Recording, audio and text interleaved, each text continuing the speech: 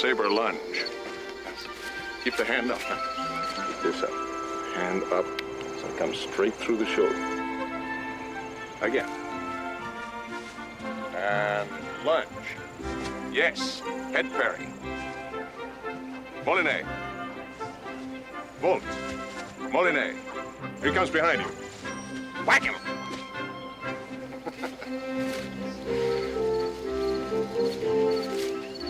From here.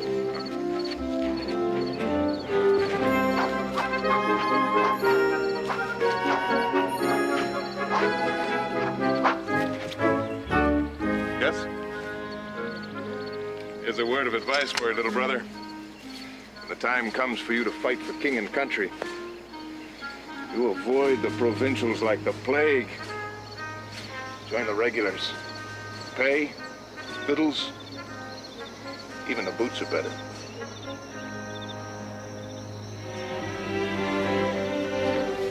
I wish you were my brother, not my half-brother. I feel all of you as my brother. So I am, George. So I am. Forever.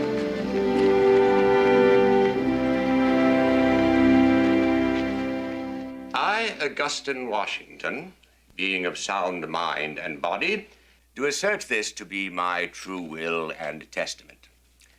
To my eldest son, Lawrence, the firstborn of my first marriage, I do hereby will and bequeath the farm and properties called Hunting Creek, together with all slaves and perquisites that belong thereto. To my son Lawrence, I also bequeath the iron ore mine, along with all laborers, machinery, etc., that belong thereto.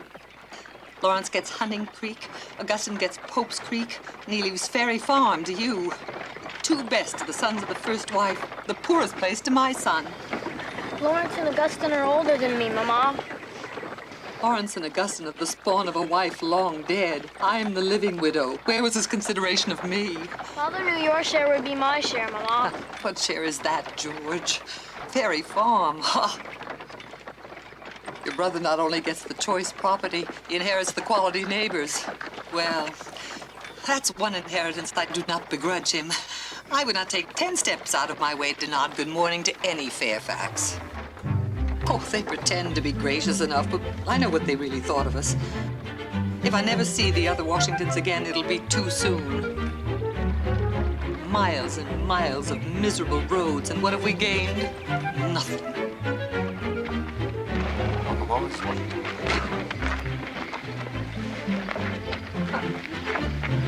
Get a hand with that, brother. Welcome back to Ferry Farm. Welcome back, children. Here we will live out the rest of our days, thanks to the gracious goodness of your father, gone to his eternal rest. I'm hungry, Mama. You are not. I want all you children straight in bed and with no fuss because I have the migraine. We shall have to ration the provisions from now on, Sarah. We do not return this evening any richer than we left this morning. Yes, ma'am. Straight to bed! Coming home! Coming home! Master George, your mother wants you. Right now. George, would you rather be a surveyor or a soldier? Yes. A soldier. Soldier, indeed. At least as a surveyor, you could earn for the family. You've always been good at mathematics. Maybe I'll be both. A soldier who can draw perfect maps. And get paid twice. I'll settle for your getting paid now for any job. This family needs money. Enough said.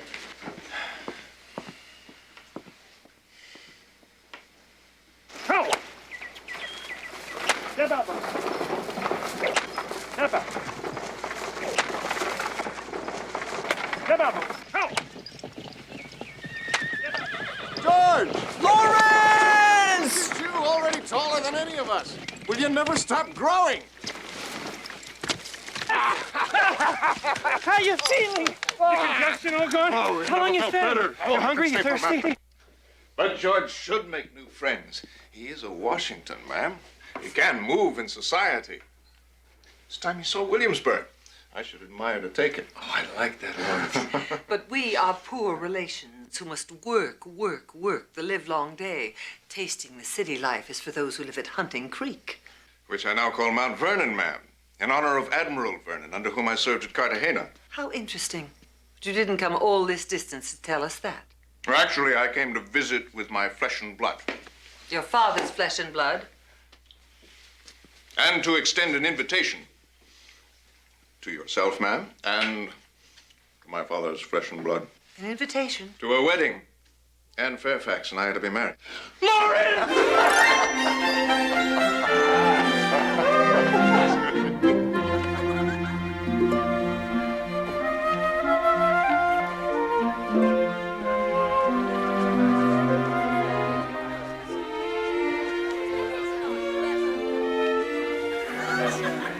Someday, Betsy, you'll have a wedding like this, huh? She already has enough fancy notions in her head without you putting one more there. Mama, please, can't we just enjoy the day? Well, all Washingtons and all in one great bunch. What luck. I congratulate you, Mom. Whatever for? Lawrence being your... My stepson? Yes, quite. It's all family, ma'am. All family. How are you, George? I do well, Mr. Fairfax. Thank you, sir. I hear great reports of your horsemanship. Your half-brother, Lawrence, cannot sing your praises too loudly. Oh. You ride the hounds at Fair Farm? There's very little of that sort of thing, Mr. Fairfax. We've no time to waste. Really? Well, then you must agree to ride with us, George. Have you seen our stables?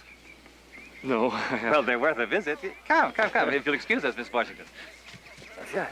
Come.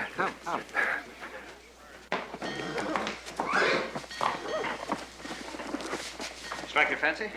As fine an animals I've ever seen, sir. You must stop the sir business. Too formal. Call me George. No. George and George will be hearing echoes. Call me what my sister calls me, which is Will. I was christened George William. Are you sure? Of course. We're more than friends now. We're relatives. And so I may make a bold presumption. If you do come to ride with us, can you manage the, correct Boots and breeches for the hunt? Yes, I can. They're not as grand as they have in the mother country, sir. Yeah, Will. Grand can be found in Virginia. Come along. Thank you, John.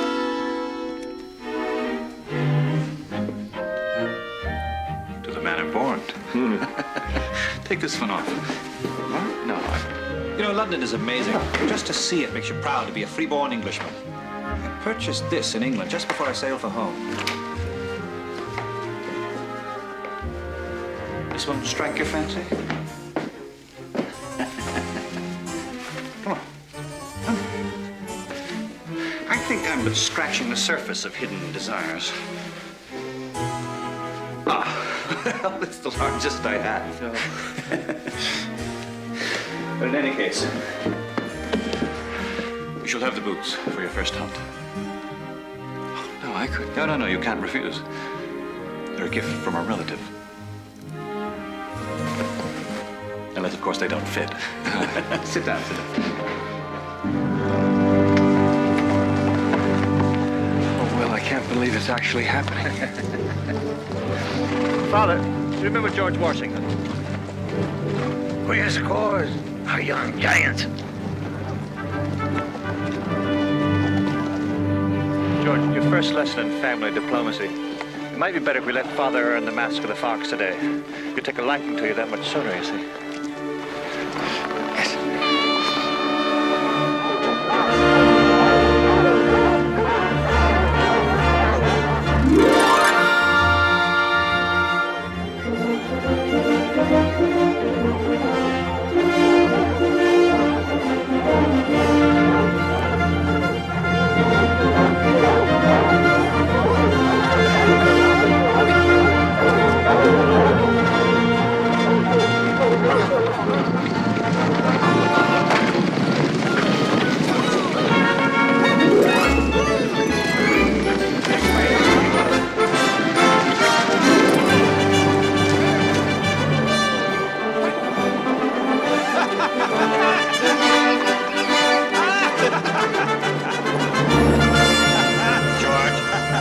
Where are you going? Come back! Good Lord! Tally ho! George, it's not the way we do it! You're the father, the dog's not feeding up George!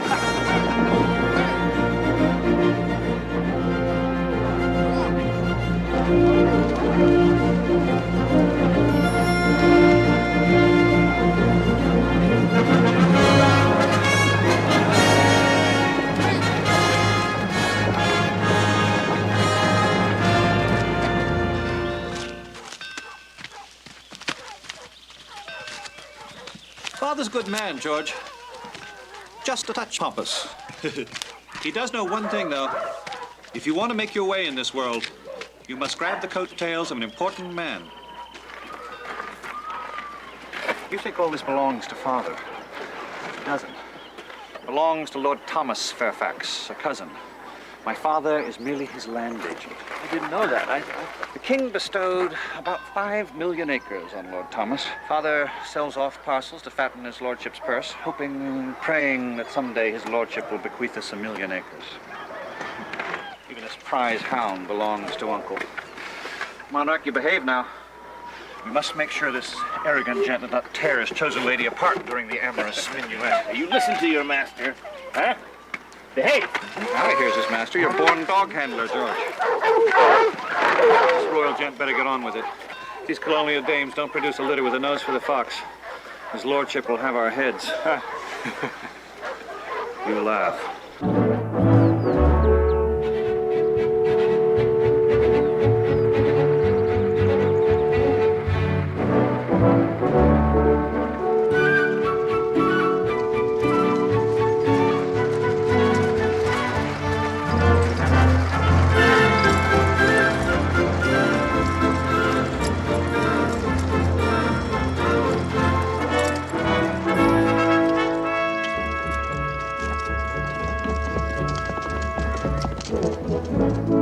Welcome to Virginia, your lordship. You brought glorious weather with you.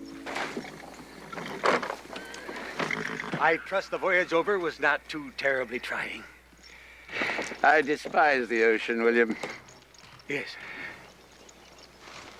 Well, everyone is anxious to be presented to you. You remember George, William? A joy to see you again, Uncle. Yes, yes. And his good friend, George Washington. Your lordship, I am very pleased to be included in Yes, yes, yes. And this is... Oh, yes. You'll want to refresh yourself before dining. Dear Anne and all the ladies are preparing, as I understand it, a feast fit for a king. Let them wait. Forgive me, your lordship, but... If you insist in trying to please me, William, bring me my dogs. Your dogs? The pack you've bred for me. I want to try them out. Now, your lordship? Now.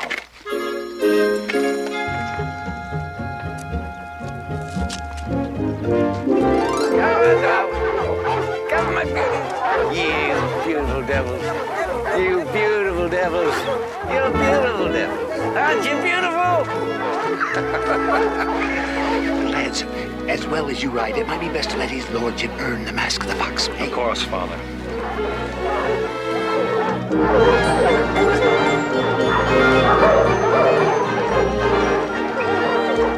Ladies, Lord Fairfax. You must be very charming. Forgive us, ladies, for our tardy arrival. We stopped in the woods to bag you a gift.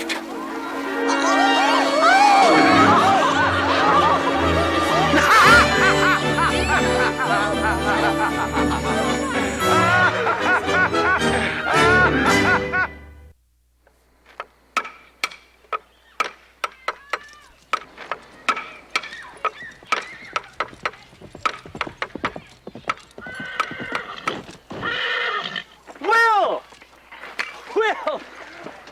What a surprise. What are you doing here? Ah, this is where you work the livelong day, eh?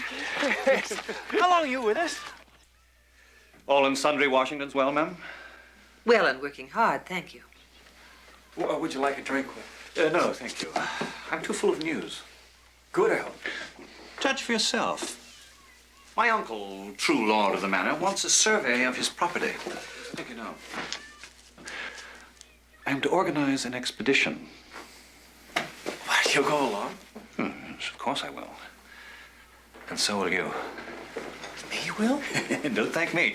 Uncle specifically asked for that young stallion who rides like the wind to help chart his father's lands. An expedition into the wilderness. To the foot of the Shenandoah, ma'am. Savage country. Oh, well, we shall meet savages. You will do so without George. Mama! It will be valuable experience for him, ma'am. Working with expert surveyors, learning his trade in the field. And sleeping in the field and freezing in the field, far from the comforts of home or family. Risking life and limb to make free maps for my Lord Fairfax. I say no, he will not go. Mrs. Washington, nothing was said of free maps. George will be paid for his work. Well paid. How much? $1 shilling a day.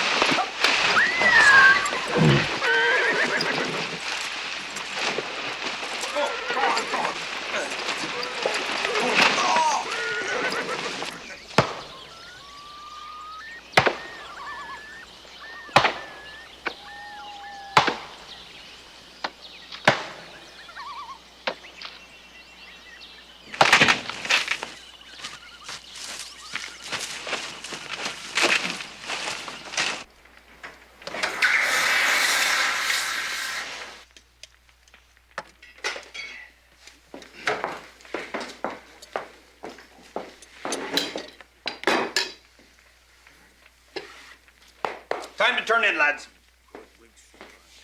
First one to bed gets the softest straw. We'll be along in a minute, Mr. Gant.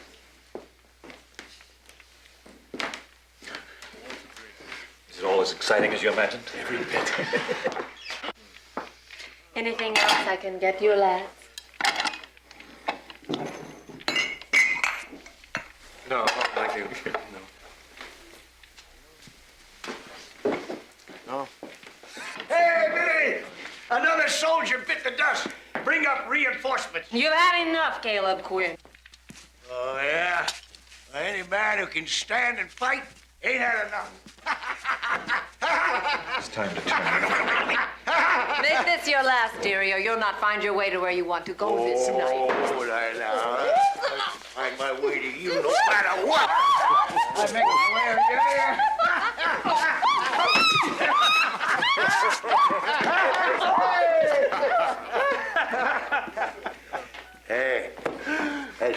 dream on, huh, lads? A broad bottom and a warm heart. That's better than kingdoms. Lift one with me, buckos. Huh? We don't know you, sir. Caleb Quinn, guide and trapper, at your service.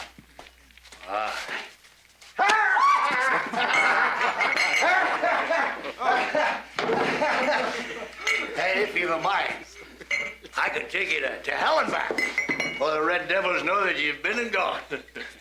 That's lightning in a glass. I know. I distill it myself. More spirits. That game if you are, Will. We have to get up before dawn. This will get you up for creation. Hey, to Millie, huh? My heart's desire. Millie!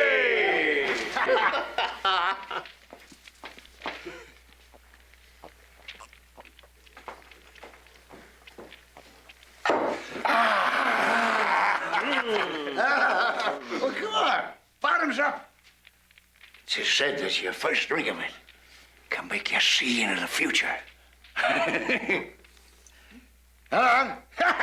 To the future.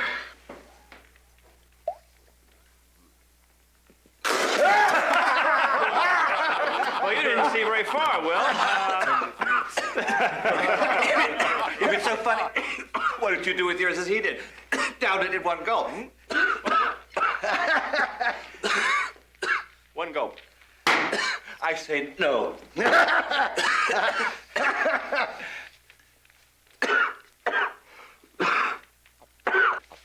Hey. Well, I'll be...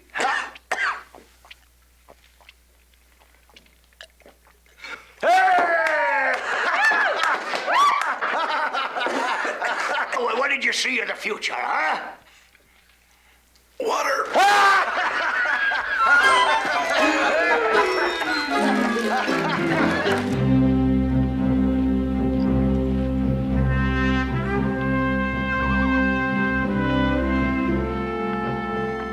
I never knew it was so big, so rich, so green and untouched. Wherever we go, I feel that we're the first to ever walk this land. Indians are out here somewhere. When will we see them? Best if we never do.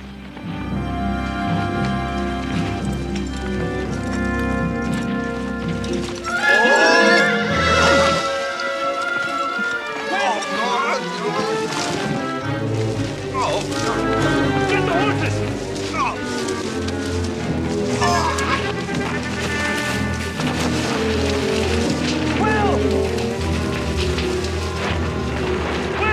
Will, are you? I'm all right. It's my legs caught. Oh. Just relax. Give me your arm. Oh, my leg. I've got you. Okay. All right. Oh.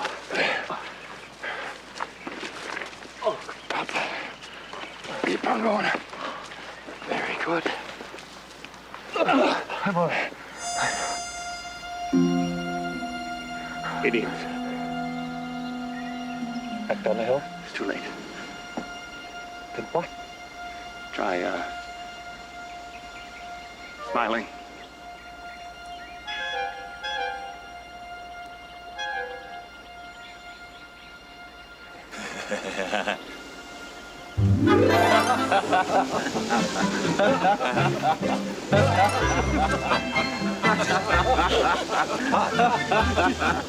What is it?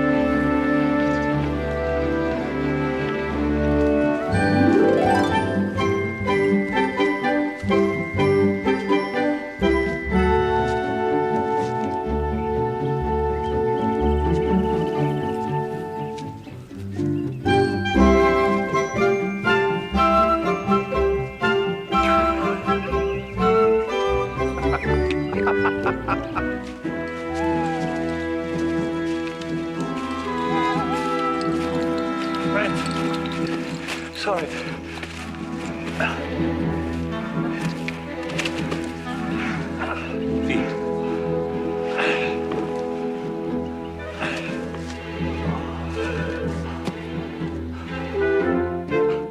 We'll start a new fashion in Williamsburg. Soft shoes. The bootmakers will never forgive us.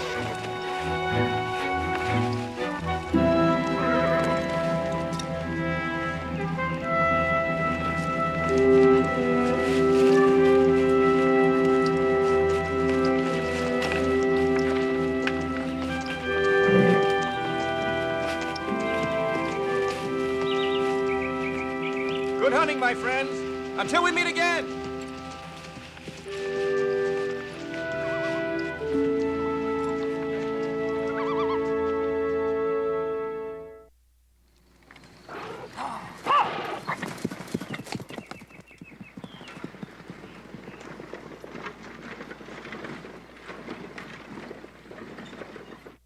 There were so many wonders I couldn't count them all.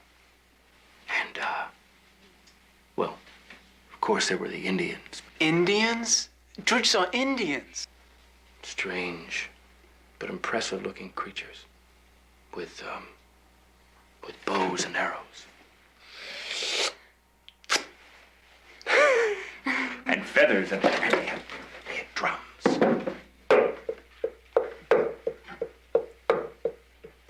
They really chop people's scalps off? Yes. Yes. Can I try on your Indian shoes? They're called moccasins.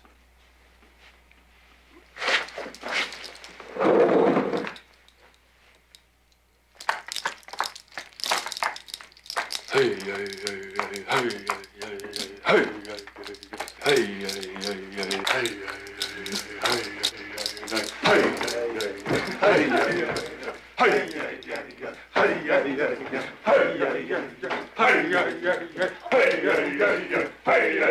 George Washington, you finish your story.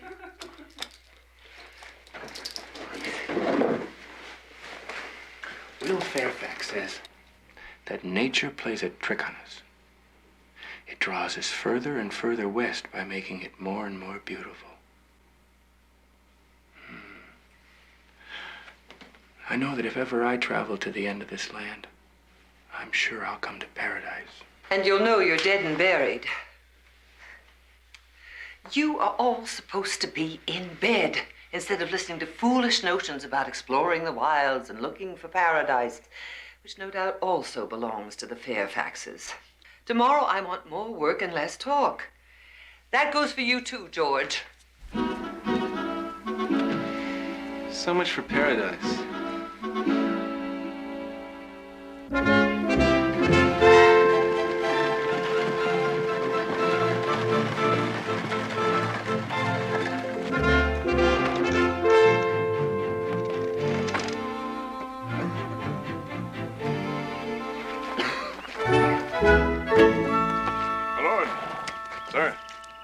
Fellow member.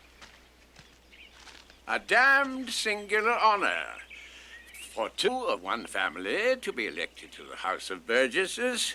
Will and Lawrence. Can't say I approve of politicians, though. Found them rather dull cheese in the House of Lords. But from the looks of you two, you can't do much harm. See that you don't. We can but try, Uncle. It's a long ride, Will. Yes. Goodbye, Father. Farewell. Well, George. Goodbye, Uncle. You will take care of my two ladies. Only if you promise to take care of that cross properly. And, George, you must come and see us in Williamsburg. Yes. Cross my heart. A letter every day. I shall perish of loneliness. George, when you marry, you must choose a wife who has all the right answers. As I did.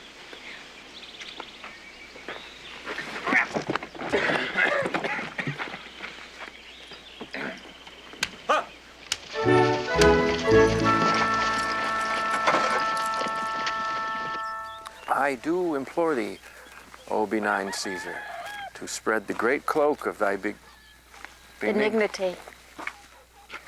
Morning, Anne. Morning, Uncle. What are you going to show me this morning, George? Well, sir, I thought we might ride due west to the foothills of the Blue Ridge. It's a portion of your property that you've never seen. Lead on. Oh, your book. Oh, and George, no dancing practice next week. My father and I are going to Williamsburg. To see Lawrence and Will. Yes, and to meet a young lady named Sally Carey. We just received Will's letter, and he does nothing but rave about her beauty, her charm, her everything. I wouldn't be surprised if he intends to marry her. Our Will? Yes, our Will. Marriage? It'll ruin the poor lad for the hunt. Lead on.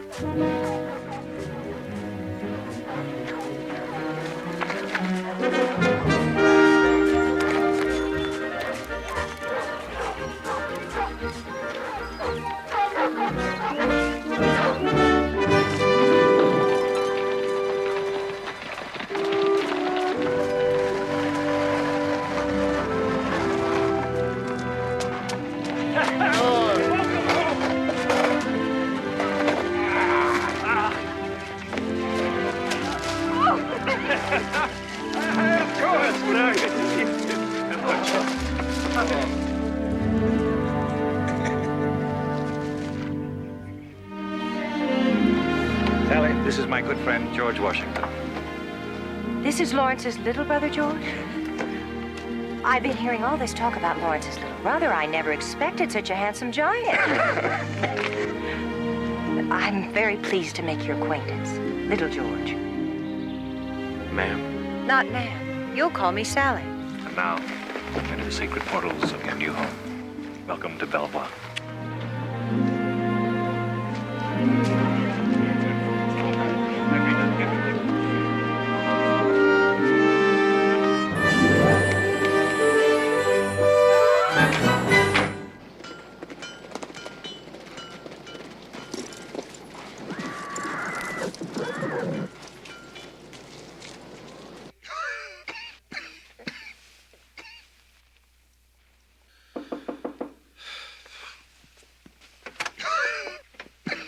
What's happened? He's been coughing up blood, George, and we're all petrified. Whatever for? I'm fine now. He is not. Don't let my dearest wife alarm you, George. It's over. I just... You see? I will not go. You will, or I shall become sicker. But to leave you. I insist. Else you disappoint father, brother, and new sister. Please. I promise I shall rest all the while you are gone. So go, my dear. Take George in my place and dance the night away. Me? You. I order it. I'm your superior officer, and I order you. Face the music.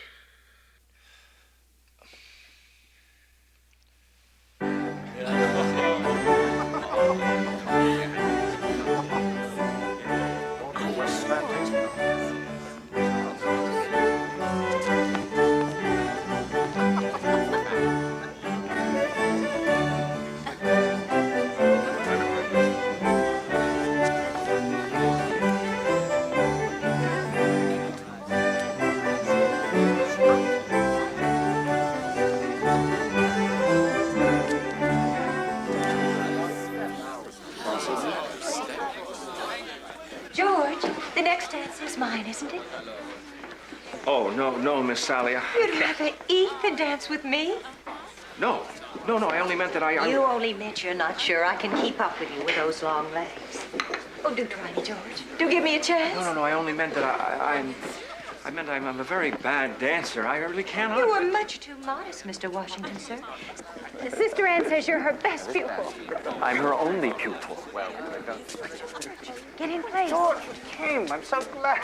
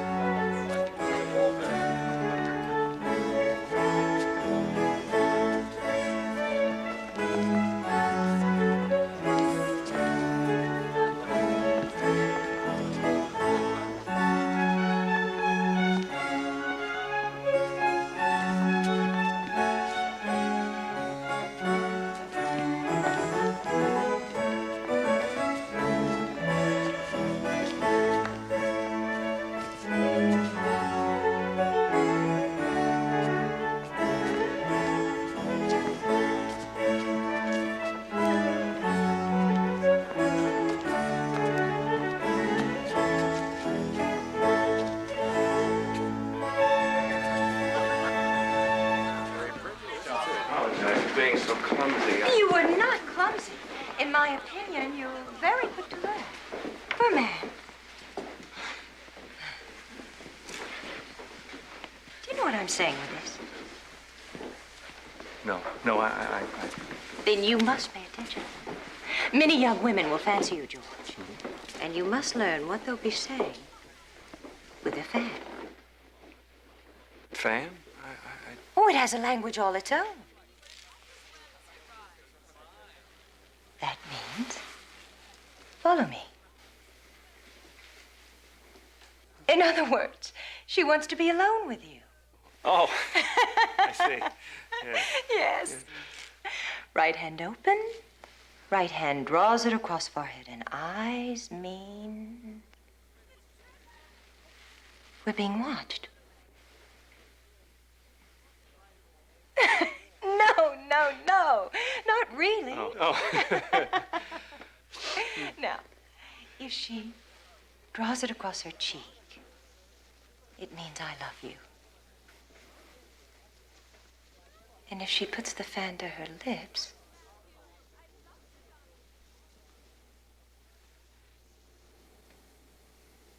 I'd like to be kissed.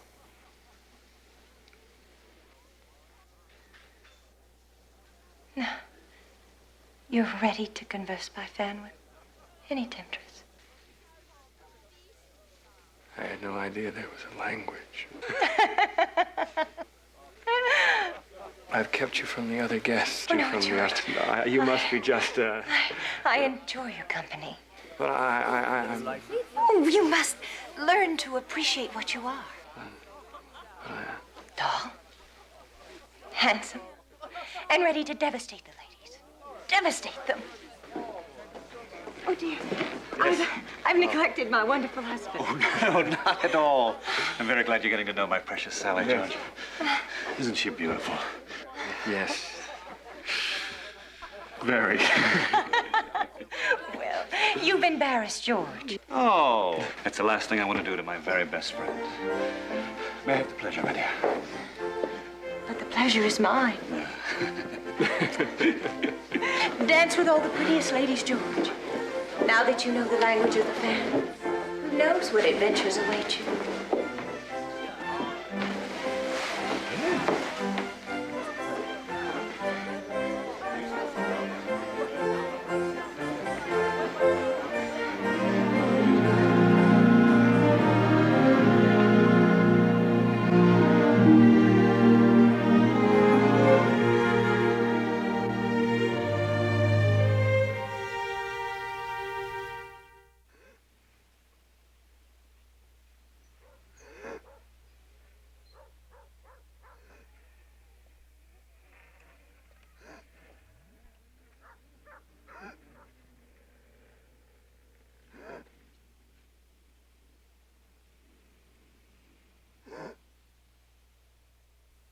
Nothing more you can do.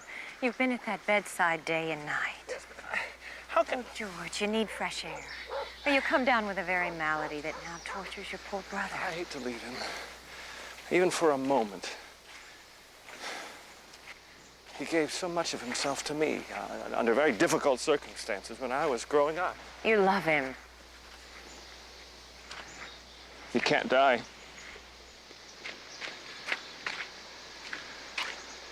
George?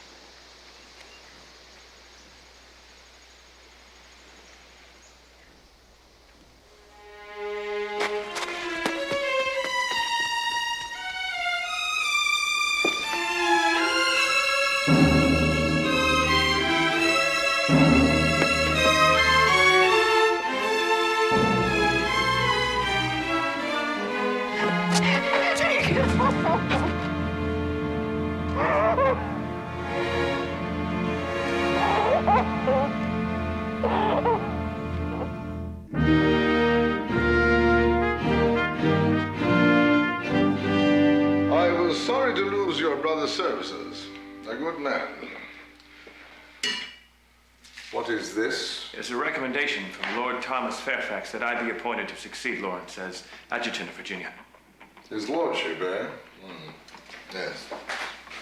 Well, adjutant is a very important post. What are your qualifications? Well, I've been a surveyor on the frontier, sir, and with the money earned, I've purchased lands in the wilderness. I know this country as well as any man. And I am, sir, my brother's brother. Well, you're in luck, young man. As you know, I have decided to divide the colony into 4 separate military districts. I might find it possible to appoint you adjutant of District 4. The smallest. It carries a stipend of £100 a year and the rank of major. Would it be possible, Governor, to appoint me to District 2? It includes my own county of Fairfax. It is also the largest. Is it, sir? I must say, you have enough gall for someone twice your age. I have a great many candidates for these posts, each one older and more experienced, each one decorated in military service. Your only advantage is your connections, so I suggest you content yourself with District 4. Yes, sir. Congratulations, Major. Now I should like to consult with you upon a matter of great import. The King of France, not satisfied with the vast province of Canada, has decided to make open trespass on British soil. He sent soldiers into our territory, thus flouting British sovereignty established by God and King. They build forts, trade with our Indians, and otherwise encroach upon our sacred rights. I have received orders from His Gracious Majesty to send an emissary demanding that they depart. Sir. Before you recommend someone, sir, I think you should know that the French are a treacherous people. This emissary will be in considerable danger. Yes, sir, but... Which is why I need someone who can travel hundreds of miles through unknown mountains, has experience with the Indians, and is possessed of a hearty constitution. You were about to recommend someone, sir? Your description fits only me, sir.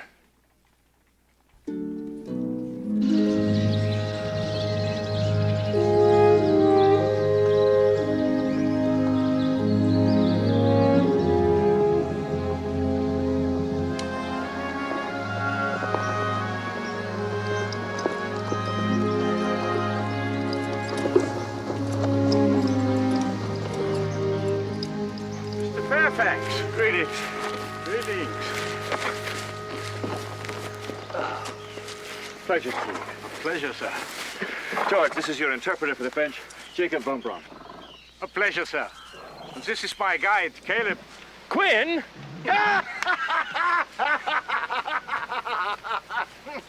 You know each other. Yes, well, we spent an interesting evening in Mr. Quinn's company a while Always back. at your service, gentlemen. Always at your service.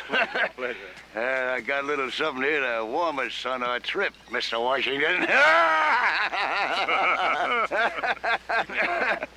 You should be well taken care of. I must leave you here. Sally will worry if I'm not home by dusk. Thank you, my friend.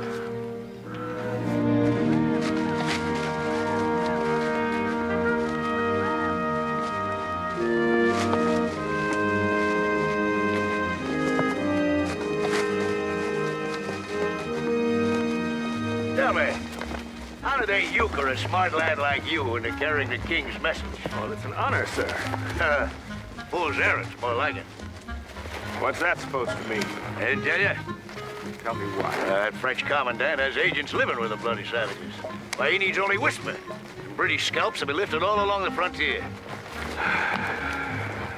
You're a cheerful fellow, aren't you, Mr. Quinn? Oh, keep your laughing, Mr. Washington. To our last breath.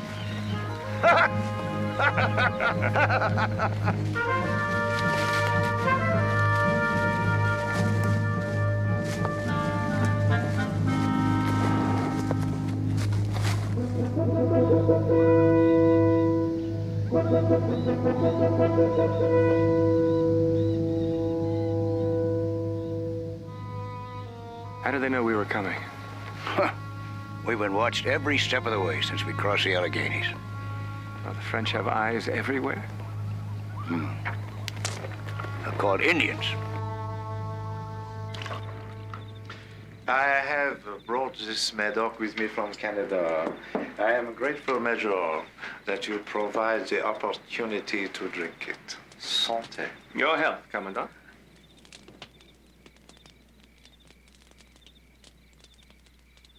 Superb. Ah. Now, about the letter. I have not only read the letter, but I have sent it to my superior. We await even now an envoy with a reply. As to the contents. Ah, yes. The matter of royal sovereignty. That, my young friend, is the impasse. You English say the territory belonged to George II. We French say it is the property of Louis XV.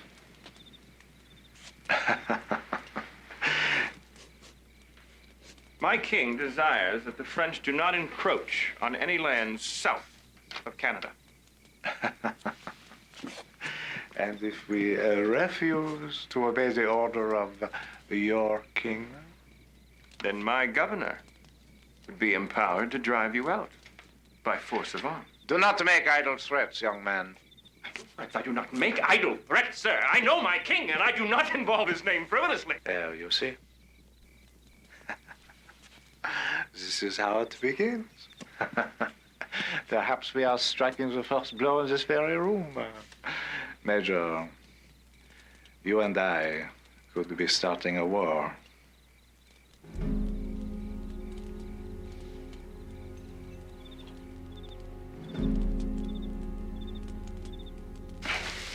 That commandant's playing cat and mouse with you, Major. His messenger arrived last night. He figures to just let you shiver in the wind till he's good and ready. But that's your answer.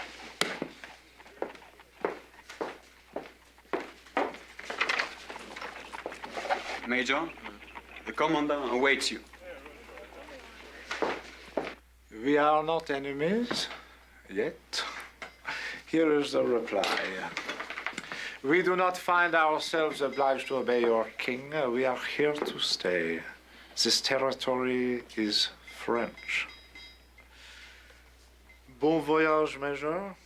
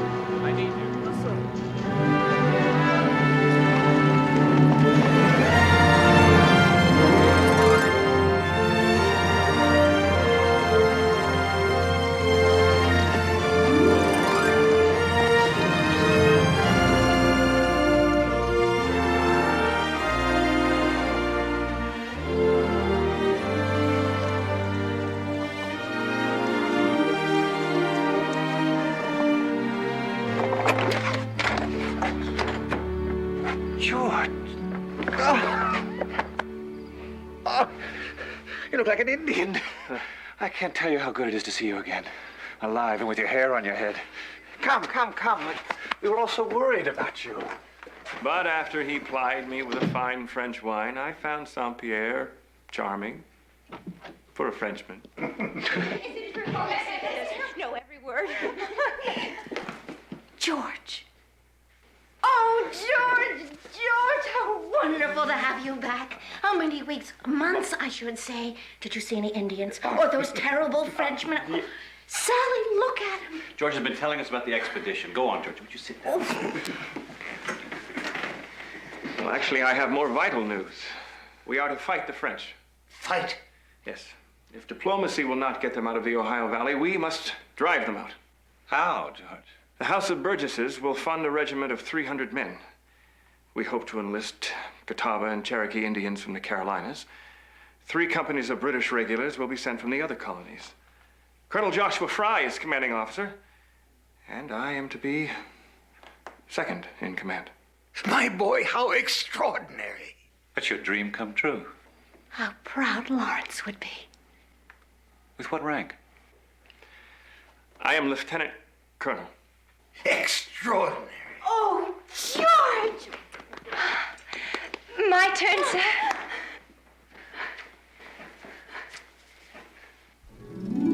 Heavens, I've never seen a Lieutenant Colonel blush before.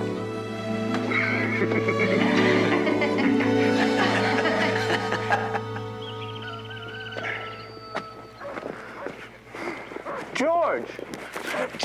George is home! George!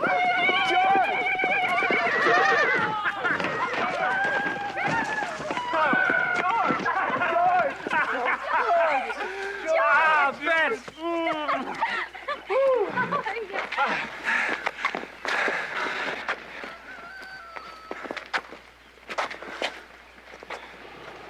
good to see you again, Mother.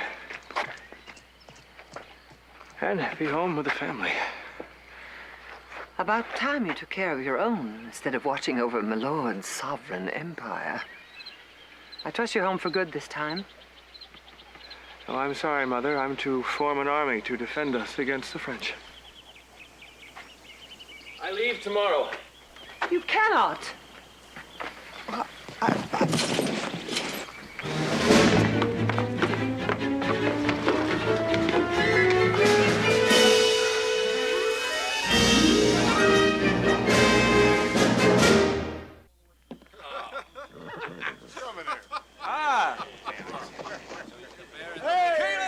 Washington.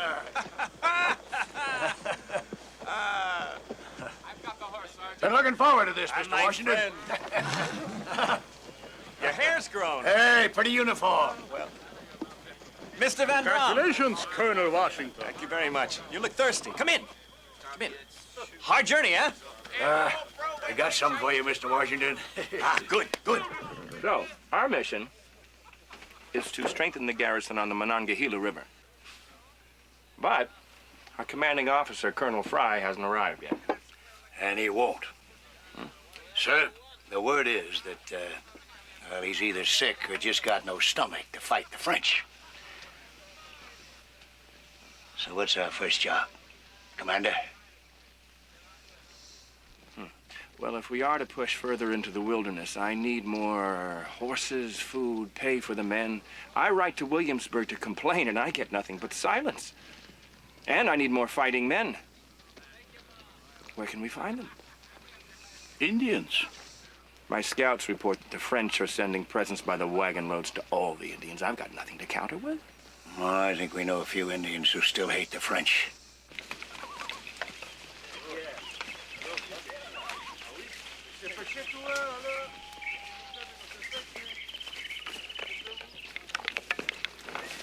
Take it down, Colonel. You're too big to miss.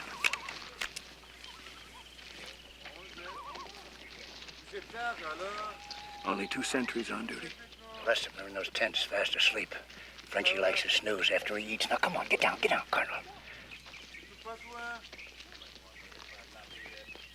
Aux armes! Aux armes! Aux armes! Fire!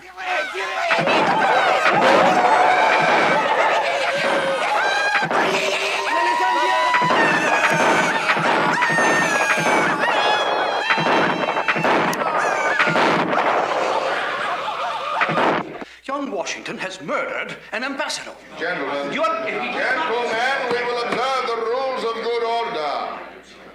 Please, gentlemen. We attacked the French on all sides, and after an engagement of several minutes, we killed 10 and took 20 prisoners. No state of war exists between England and France. Has our hot-tempered young colonel assumed the authority to start such a war by shooting French ambassadors?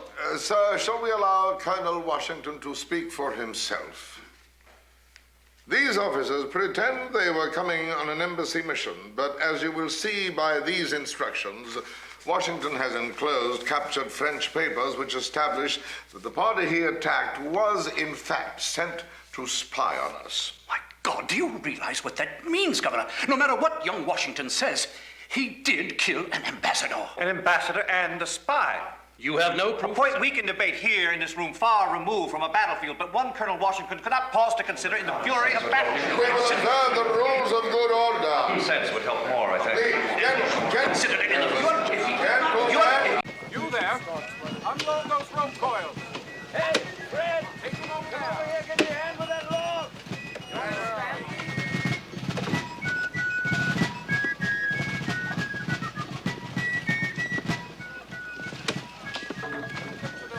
Who are working over there. I want it killed right here. 8 weeks on center. There. Sir, British regulars are arriving.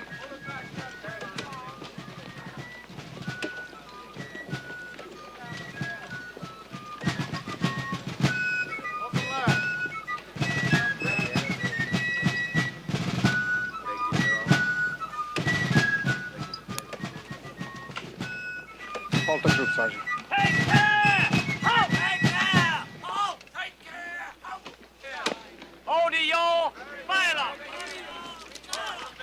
Colonel Washington, Captain James Mackay, His Majesty's regular company of foot here at the request of your Virginia governor and burgesses.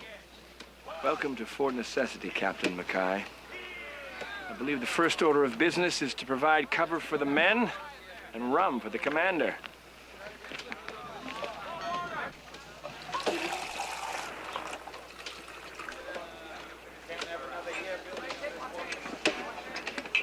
Perhaps it's not the King's own, but it'll do. Indeed. To His Majesty, King George II. Aye, to His Sovereign Majesty.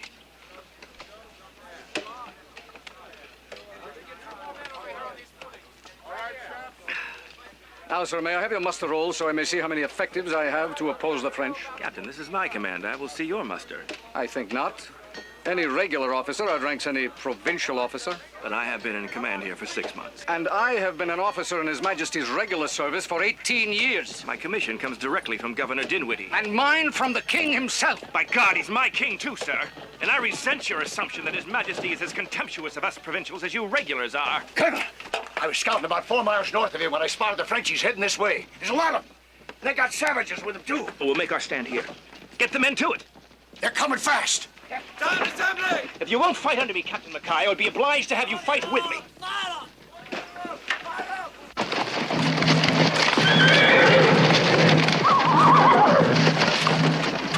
Spread out, men! Fill in the gap, soldiers.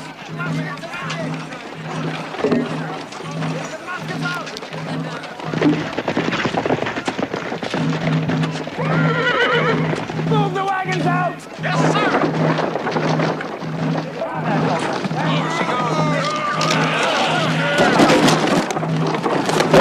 Spread out, men! Spread out!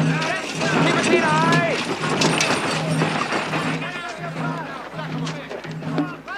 There's too many of them and too few of us.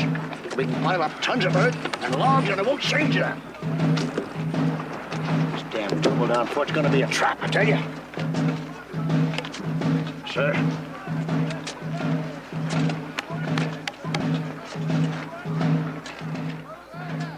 Frenchies, Indians.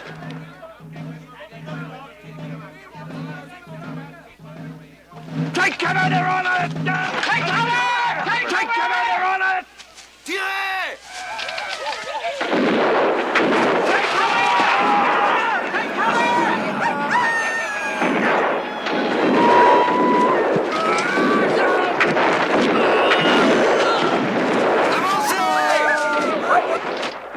No more standing up looking around. You get your head blown off, sir.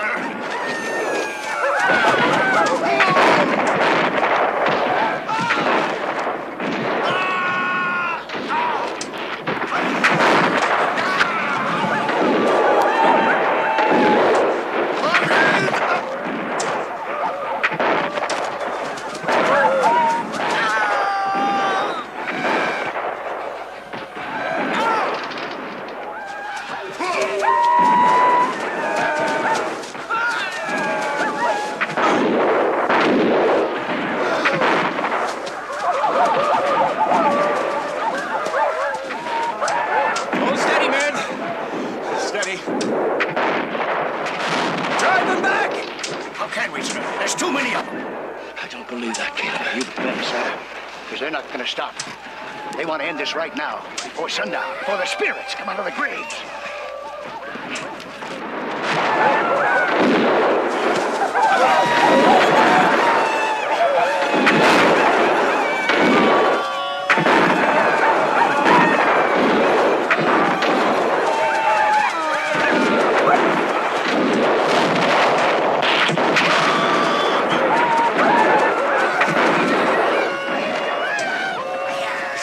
Soldiers!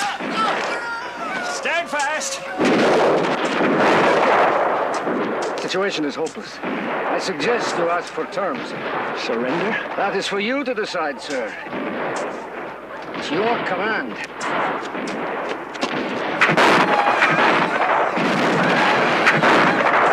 Soldier, get down!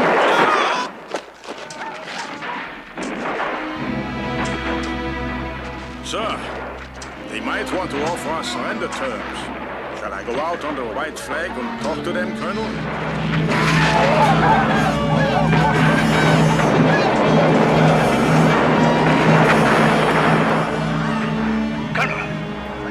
Colonel! Yes. Talk to them, Mr. Von Braun. They're accusing you of actually assassinating Jumonville, and in signing the surrender, you agreed with them. The terms of the surrender are generous, Governor. The French protected us from the Indians. And we gave up the fort with full military honors. Didn't you understand the damn preamble? Obviously, you and Captain Mackay signed without reading it. Von Braun had to translate, sir. We did insist on certain changes. 100 of my men were either dead or wounded. One word from the French commander and the Indians would have fallen on us. I had to decide. Colonel, the French have tricked you into signing a confession of murder, which means that you alone, Colonel Washington, have given them the legal right to break the peace and declare war on us. My conscience is clear, sir, in dealing with you and on the field of battle. You're quite sure of that?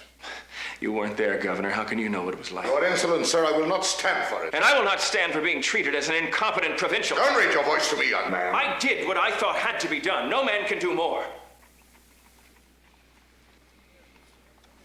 Mr. Washington, I am reorganizing our military forces. There will no longer be a single regiment, but 10 independent companies. You can have one of them if you so choose, with a demotion of rank from colonel to captain. You, sir, have helped the French tie a string of firecrackers to the tail of the British lion, which will stir a commotion in the Houses of Parliament and Versailles for many years to come. Good day to you, sir.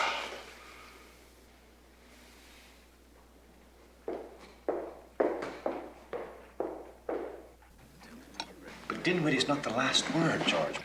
We Fairfaxes are not without influence in the Tidewater, you know. No, Will. If the governor thinks that he can protect the frontier with empty resolutions and broken promises, let him try.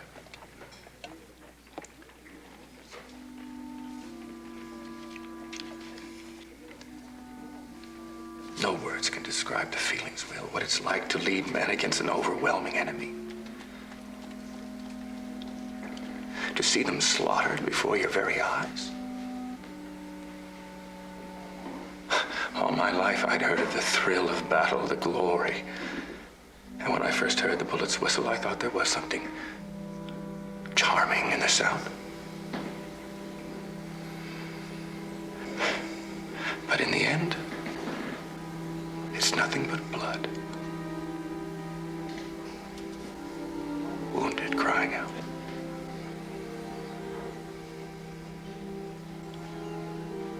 I'm done with it, Will. It's over.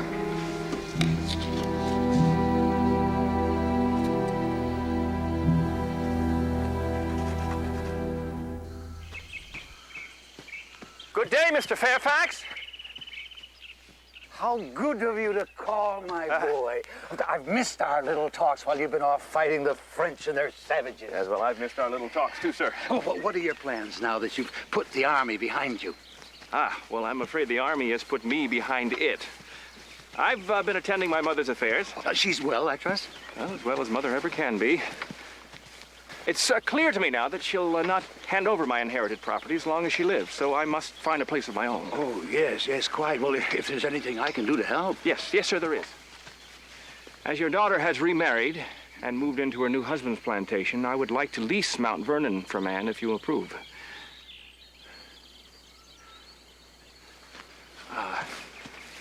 Property is all anyone can be certain of, sir. The rest is wind in the trees. Well put, young man. And I certainly can understand your hunger for land, hunger that I had when I was your age. But does this talk of Mount Vernon mean that you've given up your dream of serving in His Majesty's regular forces? Yes, well, my military career is over. I'm a farmer now, and glad to be. You're quite certain of that? Never more so. Then the house is yours, George. And what comes with it? In exchange for 15,000 pounds of tobacco to be paid to Anne each year? Agreed? It's agreed, sir. And if the good lords see fit to take Anne first, then you shall have clear title. Thank you, sir. It's what your dear brother wanted. Come.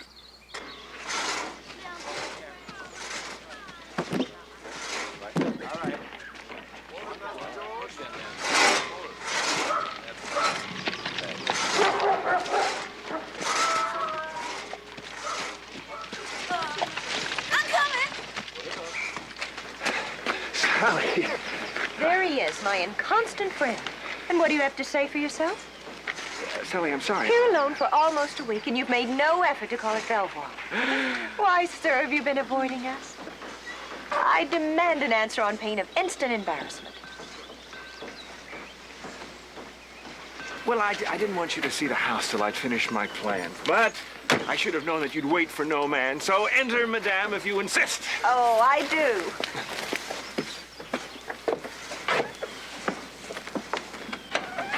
Oh, dear, poor George, living all by yourself. No furniture, all this emptiness. How can you stand it? I have to have beautiful things to surround me. Well, there's so much to do, and it takes so long when you don't know that much about architecture. I have the help of this English builder's manual, and I've developed a good eye. Oh, that sounds immodest, doesn't it? Terribly. Lead on, sir. If you can't give me a tour of what is, then you must show me what will be.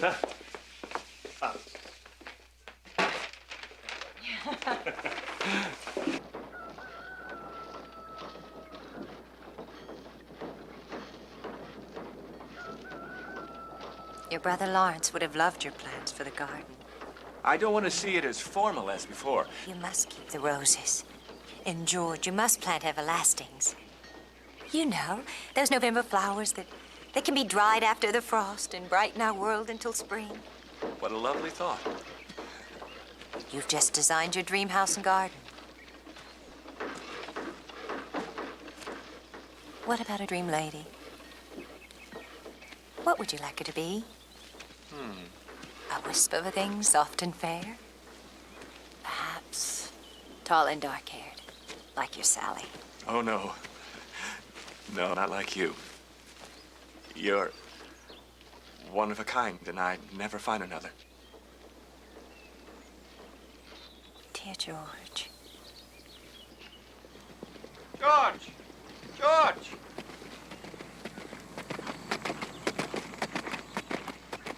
Will!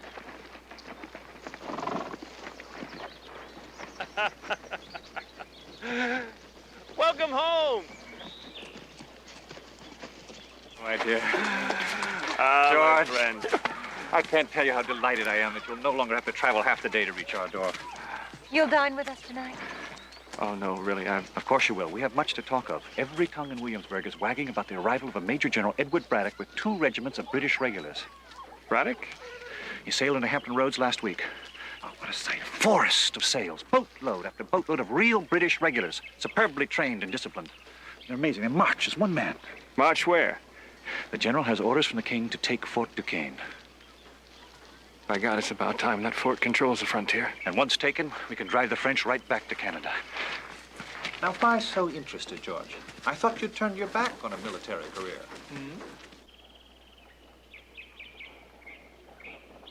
I want you with me, since you've already tangled with the French in the wilderness. So I value your experience and advice.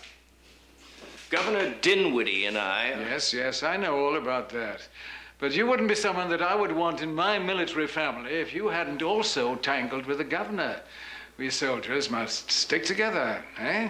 Yes, sir, but... Even the governor admitted that you're someone who will fight and not just diddle away your time cooped up in some frontier fort. But there is the matter of rank, sir. Rank, yes.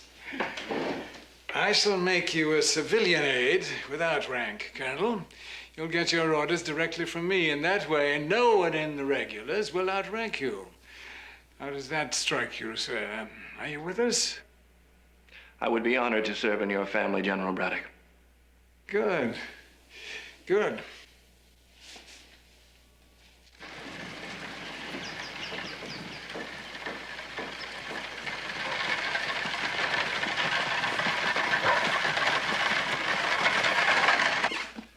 And the last field must be seated by the end of the month. If the French cooperate by turning tail and leaving the Ohio to us, I should return well before first harvest. If there is a harvest. George, this drought. Little brother, don't even say it. We must produce 15,000 pounds of tobacco or lose my lease on Mount Vernon. I'm Mrs. Washington. Sorry, ma'am, but... I certainly don't have to be announced to my own son. There you are. Just like your brother, running after Mount Vernon at every opportunity. Mother, Jack... And you, enticing him to take care of your property while mine lies parched in the hellish sun. But I needed Jack to finish the planting and to look after the house. Cows so dry we must squeeze them like bagpipes for a pitcher of milk. And all you can do is steal away my John Augustine and hitch him to your plow. George can teach me agriculture. How? When he's hundreds of miles away in some godforsaken wilderness. And who knows if you'll ever come back, except in a box that we must put in the ground. Mama, that's a terrible thing to say. Well, it's true. George, how ungrateful you are for all the sacrifices that I've made for you when your father died. I know. I am grateful. You're welcome to stay at Mount Vernon while I'm away. If you insist. I do. Well. Well, I'll lose the light if I don't leave now. Goodbye, Mama.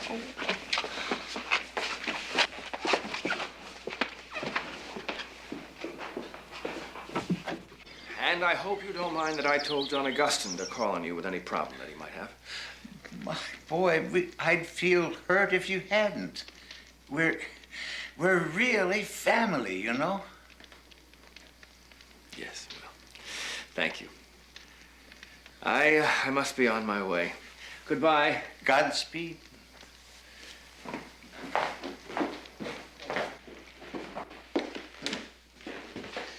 Doesn't look well. Take good care of him, Will.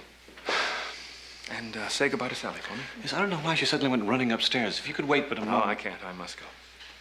We both hate to see you leave. Yes, well. Thank you for all that you've been to me. George William. And you to me. To all of us. Godspeed. Yes.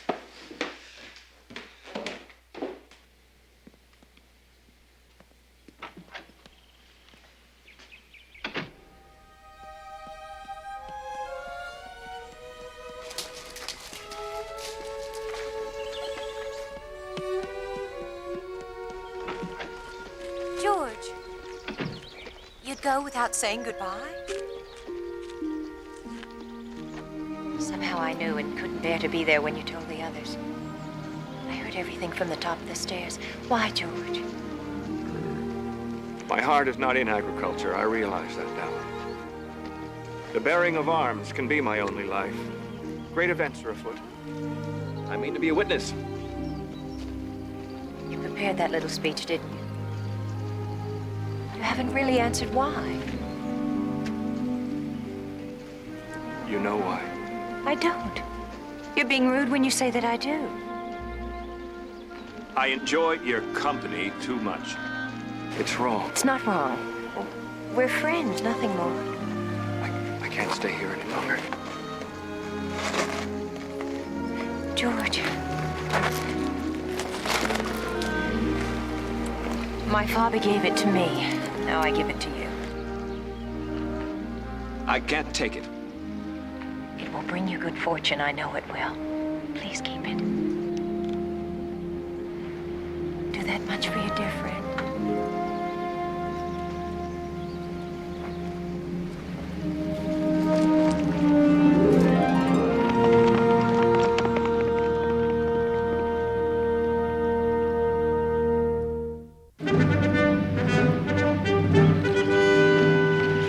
Howitzers, 6 ships cannon, 14 6-pounders.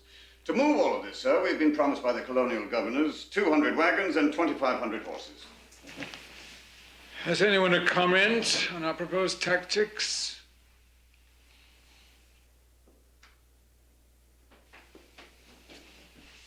Colonel Washington. You're top-heavy in ordnance, sir. Transferring such heavy loads over 300 rugged miles across rivers and mountains could prove to be more difficult than any of us could imagine. We thrive on difficulties, don't we, gentlemen? We certainly do, sir. Yes, sir, I'm sure you do. But to achieve victory here, you may have to alter your tactics. And what, pray, must we do, Colonel? Well, sir, you and your officers are new to this country. Your success has been won on European battlefields in the time-honored way.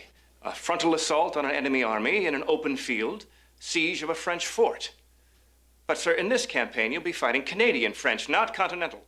What says the difference? The Canadians, General Braddock, not only use Indians to fight, but they've also learned Indian battle tactics. Such as? Harassment by small raiding parties. Forest skirmishes by men disguised as to be almost invisible. They strike and then they run. Invisible men who strike and run. Oh, really, sir? British field tactics and firepower will chase your invisible men into eternity. Precision and discipline, young man. That's how wars are won. This could be a war like no other in history, sir. The Indians can be a fearful presence, since they engage in such barbarities as lifting scalps. Wild talk is dangerous, sir.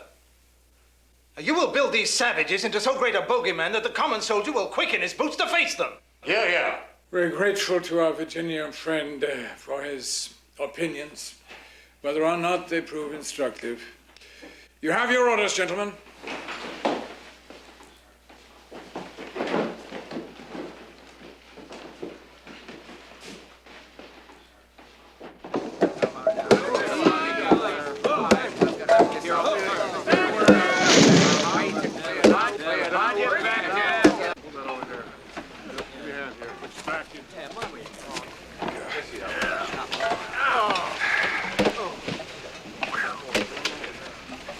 Maybe some down here.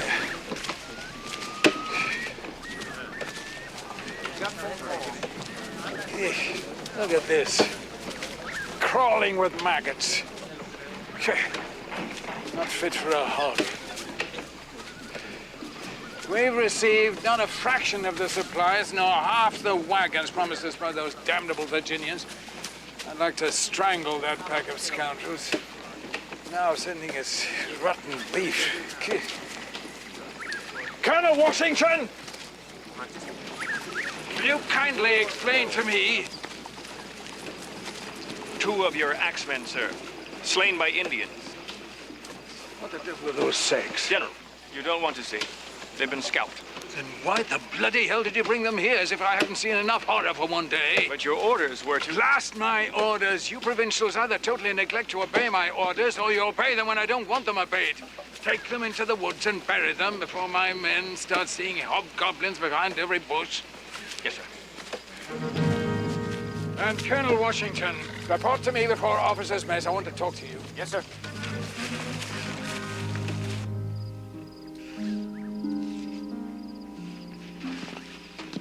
Sir, I'm sorry to invade your privacy. The sentry said... Don't let this barren field embarrass you, Colonel. It'll soon be overgrown again. I wasn't angry at you today, Colonel, but at your Virginia politicians whose promises, I admit you warned me, might prove as elusive as your bloody French savages. Damn them all. British soldiers ambushed and scalped. British horses stolen. Promises broken. And so I turn to my Seneca. And as always, find comfort Fire is the test of gold, adversity of strong men. Ever since we left Fort Cumberland, this army has moved like tar in December. At the rate we push our road every day, we shan't reach Fort Duquesne before our bones be bleached by your damnable Virginia sun. Yes, sir. Is that all you have to say? Yes, sir? Speak your mind. I'd divide my army, sir. Divide an army. The French know where we are. We're being watched every mile by their Indians. I'd leave the bulk of my supplies, wagons, horses, artillery behind to protect the road, while a smaller unit of chosen men moves ahead to surprise the enemy. Or be attacked itself.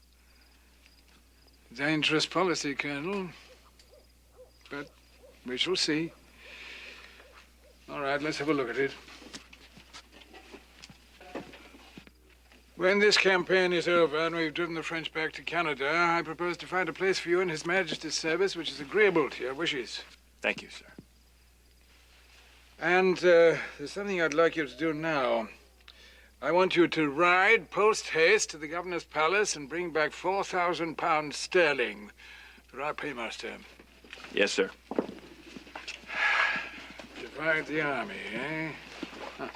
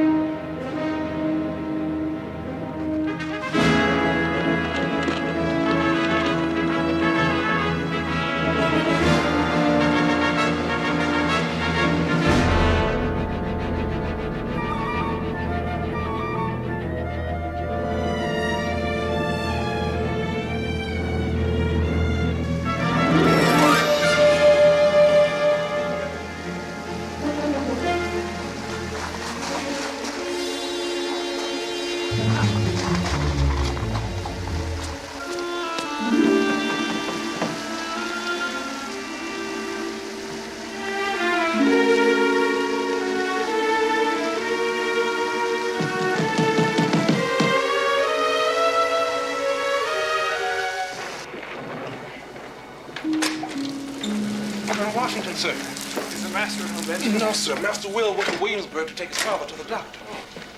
Benjamin, who is it? It's Colonel Washington, ma'am. Oh, there's no need to come down, Mrs. Fairfax. I'm on a mission for General Braddock, but my horse could go no further. Benjamin, look at him. Chilled to the bone. Well, I rode to Belvoir hoping to borrow a mount from his stable. I had no idea he'd been taken to a doctor. Which is exactly where you'll end up if you don't get out of those wet clothes. You're shaking. Oh, no, I'm late already. I can't stay. Yes, you can, Benjamin. No, I have no time. I'll ride to Alexandria. There's a public stable there. No, you'll do no such thing. Sally, I can't stay. Dear, a voice of command. It's the first time I've heard it.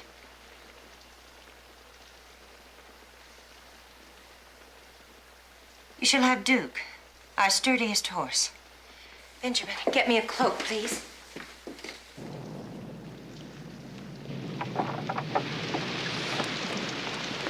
John, would you please saddle Duke? Yes, ma'am. He hasn't been ridden since I took him out on the weekend, so he should be well rested. Which is what you should be before you ride on. If you rest most of the day, the storm will be over by the time you wake. I'm sure the General wouldn't mind. He expects me as soon as possible. If you knew, Generals, you'd know I have no choice but to ride now. You must inform us of your safe arrival at camp. Yes. If you wish, you can write to me. Not directly, of course, but through my sister in Alexandria. Sally. A certain distance must be maintained between a married woman and a gentleman who is, after all, only a dear friend.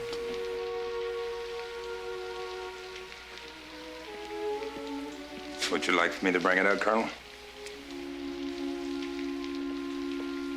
No, thank you. Thank you, John. I'll take him out myself.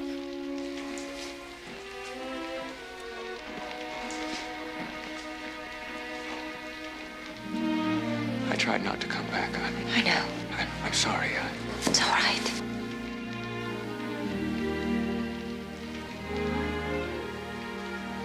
You're cold. You'll catch a chill. I have a fire to warm me. You have nothing.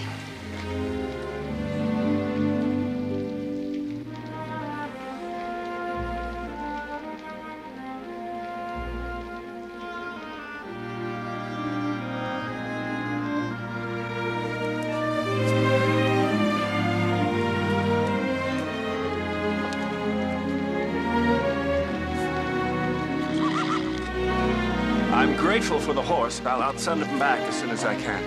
Keep him, please, until you return from the campaign.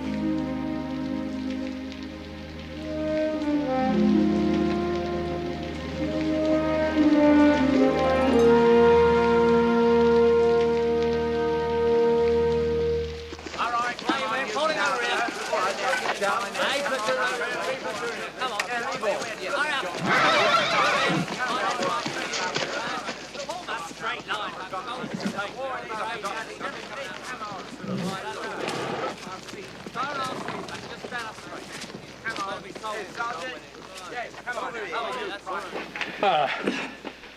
I began to fear the savages had removed your top knot. The rains washed out the bridges. I got back as soon as I could. Payday may be just what the men need to lift their spirits. Are you ill? A touch of the fever, sir. Banging headaches, agony in the belly, that sort of thing? Yes, sir. Then you've earned a rest. You'll use my bed. General, Rest and a nip of herb tea, the only cure. The express rider just brought this, sir. Thank you. Captain. See that the paymaster gets these. Off with those damn clothes. I can rest in a wagon on the march, sir. And have your bones rattled like dice? But you need your bed, sir. Colonel, you're under orders. Sergeant, this tent and this bed are not to be moved until this young man is up and about. I'll sleep in the auxiliary tent at the next encampment. I see that you've tracked down my friend Caleb Quinn. With his help, you'll be able to reach Fort Duquesne in not much more than a week. I must be with you when you meet the French, sir. Let me go with you now. You can hardly stand. Sergeant, help him off with his clothes. Now, if you do what you're told now, I promise that you'll be brought to the front in a litter, if necessary. You'll have your revenge.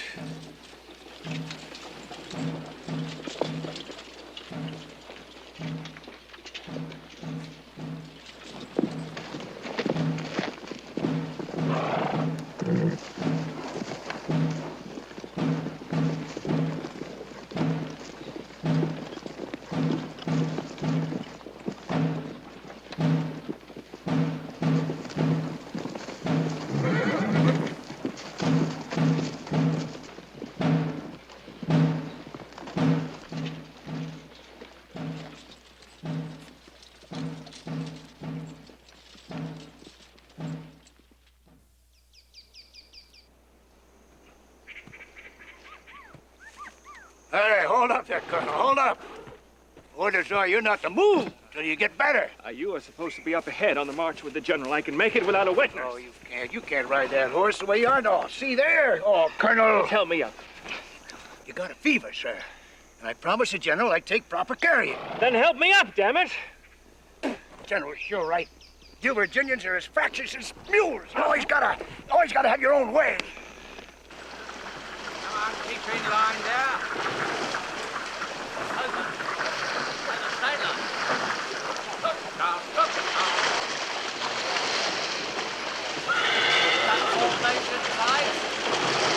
Keep in line. Slow down. Don't drop behind. Come on, stay in line.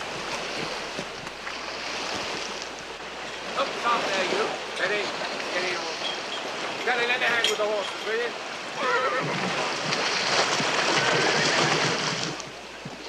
Bring it up, sharp behind there. Look sharp, you. Keep it in line.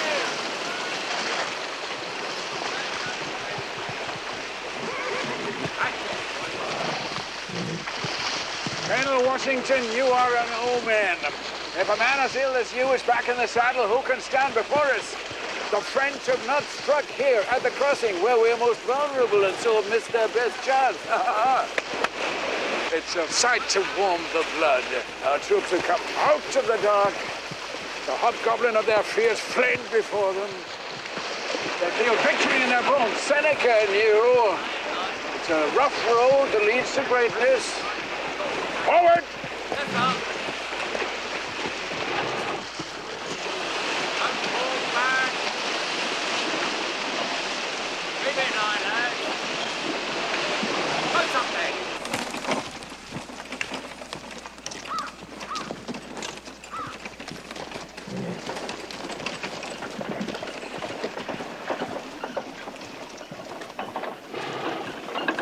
How far now? Less than 5 miles, sir. Our advance party should be close to the enemy by now. We'll rush the fort, Colonel, and win new glory for old England. Sir, I don't think a frontal attack is our best tactic.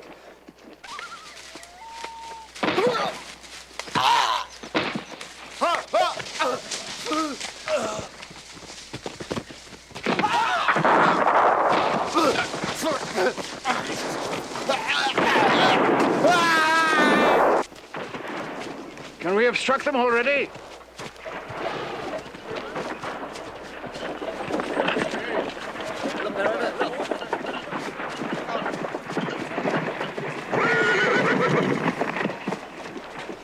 Ambush, sir. Advance party under Major Gage. Ambush! Indians! Ambush! Cover!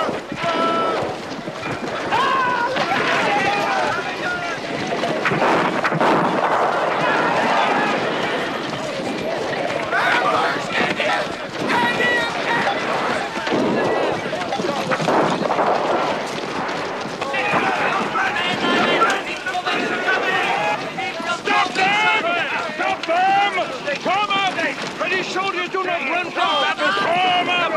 This shall not be. No, General, no! Form up! This shall not be. We'll drive the savages before us. General Braddock, this is wrong! Stop him! Stand your ground! Stop him! Stand your ground! Stop him, Colonel! Form up!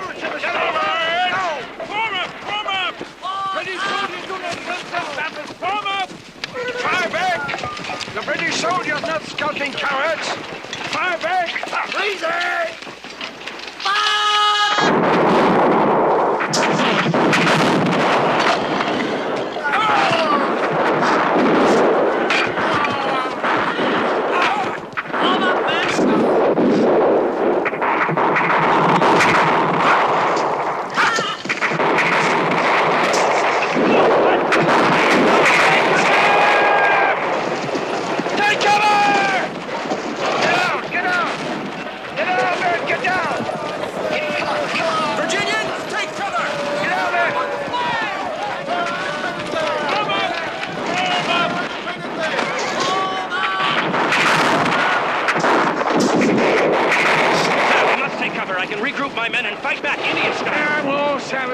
We'll fight like a disciplined army, not like a rabble of cowards hiding behind trees. General, it's not You heard me, Colonel. Drive those soldiers from out of the brush and make them fight in the open like real men. Sir!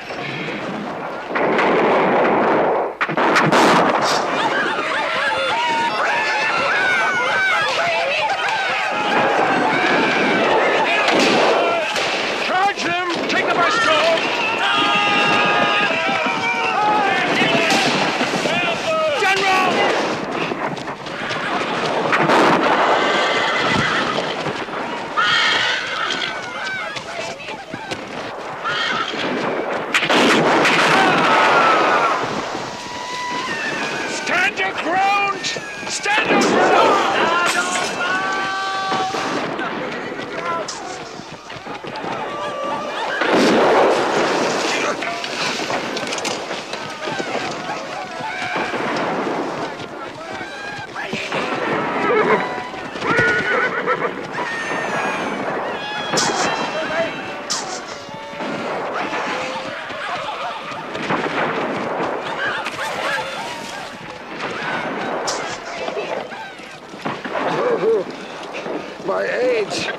all gone. You, Colonel.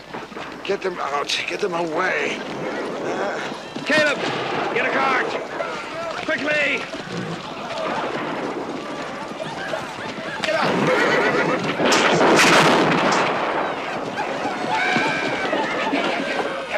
Take that, son.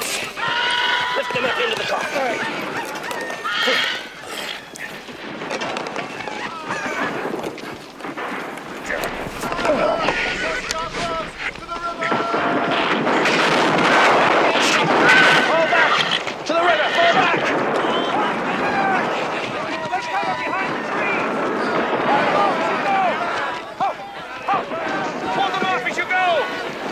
Quickly before you're cut off and surrounded! Hurry! Fall back! Fall back! Carry as many wounded as you can! Don't leave them to the savages! Good men, fall back! Fall back! To the river!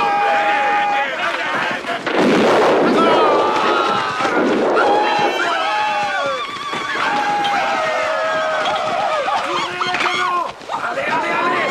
Dépêchez-vous! Attachez-vous, cochon! Tirez!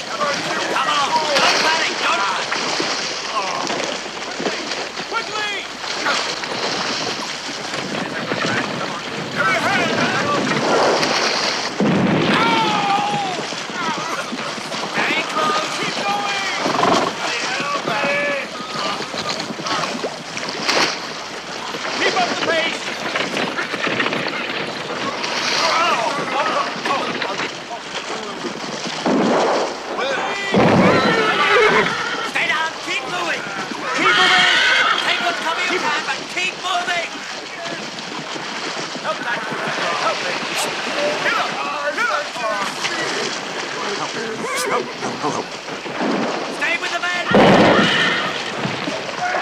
Together! Pull! On up, pull! Colonel, help me up. I must ride on my own horse. You're in no condition to ride, General. Any horse will do. I must lead my men out of this benighted forest. Help me!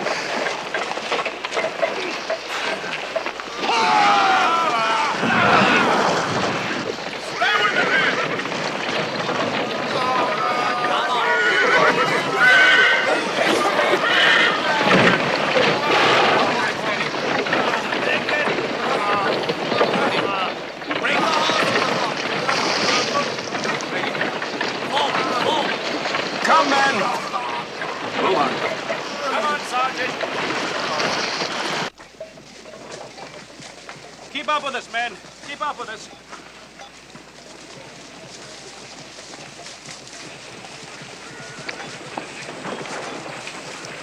My God! The Virginians are protecting our rear. The French will overcome us. The French will be delayed by their own Indians. They'll be scalping the dead and wounded.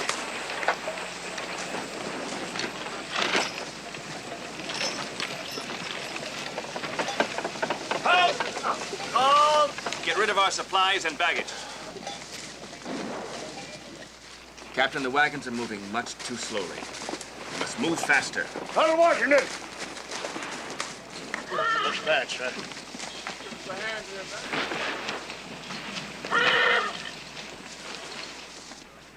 General? Who would have thought it?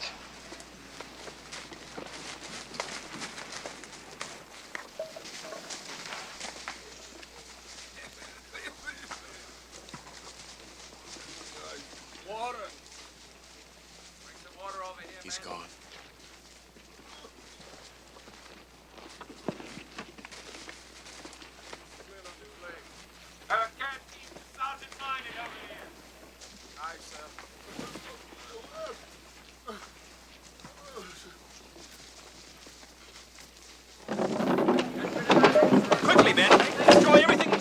down. Come back, damn you, not the woods. Bury him in the middle of the road. There! I'll take care of it, Colonel. That way the savages will never find his grave and defile his body. Come with me.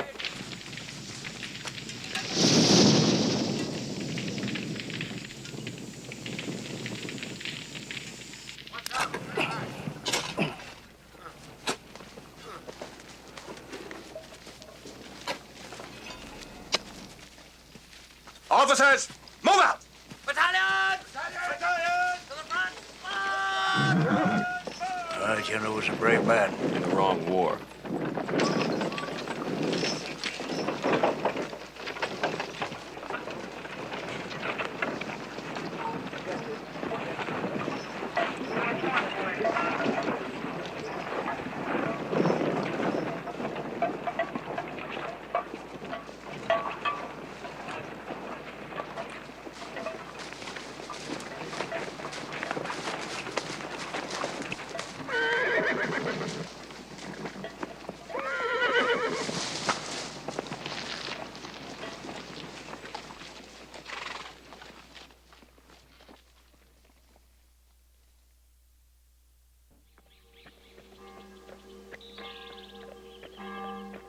Gentlemen, the only hope you have of survival is to protect yourselves.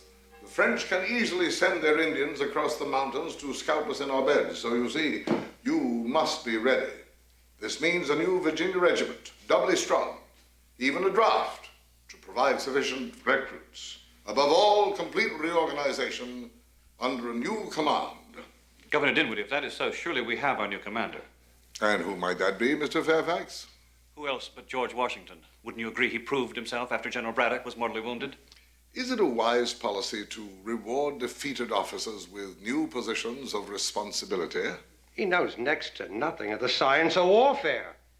He has not received adequate training, and indeed, he's little more than a boy. Well taken, sir. But he possesses a quality which any of us aging military experts would be happy to trade for all our science and our schooling. He can lead men in battle. Here, here.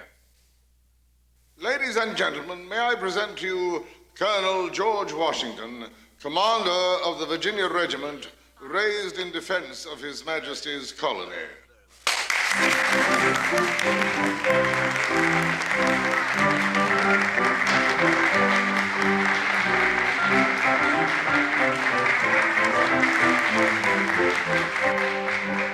I'm grateful, Governor, for your willingness to accommodate me. Only after much travail, sir, on both our parts. The ladies await you, Colonel. Enjoy your season in the sun.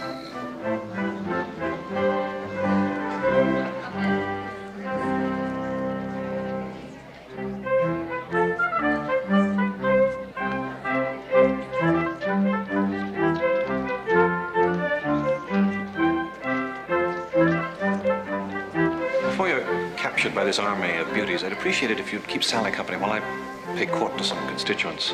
It would be my pleasure, as always. The election coming up, what better way to start my campaign? It won't be long.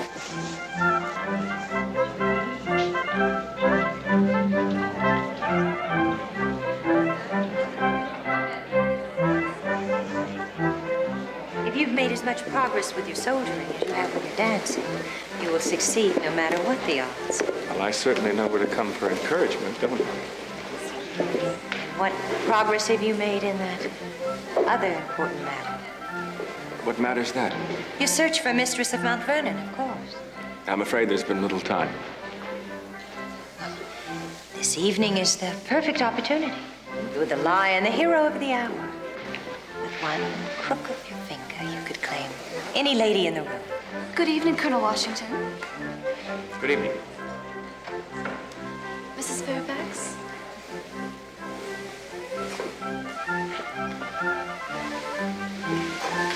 Perhaps Betsy Potts. What lovely golden hair she has. If only it were her. Oh, there's Sarah Buffington. Sizable fortune and very available. Of course, she's been very available for quite a number of years now. My dear Sally, you'll have me terrified at the prospect of marriage. Is that what I'm doing? Besides, I can't imagine dancing with other charmers when I have the loveliest of all right now. How you've changed. You used to stammer compliments. Now you know just what I want to hear. Please forgive us, madam, if we steal the colonel from you. Some distinguished landowners are anxious to meet their new commander. If I might also capture you for this next dance, kind lady, I would be enchanted. I see you've taught your aides well, Colonel. It would be my pleasure, Captain.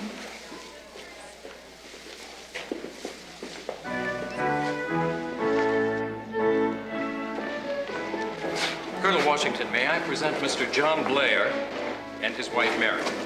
Congratulations on your appointment, Colonel. Thank you, sir. I am honored, Colonel. The honor is mine, ma'am. And Mr. Daniel Park Custis and his wife, Martha. It's a pleasure, sir. Ma'am? Colonel, we're fortunate to have you in our service, but you have your job cut out for you. What we hear from the Shenandoah Valley is most dismaying. The Indians, incited by the French, are terrorizing the whole country. Dear, let the Colonel enjoy his evening.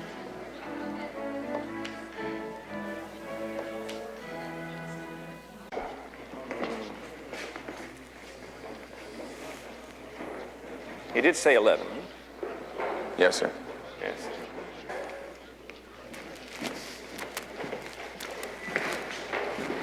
You're late, Colonel. His Lordship will see you now. Gentlemen, without your aides.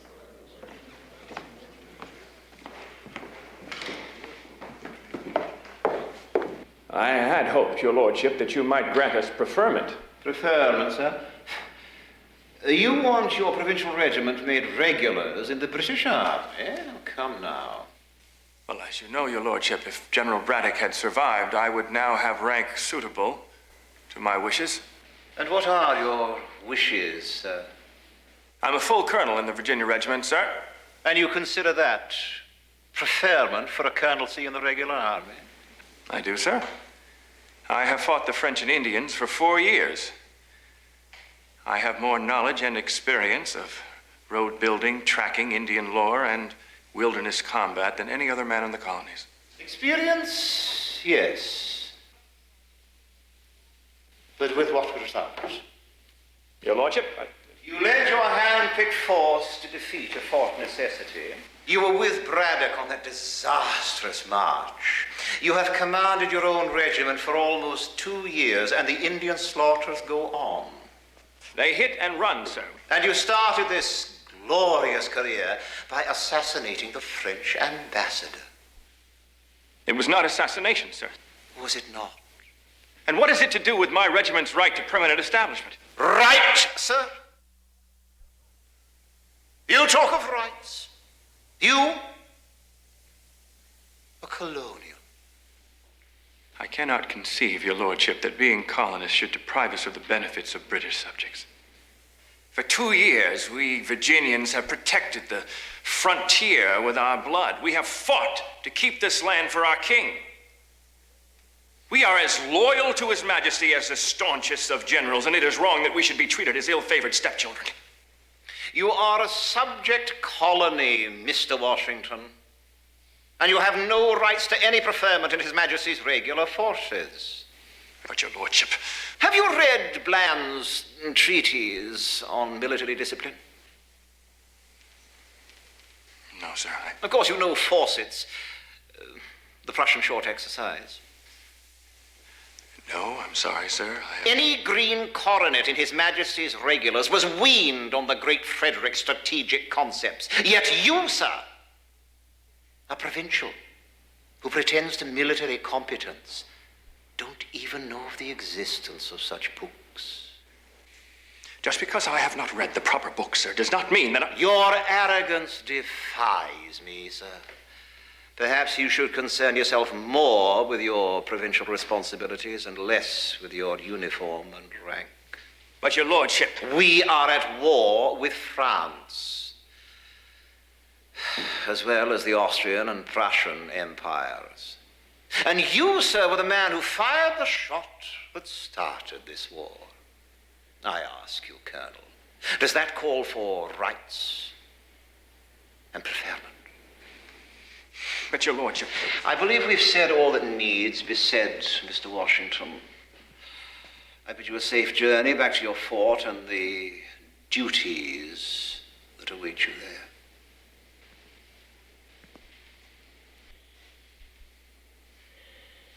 Good day, sir.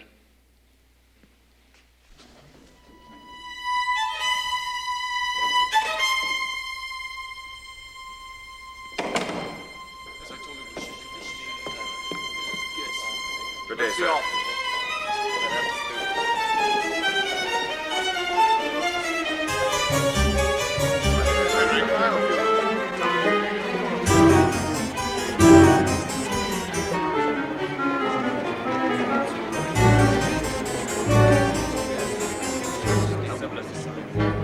By God, that is the last time I let some British lord look down his aristocratic nose at me.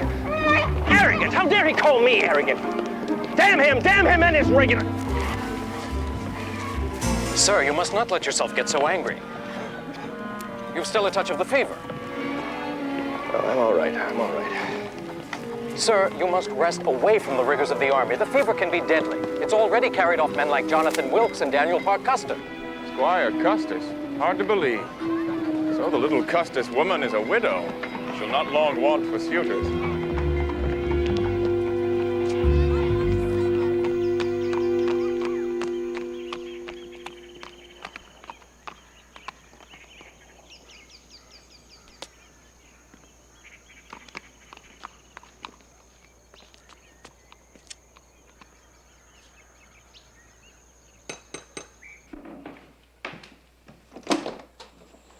Good afternoon, sir. Can I help you? Yes, I'm here to offer my condolences to Mrs. Custis. And who may I say is calling, Mr. Clark? Colonel Washington, how nice of you to call. I only just now heard of your loss. I hope you don't mind my stopping by unannounced. I was on my way from Philadelphia, and I wanted to express my sympathy. It's very kind of you, sir. My sister Nancy is here with her husband and a gentleman friend. Won't you join us? No, I wouldn't think of intruding. Oh, we'd be honored. No, I really must be on my way. At least stay to tea. Well, if I may be frank, ma'am, I'm a bit indisposed. Stomach miseries? Yes. I have something that might give you relief. Come with me. A bit of canary wine and a dram of pulverized hartshorn. There. Now, you see, it is the joining of one to the other that works the magic. But you must drink it all down at once.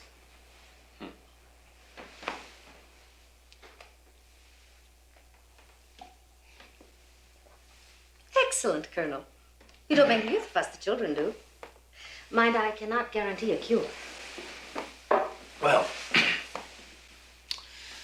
I feel better already. Thank you. Good. I must be on my way, though. I've kept you from your guests long enough. And the gentleman is Mr. Josiah Dinsmore, the latest matrimonial prospect my sister has brought for my inspection. I'll see you to your horse.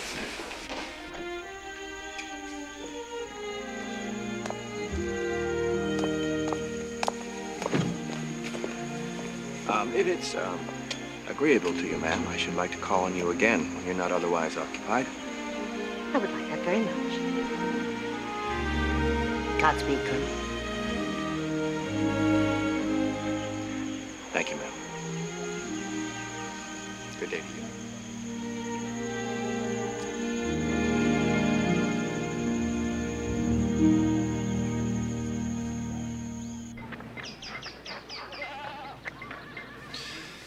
You may go, sir.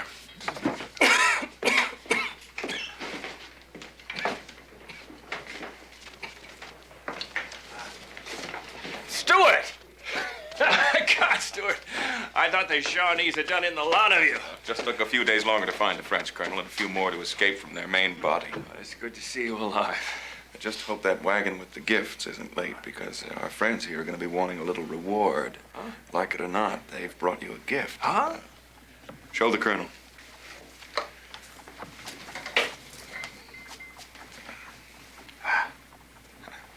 One Shawnee, one French corporal, sir. Not going to faint, are you, Colonel? No, it's just a touch of the fever again, and I've run out of my medicine. Maybe you ought to. No, I don't think it would be wise for our friends to see their white chief with a griping belly. Brothers, this mark of your friendship I will forever cherish. I think I'll send these to Governor Dinwiddie.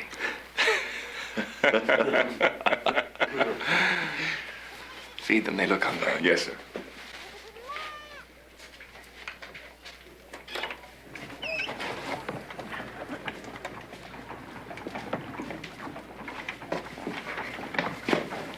I've warned you that carousing with lively wenches will put you in an early grave. Colonel! Colonel!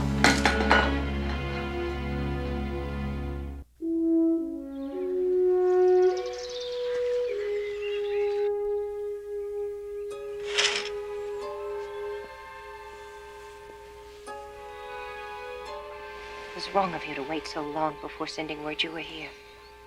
And in such a state. I didn't expect you to come. I just wanted to borrow your recipe books and some ingredients. My brother John Augustine left the cupboard almost bare when he and his passionate Hannah left us. You've tried to talk when you should be listening to your new doctor.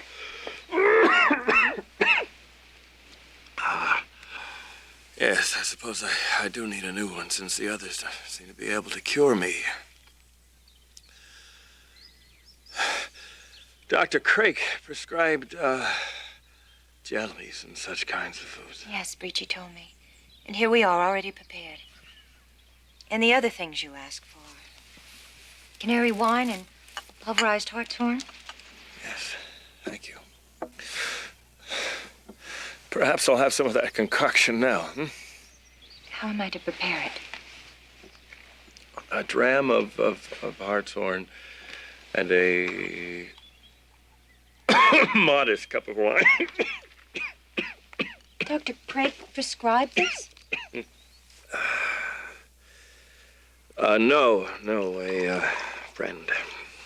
I hadn't heard of it, and my uncle is a physician. Ah, Let me help you.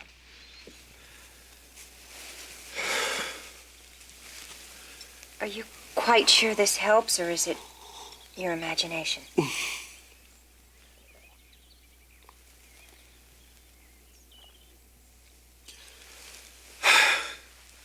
Oh, well, I was sorry to miss Will before he left for England. He just had to get away after his father passed on. It was hard on him. Yes. He had to go eventually to see to his inheritance, so I urged him to do so now. George, we're going to make you well. And soon. I will nurse you and only return to Belvoir at night. Oh, Sally. Even then, I want you to feel I'm here with you. When you look across Dogue Run and see the candle in my window, you'll know I'm thinking of you. And perhaps you won't feel so alone. You shouldn't have. I want to, very much. I'm determined to see you become your old self again. I must go. But when I return, I'll bring my cures. And we'll see how they measure up to your hartshorn wine. Remember to look for the candle?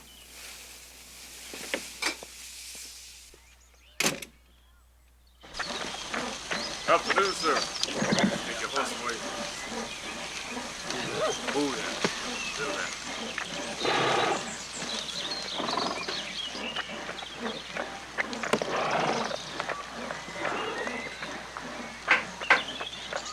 So at least you're not dead. That was the rumor circulating in Williamsburg. Probably started by the governor. Well, Mercer will be glad to hear you are still with us. The temporary command is about to ruin his health and his good sense. The men are very bare of winter clothes. The snow is up to our eyeballs. Yes, I've written to Williamsburg on that. I assure you, sir, the resupply will show up on the hottest day in July. I'd best be off. We all feel terrible, sir, about your having had to be cooped up here in the lonely winter gloom with nothing to do except write letters telling us what to do. Oh, I'm sorry. Breachy didn't tell me someone was here. Mrs. Fairfax, you remember Captain Stewart, my adjutant? Captain? Enchanted, madam. You're to be commended, Colonel. You have discovered the perfect antidote to lonely winter gloom. Mrs. Fairfax. If he means these dried flowers, then... He means you, Sally. You're a beautiful woman. Why, sir, a compliment. Yes, I'm sorry. But I love compliments, George. Now, let me see. Where should we put these? Here? Or here? Where can you see them the best? Do you really like them? George, what are you doing? I'm feeling better. I must get up. But you can hardly stand. No, I'm better. I'm much stronger. Sally, I'm grateful for your visits, but now you needn't come anymore. You don't mean that. I do. I do. George, it's all right that I care for you when you're sick. Will would want that. And he'd tell you so if he weren't on the high seas now, sailing for home. But it's not right. Your winter has gone to a sick man. You just said you were getting your strength back. I am. See?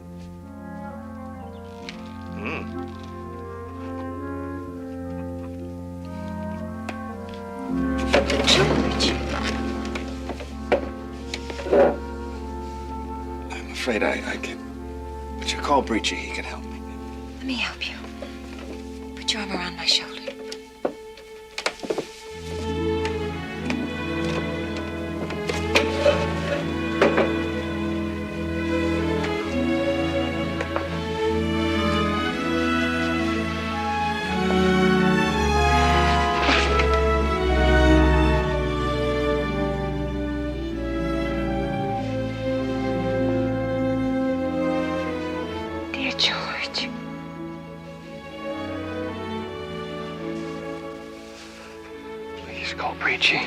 Breachy!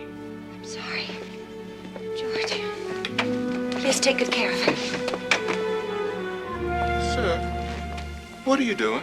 I must exercise my legs. Fill my lungs with the out of doors. Sir? I've been a sick man long enough, Breachy. I have a life to get on with. You must stay the night as our honored guest. This time, I won't say no. The children are ready, ma'am. Where can my poor children be? Oh, there they are! Jackie, this is Colonel Washington.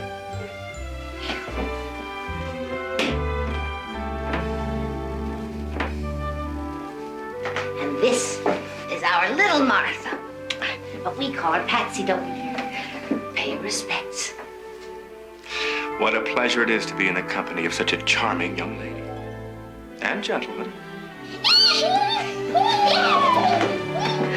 The giggles away till morn and to sleep. There you go.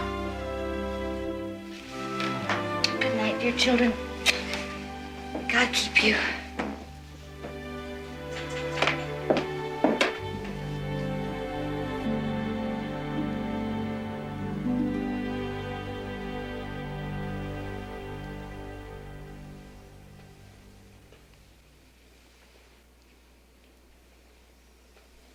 Family has always meant a great deal to me. And I'm a dutiful and attentive son. Though I must confess there are times when my mother inspires more than a portion of exasperation.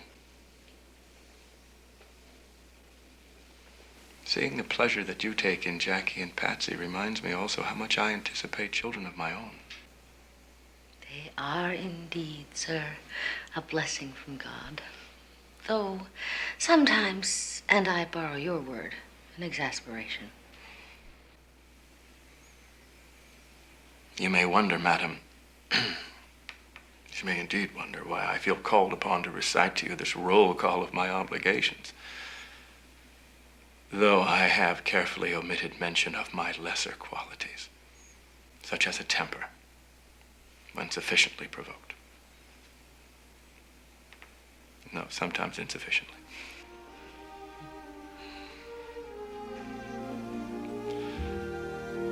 The reason is that I feel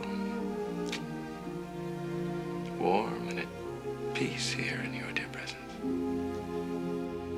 Forgive me, I don't know why I've been talking so much upon such early acquaintance. I'm usually more reserved with ladies. It's just that I'm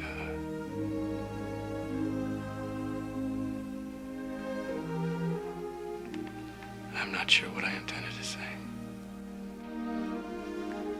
I too feel safe and at peace in your company, sir. And that is all I need to know at this moment.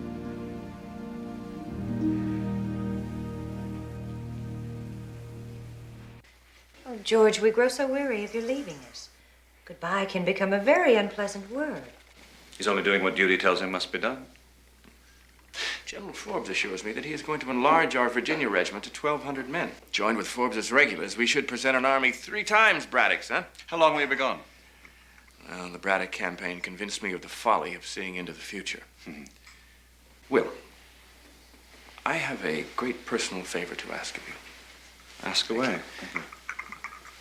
Before I knew I was going to be joining Forbes's army, I had made plans to enlarge Mount Vernon. I would be deeply grateful if you would supervise the construction in my absence. Of course I will. It's important that it be completed before I return. Why the haste? I may be bringing home a bride. That's wonderful. Anyone we know? Well, it would be ungentlemanly of me to mention her name before I have won her hand. But I feel that you'll find her as charming as I do. In that case, I wish you victory.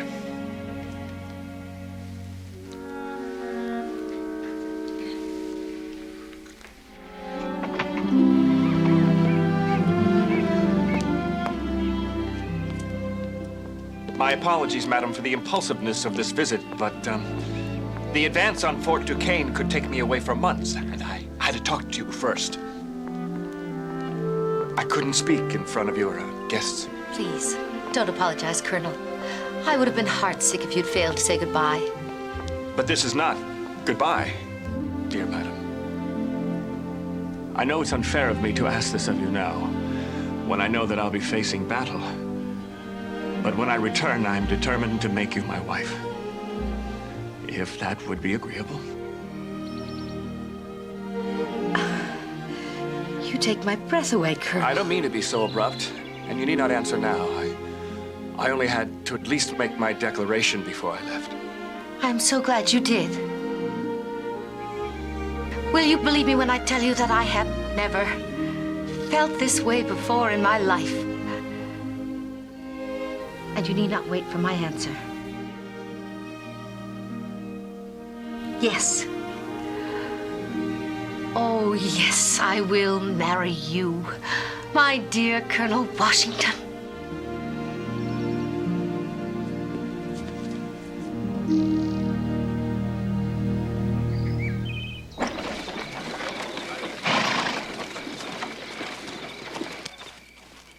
I know how difficult and discouraging a military campaign must be. In the meantime, George, you must take care of yourself and come safely home to us. Sally has also written you a message, which I enclose herewith.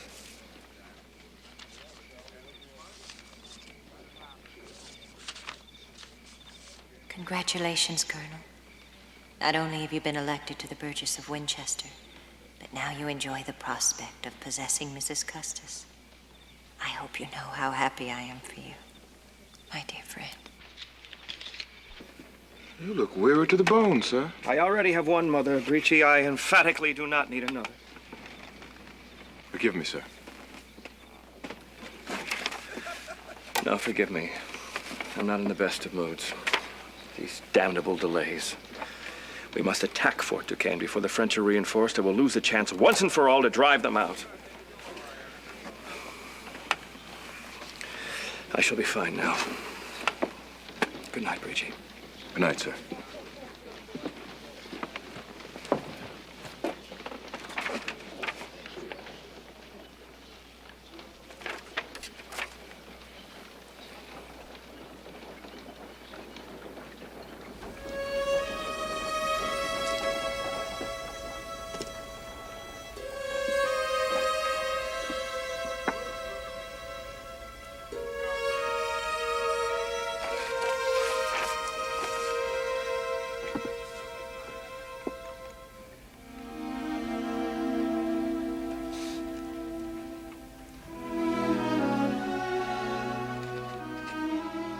Dear Madam, tonight I was honored with your short but very agreeable favor.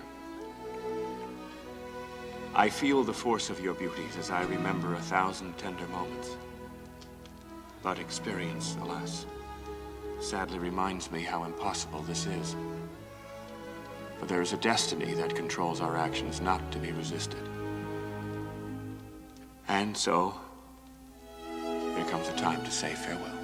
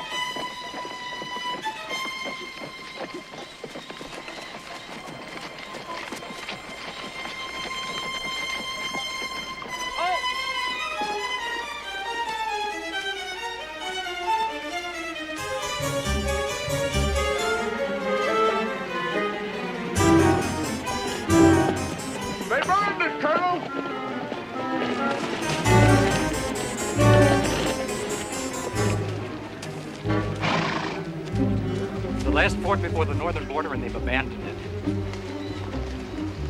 I can't. Secure the fort. Prepare an encampment. Yes, sir.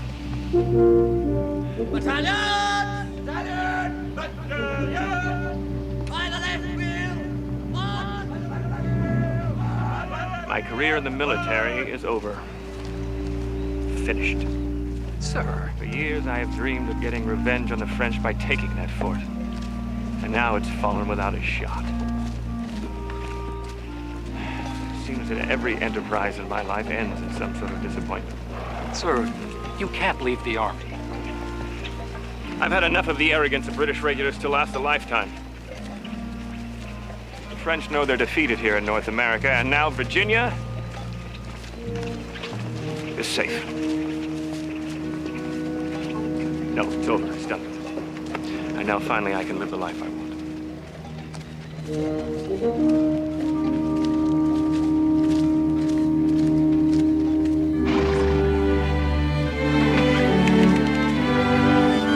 Here they come!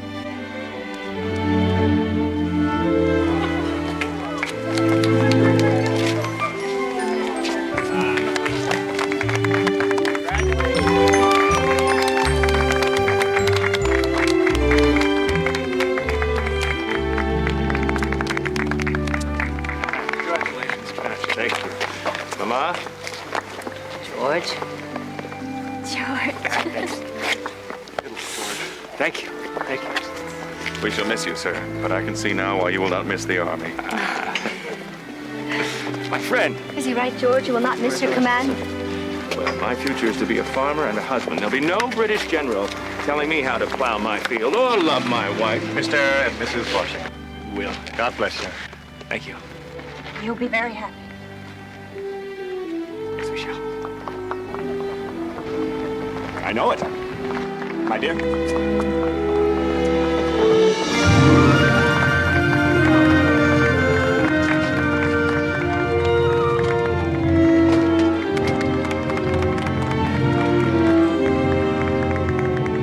Godspeed. Thank you both for everything.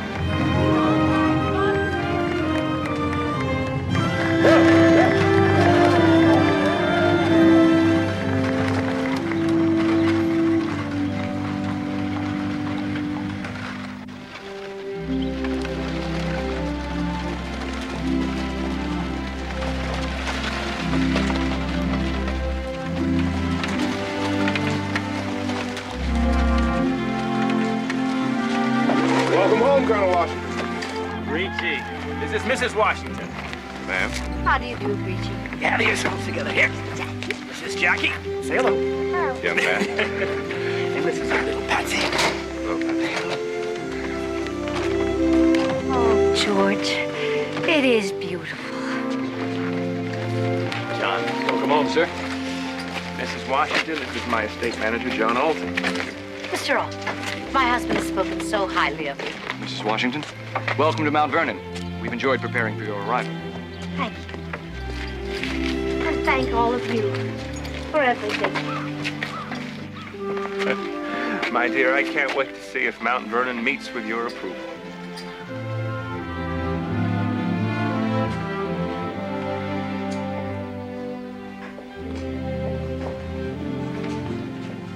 It is beyond my expectations. Well said, since it could mean anything. This way. I meant it as a compliment.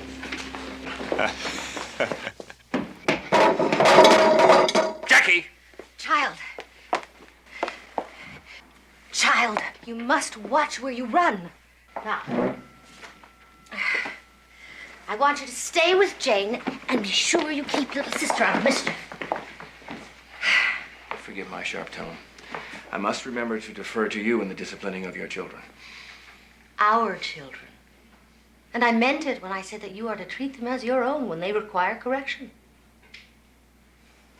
My old comrades in arms would be amused to see how I handle discipline in my own home. Come. You must see the bedroom.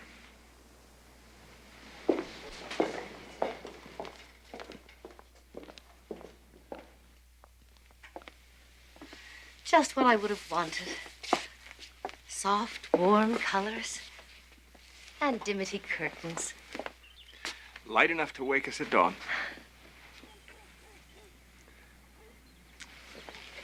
And a cradle.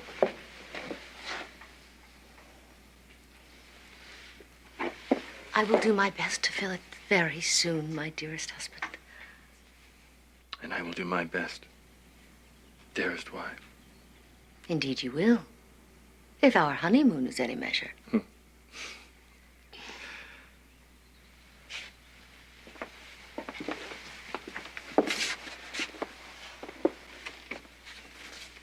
I would put the latch on the door now, were it not for the children.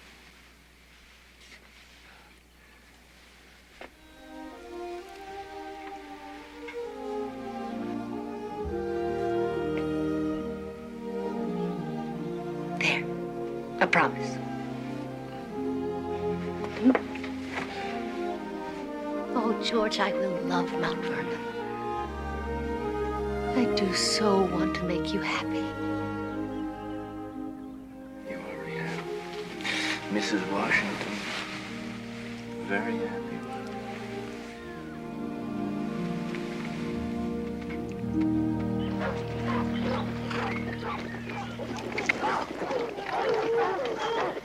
Thomas, feed and water them. They've given us a grand run today. Gentlemen, feed and water yourselves in the parlor, eh? It's hard to believe those dogs descendants of that daredevil pack we bred for Lord Fairfax so many years ago. You know, every time I ride these hills, I think of Lawrence. I still feel his loss so deeply. Now dear Anne has followed him. Still, I think they'd both be happy to know that Mount Vernon is yours now. Still part of the Washington family. I do believe we've lost George Mason. Tell the ladies we'll be along. Mason, are you all right? I'm next door to death, George, thanks to that wicked chase you've just led me. I thought you kept up rather well. My horse kept up. I was left miles behind. Comes as no surprise to me that I still find the chase as disagreeable as ever. Here, take it. Now, since as a good neighbor I've subjected my posterior to this nonsense, you owe me a favor. Anything, my friend. Well, don't speak too quickly. Since you were elected to the House of Burgesses, you haven't attended that many meetings. I ask you to attend the next one with me. Your influence will be felt without me. I've heard from Benjamin Franklin, Pennsylvania's agent in London, that Lord Grenville intends to proceed with his stamp tax. Can you imagine they'd lay such an economic burden on us without even asking our opinion? Well, if he attempts it at the next Parliament, the fat will be in the fire to a fare-thee-well. Why do you always expect the worst? How can you defend a mother country that attacks her colonies without a voice in their parliament? We are also Englishmen. A few short years ago, we fought together against the French. We were brothers. Brothers, yes, when they need us. But now I'm afraid they prefer we be their obedient children instead. There's the rub. We'll continue this conversation later. There's refreshments in the parlor. Very well, George. Jackie!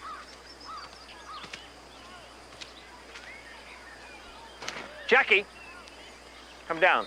Be quick about it. But you went hunting, sir. Why can't I? Is there anything wrong in liking guns and horses and dogs? Mother says I'm much like you in that respect. Yes, well, I too would have rather been in the woods at your age. But books permit you to plunder the wisdom of the ages. Mathematics will help you to survey the vast lands that you'll one day own. Can't I pay someone to do it? Down. Quick. Give me the gun. Stop it. But learn to depend upon your own skills, Jackie, or you become as helpless as so many sons of the gentry. Now, come. Jackie? Jackie! Why'd you run off this way? Mama, my head aches. I can't read anymore today. May I rest in my room till I feel better? Dear. Let's just send him back to his books and no more about it. I really feel quite awful, Mama. Now run along, then. Thank you, dear Mama. Let's see. He spent the forenoon resting in a tree, the afternoon in his room. Pray, madam, how will he spend the night? You think I spoiled him? Think! But I promise not to say any more on that subject, and I must hold to my word. George, Colonel Washington, wait for me. Don't walk so fast. George, each time I try to be strong with him, and each time I fail, I am sorry. Please, don't walk so fast.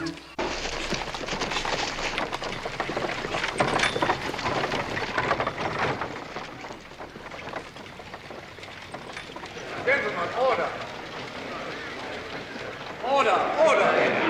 Order, gentlemen, order. We have strayed too far from our purpose, gentlemen.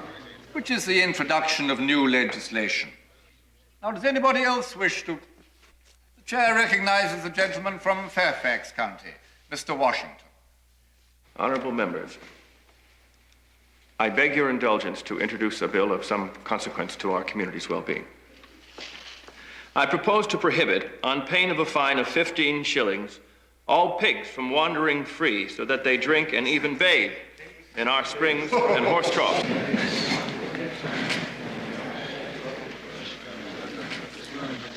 Pigs, George. Pigs! When you should be concerned with British blindness and arrogance. I felt it was important. I warned you our Prime Minister would force passage of this diabolical Stamp Act. All fire agents to be tried in courts of the Admiralty, without juries. But I understand that the proceeds are to be used for the protection of the colonies. Damn it all, George, we can protect ourselves and tax ourselves. Besides, it's the principle of the thing, George. They wouldn't allow us a seat in their parliament, so they have no right to tax us. However, they disguise it as a bloody stamp. Well, what can we do? George, we must learn to defend ourselves. It's your duty to help ignite resistance to this tax. Nathan, I have fought for my country and my king, and I do not need you to remind me of my duty. George, it strikes even at the freedom of the press. All of our newspapers, all of our legal documents, even our playing cards, must be on stamped paper. How can you ignore what's happening to us? If I choose to not add fuel to the fire, that's my right. But men like you must stand forth. I have done my service, sir. I leave this fight to others. Any attempt to vest such power in any other parliament destroys British as well as American freedom. Order! Let Patrick Henry continue!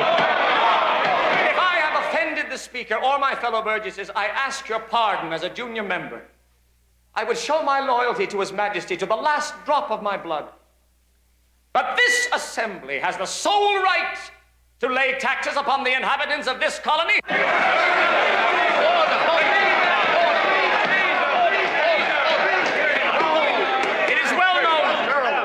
Julius Caesar had his Brutus, Charles I his Cromwell, may George III...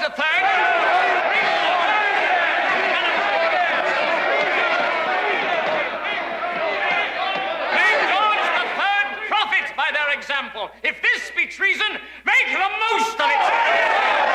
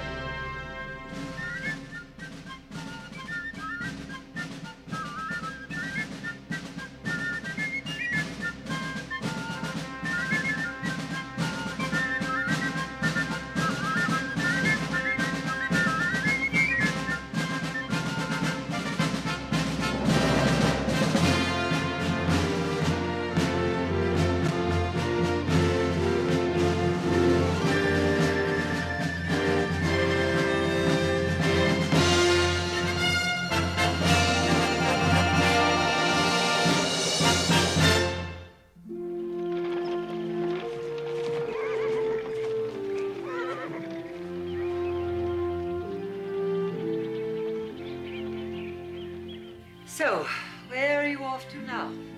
I'm to meet Will Fairfax in Annapolis.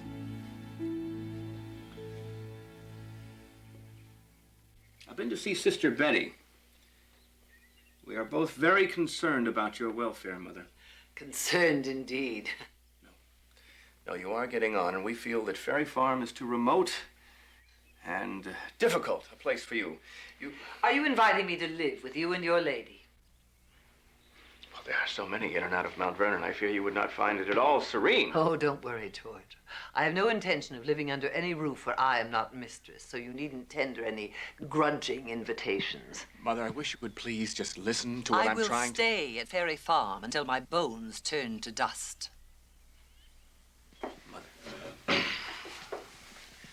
I have always been a dutiful son. And an absent one. But then it's a mother's lot to suffer the neglect of ungrateful children. You haven't touched one of my tarts.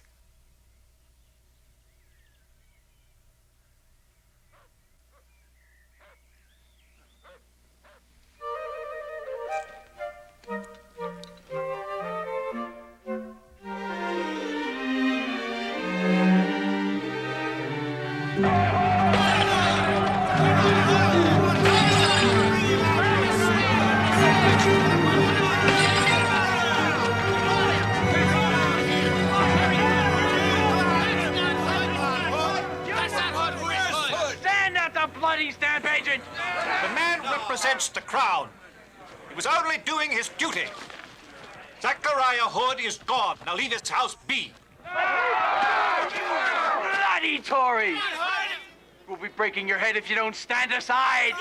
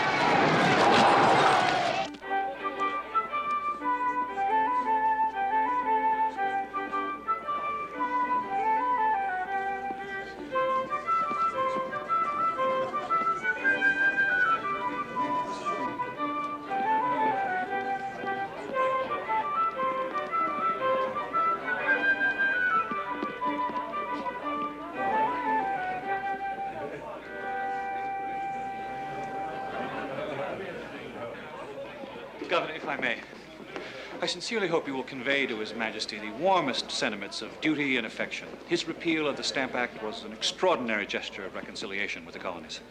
Let this be a lesson. The repeal would have come far sooner if your people had not, by their violence, challenged Parliament. May all colonists forswear any further opposition to the royal will. Hear, hear. Enjoy your ladies in the dance, gentlemen. I wish I could join you, but the infernal gout would have to choose this very night to, if you will, kick up. If you'll excuse us.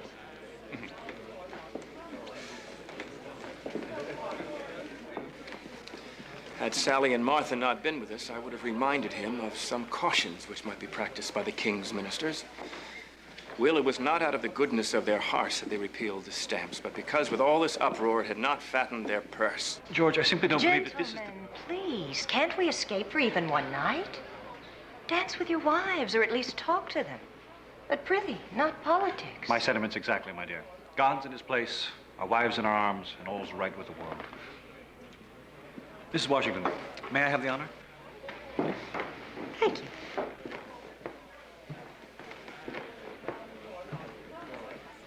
Shall we?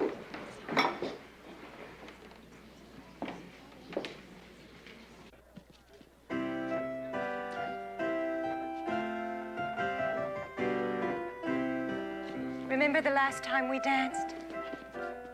You promised to find a wife for me. And you went out and did it all on your own. George, you couldn't have made a better choice. She's warm and generous and kind. All I could have wanted for you. I'm a fortunate man to have known two such women. George, it's sweet of you to say that, but I can't hold a candle to her in the softer virtues. Dear Sally. And the fan. Remember the language of the fan? How could I forget? George, I'll wager you don't remember. I never could resist a wager. Watch closely now. What did I say? You want to be alone with me. A fortunate guess. Another. We're being watched. I can't believe it. You do remember. 17 years. Seems like only yesterday when you stepped down from that carriage.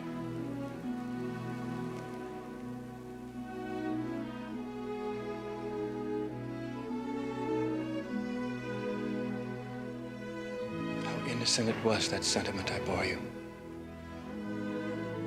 And are you, my gallant young gentleman?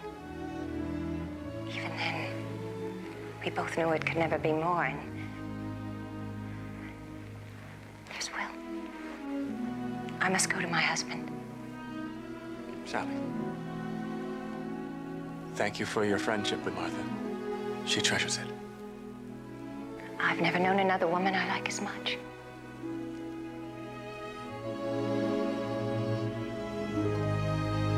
Slow down, George. Those long legs of yours gallop a lead to every step I take. Where are we going? You'll see. And if you insist on being mysterious, I shall be as plain as day. The fat's in the fire again, George. They're still furious that our protest caused repeal of the Stamp Act. They say that from now on, anyone who opposes British colonial authority is guilty of high treason. Subject to trial in Great Britain. Well, the great lords think they can crush us with a mailed fist, little realizing that we're a new breed of men. Behold, sir, the miracle of Mother Nature, and another new breed. I put Jupiter to true love and hope to get a runner with great endurance. We'll know quite soon. Oh, George, what am I to do with you? Haven't you heard what I've been saying? We leaders must control events, George, not be controlled by them. Now, I have... All he wants is a little affection. George, I really am not a dog lover. This little devil will no doubt attempt to christen me. Would you just take him? Thank you. Now, if worse comes to worse, and they continue to torment us with these oppressive taxes, I propose that we simply stop importing any more goods from England. Once good King George begins to feel it in his pocketbook, perhaps he'll leave us in peace. Papa, they want to see our puppies. Ah, yes. Handle them gently. Handle them gently, ladies. Look, everybody, how absolutely is. Don't keep them from their mother too long now. We'll be careful, Papa. Patsy, are you all right? Yes. I felt so strange. But I'm fine now. Are you certain? Papa, you worry too much. Look at him. Look at him. Look at him. He's just sitting there. He's so smart. What are you doing in there?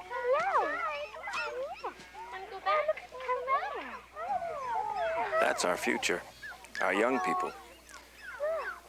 We must find the wisdom to preserve the peace for their sake.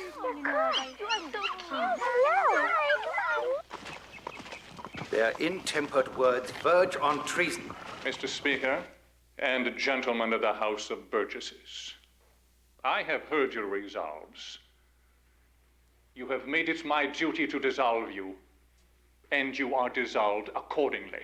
By God, sir, these are legitimate grievances. You do us an injustice. You cannot simply dissolve us.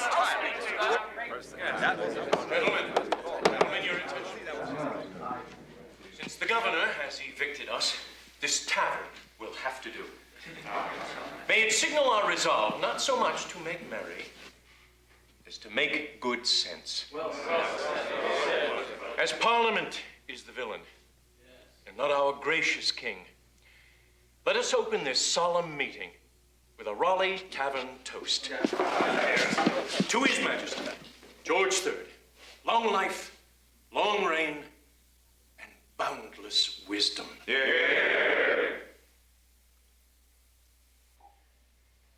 To Virginia, by God, loyal dominion of the crown and home of liberty. Virginia! Gentlemen, if we drink any more toasts, we may forget why we're here. Please be seated. The chair recognizes Colonel Washington of Fairfax County. Yeah.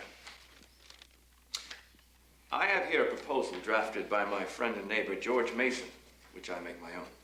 The Townsend duties are an insult, even worse than the Stamp Act. They tax almost everything in trade and would destroy our freedom. Until they are repealed, we encourage all Americans not to buy imported British goods. Good. Including clocks, carriages, shoes. I cannot believe what I'm hearing. Colonel Washington has allowed himself to be used by those who would turn us against the crown. George, I implore you, do not speak with Mason's voice.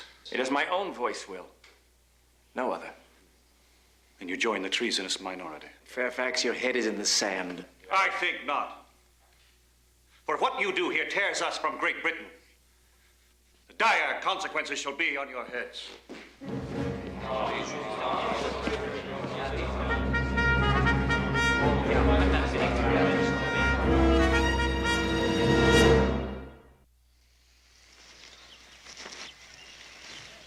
You're being put on display by Mason like some prize horse. It's become hard to find a moment alone with you. With you.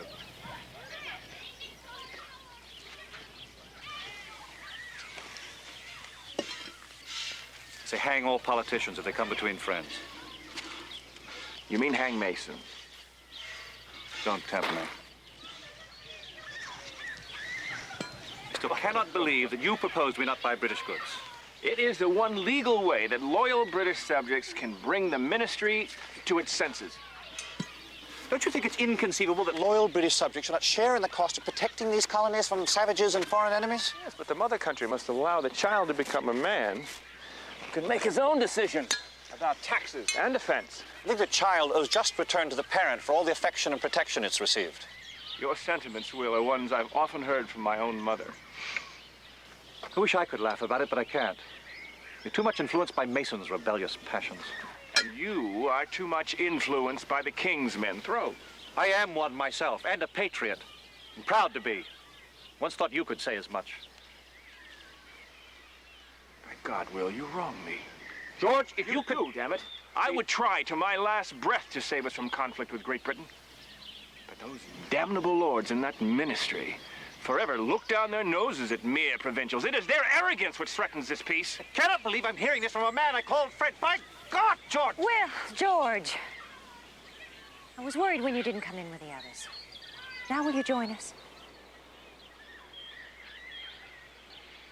George! It's Patsy again!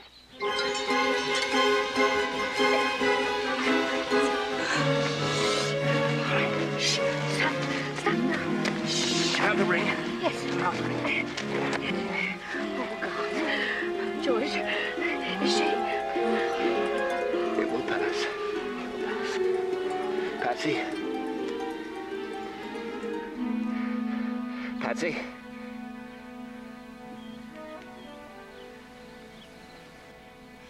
She's rousing. Patsy? Papa? Yes, I'm here. Are you all right? I'm sorry. It happened again, didn't it? Yes. Don't worry. Don't worry. Why don't I remember?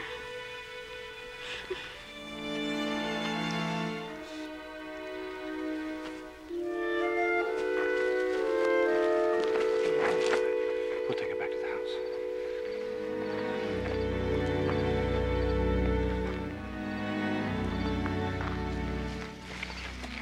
George, I'm frightened. Neither Dr. Craig nor Reverend Green has been able to help. Or maybe the water from Berkeley Springs. That's for cripples and wasting maladies. But it might help. We must try everything. We'll pray. We'll pray for a cure.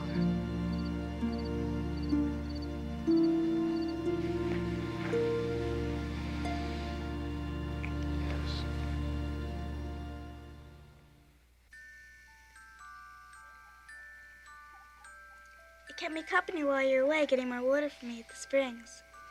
I love all my music boxes, but this one most of all, because you gave it to me.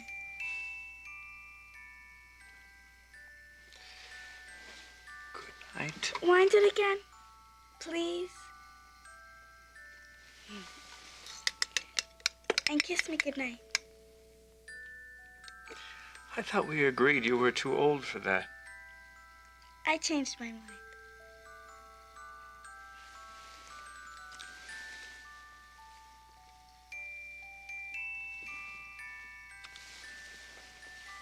I am so glad you're my papa.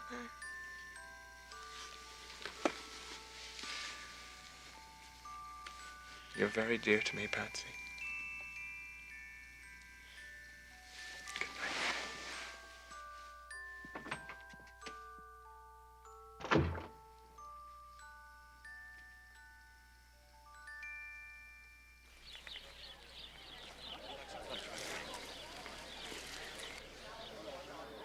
Ladies?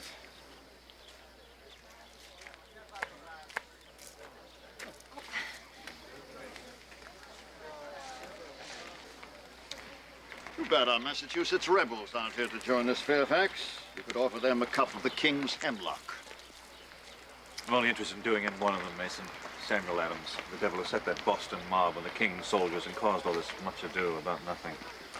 The Bloodybacks killed 6 citizens in cold blood, and you call it nothing? Gentlemen, I'm beginning to understand why the ladies grow impatient with us. Mason's been haranguing me ever since the governor's reception began. I'm hardly sick of it. You'll excuse us? We're exercising our right of free expression, Fairfax. Mason, no more politics. George, politics is the very air we breathe these days. Well, perhaps we'd all be better off if we breathed the fresh air of peace instead. I know the cost of war. Certainly no one wants war, George, Let but the tragedy in Boston be a warning. There's too much talk of conflict between mother country and colonies. Arms should be the last resort. The very last. just when I think you're ready to defy royal arrogance, you too bend the knee. You're a seesaw, my friend. Damn you, Mason. I will not have you maligned, George, because he shares my loyalty to the King. And I resent your questioning my loyalty. You speak against the King. The days of absolute monarchy died with Charles I. That is treason. I think not. Stop it, both of you. Look at us. We're friends. Yet politics makes us enemies.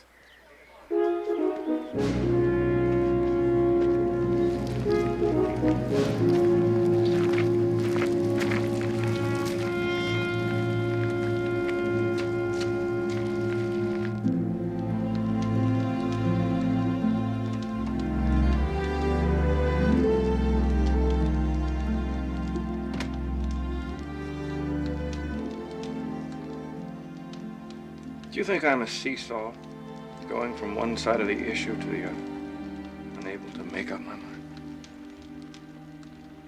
Is there anything wrong in being judicious? I never was as a youth. Perhaps experiences made me too cautious. You are not like George Mason. Such men can play with ideas. They don't have to act. While you, once you have decided, must do something about it. I missed you so much this time. I thought I'd pine away to nothing. Perhaps you'd love me more if I had.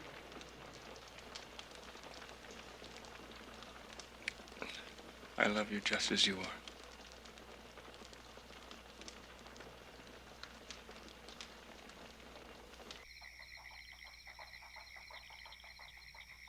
Jackie's enrolled at King's College, General Gage. Excellent, sir.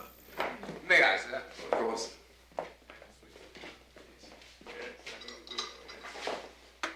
I trust, Colonel Washington, that you are not in sympathy with this dangerous talk coming from Massachusetts. The better sort are in much alarm over all this anger over the ministry's tax on tea. I fear it may become as nasty as the Stamp Act riots. The outcasts of society think they can get their way by putting loyal subjects in fear of their lives. Colonel? Thank you, sir. Jack? Thank you, sir. Well, I can promise you, if anything like the violence of the stamp riots occurs, we shall order in troops and quash the rebellious spirit at one blow, without regard to expense. Hear, hear. There'll be an end to rebel insolence once and for all. You've been keeping your counsel, George. Have you no strong opinions? Your Madeira is excellent, sir. Honest men have a right to act on their conscience without being called rebels or traitors. Sir, you insult your host. Nonsense, James. Perhaps we insult Colonel Washington. And certainly we bore Master Custis and neglect our heritage. In any convivial gathering of loyal subjects, what is the first thing we must do when the wine is poured? Toast the king. Colonel? To His Majesty George III. May God grant him wisdom in these tragic times. Amen to that.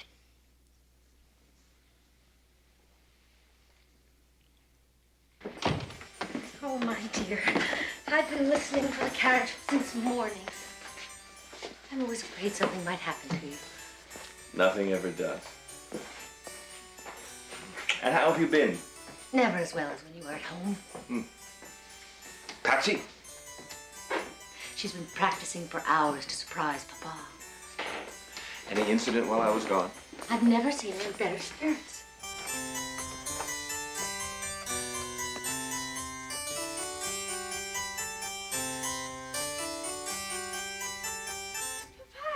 How was your trip? I couldn't wait to get home so that you could entertain me with an evening musicale. You must both sit down right now and hear my new piece.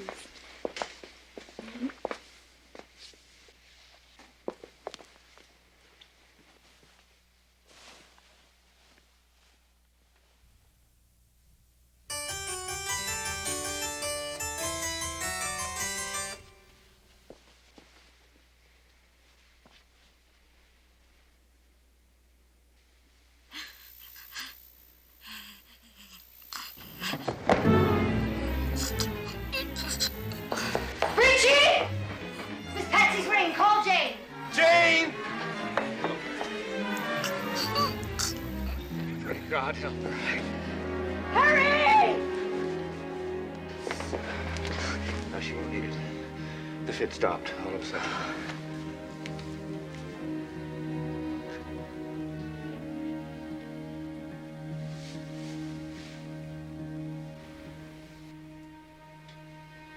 Is she waking up, George?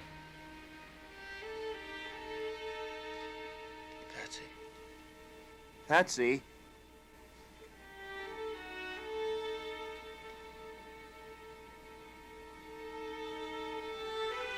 She's not breathing. Patsy. Dear God. Send someone for Dr. Craig. Patsy. Patsy!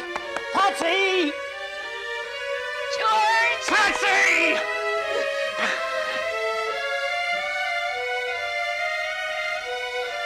George! She's gone.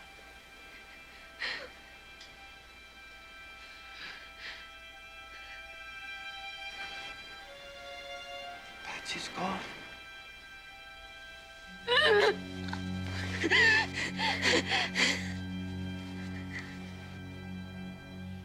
God knows how distressed you are, dear madam.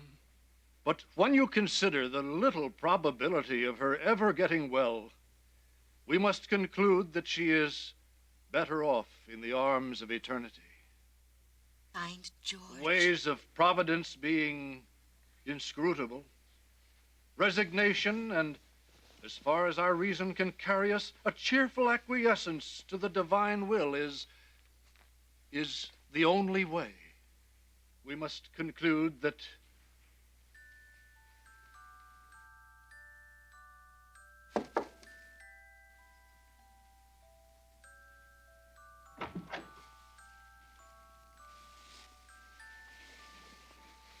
George. Martha wants you to rescue her. Dear Reverend Massey is drowning her in constellation.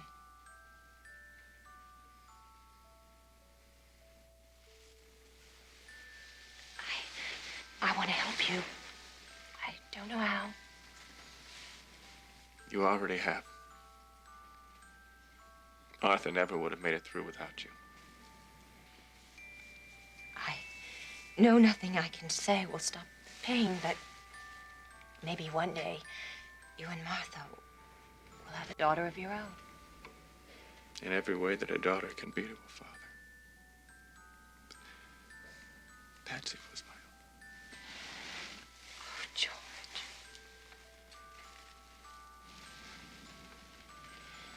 I'll be alone. Go.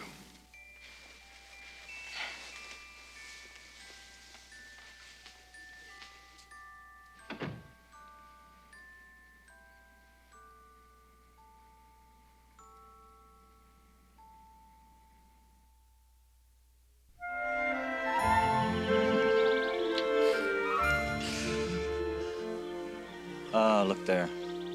Shadows over Belvoir. It's an omen. What does it mean? It means, my dear, that you are tipsy. I'm not the only topper in present company. Our George is quite the merry fellow when he's at a dram or three. George, you remember our first survey trip together? I'll never forget. Martha, I hadn't yet married our Sally. George downed this tumbler of spirituous liquor distilled by some wild frontiersman. Caleb Quinn. And what a caution he was after that, dancing like a country bumpkin with some common wench. Millie. Oh, he remembers. A broad bottom and a warm heart is better than kingdoms, huh? Huh? Oh, I've never seen you so rowdy. Indeed, Sally, you should see Will rowdy more often. Then we could forget about Lord North and his parliament, the Sons of Liberty. And the damnable T-ship. May they never reach port. Oh, forget. And we could forget about what divides us. And think only of what makes us brothers. And sisters. And friends. Dear friends. Forever. Here, here.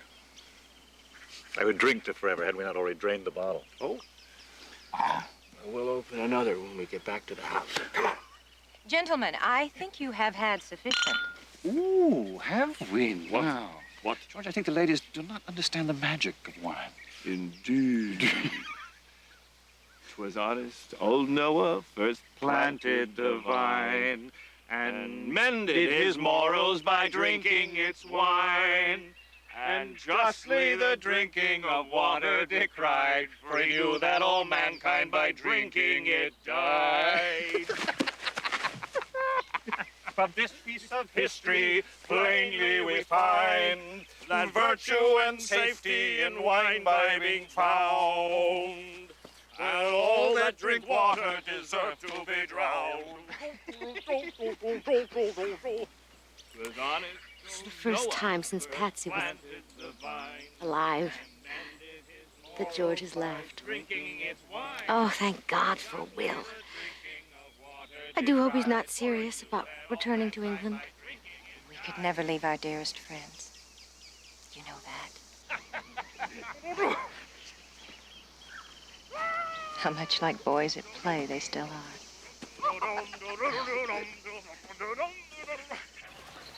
Oh, we'll leave both saws on the table. They'll be in the shed across the drive.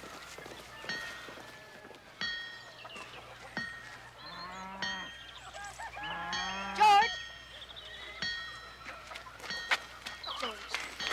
Nellie believes Jack to be quite miserable in New York. It would be a great mercy if he were reunited with his beloved.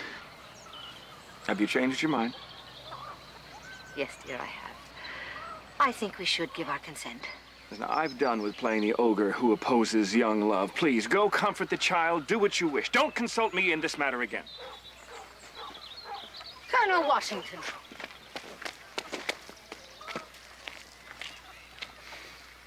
I sometimes forget what a great disappointment you've had to bear. You've lost Patsy. I know Jackie is not the son you would have wanted. And you deserve children of your own. Don't. We've talked about this too many times. If it's not God's will, what can we do? George! George! I have news! They've done it! I've done it, George. Private citizens, disguised as Indians, have dumped a cargo of British tea into Boston Harbor. Yes, I've heard. Well, you're not stirred. But George, so bold, so final an act as this must force the ministry to face the truth of our rage. And invite their rage as well. Ah, what? Will they dispatch regiments across the ocean to force us to drink their tea? Such lawlessness only gives the British further excuse to punish us, as General Gage has promised. I have work to do. Well, good God, man, what else could they have done? Our Massachusetts friends have... Our Massachusetts friends have made a grave mistake. Your world is about to go up in flames, and all you can think about is making a house bigger. You can't ignore history, George! Oh, by God, I can.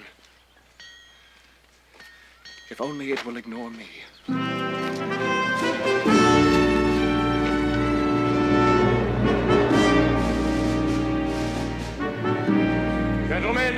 Gentlemen, please, your attention. Your attention, please. The chair recognizes Mr. Henry. Mr. Chairman, fellow members, let this document, which a writer brought this morning, speak for itself. An act of British Parliament has ordered the port of Boston to be entirely shut up, leaving barely so much of the means of subsistence as to keep us from perishing with cold and hunger. Councillors and judges of this province are to be replaced by appointees of the King. General Gage, with an army of 5,000 redcoats and the backing of the fleet from Halifax, will assume the office of military governor of Massachusetts, and henceforth all British soldiery is exempt from civil justice. Once again, the damnable ministry uses a sledgehammer to crush a flea. Outraged that a few chests of British tea be dumped into the ocean, they would, in retaliation, starve women and children. My friends, if Boston be humbled into submission, then we could be next. They could close Hampton roads. Gentlemen, will you support Massachusetts in her hour of need?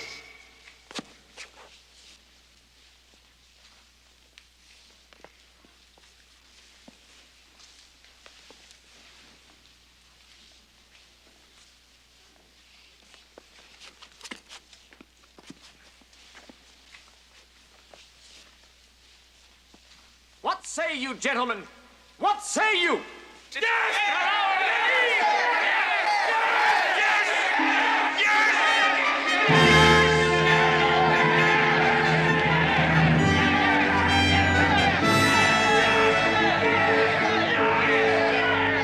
And by so outrageously punishing Boston, the British have forced us to band together.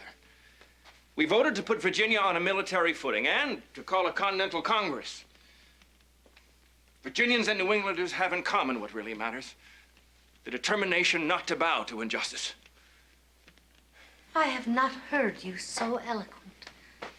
Well, I wish I were as eloquent at the assembly as I am in front of these burning logs.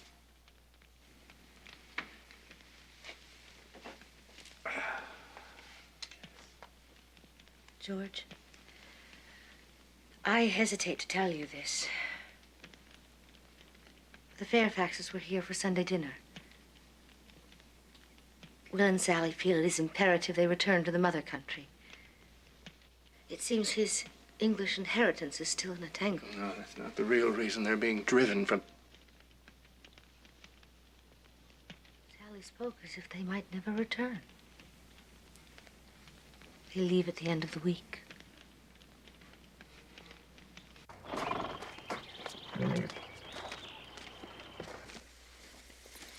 What can I do for you, Sally?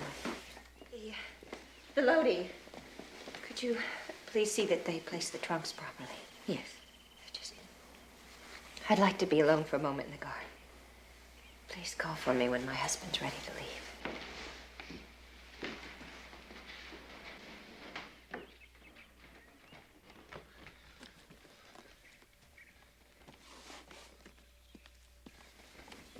walk down these stairs again. It's hard to believe. I promised Sally I would not be maudlin.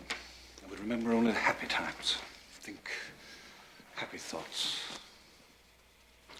Do rent it to someone trustworthy, eh? Of course. Now, we don't intend to auction all our belongings. Thank you for doing all this. Certain pieces with special meaning we're taking with us. Others we're leaving behind for people we particularly care for. I've tagged the various pieces so you'll know. You've always admired my desk. I want you to have it. No, will I? George, there's so much I owe you. We've had many fine hours together, my friend. Haven't we? Enough to last a lifetime.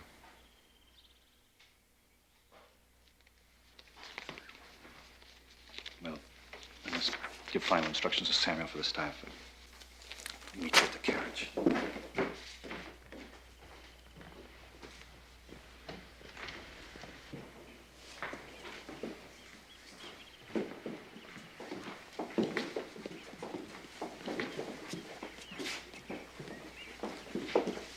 I must see to the rest of these trunks. Sally is outside. Go to her, George.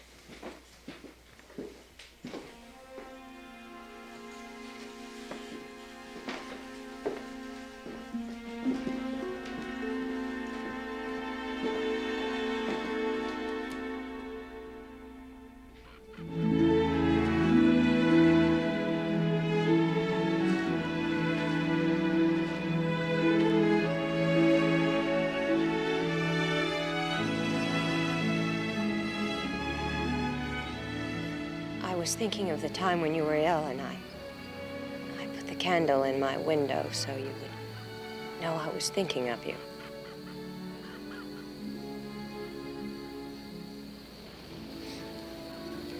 My dear George, I won't be able to leave a candle this time. There are so many things I want to say. Sometimes things left unsaid are all sweeter.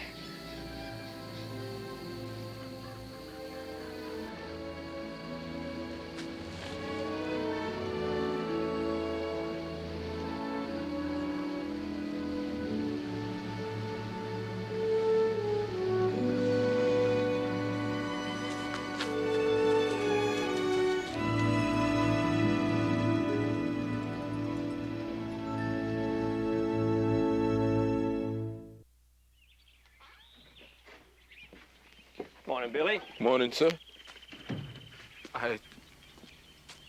What's the matter, Billy? Nothing, sir. Mr. Alton is selling off your increase today, sir. He's about to leave for the slave market in Alexandria. It'll be all right.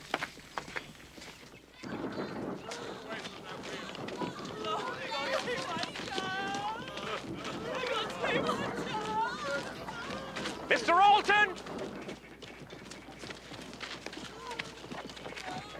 I gave you no authority to sell any of our people. Colonel, you instructed me to cut costs because of our drought losses. I've told you before, Mr. Alton. I will not break up families. There will be no sale. By not selling slaves without your permission, we can go bankrupt. Joshua, unload them.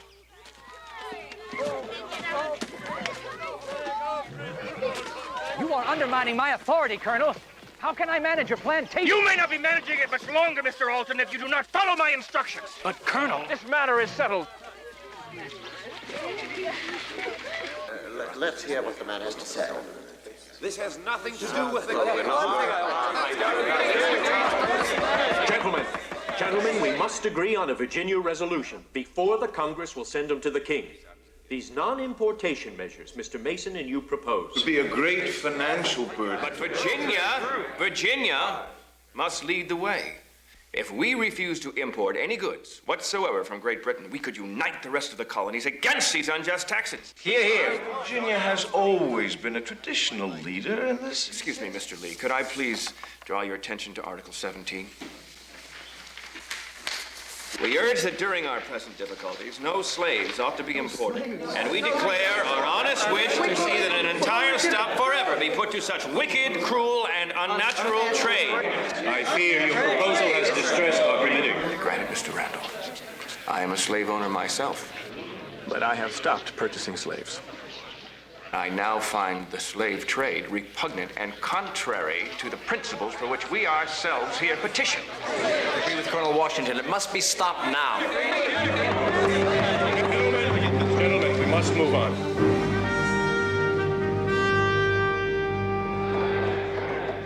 Turn your heads away from trying to inflict petty wounds on the great and powerful.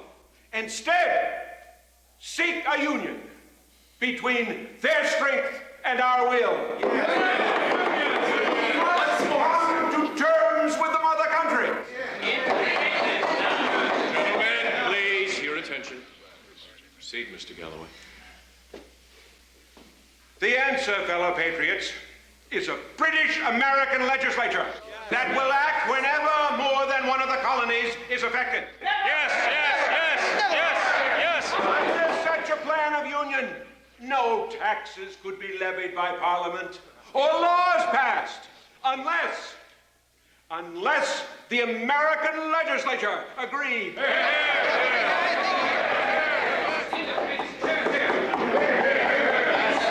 Mr. John Jay of New York. The proposal has great merit, sir. And I, for one, second it. It is a Trojan horse. Does this plan give up any one liberty? Only Boston. Or interfere with any one right? No. Does the gentleman from Massachusetts, Mr. John Adams, wish to be recognized? I do, sir. I say the plan is worthless. Gentlemen, if it can avert a clash of arms, I think this plan of union with Great Britain makes great sense.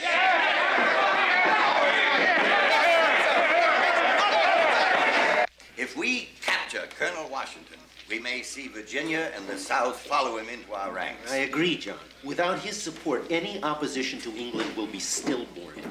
He's here. Remember, he mistrusts politicians and lawyers, which I suppose makes me doubly suspect. Colonel Washington, how generous of you to come. Colonel, John Adams and his cousin Samuel. Oh, I'm honored, gentlemen. The honor is ours, sir. Come, sit down. Thank you. Will it be served? Madeira, toddy, sling, grog, perhaps flip? We have a very potent flip here, sir, though I haven't tried it myself. Well, that's a challenge I can't resist. Flip! And you, sir? Madeira will be fine. Well, sir, I imagine you need to be caught up to the moment. Does it not stir your heart to see so many of us come together in common interest? It does indeed, Mr. Adams. Ben Franklin says we'll either hang together or hang separately. We are no longer 13 isolated colonies, gentlemen, not even to ourselves. If the London newspapers are to be believed, even the British people are on our side. They know that if we lose our freedom, they will be next. So, we are not alone, and thank God for it. Am I to drink all of this, lass? Sir, the tavern keeper hopes it will lift your spirits. Lift my entire body.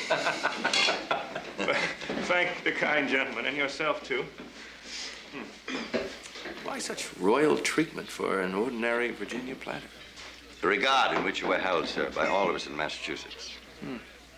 Do I detect some purpose in this flattery? I assure you, it's heartfelt. You are known to prefer candor in your friends. Mr. Galloway's plan of union with Great Britain is intended to deflect us from our purpose and make us forget that the mother country will never let us be masters of our own fate. We need your help, Colonel Washington. Either Virginia leads with Massachusetts at her side, or we are lost.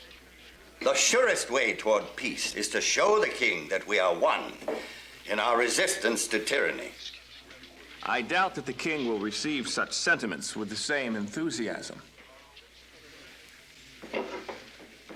To our Massachusetts brothers.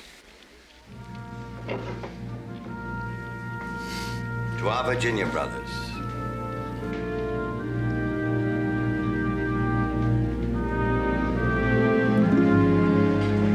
This pier glass set, used by my Lady Fairfax, no doubt in appreciation of the beauty of her person before attending a ball or banquet.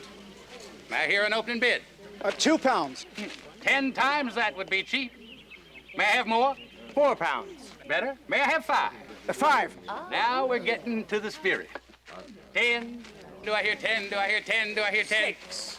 Modest enough. I'm waiting 10. Going? Going? Gone. Sold to Mr. Trelawney. Before we pass on to the objects d'art, let us dispose of the accessories. The bolster and the pillows of the bed of Mrs. Fairfax. What am I bid? May I have an opening bid? £1. Can't we do better with pillows and bolster filled with the down of angels? Do I hear £2? 2. 3. Do I hear 3? Do I hear 3? Well, come, gentlemen. Your wives will thank you for the excellence of your eyes if you'll bid 3. 3. Do I hear 3? Then 2 it is. Going? Going? 3. Thank you, Colonel Washington. 4. Do I hear 4? Do I hear 4? Going? Going? Gone. The pillars of Lady Fairfax to Colonel Washington.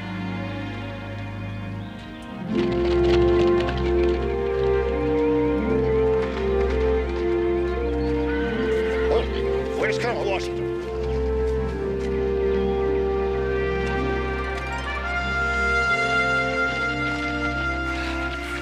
Mr. Mason! Tragic news, George. Bloodshed in Boston. No, not Boston. Some miles away in the village of Lexington. We just got word by dispatch rider from Philadelphia's Committee of Correspondence. God has happened. Apparently, the British troops started it, firing on local militia drawn up on the green. Slaughtering in cold blood some 10 Americans, mostly farmers. Later, when they got to Concord, they found more militia, gathered on a hill overlooking the bridge. And there our men fired on the King's troops. British soldiers were killed? Yes. The King will never back down now. And listen to this, George, from Dr. Joseph Warren, chairman of the Massachusetts Committee for Safety, who calls upon all to raise an army to defend our wives and children from the butchering hands of an inhuman soldiery. George, I prayed it would never come to this. We'll now face the fury of the most awesome power on earth. There's no turning back now, my friend. We fight or die.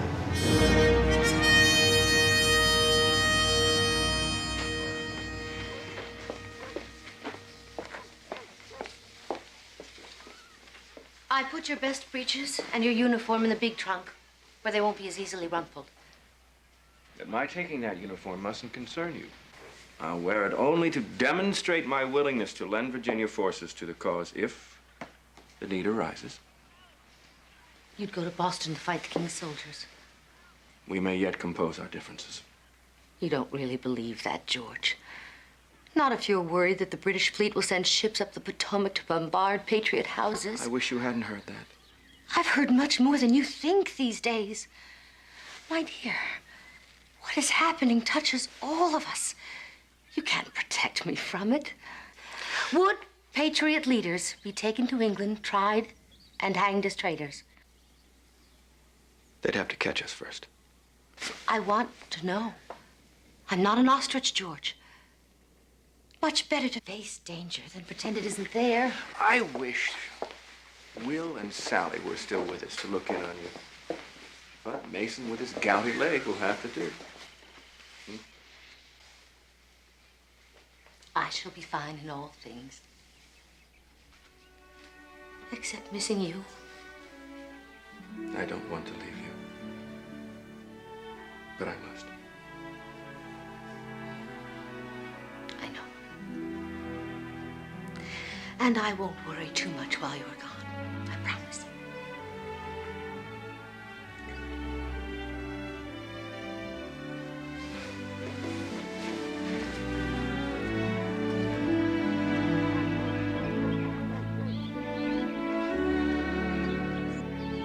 Write and tell me how the peach trees are doing that I grafted in March.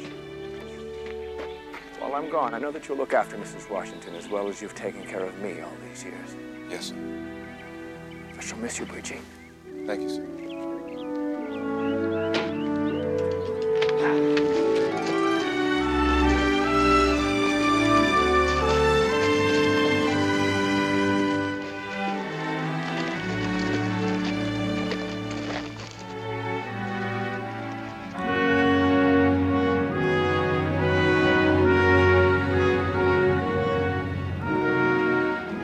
What Continental Army, Richard? The next time the British march out of Boston, our ragtag New England regiments could well scatter to the winds and our liberty with them. We need a man to unify all factions. I suppose I should be flattered that you've chosen a fellow Virginian, but Washington has only fought savages from behind trees. What does he know about European battle tactics? He'll learn. When, Mr. Adams, he'll face the greatest army in the world. You think they'll give him time to learn? Come now. Are you trying to push Horatio Gates on me again? The man is but 3 years in this country. But he was a major with the British regulars. He's a professional, and so indeed is Charles Lee. But in the Polish army, sir. And he is also British. A bit strange. I know what you're up to, Mr. Adams. You choose a Virginian in order to involve the South in the defense of Massachusetts. But what if your own New Englanders refuse to serve under Washington? By God, they had better.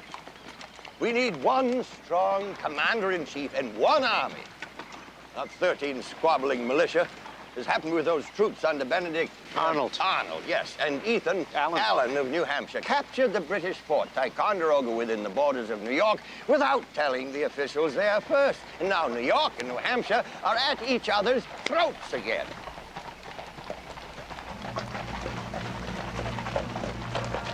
There he is, gentlemen. You will have to knock a few heads if he's to unify us. Knowing that, will he accept the post? If not, then why is he always wearing that uniform? I think the man hungers for this new command. While I, poor creature, worn out with scribbling for my liberty, cannot wear the laurels which should be mine. Oh, that I were a soldier.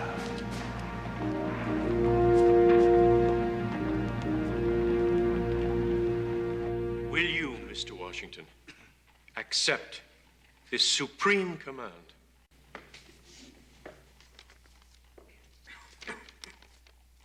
Mr. President, though I am truly honored, yet I feel great distress that my abilities and military experience may not match your trust. I will, however, exert every power I possess in service to our glorious cause. I beg the Congress will accept my most cordial thanks for this testimony of their approbation. But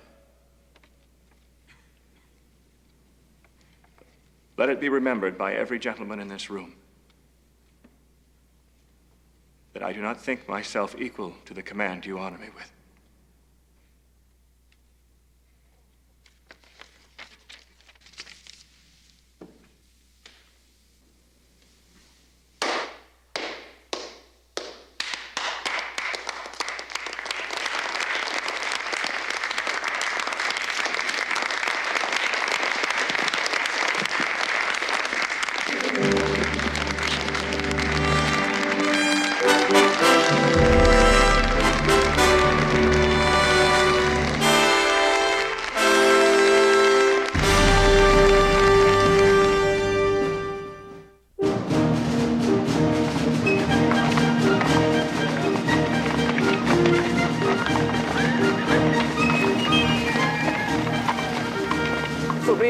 Moment.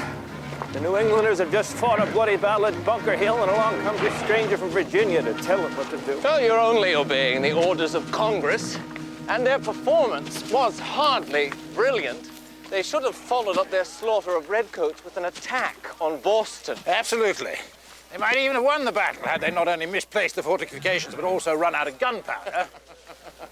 Yes, but for untrained troops, they showed remarkable courage. When we meet them, I want no disparaging comments. There'll be bruised feelings to soothe as it is. General Artemis Ward, General Stark. We are honored to have such a gallant New England officer as our second in command. Major General Charles Lee, Horatio Gates, our Adjutant General, and my aides, Colonel Joseph Reed and Colonel Thomas Mifflin. We thank you, General Ward, for arranging our quarters. I'm at your service, sir, as that is Congress's decision. I congratulate you for your valiant stand at Bunker Hill. By God, we would have hurled the Redcoats back again if we hadn't run out of ammunition. They overwhelmed us, but paid dearly. Yes, I was deeply moved by what your men had to endure. They must have vigorous training and discipline before they ever face the enemy again.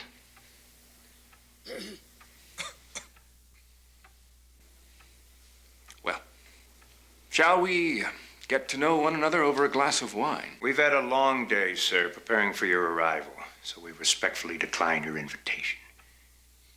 General Stark will see to your further needs. Welcome to New England, sir. And good day.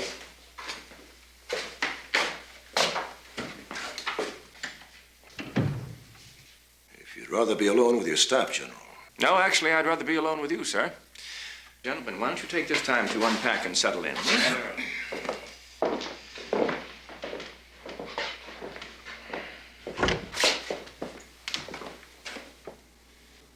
If I may be candid with you, General. At your service, sir. Yes, all of you New Englanders are at my service, but not at my table. I choose to abstain. And like General Ward, you also choose to be angry at my appointment? We respect your new rank, sir. What more do you want? I want you to tell me what you think. Sir? Well, you people are famed for your bluntness. Or is that all sham? This has been, up till now, a Yankee army. We've been the only ones to fight the damn British lobsterbacks. Now they send us generals and precious few troops. And what in the flaming hell did that Congress have in mind putting us under command of a Virginian? At least tender me the courtesy of time, and perhaps I can prove to you that a Virginian can march with a Yankee. So, I will see you and your troops tomorrow. Yes, sir.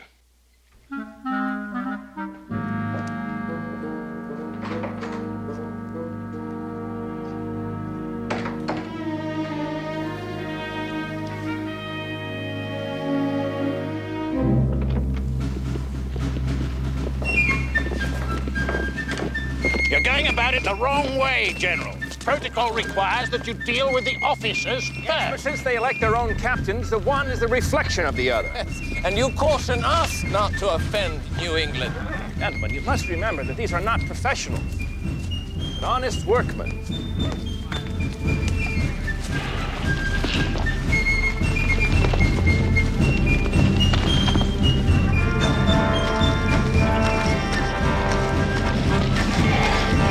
General Washington, General Ward is indisposed. Troops do not expect your review till this afternoon. Well, I prefer to see them now, as they are.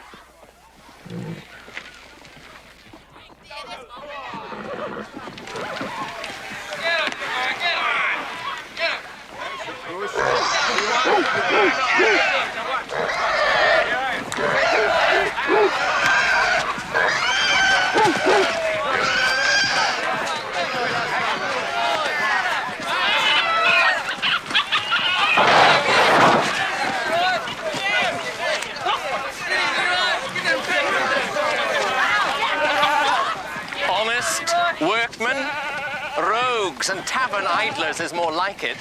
Just understand, the freedom to which New England has been accustomed makes them hard to control. I'd flog the lot of them.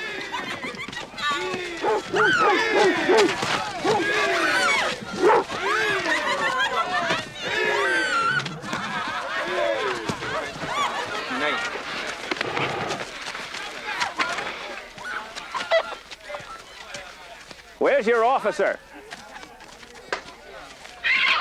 He's not here, sir. This encampment is a pigsty.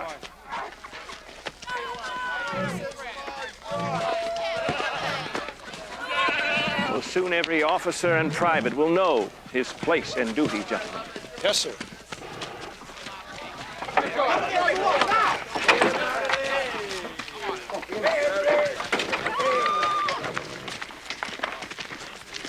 Who are they? Pennsylvania riflemen, sir, arrived last week. Frontiersmen refuse to take orders from anybody. They broke the prisoner out of jail, sir.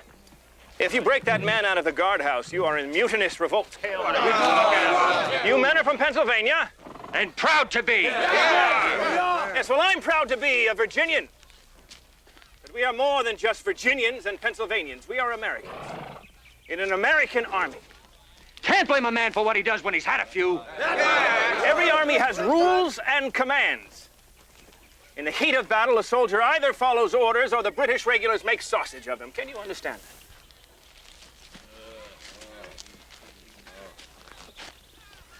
Look at me, all of you. I think you're men enough to become real soldiers, willing to fight for liberty and obey your officers, but you can't do one without the other. Now, show me what you're made of. Lock up the prisoner.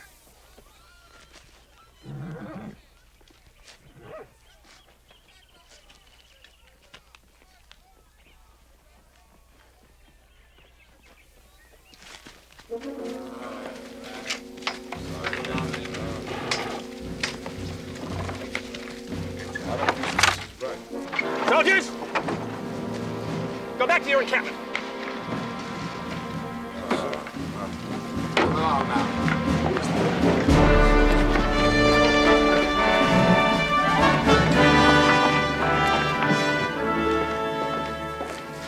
Thank you.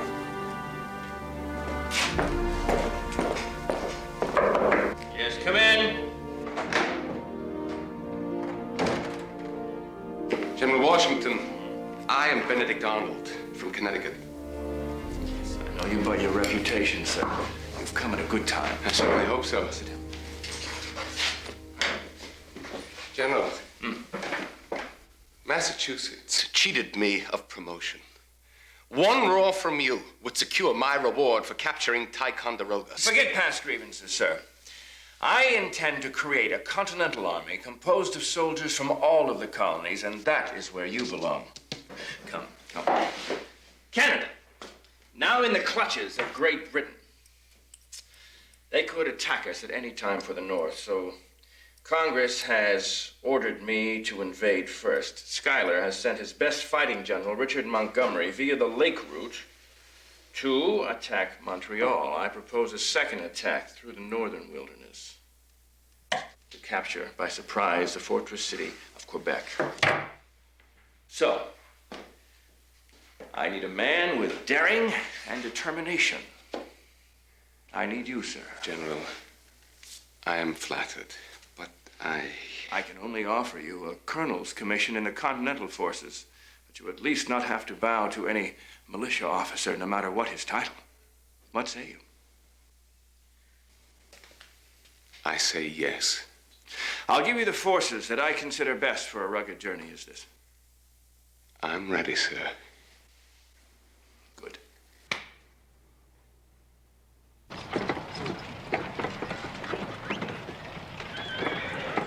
General Gates, I understand you instructed your recruiting officers not to re-enlist free Negro soldiers. At the urging of Congress, yes, I did. Well, they fought well at Bunker Hill. They do not warrant such treatment. The Southern troops now enlisting will not serve beside any black man. The Southern forces have a right to decide who enters their own regiments, but they cannot tell the other colonies who they may enlist. The South needn't fear their bearing arms. Your Excellency, there will be trouble if you continue to maintain this point. I need soldiers. And I will not, by God, turn my back on any man who wishes to fight for the cause. General Gates, you will order your recruiting officers to re-enlist free Negroes. Now, we are a council of war, and we have more important matters to deal with here. Colonel Reed. Ever since General William Howe replaced Gage, we've been waiting for this opportunity. General Washington feels that we must drive the British out of Boston and into the sea. Oh, my God. You cannot be serious, General Washington. Our recruits are green and far from ready. Yes, well, you said that last time. Militia I feel... troops still come and go as they please. Many are without muskets, so we only have 5,000 fit to do battle. If they were all fit, could do nothing without more artillery. Colonel Knox is in Ticonderoga now, getting ready to bring the fort's guns. How can he possibly haul heavy cannon hundreds of miles over mountains and across rivers and... He'll never make it back here. The young man has determination, and I think he will. General Washington, to attack across a body of water, you must be at least twice the strength of the opposing army.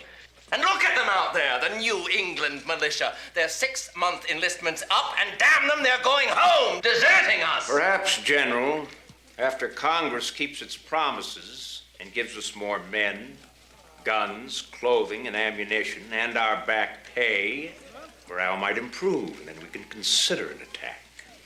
An army is to fight, and generals are to lead. How much longer must we wait to test ourselves?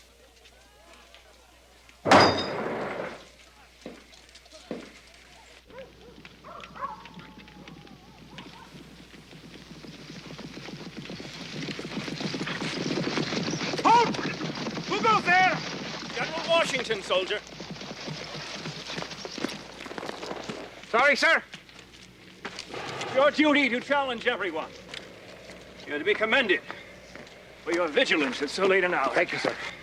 Come, walk with me. Any sign of an enemy patrol? Everything's quiet, sir. Except for our own men who are getting ready to leave us in the morning. What's your name, soldier? Eben, sir. Eben Crutch. You're not one of them whose enlistment is up? I signed on again, sir.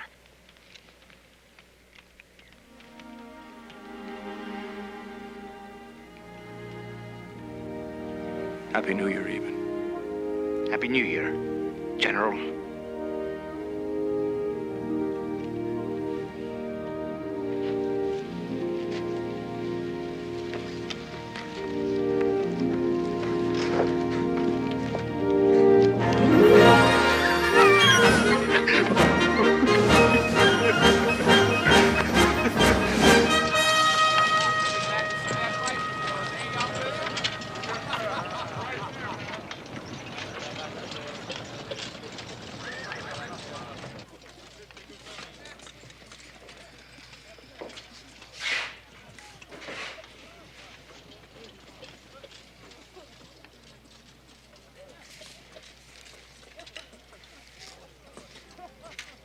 My dearest wife.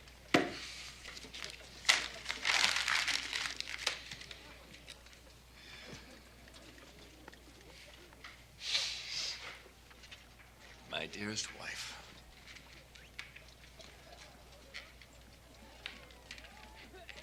Exasperation and impatience seem to measure my days. How can I make this gaggle of individuals become one army when men can go home after 6 months' service? Yes, come in. General Washington. Yes.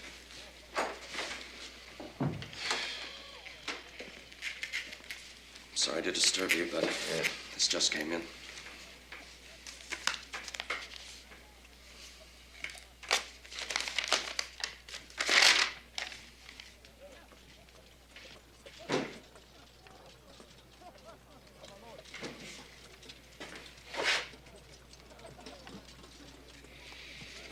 The king has hired German mercenaries, Hessians, to kill us now. Damn it! If I had any doubt that we should be independent, it's gone!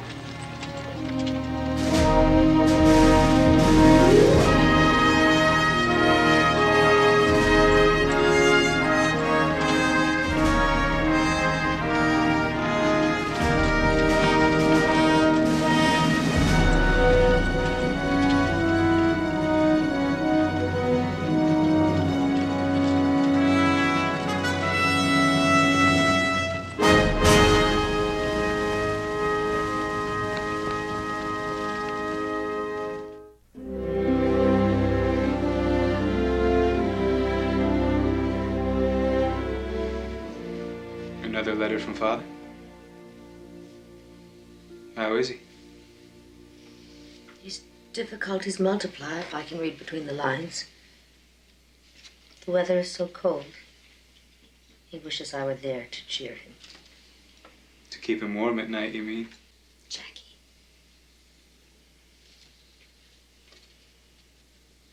He sends his best to you and looks forward to being home when all this is over. Oh, Jackie, how I miss him.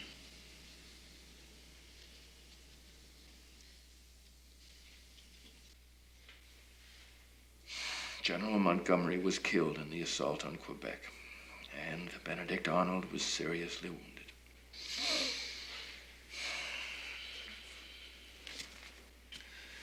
Canada is lost, and there's nothing to stop the enemy from coming down the Hudson. If the British fleet should move on New York City... They could cut us in two. New York is the key to the whole continent, General, and it has become a nest of Tories. Send me with a division, and I'll make certain they never welcome the British with open arms. You shall have it. But I want no harshness, Charles. The great majority of the people have yet to make up their minds, and we must not drive them into the arms of the king. Why do you chide me, sir? John Adams agrees that all Tories must be suppressed. Must I remind you, sir, that Mr. Adams is not commanding his army? I don't believe it. Colonel Knox, he made it back.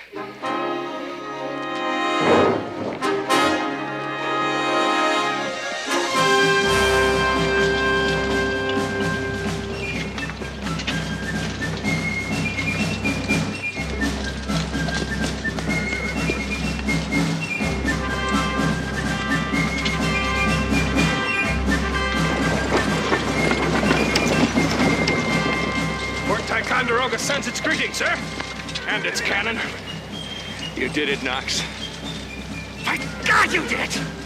Rivers, mountains, Indians, nothing stopped you.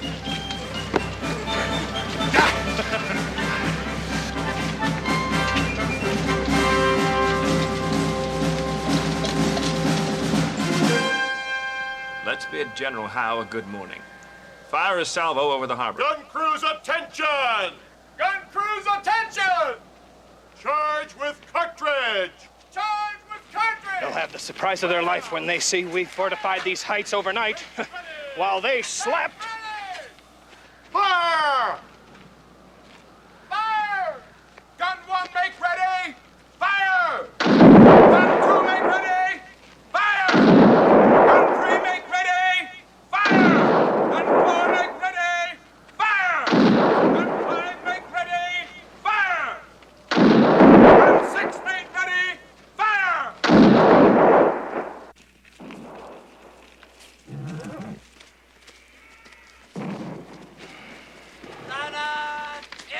Thank you, General Clinton. General Howe, I have no idea how we could have completely fortified those heights in one night. Our amateur general is far more resourceful than we ever imagined. He can rain shot and shell on every part of our lines. Our navy can be blown out of the water. Well, we must dislodge him, no matter what the cost. Cost matters a great deal, General Clinton. We lost too many at Bunker Hill in an assault against fortified positions. We cannot afford another such victory. By God, I am perplexed beyond measure at these damnable rebels.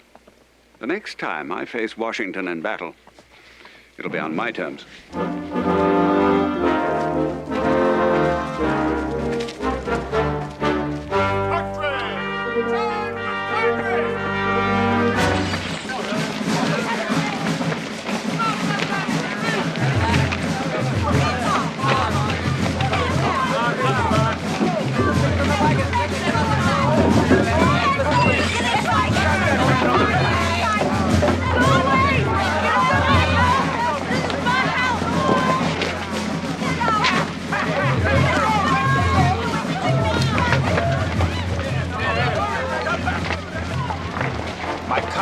General Sterling. Tell him to take his brigade from the Dorchester Heights to the city common and prepare a defensive position. Yes, sir. Captain, get the provost and his men here as soon as possible. This looting must be stopped. We mustn't give the Boston Tories further excuse to despise us. We must respect the rights of all. Sir, your quarters are being readied. The last ships are standing out to sea with Howe's troops and their Tory friends. Perhaps now the British will let us live as we choose. Then you don't know the king. He'll be in a fury that he's lost Boston and bring his army down on us like a hammer on an anvil. He could attack Philadelphia and try to capture the leaders of the Congress, but I think he'll head for New York instead. A perfect port, natural fortress, large enough to house a great army. But if that Tory town should fall to the British, sir... Well, we won't let it. But our militia is no match for the British regulars. Congress must give us more men and guns to forge a strong Continental army if we are to stop the enemy.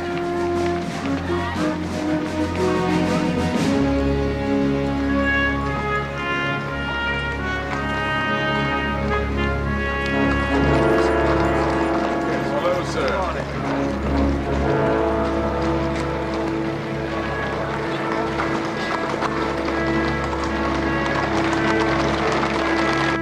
Is an urgent matter, General. Some members still cry for reconciliation with England. Debate has been hot and heavy. Well, you know where I stand, for independence. But your debate will mean nothing unless our army survives. Perhaps New York is not where you should make your stand, General. Some say it's indefensible. So if you're defeated here, the cause may be lost forever. What would you have me do then? Abandon the city. Or better yet, burn it.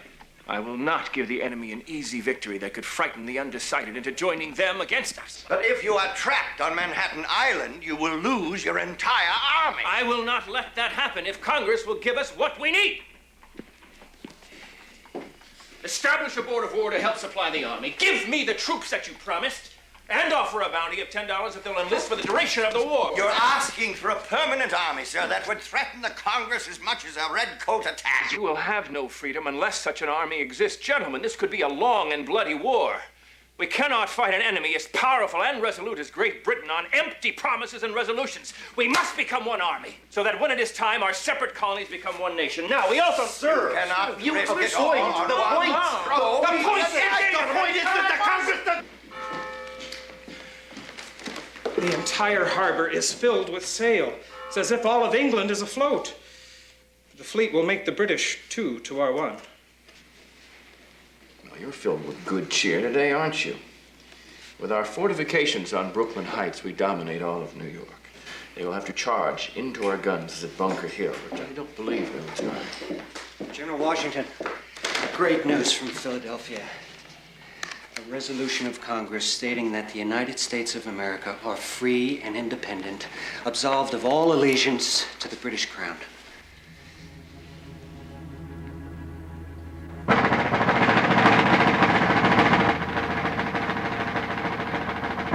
In Congress, July 4th, 1776, the unanimous declaration of the 13 United States of America.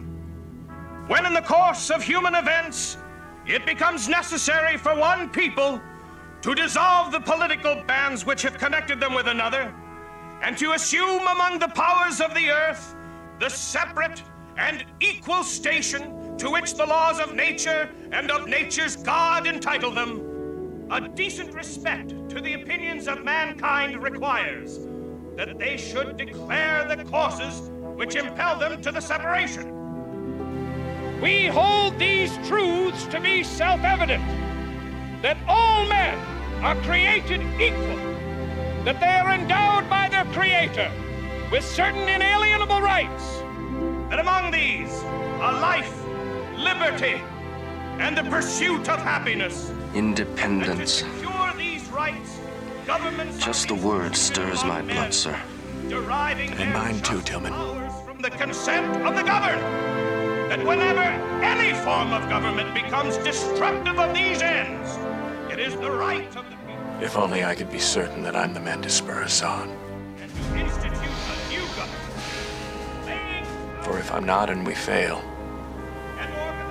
it's a hangman's rope for us all. Seem most likely to affect their safety. Troops out there. Give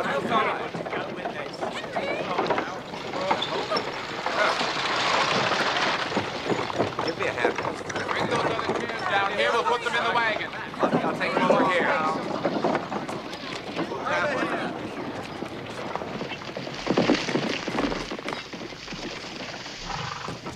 Message for the General. Urgent. Sir, give it here. I'll see that he gets it. Yes, what is it? Sir, British are landing on Long Island. The battle is upon us.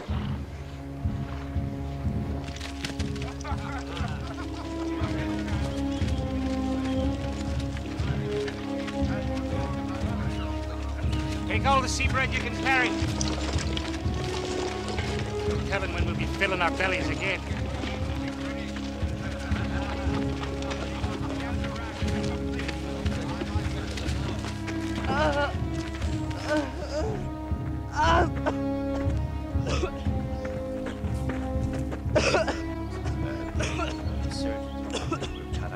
Easy, boy. God bless you. Just a young lad. Get out of the way there.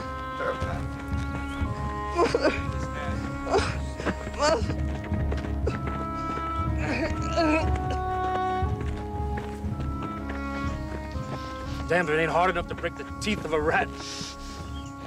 Our King George, eat it. Move out, men. Back to the picket line. Let's get going. Okay, lad.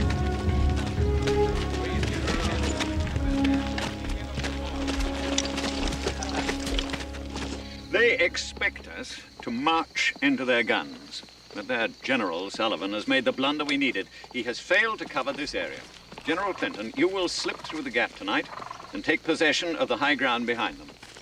At dawn, you will sweep in on their left flank as we attack in front, crushing them between us. Brooklyn Heights will fall like a ripe plum. And our rebels will either be on their knees toasting the king or dead. Then I suggest we move within the hour.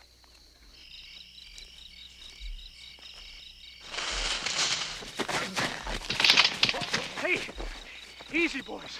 Don't shoot me for a redcoat. It's Joseph.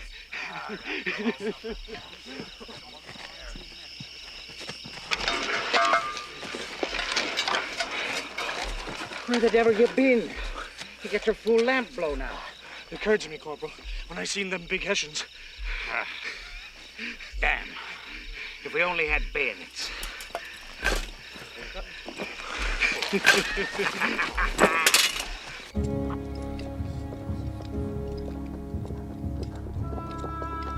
We must survive this battle.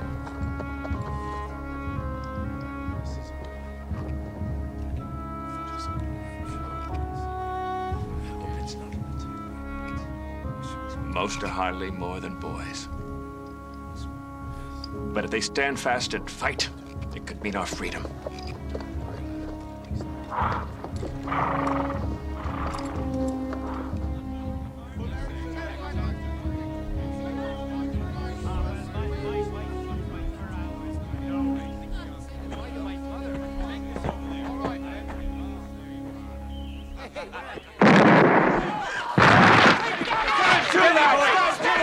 Now keep calm, lads.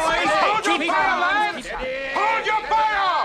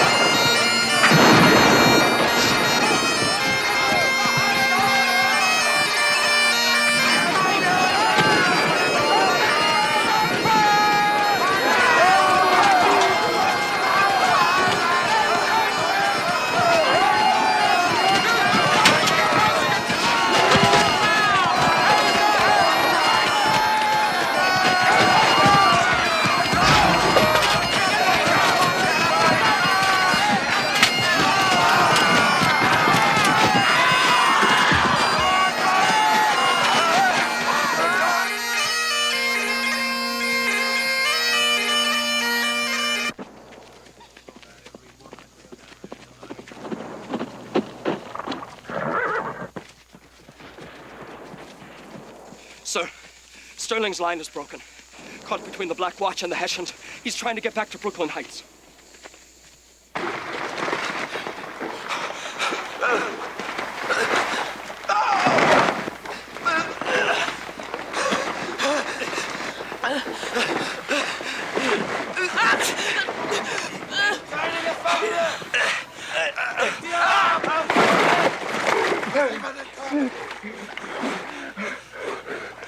Hinterher, hinterher! Auf immer! Da drüben ist noch einer! Auf jetzt!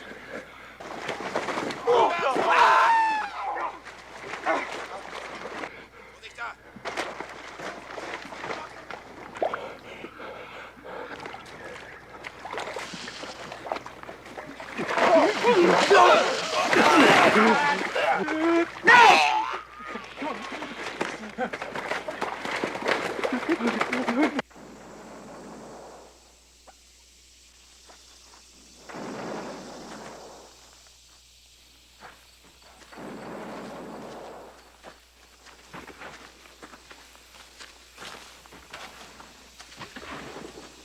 Sir, our losses are severe.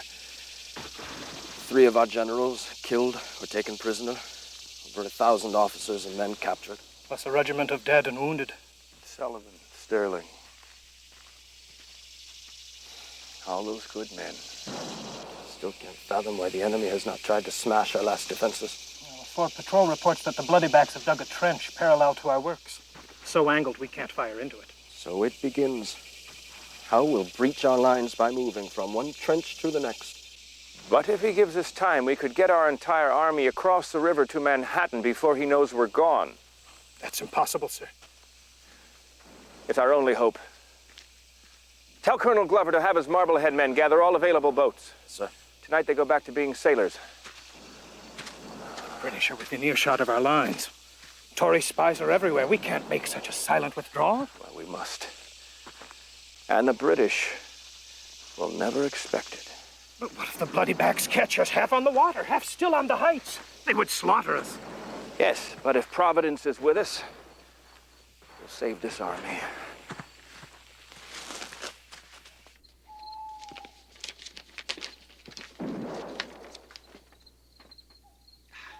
They have been grievously wounded and crawled into their last redoubts. Good.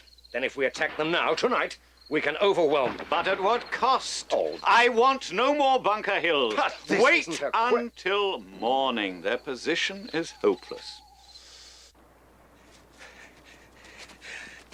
General Washington, Colonel Hemp's rear guard is here. Good, good. Glover's back with his boats and rafts. As soon as these last men are loaded, we're away. Hurry, men! Load the boats!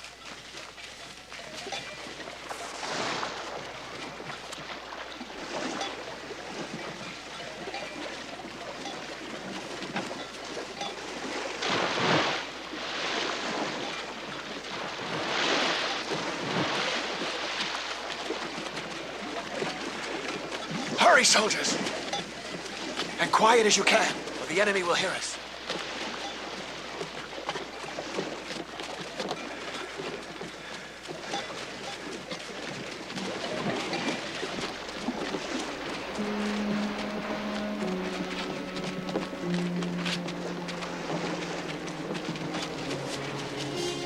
The Hessian patrols will be on us at any moment. Move them quickly, Colonel.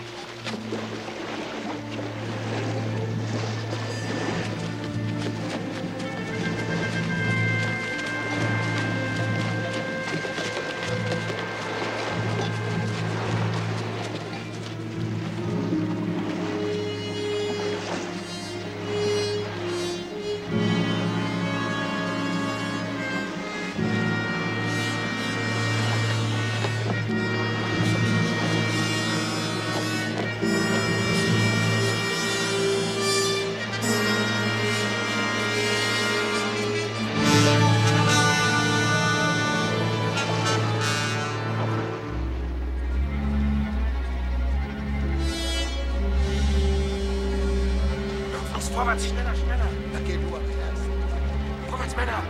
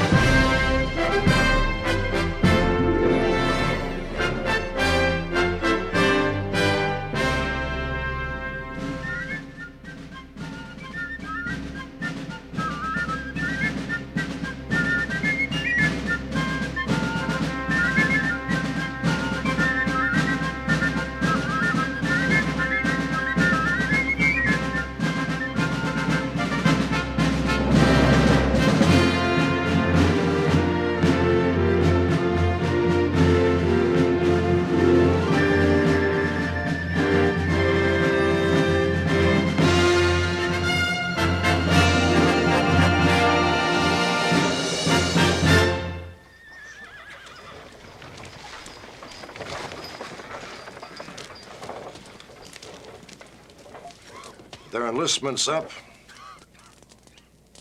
2,000 New Jersey and Maryland men have left us in the last week. Now the enemy is 3 to our 1. If this continues, by the end of the month, we'll have no army at all. And Tory forces are gathering behind us. They see us on the run ever since New York. They know we lost Fort Washington, Fort Lee. Now, all of New Jersey's gone. The Jackals want to be in on the kill. Sir, since you left half the army at the north to protect New England, you must send General Lee another urgent message to bring his troops from Jersey. They could save us. Now that we need him, he ignores us. I have faith in him, General Greene. He'll get here. If he doesn't, sir, we will face certain defeat. No, sir. Never. If only a few of us go on fighting, the enemy will one day tire of this war that we refuse to let him win because we will not give up.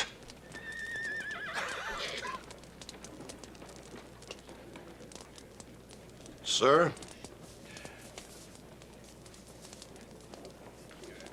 A bottle of schnapps I liberated. when we gave the Hessians a bloody nose before we left White Plains. If you will, sir, I'll have that drink you once offered.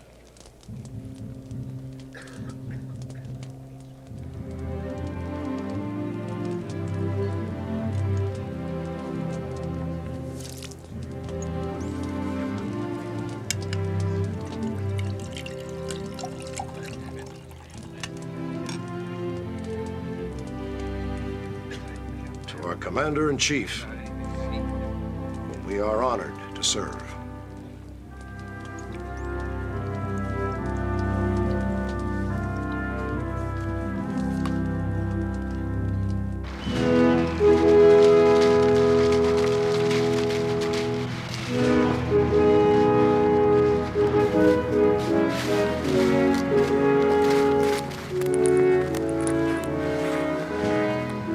Captain John Lawrence of South Carolina, Your Excellency. My father, Henry Lawrence, recommends me to you. Can you write a fair hand? Yes, sir, I can. Yes, I but know you wish to fight. But at the moment, I need you to write. I'll appoint you my staff secretary. I must send another message to General Lee, who still waits with his troops in northern Jersey. Whatever you wish me to do, sir. Done asking that gentleman. I will now order him to bring his army to us.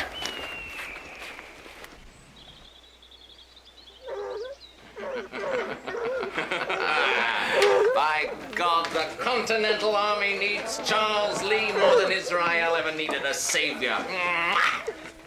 Or a weary general needs his midnight sport.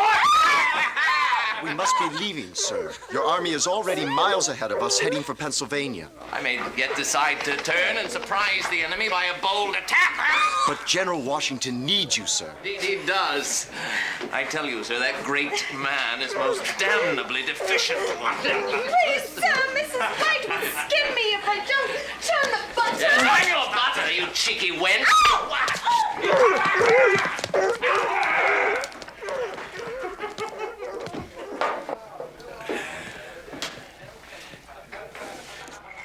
I tell you, sir, with enlistments up at the end of the month and all the desertions, Washington's unfortunate army begs destruction. He's asking for capture or death. So then how can that timid Congress not make Charles Lee the new commander-in-chief? Charles Lee! Charles Lee, we know you're in there! God, where do they come from? Surrender or we'll show what we think of turncoat generals by burning down this tavern and putting every bloody rebel to the sword.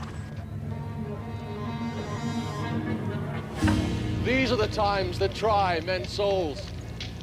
The summer soldier and the sunshine patriot will, in this crisis, shrink from the service of their country. But he that stands it now deserves the love and thanks of man and woman. Tyranny, like hell, is not easily conquered. Yet we have this consolation with us, that the harder the conflict, the more glorious the triumph. What we obtain too cheap, we esteem too lightly. Sir. It is dearness only that gives everything. We just got word British dragoons have captured General Lee. Lee? How could... Where were his troops?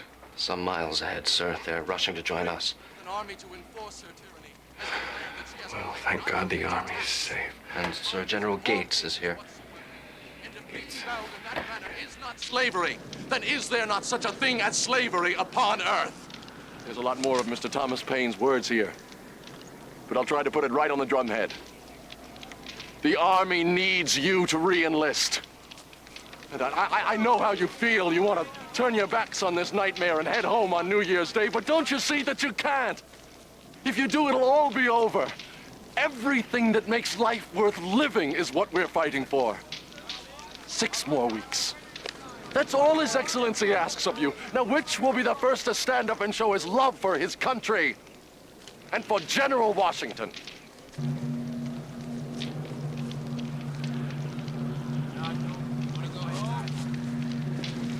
Have you lost your senses? You've done more than your bloody share.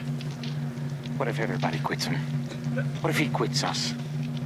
I got my woman pining for me. I got every right to leave, and so do you.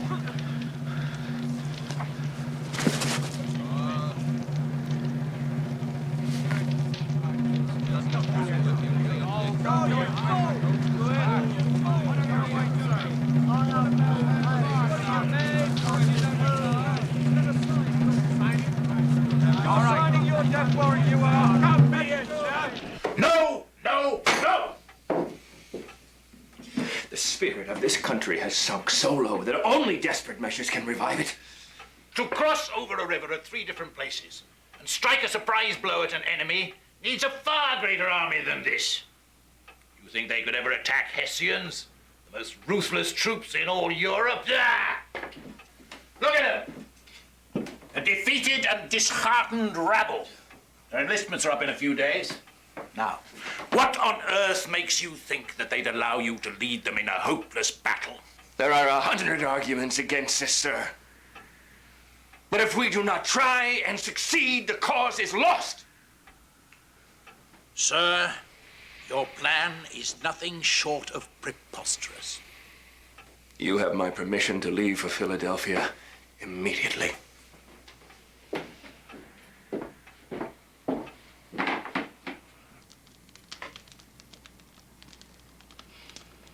We'll do it, gentlemen. Because we have to. On Christmas night, we'll show off in Colonel Glover's boats, cross the river, and strike Trenton 1 hour before dawn on the 26th. Dench? Sir, what if the Hessian garrison sees us in the water? Well, after celebrating the holiday, they won't be expecting early morning visitors. Besides, European officers would think any army foolish to attack in the winter. Be the devil's own work, sir. Yes, General Gates would surely agree with you. If any word should reach the Hessians, they'd simply put their guns on the shore and blast us out of the water. Just to get the men across the Delaware in the bitter cold and winter currents. But the cannon, too. And to commit so many men, sir. If this attack fails, and we're trapped in Jersey, it's all over. It's all over in any event if we don't try. We lose most of our army in the new year. But if we strike first, force them to chase us, and fight our kind of war, who knows what benefits may follow? Why, the men may take heart, and they may stay with us. The decision's made. The success of this raid depends on secrecy, swiftness, and surprise. Let the password be victory or death.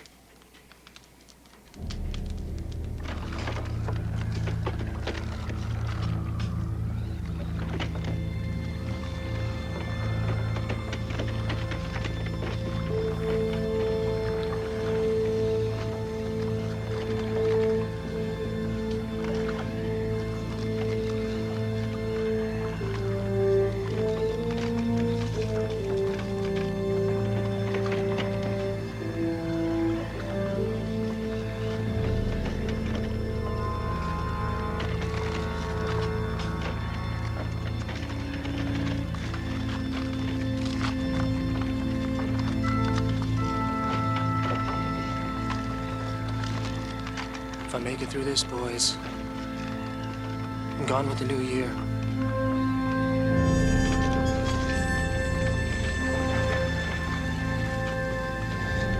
Captain, this weather will wet the men's powder.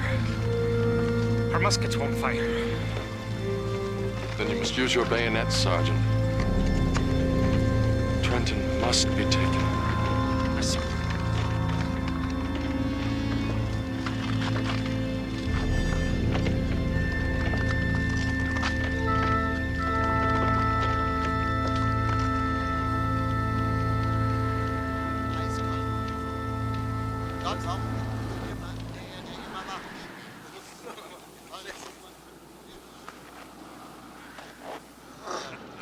Wenigstens was du brauchst, Hilde. Feuer aber haben wir nicht. Genau.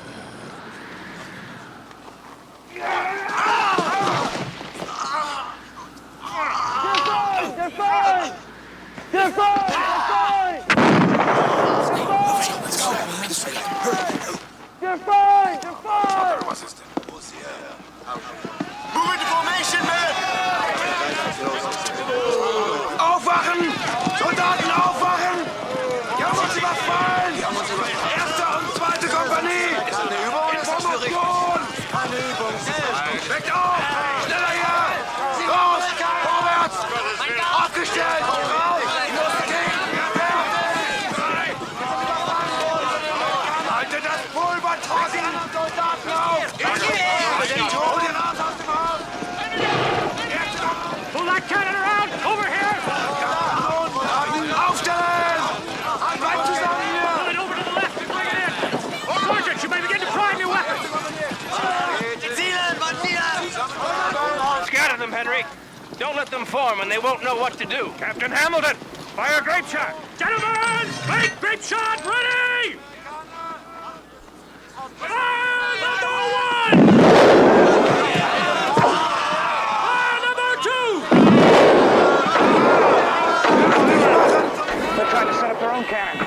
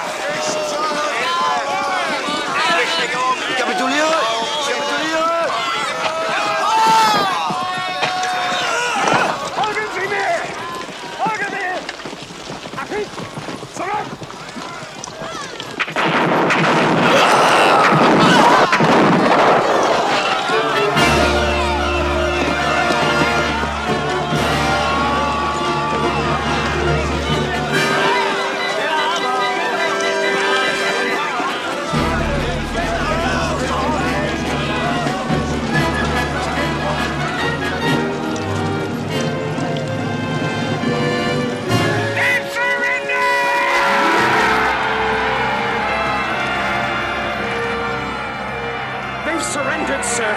We've done it, sir. We've done it. So we have.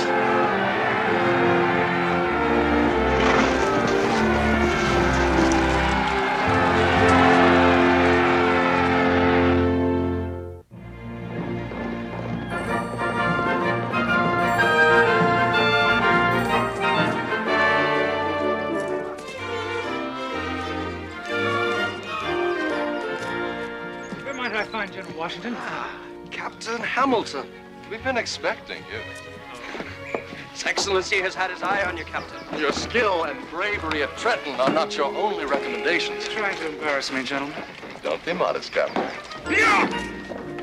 I know His Excellency would be most impressed by the care with which you carry his personal trunk, containing priceless and breakable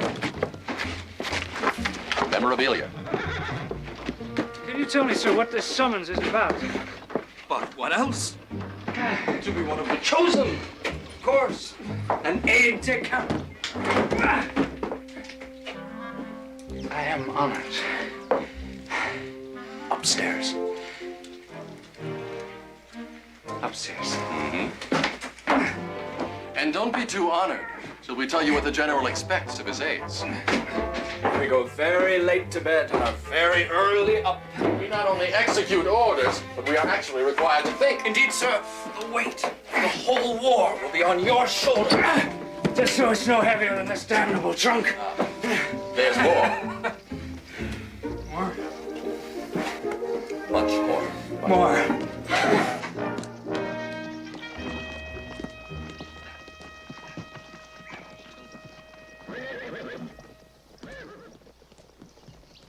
Well, Captain Hamilton, I see that Tillman and Lawrence have you busy already. Well, idle hands make work for the devil, sir. Yes. I suppose they've told you why you're here and what's expected of you. Oh, yes, Your Excellency. Good. Have you decided to join us? Sir, I shall be proud to serve you once we discuss my new rank. But the honor is not enough. I think it only proper, sir, in view of the work required, that I have the same rank as your other aides, Lieutenant Colonel.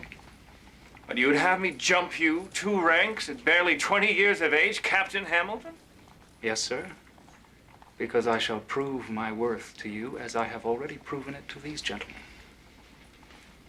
When I was your age, I asked Governor Dinwiddie to make me adjutant of the Virginia Regiment, and he said I had gall enough for twice my age. I finally met a man with equal gall. Lieutenant Colonel Hamilton.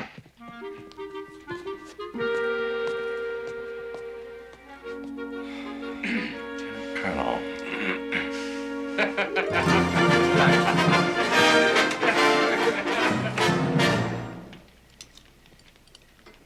What I can't understand, General Washington, is why you hold up here in these rugged hills. Well, because we're still not strong enough to face the enemy in open battle. So we hit and run and hope that by forcing him to chase us, he'll grow weary of the fight and go home. But you bested him at Trenton, Princeton. That's because we took him by surprise.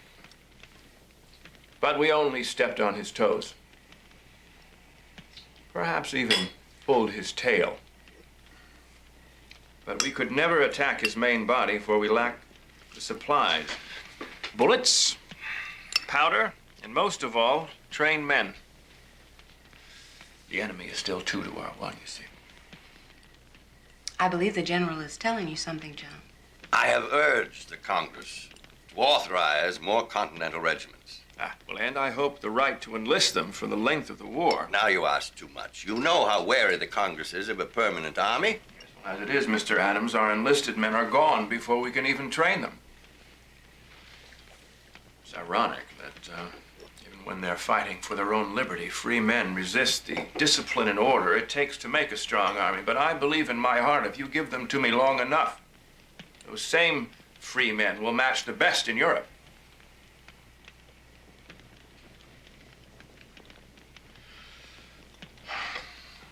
But until then, we must run away to fight another day. Or one. This talk of war must bore you, Mrs. Adams. On the contrary, General Washington, I'm utterly fascinated. An unusual bouquet. From Portugal? New Jersey. Roots, herbs, bog berries, allowed to ferment as long as it takes Congress to grant our requests. How did you like the stew, sir? Excellent. We don't get it very often anymore. Those little rascals hereabouts seem to be running faster now that they know that they're candidates for our cook pots. It's the squirrels, the muskrats, that sort of thing. Why do I have the feeling my leg is being pulled? I shall once again remind Congress of your desperate need for more of everything. Now, I can blame your potent wine for my passing on this latest gossip. Are you aware, sir, there is talk of making you an American king? John, really? But it's true. A poem has even been written. A crown, a mansion, a throne that shine. With gold unfailing, Washington, be thine. The idea is preposterous. We're finished with kings in this country.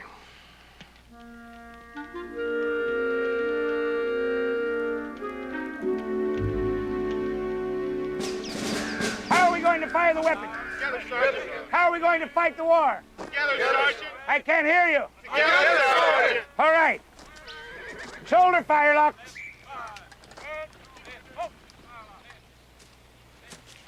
Left shoulder. We have to get you another hat, soldier. Prepare to prime and load. Together. Prisons up. Handle cartridges. Together! Prime! Prison's down. Take your ease. Well, if it isn't the apprentice farmer, back to tell us what fools we still are. Well, it mortifies me to say it. You re-enlisted? 2 months of a real bed, good beef, and warm wife was all I could take. I had to get back to the old misery and hunger brigade so I'd have something to complain about again.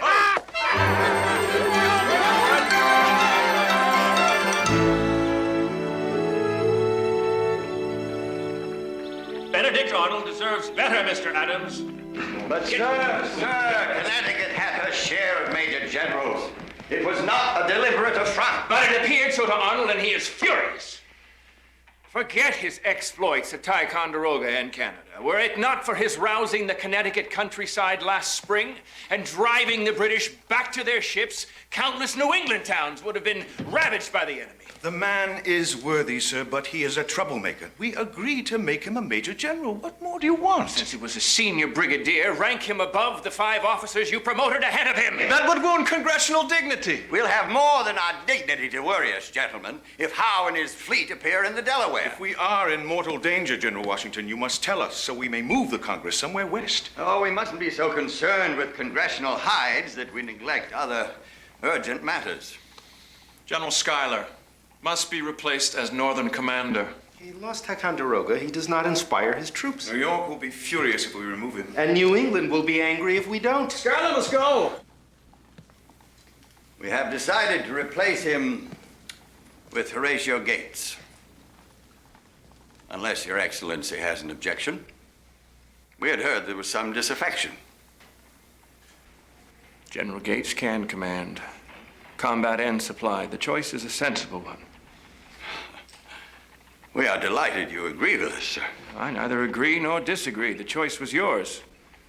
But you have agreed. The days ahead will be difficult and dangerous, gentlemen. We do not need divisive conflicts within our own ranks, either between states, congressmen, or generals.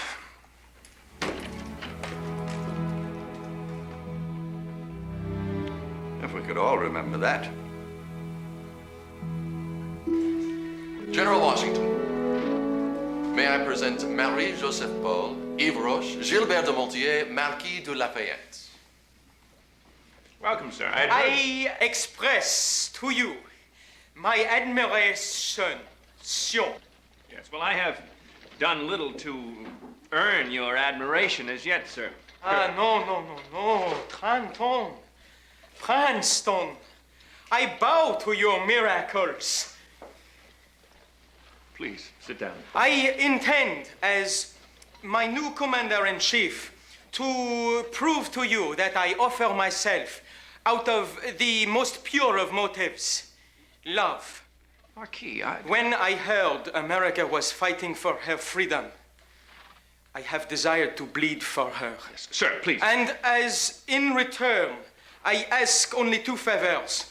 The first would be to serve in your army as a volunteer until such time as Your Excellency have decided that I have earned a battlefield command. And the second would be to serve at my own expense. And I will prove to you that... I surrender, sir. And as your prisoner, I am able to grant your other favor with pleasure, as our purse is almost empty. Ah, mon général! Merci! Merci bien! Yes. And as to the first, my dear Marquis de Lafayette, I would be delighted to have you as a member of my military family. Ah, merci bien. Now, please, sit. Sit.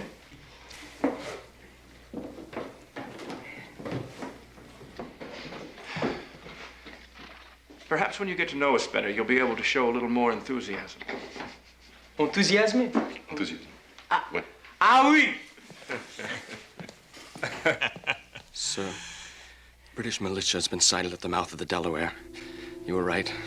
General Howe intends to take Philadelphia.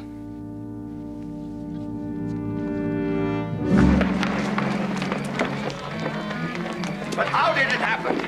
I did not think he would risk his entire army. He had to, sir. You all wanted him to save Philadelphia. Why did he make you stand at Brandywine? The Redcoats overwhelmed him. Another Long Island disaster. My God, to have to run from them again. Gentlemen, he performed miracles. With inexperienced troops, they did not panic, but fought like regulars. A bloody rout is a bloody rout, Colonel Hamilton. Be grateful that General Washington is still alive and not taken prisoner, for only he can keep this army from defeat. That, sir, is a matter for debate. Gentlemen, hurry, hurry. Washington will need more than miracles to bring order out of this chaos. Go! Go!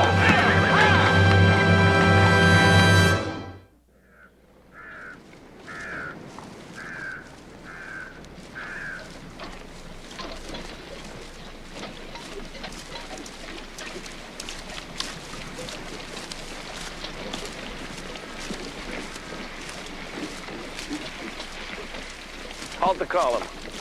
Column! Halt!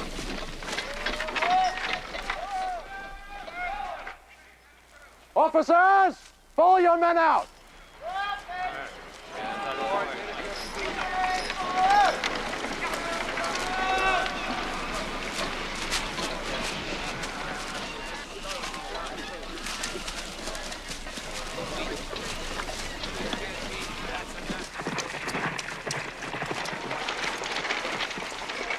Tried to pick Philadelphia clean, sir, before the Redcoats could march down Market Street. That's it? These wagons are all we could fill. We desperately need more shoes and clothing. What I have, I took by force, sir. Our patriotic merchants hid their goods. Yes, I know. See your feet, lads. Drive them up. Try and plug them home. General Washington. Sir, a word with you. Privately. You know me, sir, as a man of principle who chose to fight in America for the cause of freedom. Yes, well, I'm aware of your sacrifice, General Conway. How can I help you? The question is how I can help you, General. You seem to surround yourself by men not worthy of their influence. Sullivan is without enterprise. Greene is vain and lacks judgment. And as for your green aides, one has not yet even attained manhood. Then, whose advice should I seek? You need me, General. For without proper training, your soldiers are hopeless. A useless, humiliated mob who will be forever driven and beaten across mountains and rivers until you have no army left. See that your brigade is ready to march. Sir. Immediately, sir.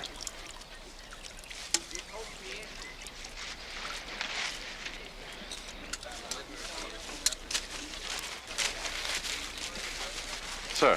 You have enough to torment me with grasping merchants. Congressmen serving their precious states before their country, but these pompous, self-serving officers who... Look at those men. Starving, no shoes, but they're willing to fight and die for freedom. Even if we have to cross 100 rivers and mountains, we will not give up. We'll hit them where they least expect us, and we'll survive. By God. We'll survive.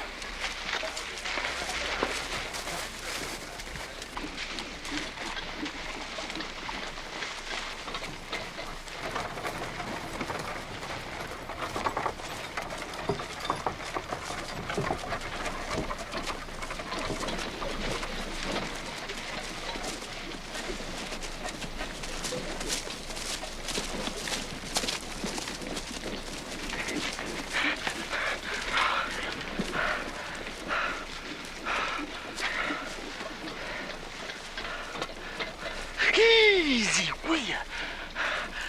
Thick.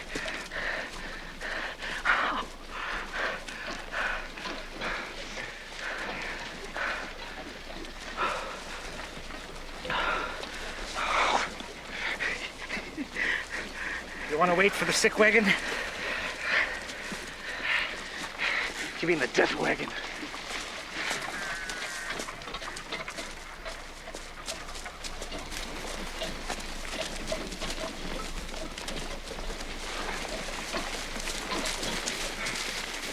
One foot in front of the other men, and we'll get wherever His Excellency wants us to go. In Washington. Yes. This dispatch just arrived from the Congress announcing a major victory in New York. The British invasion force from Canada has been smashed. Benedict Arnold's charge broke the enemy, and General Gates has forced the surrender of Burgoyne's entire northern army. Thank God we've needed such a victory. News from Congress. Shouldn't General Gates have reported to you first, sir? I like our dear friend, General Gates. Gentlemen, we're all in this together. Order an extra gill of rum for each man to toast his brothers to the north. And a cannon salute to celebrate General Gates' great victory. Yes, sir.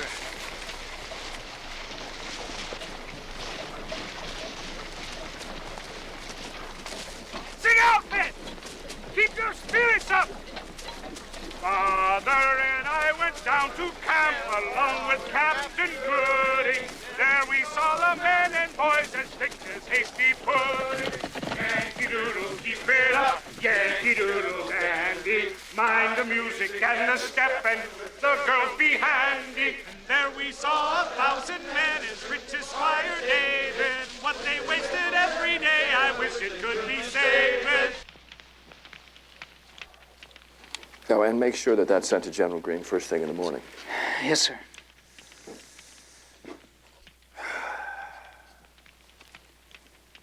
I don't know what you're all grumbling about. This is luxury compared to some of the accommodations I had when I was surveying the wilderness for Lord Fairfax.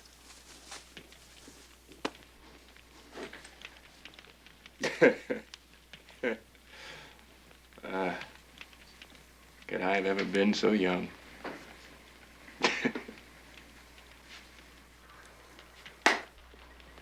Let's stop for tonight, Joe. Yes, sir. Yes, sir. I have a message from General Sterling.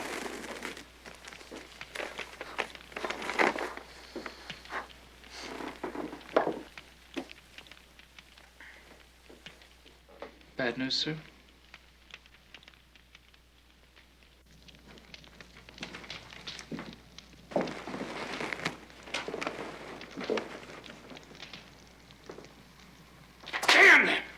What is it? Sterling has learned of a letter General Conway sent to Gates in which he blames General Washington for all our defeats. Oh, listen to this. Heaven has determined to save your country, or a weak general and bad counselors would have ruined it. And Conway and Gates were in league against him? They would put Gates in his place.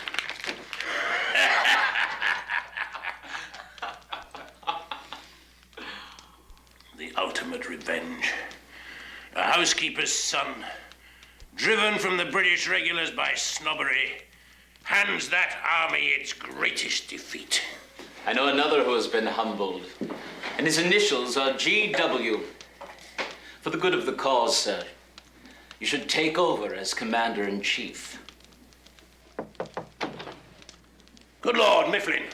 What brings you north, Thomas? Congress business, General, and a matter that will alarm you. The only thing that can alarm us this day, sir, is an empty glass. Come, join us. General Gates, could we speak in private? Gentlemen, your indulgence, please.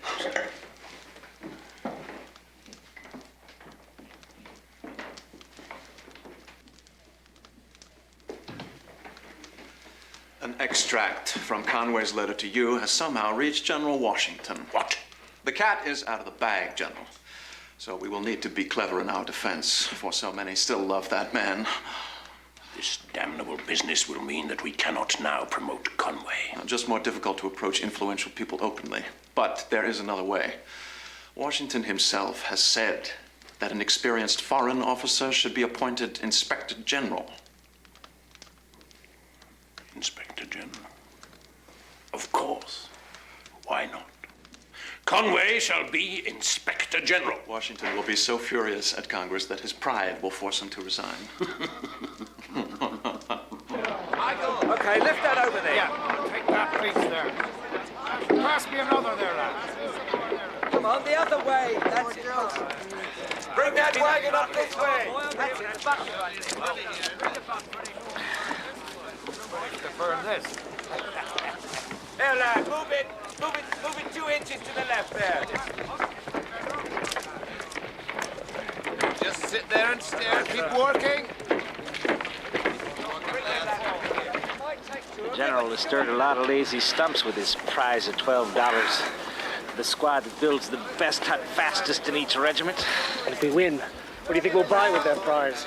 Shoes for our bloody feet, which the general should have given us in the first place. You win the prize for the best complainer in the army. You think I don't have just cause? That Congress proclaiming a day of Thanksgiving? How about it, lads? A sumptuous feast to close out this year of high living. Our country, ever mindful of its suffering army, opens its warm heart wide, so that each of us valiant defenders of freedom get what? A half cup of rice and a whole tablespoon of vinegar!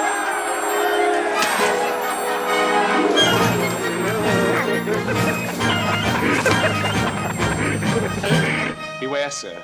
Gates will try to use Conway against you. I've asked my aides to leave us alone so that you may talk freely. I don't think it's wise to discuss General Gates in their presence. My God, it galls me beyond measure. That jackass trumpets himself as a great victor. The man never got close enough to the battle to smell gunpowder. I understand your bitterness, but you... But I must forget all that. Yes, you must.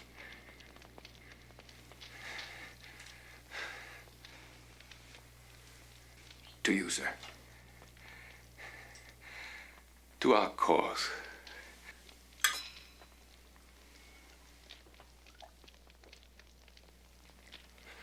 I know what you have to endure, my friend. To be relieved of your command by General Gates and then to return and lead the attack. You saw your duty and you did it. And I'm proud of you. I like to think it is what you would have done, sir. Your leg, I had no idea you were so seriously wounded. Well, at the very least, I shall be able to tell when bad weather is in prospect. I didn't come to beg sympathy, sir, but to offer my services once more to my commander-in-chief. But once we get you well enough, you shall have a post worthy of a major general. Forgive me, sir. Marquis de Lafayette and Colonel Lawrence have returned from Congress and would speak with you. Yes, warm yourself, General. Yes? General, please. Sir, our fears were justified. Congress has elected Horatio Gates, President of the Board of War. And is to keep his rank as Senior Major General in the army that he's now to supervise. He wants it all, sir.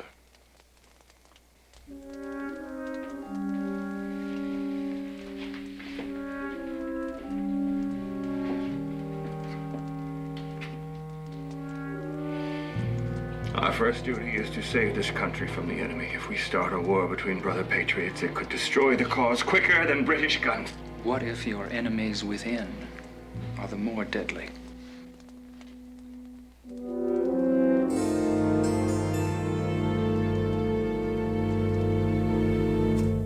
Put your thumb in it, Sergeant, is the closest thing we'll get to meat. That's a blizzard wind. How are we supposed to keep warm with no decent victuals in our gut? I know I'm starving when I dream of eating a Sunday goose instead of tupping my wife. Watery goo to turn the stomach of a starving goat. It's a handsome reward indeed for all that hup. 2, 3, 4. My 2 left Feet are bloody and sore, so what do you say we do no more? May our commissary of purchases live on fire, cake, and water till his belly be glued to his heart.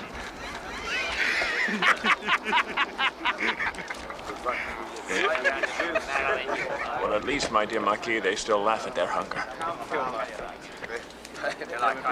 The nearer farms have all been stripped clean. We must send foraging parties even further into the countryside. Fiddle-dee-woo, fiddle-dee-wee, I'm going to order my own army. My name is Washington of the rebel army. I tell them when to fight and to go in front of me. I can't wait to wear my new uniform. Judy! Whoops. Martha!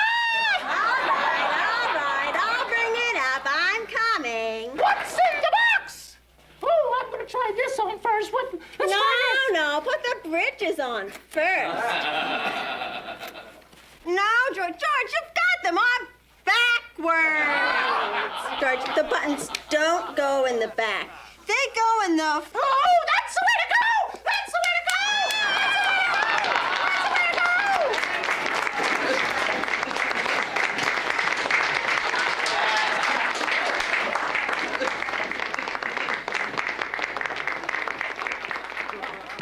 to Outrageously amusing. Did you enjoy, sir? I'm afraid I wasn't paying much attention. Major Andre and our darling Peggy Shippen were doing the rebel general and his wife as Punch and Judy. It's really quite clever. And what did our captured rebel general think of it? I haven't laughed so hard in years, Lord Cornwallis. Although I doubt it will promote peace. As I understand, you are now a warm advocate of achieving as quickly as possible. General Howe tells me you have a plan that would lead to a British victory. Quite simple. If Maryland is reduced and Virginia prevented from marching aid to the frozen rebel army in Pennsylvania, the whole is forever divided. And a period put to the war. Hear, hear.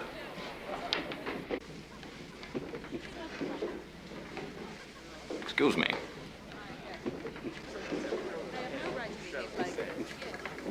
I cannot help feeling for that pitiful rabble camped on some god-forsaken hillside. Waste no sympathy on traitors, sir. Still, they once were our brothers.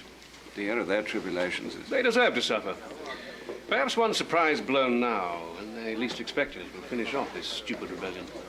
But our spies tell us Mr. Washington's army, exposed to this dreadful winter, will simply disappear. Perhaps all right. Let them die in the snow. But, General, we must do something now. There is a major plot against your excellency. And it isn't just Thomas Mifflin and Richard Henry Lee. Conway has been whispering to Congress. And now there's a strong faction in the Board of War. Gates is their hero, and you are blamed for every defeat. You know what they're up to, sir. Sir,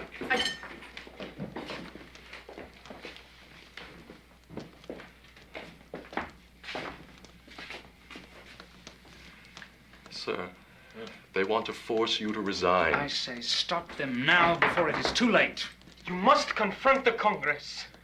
Expose the plot. Root out that nest of traitors and demand that you take over the complete running of the war. To make George Washington a tyrant, is that what we're fighting for? The cabal intends to put Gates, or Lee if they can get him back from the British, or even Conway at the head of this army. Now, would you stand by, sir, and let that happen? Yes, by God, I will. For what we do here will light the way for all of those who come after us. Sir, but we want no kings or tyrants, but free men. Sir, you do not understand. I cherish all of your concern for me, gentlemen. But this is something I must handle in my own way. Now, you've all had a long day. You must be exhausted. Good night. Good night, sir. Good night, sir. Bonsoir, mon général.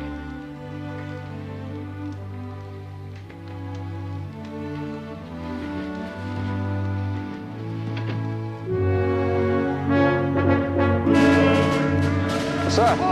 Yes. The new Inspector General has arrived.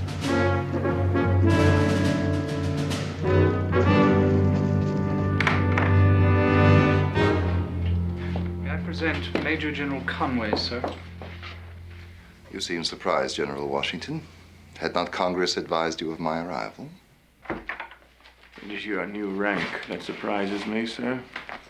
It is merely suitable to an Inspector General. Our Brigadier Senior to you will be enraged. I care little for the opinions of others. I have come to do a job, and you may rest assured I shall do it. The resolution of Congress that charges me with reforming this army.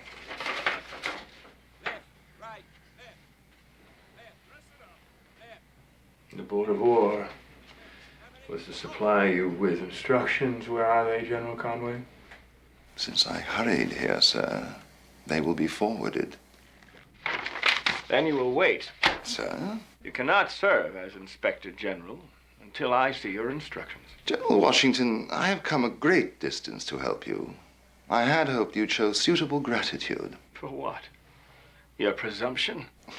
You refer to the letter I wrote to General Gates. I'm referring to you, sir, and who you are.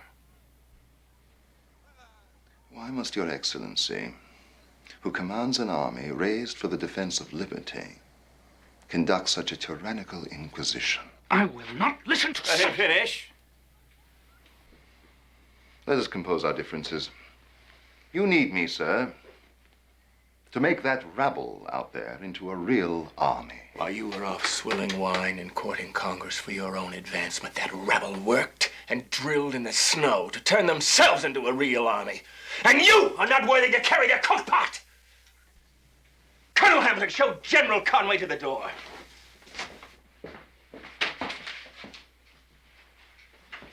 Sir, you and General Gates and your Board of War have just been given notice. Notice?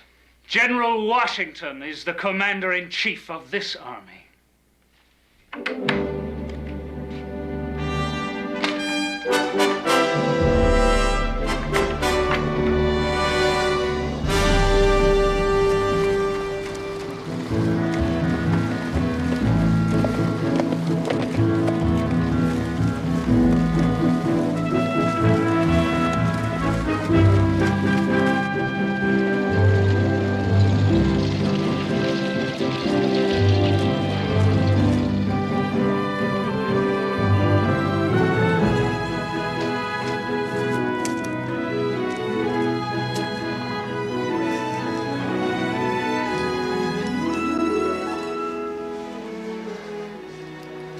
Dear, you must not keep me away from you another winter, or I shall die. You're so worn looking, thinner than I can ever remember. If only you could say the same for me. How many times must I tell you I would have you just as you are? Come in.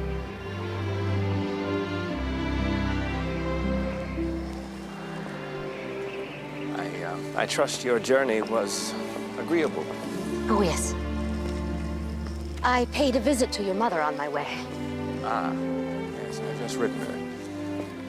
What does she want now? She's still complaining of her circumstances, George.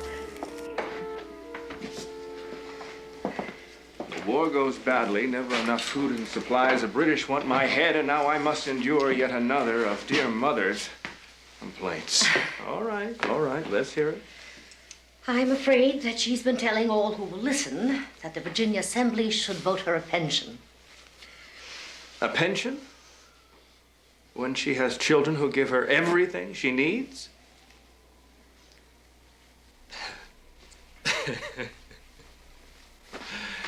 Oh, God bless her. You know, if I unleashed Mother on the British, the war would be over tomorrow.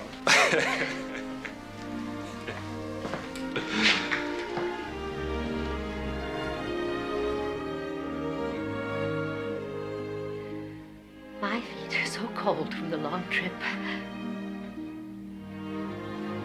There's only one way they'll ever get warm again. In bed with you. I've thought about nothing else for the last 100 miles.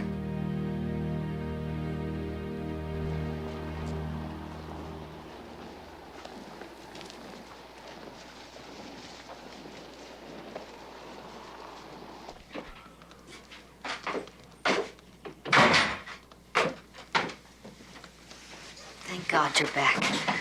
The sound of that wind. The storm's coming. You're worried about your soldiers. If they gave up and just went home, I could hardly blame them. George. They go hungry, half naked. I badger the Congress.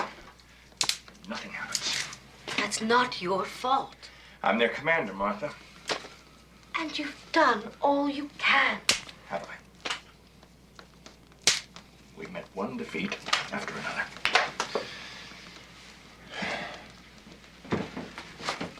I may not be the man to lead this struggle.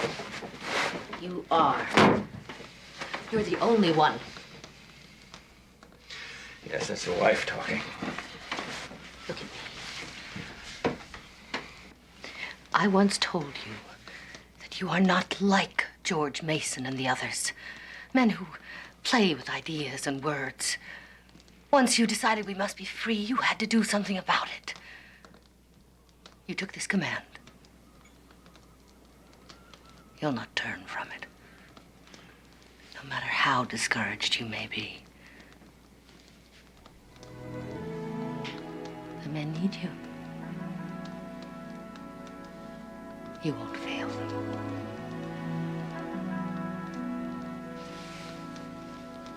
I know you too well.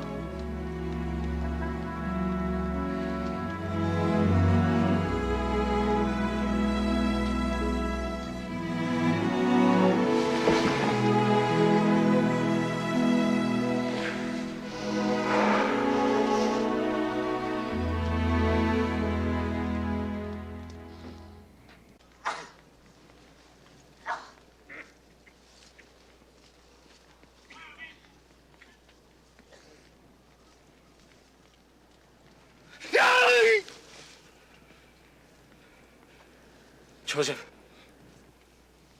Joseph, stay warm. Stay warm.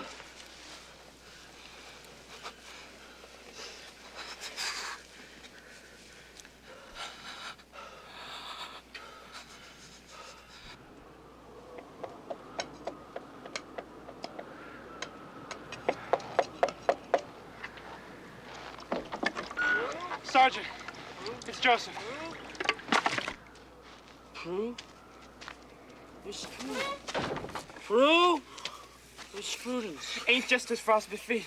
Now he's out of his head. Keeps calling for somebody like he don't know where he is. He's burning up. We gotta get him to the sick hut. Come on, help me.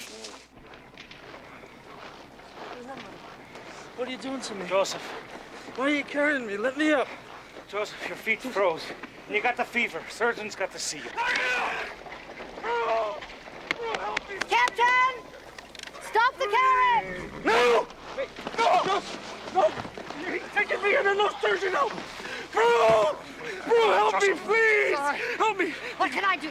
Got to get him in the surgeon's hut, man. Get up! Come Don't on, take me in, come on. please, Get up. man, please! Nobody gets out of there alive, please! Joseph. Please! Please! You're all Help me, right. please, please!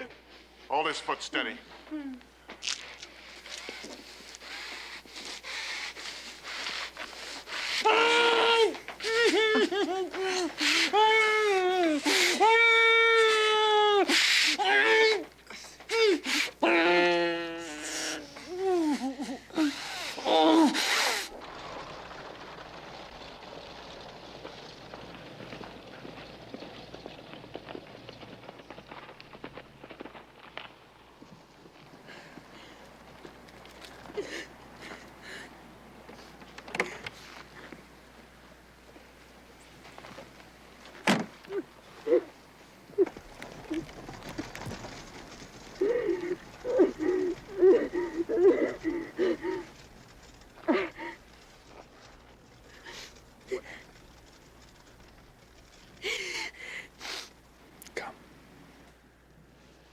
Let's go inside.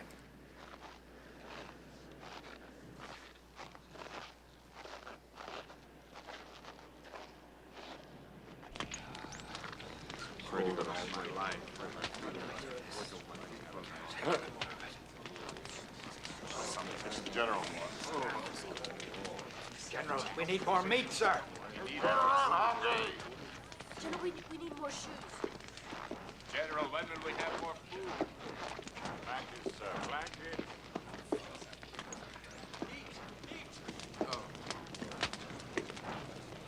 We need more meat, sir. General, we need more meat, sir.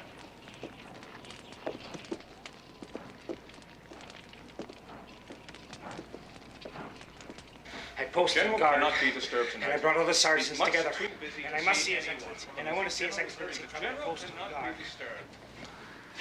What is it, Captain? Sir, I told Your the Excellency, sergeant we'd have a word with you. Yes, come in, Sergeant. All of you. We are sergeants from all the different regiments in the camp.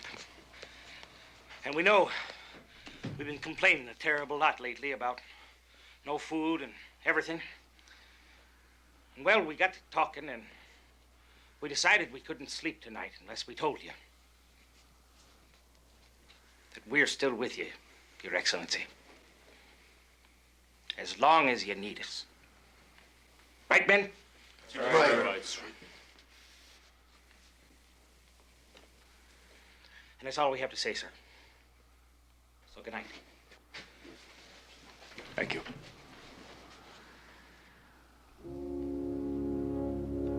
All of you.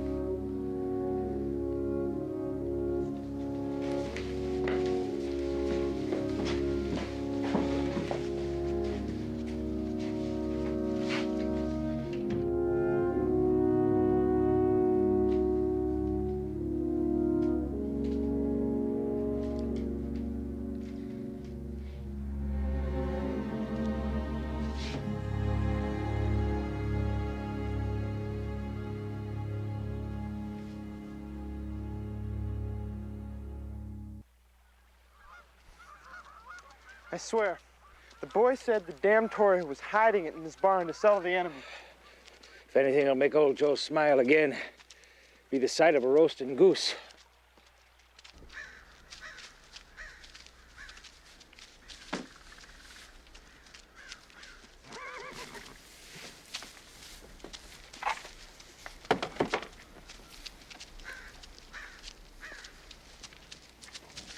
Whatever's in this wagon, sir, we requisition in the name of General Washington's army.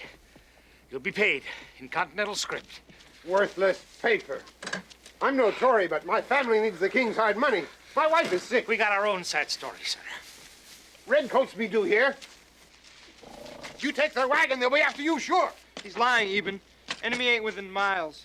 Come on. Damn thieves, get out! You'd kill us or starve us for your king's hard money. Ought to drag you back to our camp and make you eat what comes out of the bottom of our cook pot. Or strip your barn clean so that your full belly can feel the knife of our hunger. Sergeant! British! Be still, boy.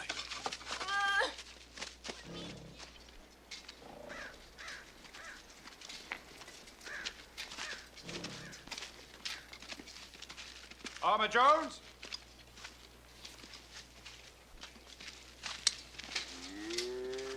Armour Jones?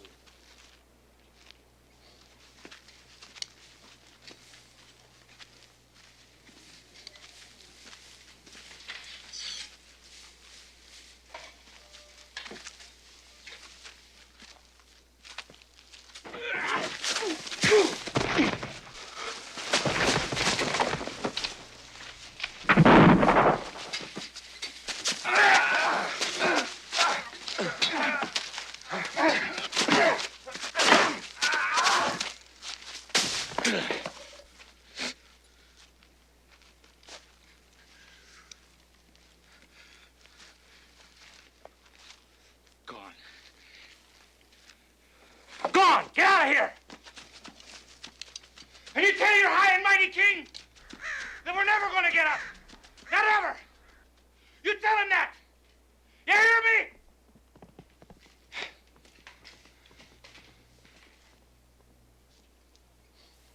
Boots!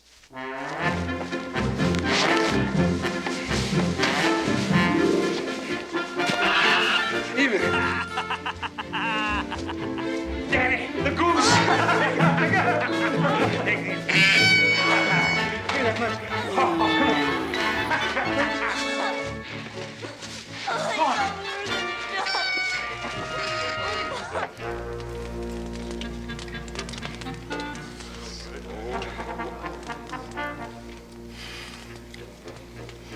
Well, what do you think, Eben? Is she done yet?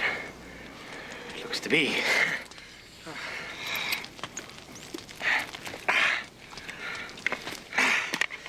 Go on. Give him a taste.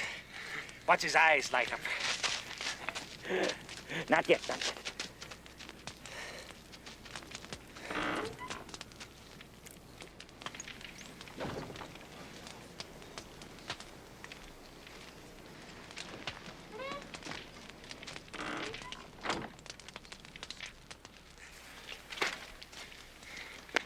said he don't want none. So we could go ahead, heat it for him. So we will.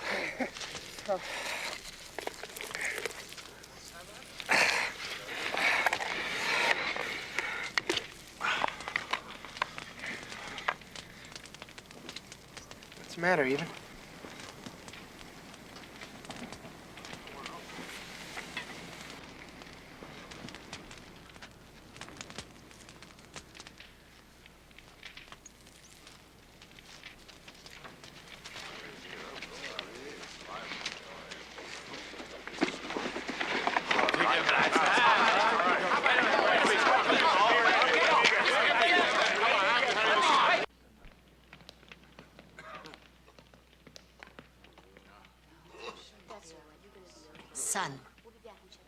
Son, there's someone here to see you.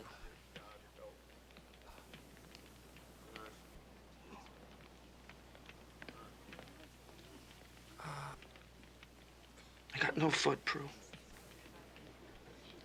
Come to fetch you, Joseph.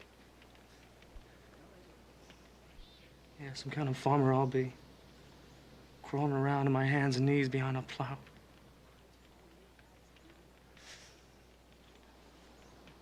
I'm a cripple. You too dumb to understand that. You're my husband. Father of the baby I'm having. And I'm taking you home. Baby? Oh, good God. That's right. God's doing. All this is the hand of the Almighty. He took your foot so I could have the rest of you.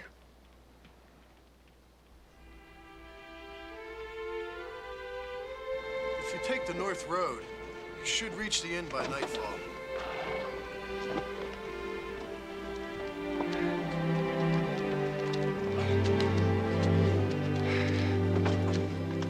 Damn if I can think of anything funny to say.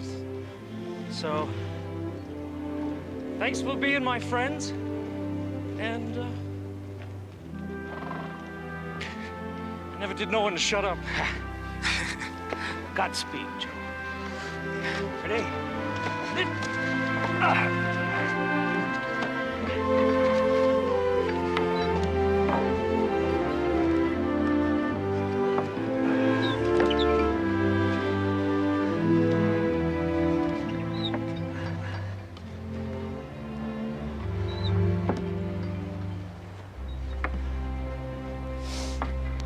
Father and I went up to camp, along with Captain Gooding, and there we saw 1,000 men as thick as hasty pudding. Yankee Doodle, keep it up, Yankee Doodle dandy.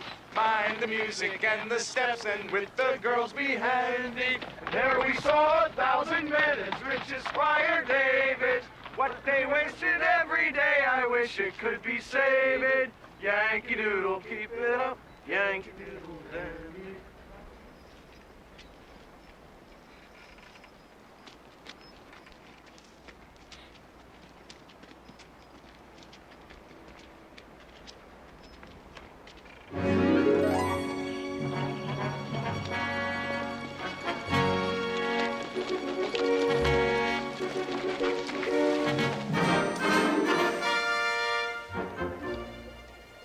General Washington, may I present Friedrich Wilhelm Augustus von Steuben, Baron of Hohenzollern and Hechingen, late of the Prussian army.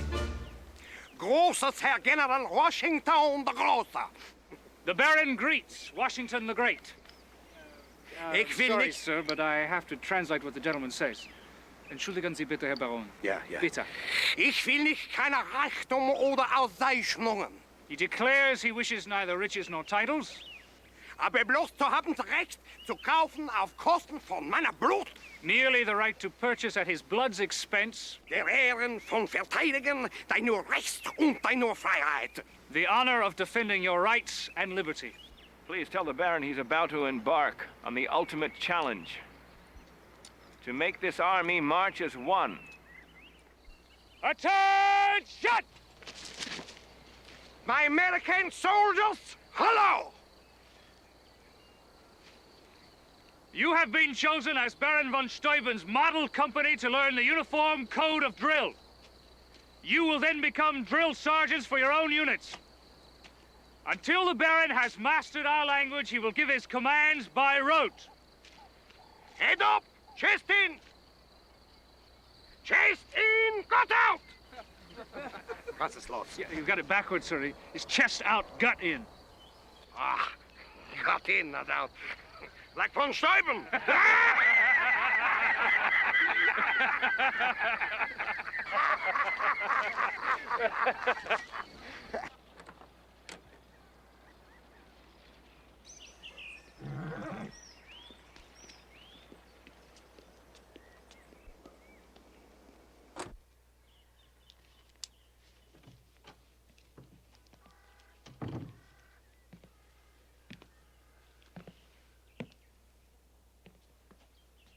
Is it time?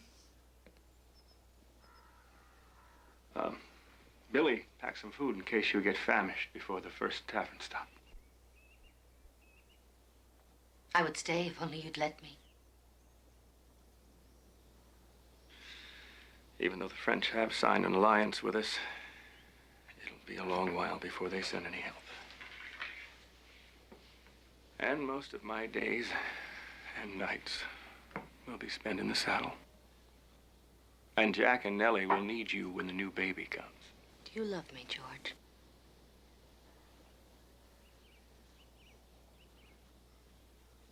After all of these years, you still have to ask. Of course I do. I don't know what I expected you to say. Why would you think I didn't? I don't know.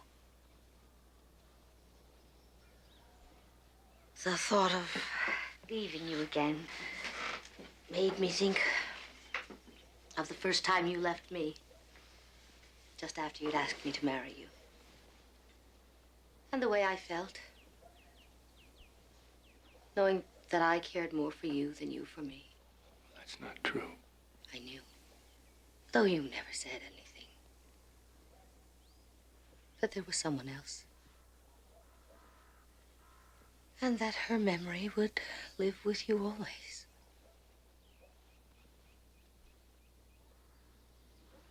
Martha. Don't say anything, please. It's all right.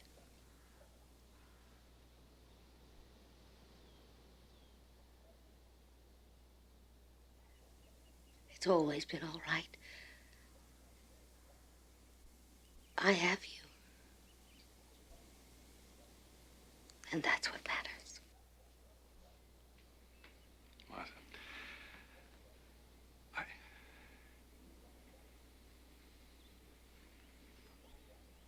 why are you bringing all of this up now? I've upset you. I'm sorry. That's the last thing I want to do when we won't be seeing each other for months. Coach is ready, Mrs. Washington.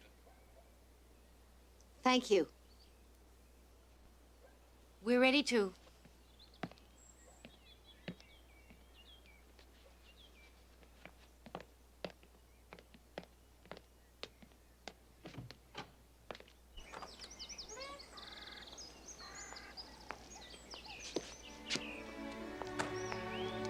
I'll remember to tell Lund that the honey locust, if he can get enough seed, would make a good hedge beside the rear walkway.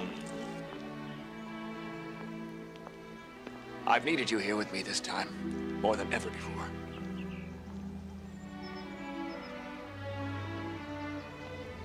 Not just for all that you did, but you. How at peace I feel when I'm with you.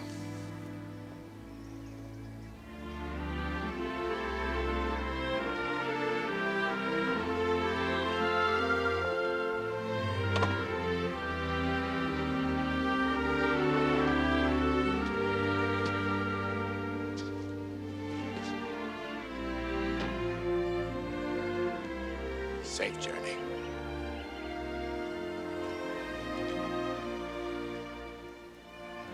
keep you.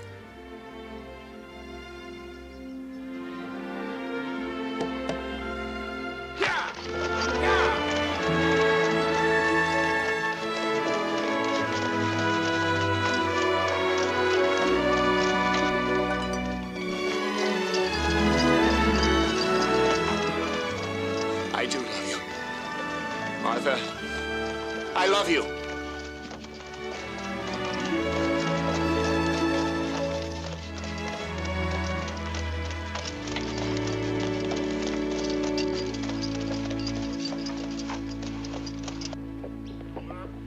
Well, sir, I've heard you've squelched Generals Conway and Gates. Even their friends in Congress ignore them. Horatio Gates is still one of our valued generals, as you are, my friend. I see they fed you well in captivity. Yes, sir. I see now your men can stand in ranks. They can do far more than that, General, as you shall see.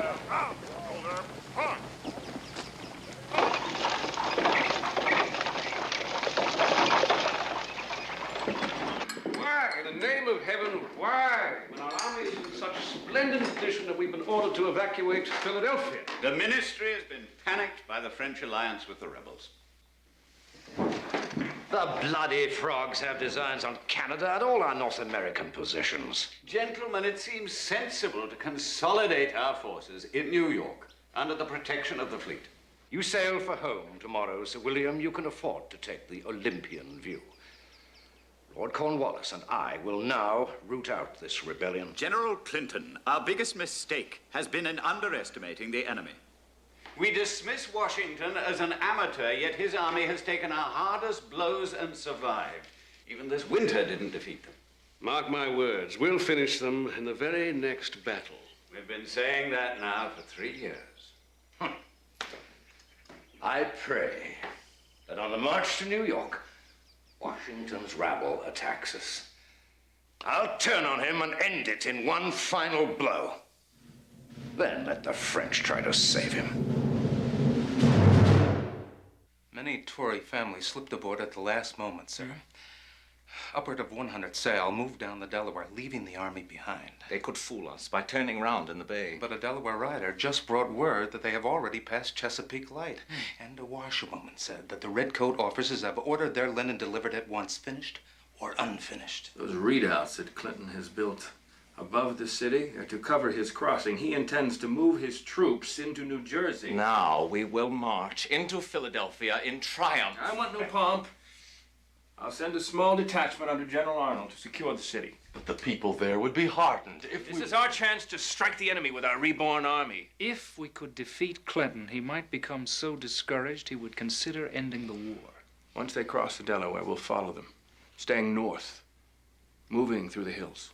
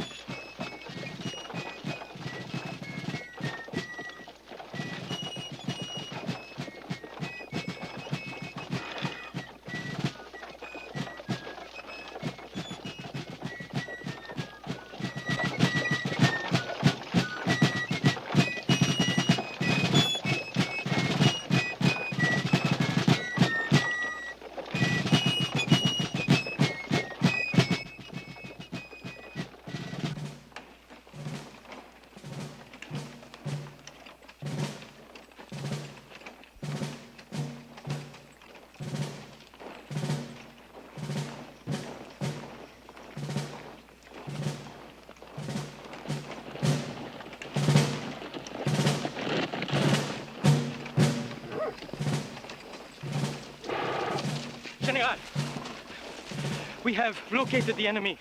He marches northeast toward Monmouth. Sir, his lines must be 12 miles long with his baggage wagons. This could be the place to attack. Summon my senior officers. Yes, sir. Mon General, let me lead the attack.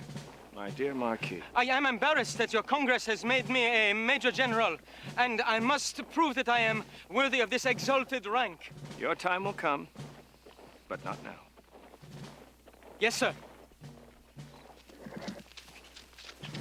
Sir, it could quickly become a high-stakes game if you attack. So be it.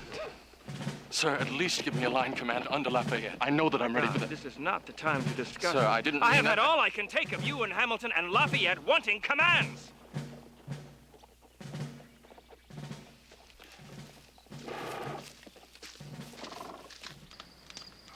But this battle will be critical. We have worked hard to make soldiers of a rabble, as our enemy likes to call us. And now we must find out whether we have succeeded. So we will hit them before they reach the Monmouth courthouse. A victory here could change everything. General, I am appalled at the very idea of bringing on a major battle. The enemy has never been in such excellent condition or so well disciplined. The French may soon be here to help us. Why put our army at such a disadvantage? We will attack only Clinton's rear guard. We'll try to avoid a general action. Yes, but if the entire Redcoat army turns to fight us, we will be destroyed. It is a risk we must take.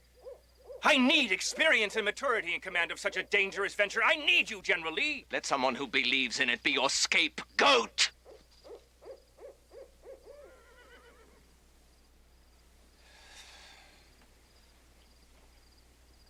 As General Greene is with the main army. Perhaps the Marquis de Lafayette. He's hardly more than a boy. He's not capable to lead such an attack. A young officer can make up for lack of experience with spirit, and that our young Marquis has in abundance.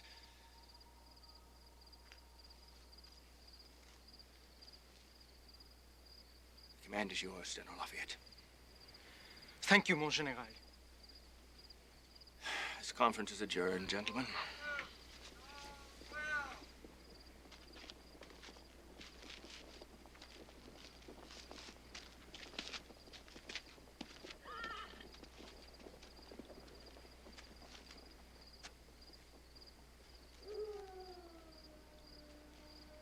Yes? You are determined to go ahead with this? Yes, I am.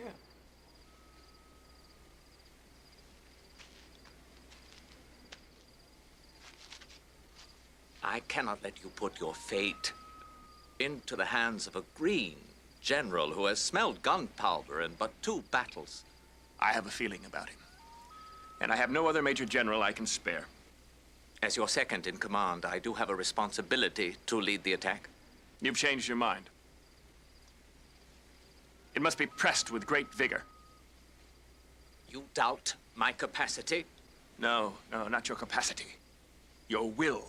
I am as determined as you to see us prevail. God knows you are my most experienced general. But Lafayette... Let it be me.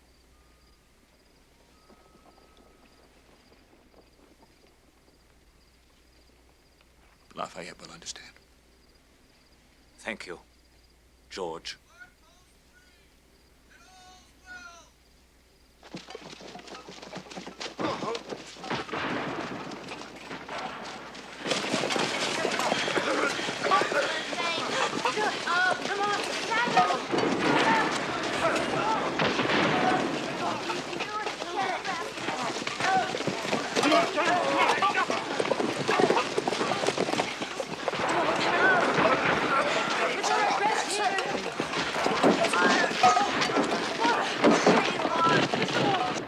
Why did it take Lee so long to engage? I gave him your orders soon after sunup.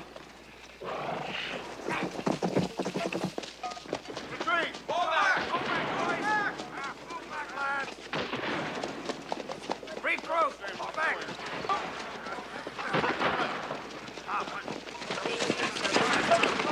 First go back. First Lee says back.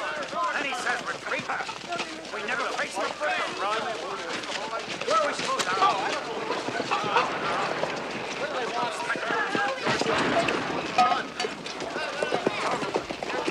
Captain! What's happened? Captain! Sir, what is this? Sir, I was ordered to withdraw. Who gave that order? I'm not sure, sir. They were shouting, fall back, so I fell back. Rest your men on the other side of the fence and reform them. There's a battle yet to be fought. Yes, sir.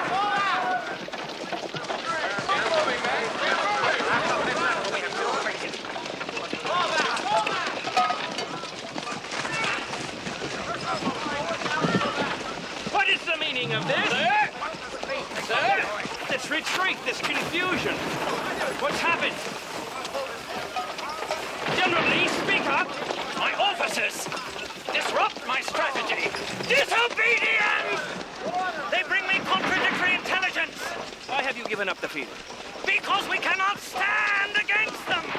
You know this foolish enterprise was against my advice. Why did you take the command if you did not intend to press the attack? My God, you shall not talk to me like that! Damn you, get off the field! You're relieved of your command!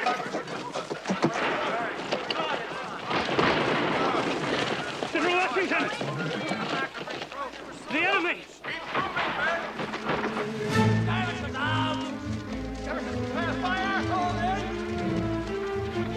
Must we order a general retreat? No! By God, we'll fight!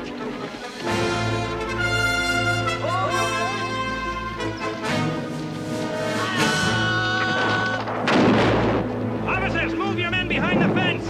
Quickly! We'll meet them here, then drive them back! Hurry, soldiers, fill in the gap! Major, move your men to the other side of the trees!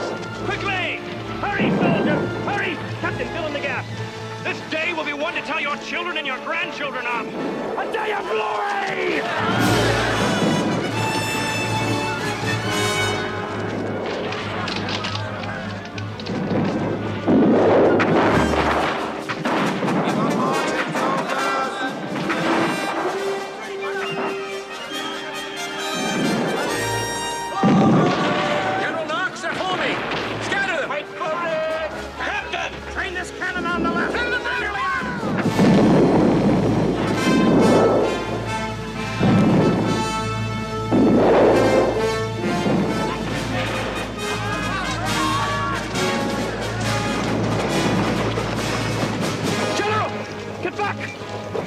Those are Wayne's men, sir. They had to give way.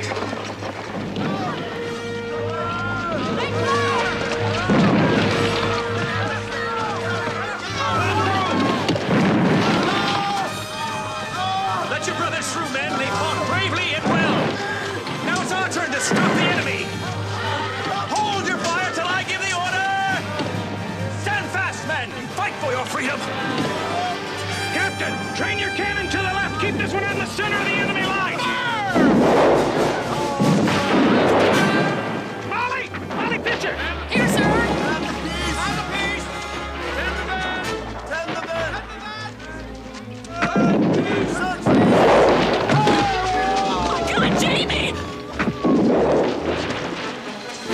Captain, quickly, we need someone on this cannon! I'll do it!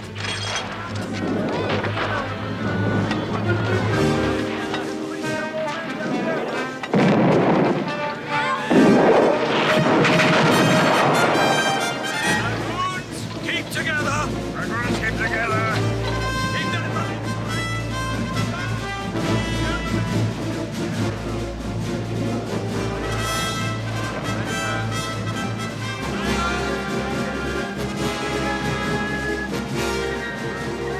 Help me! Help! I can't move my legs! Steady!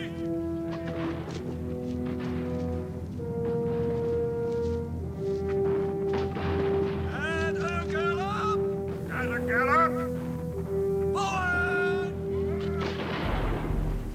Keep your line, make charge! Get ready! Going then!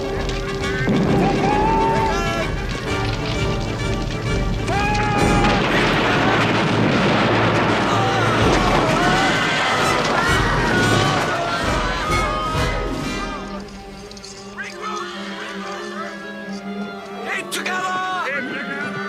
Ready, men!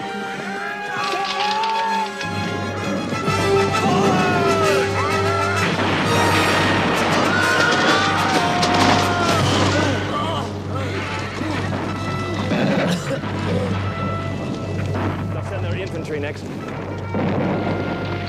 Colonel Hamilton, have Knox concentrate his cannon on the hollow where they're forming up. Yes, sir! Make ready! Make ready! Take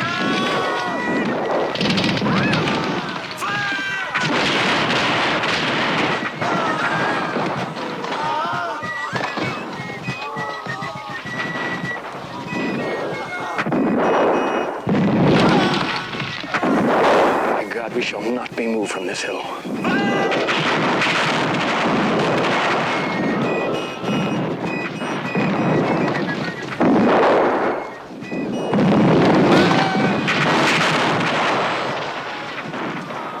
trying to turn our left. Colonel Lawrence, tell Sterling to wheel his men and beat them back.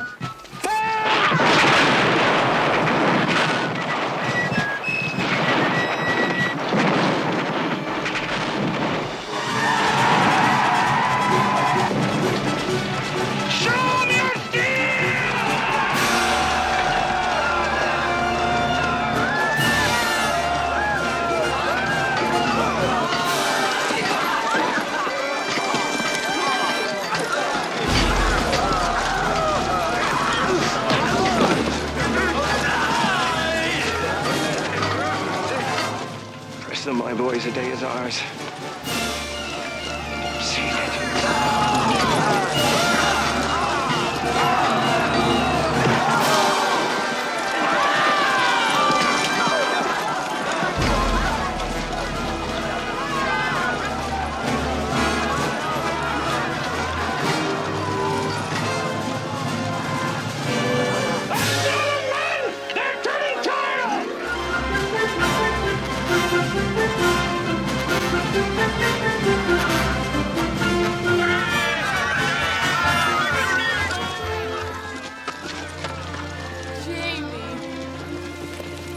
Sir, we're losing the line. By God, our lads stood off the best army in the world. Can we not reach them? General, the men need water desperately. Some have died of the heat. We must break off, Your Excellency, or we could lose all that we've gained. Very well.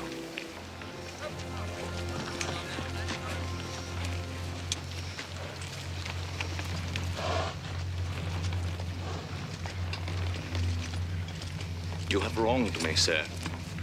I meant to make a stand at the very spot where you accosted me. I saved your bloody army. How dare you order me from the field? The victory would have been mine. For 20 years, I have been in awe of you professional soldiers. Loudon, Braddock, Forbes, Gates, all of you. I've listened to you, respected you, deferred to your judgment. By God, no more. General Lee, you're finished in this army. Get out of my sight.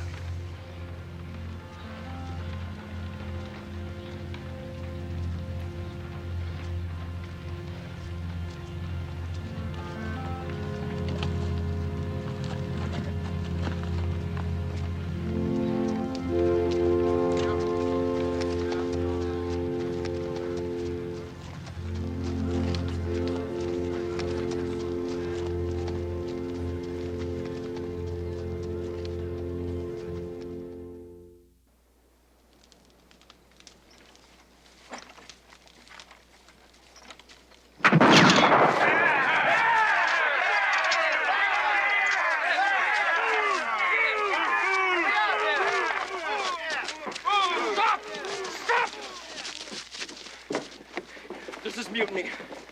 We're starving, Colonel. No pay for 5 months, and when we get it, the money ain't worth a spit in the wind. Our cooking pots are empty. Our bellies burn from hunger. And if we don't find something to eat soon... It's better we go home than starve. The forage wagons will soon be back. Damn the forage wagons. There's never enough. If we need to, we'll take what we have to at the end of this gun. You men have won honor in battle. Don't forfeit it now with reckless anger. Go back to your huts! No! General Washington has already left for Philadelphia to plead your cause.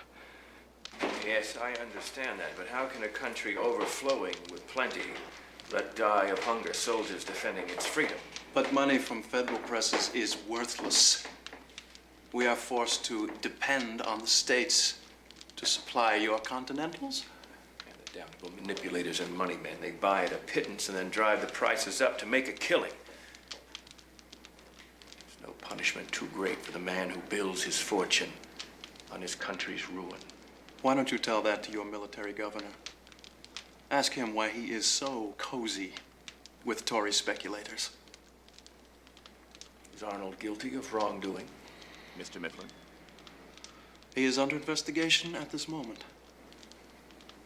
Well, until you have a case to justify a court-martial, I suggest you not use as a scapegoat for thieving merchants. A gentleman who gave his blood to save us at Saratoga.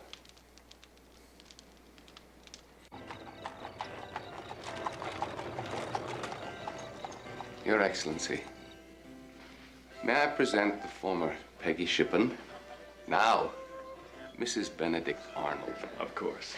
We are honored that you would join us, Your Excellency. Well, the honor is all mine. Excuse me. Yes.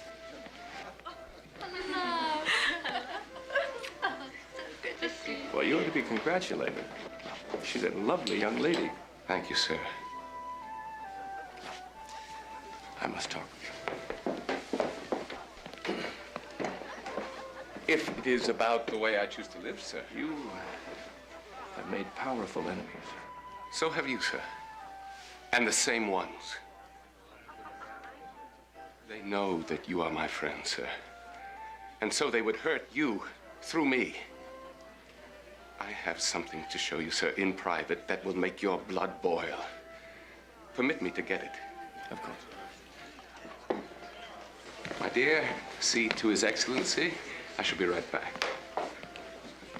You must be hungry. Allow me to fix you a plate. Of course. General Arnold and I owe you gratitude, sir, How's that? for being our matchmaker. Had you not appointed Benedict military governor, we might never have met. He has sacrificed so much for this country. It saddens me to see his days blighted by malicious rumors. Mrs. Arnold. You yourself wanted him to protect Tories from persecution, and that is all he has done. Please, I'm not very hungry. But, Your Excellency, we prepared so many delicacies just for you. I wish you hadn't.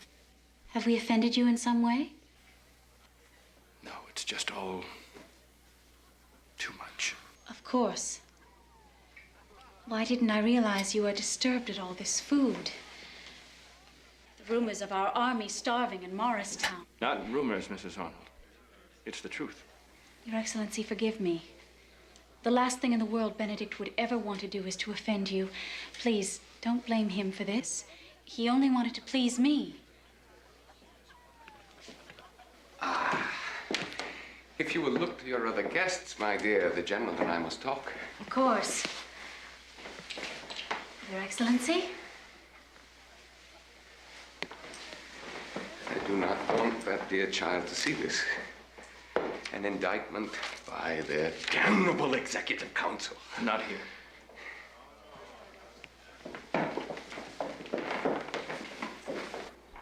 That indictment charges me with illegal transactions, support of Tories, and defiance of the independent sovereignty of Pennsylvania.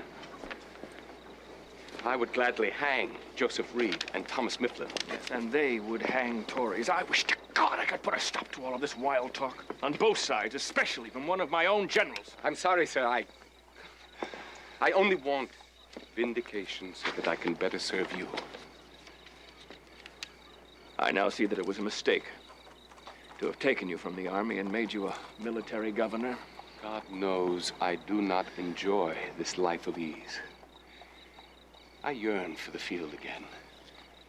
The smell of gunpowder. Yes, it's more like you. And when this investigation clears you, I'll find an honorable position for you in the Continental forces. I understand that General Schuyler has urged you to give me the command of the fortress at West Point. Yes, I would have thought a more active post, but your leg seems to be, This leg is good enough for the command at West Point. Get me out of this contentious city.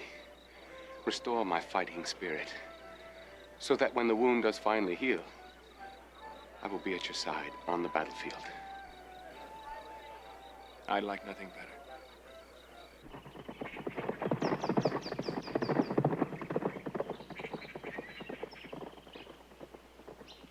You must tell the French ambassador that this new nation is desperate.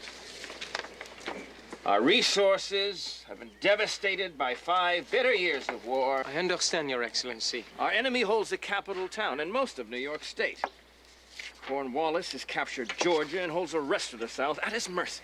Mon General, Damnation, sir, I can wait no longer. You must send your fleet from the West Indies to help us. Sir, the Marquis is in our army, not the French.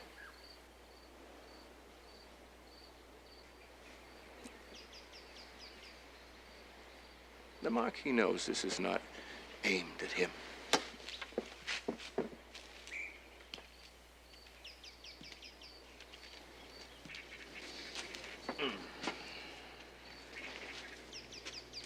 General Washington. I rode the night rather than trust dispatches to a courier.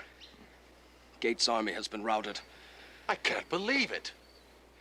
The Carolinas are gone. Perhaps Virginia next. Gates made no effort to make another stand. By evening, he was 60 miles from the battle on a very fast horse. That's the posturing fool they would put in your place. We must strike a blow at Clinton in New York if we are to save our Southern Army. Sir, we haven't a sufficient force. Yes, well, together with the French troops at Newport, we might.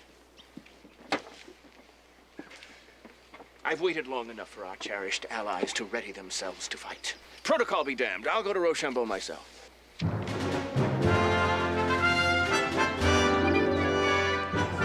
The message was delivered by relay, sir, from the Commander-in-Chief. Oh, forgive me, sir. I didn't realize. You may go now, Colonel Braddock. I'll dictate a reply later.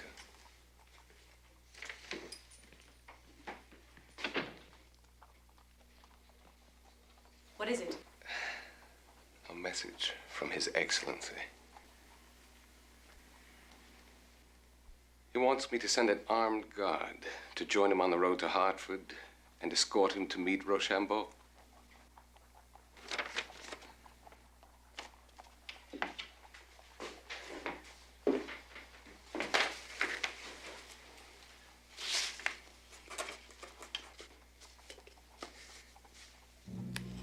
Washington intends to dine with us upon his return. But if our friends are as interested in this information as I expect they are,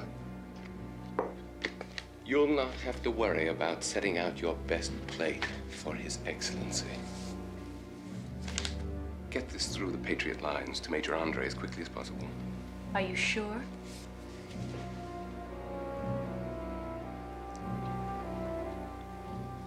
It should prove to them our worth. Go. Do it.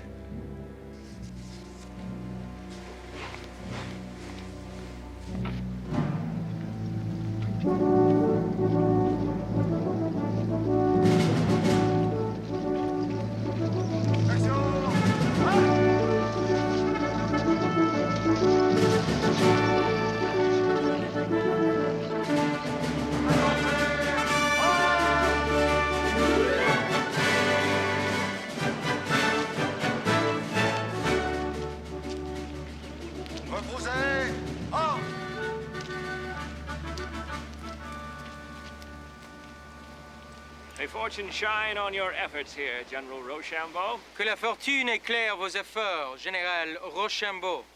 Au grand général de la liberté, George Washington, Sa Suprême Majesté Louis XVI envoie ses salutations, auxquelles j'ajoute les miennes. To the great General of Freedom, George Washington, His Supreme Majesty Louis XVI sends his greetings, to which General Rochambeau heartily joins his own.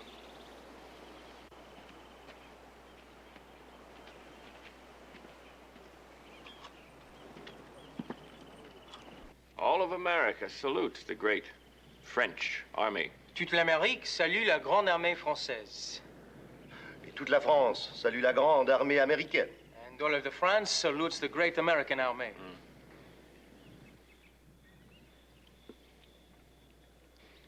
Let us also drink to the recapture of New York City. Son Excellence George Washington dit Buvons à la reprise de la ville de New York. Oh non, messieurs. He says no, sirs. Votre armée américaine n'est pas très puissante. Your American army is not very Même avec les strong. deux forces unies. And even together Nous with sommes his pas small l'égal force, we are not the force equal Nous of the attendent British, derrière le redoute who are formidable waiting pour nous behind their massacrer. massive fortifications to slaughter us. Tell the general that I have heard that a grand French fleet will be in the West Indies this Une summer. grande flotte française arrive aux Indes The general occidentales cet été. could persuade his government to send those ships and those soldiers to New York City, and then we would be strong enough. A envoyé cette flotte à New York. Et ensuite, en ce moment, nous les Alliés, nous serions alors les plus forts. Mais mon cher Lafayette, Cornwallis menace actuellement la Virginie. He says, my dear General, Cornwallis is now menacing Virginia. And the fleet of Admiral de Grasse is closer to the Chesapeake. Pourrait-on séparer Cornwallis de sa flotte? And perhaps it would be possible to cut off Cornwallis from his navy and Ensemble, nous pourrions supplies, attaquer en force. and together attack him in force. Would this not be tempting, General? No? But how would we get both armies out from under Clinton's eyes Comment pourrait-on tirer nos deux armées march south without et marcher au sud the enemy knowing it? sans que l'ennemi ne le sache pas? Lui, s'il y a un moyen, Georges le renard le trouvera. He says, if there is a way, George the fox, that is what he calls you. George the fox will find it. I see now why they call you the bulldog of the battlefield, General Rochambeau. Il comprend maintenant, il vous appelle le chien taureau de... Chien. Non, non, non, non. Chien, qu'est-ce que ça veut dire, ça, chien? Non, chien taureau, chien féroce, bulldog. Oh, bulldog? Bulldog. Ah, bulldog, oui, oui, oui, j'ai compris, oui.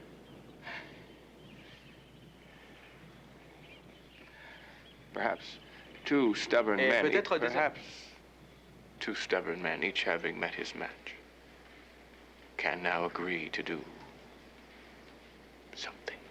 Et peut-être deux hommes têtus, en rencontrant leur égal, peuvent maintenant s'accorder à faire quelque chose.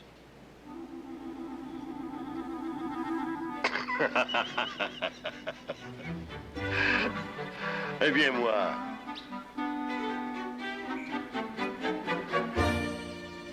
je bois à quelque chose. He says he will drink to something.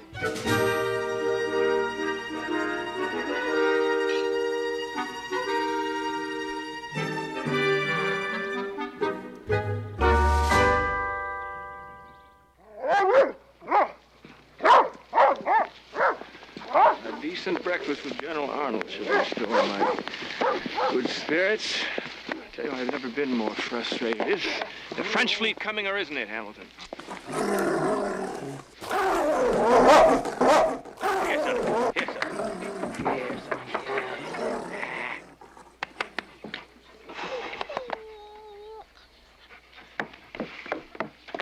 sir. Sir, General Arnold has gone to West Point to prepare a welcome for you.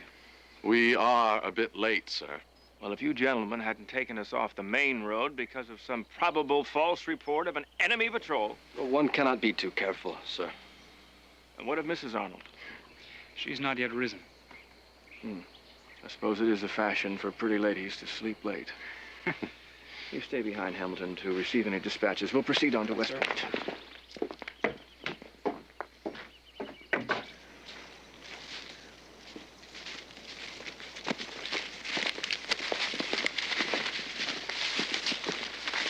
Forgive us, sir. We would have prepared a suitable reception at West Point if only we had been notified you were to arrive. Well, I was informed General Arnold preceded me. Sir, we have not seen the General. And he knew I was to be here. Perhaps General Arnold has landed at another redoubt. If you care to, Your Excellency, the gun emplacements are ready for your inspection.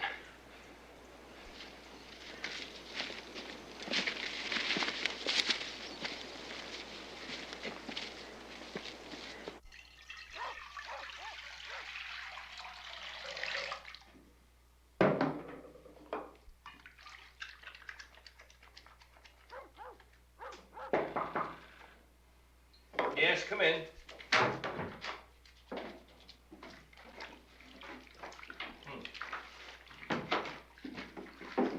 Washington. Braddock just brought a packet of papers sent to you from the Croton River Post.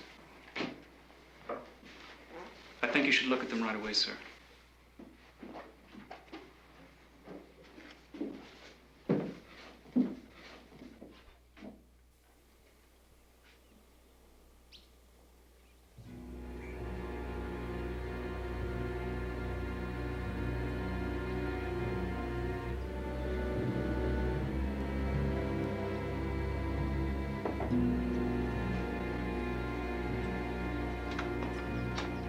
Spice.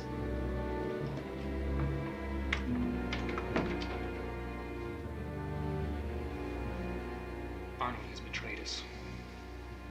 How could... 3 Patriot irregulars stopped a lone horseman in civilian dress who behaved in such an agitated fashion that they searched him. Found these in his boots. Official pass made out to John Anderson to move between the lines, signed by Benedict Arnold. And this? Secret information from our last council of war, useful to an enemy who planned to capture West Point. Incredible.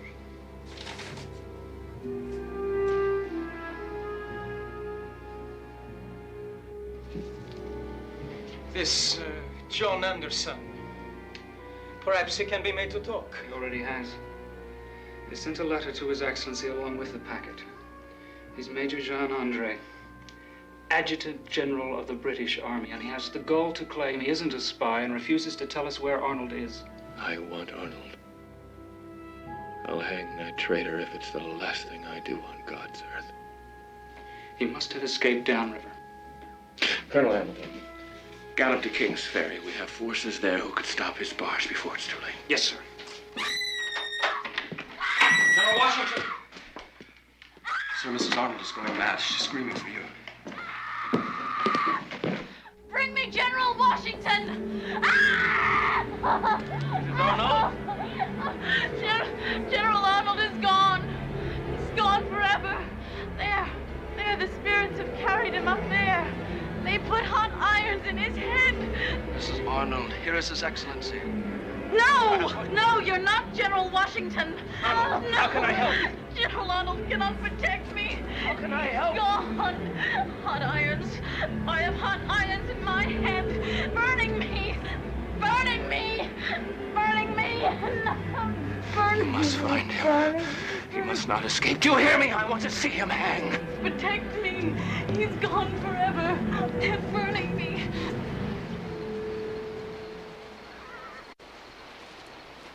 If I could be sure that Arnold were with Clinton, I'd send a raiding party across this river to try to capture Bullet. We hear rumors that Arnold has been made a brigadier general in His Majesty's regulars and will fight against us. Yes?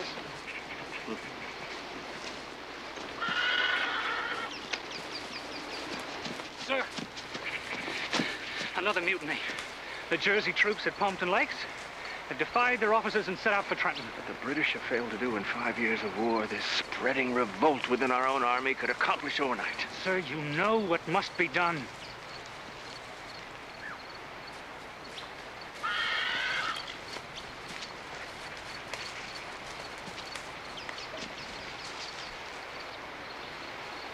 An example must be set.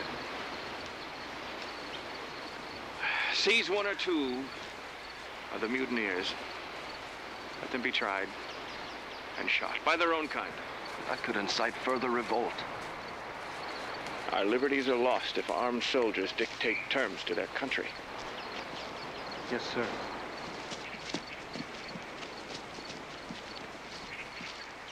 Our Father, who art in heaven, hallowed be thy name. Thy kingdom come. Make ready! Be done, on earth as it is in heaven. Hallowed. Give us this day our daily bread. Take aim! And forgive us our trespasses, as we forgive those who trespass against us. And deliver us not into the evil. Fire!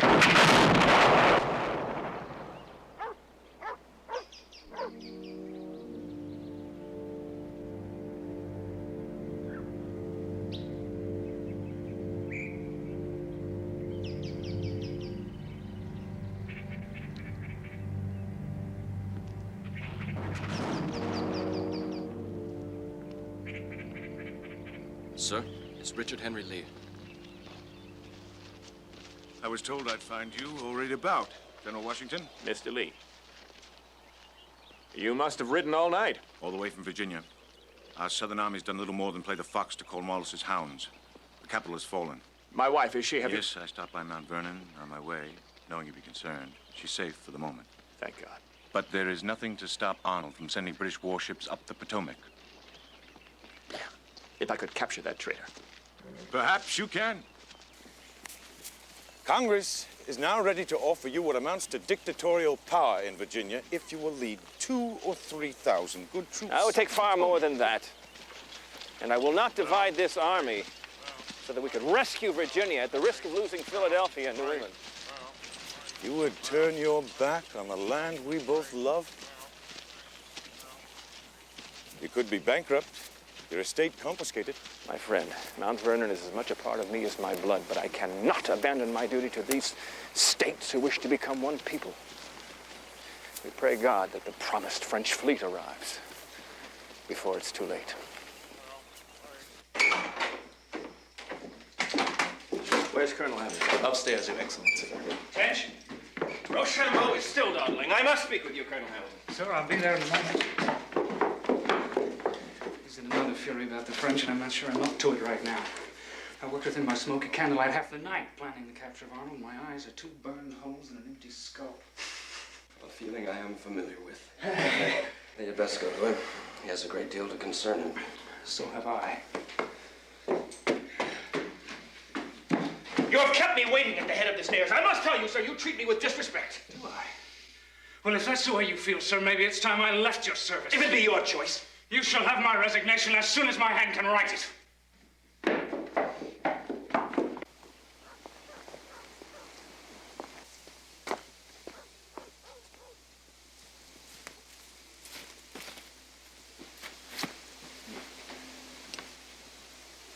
Colonel Tillman tells me you wish to heal our differences.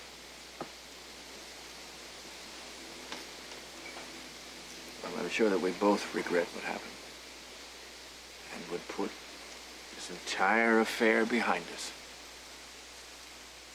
It happened for a reason, sir, and I will not withdraw my resignation.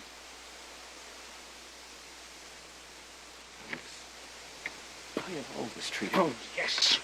You sent me on important missions, encouraged me to preside at the headquarters table, such scraps from your bounty. Colonel Hamilton. I begged to be in the field, to lead troops in battle, but you always put me off, Sir Will. I will take no more, sir. I know how frustrated you've been, Alex. I felt the same way at your age. I forget that you have a destiny of your own. Perhaps you'll stay on until you can be replaced. Of course, sir. Of course. There's nothing further to say, is there? No, sir. There's nothing.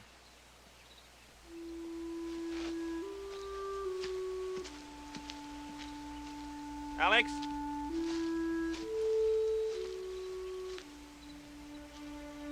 You shall have your line command. Thank you, sir.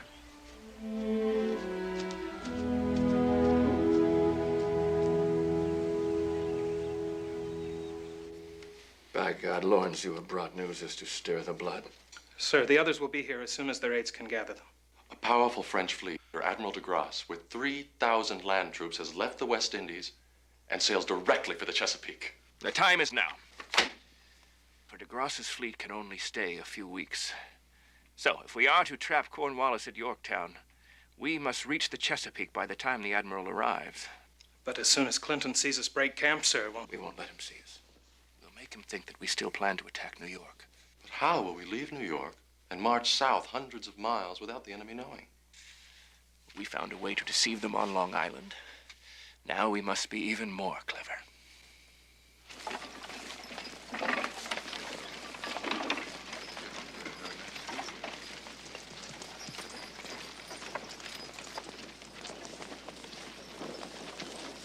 Oh, what do you think? Would it fool you few men we leave behind will make a company seem like a dozen regiments. They'll light hundreds of these campfires each night. These same men will harass the British outposts every night.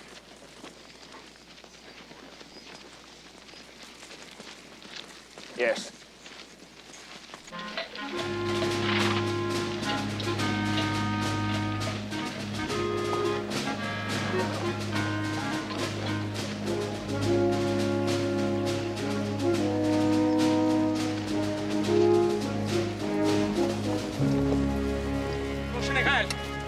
Mon General, the fleet of Admiral de Grasse has reached within the Virginia Capes. He has 3,000 troops that will meet us at Jamestown. And Cornwallis can no longer escape by sea. He's trapped, sir.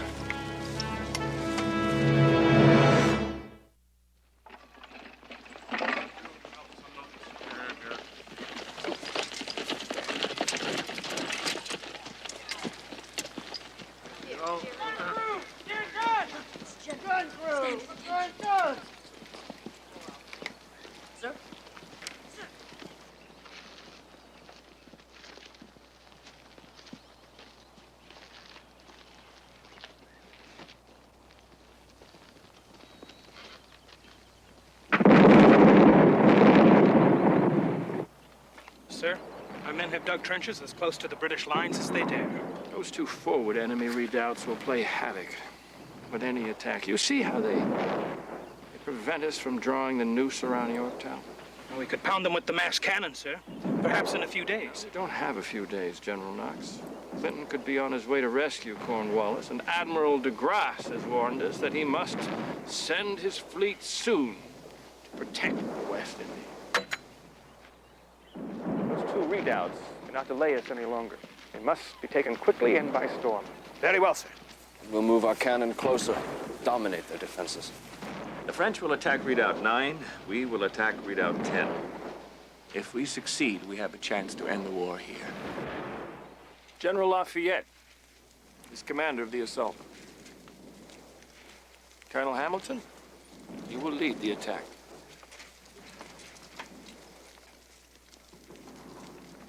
Colonel Lawrence, your regiment will follow. Advance in the dark, as silently as you can.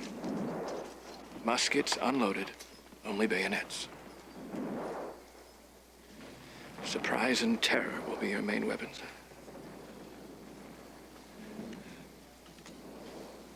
May Providence be with you.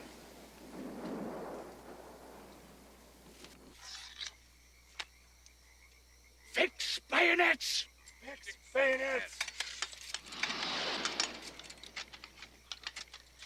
Pioneers forward!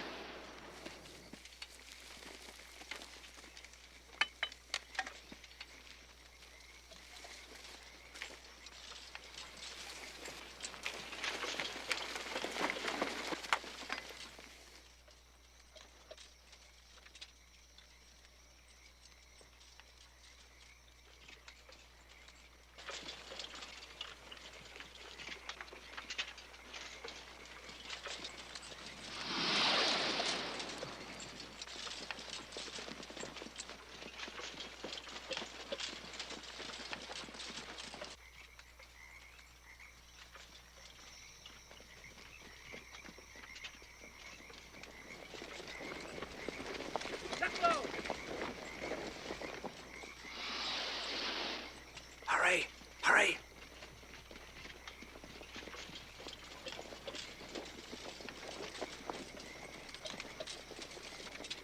Sir, fire your signal.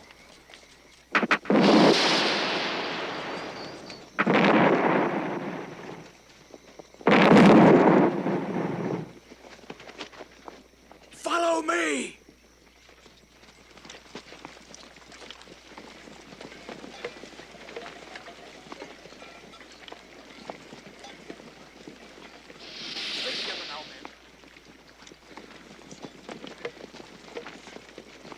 Keep low.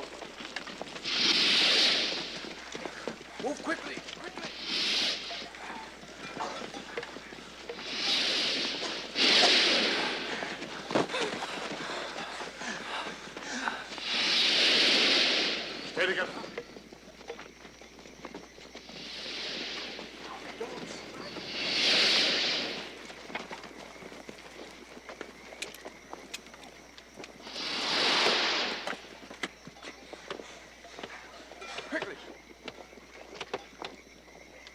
Battalion, forward!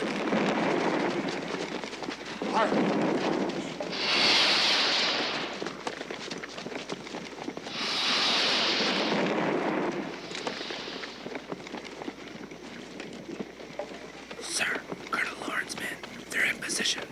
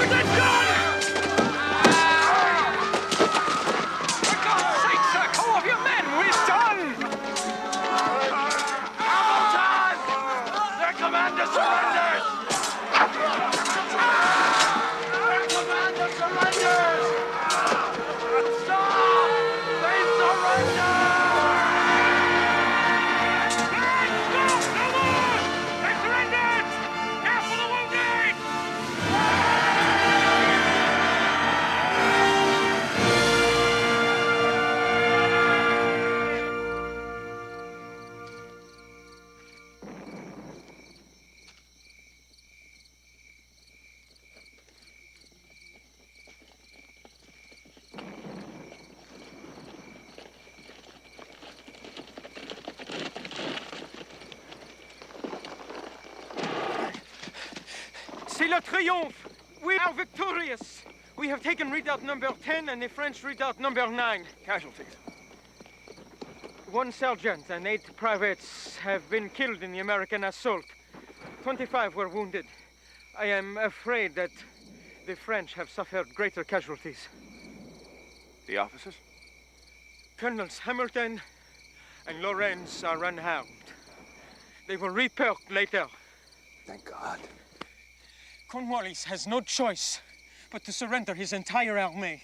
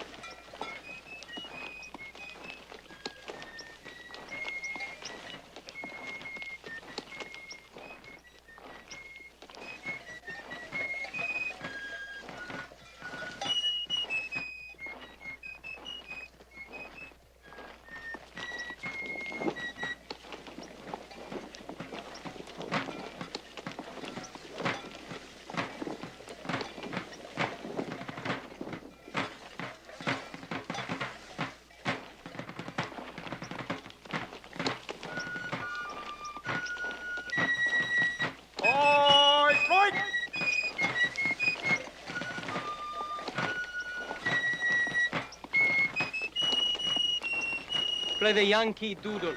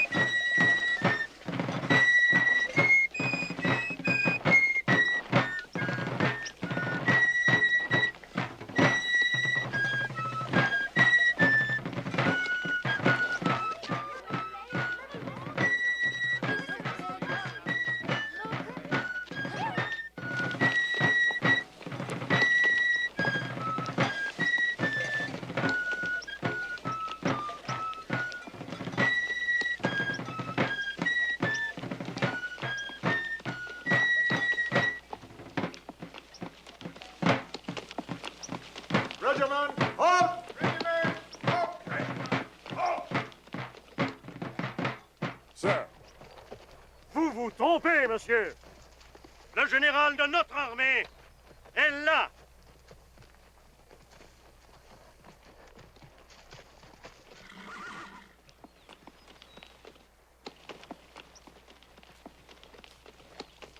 Sir, the Earl Cornwallis is indisposed.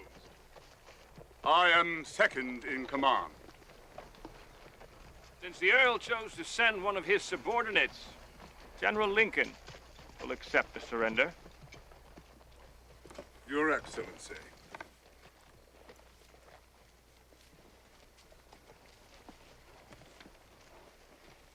Sir, my sword.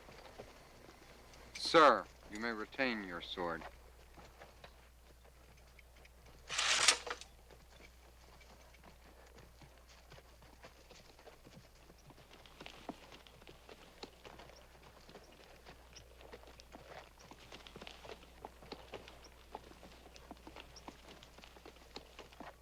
Forward, forward!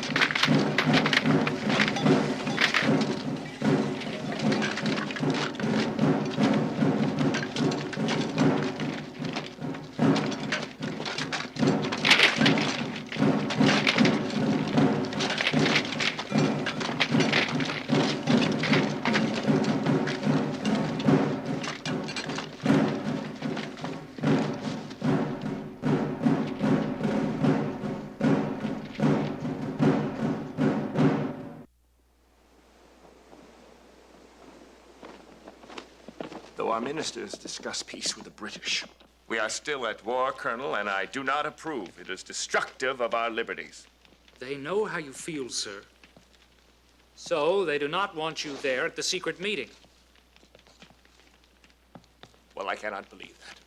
Then you do not know the depth of their anger, General. If Congress still refuses to honor its promise of back pay and pensions, your officers will march on Philadelphia. They say if you lead them, you can control the Congress, determine the future of this new nation. If you refuse, I will simply turn to General Gates. Do you agree with him, Alex? Yes? General Washington. The dispatch from South Carolina. Colonel Lawrence. Yes, a message? No, sir, Well, for God's sake, what is it? He was leading a band of irregulars against the British outside Charleston. He was killed, sir. I can't believe it. John. Dead.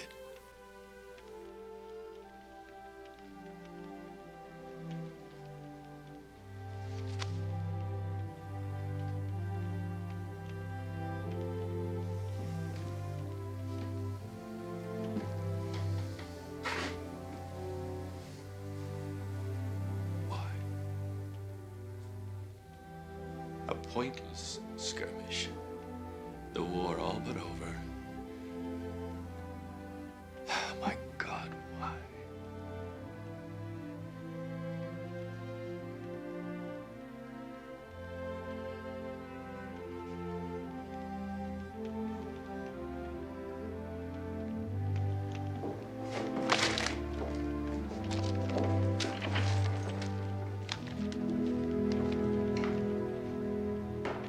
We are treated like an old horse. To be shot when its usefulness is done. Gentlemen,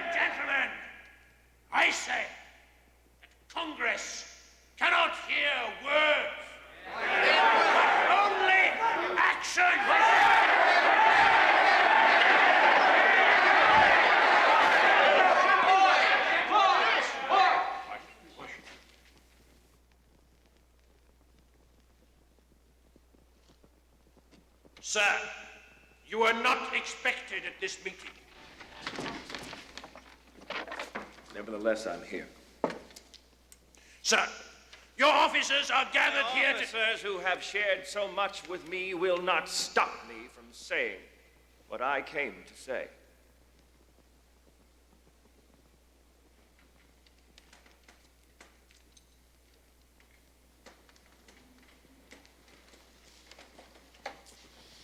You have read this?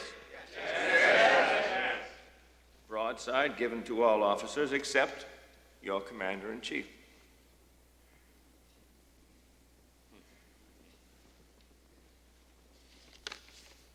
It calls for the army to take over the government. Right. I quote, "If peace comes, never sheath your swords until you have obtained what is your right." It is our right.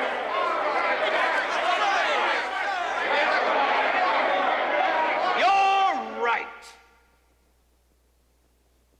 My God, what can this writer want? Is he a friend of this army? Yes. A friend of this country? Yes. No, damn him, he's a foe. Perhaps an agent from the British plotting our ruin by creating discord between the civil and the military. If you will not lead us, sir, stand aside. I will not stand aside. And if you try to silence me, you are asking for a nation in which freedom of speech is taken away. And dumb and silent we are led like sheep to the slaughter.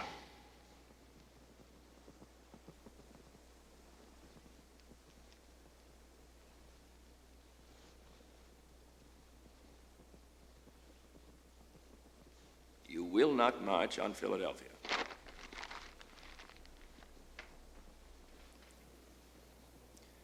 You are men of honor. You know that if any army be allowed to terrorize civilian government for political ends, the future of this country will be lost in darkness. I know you. I have fought beside you. I have listened to your cries. I've grieved with you. And we are bound together in a sacred brotherhood of free men. Be true to it, and you will be true to yourself. True to the highest aspirations of these United States.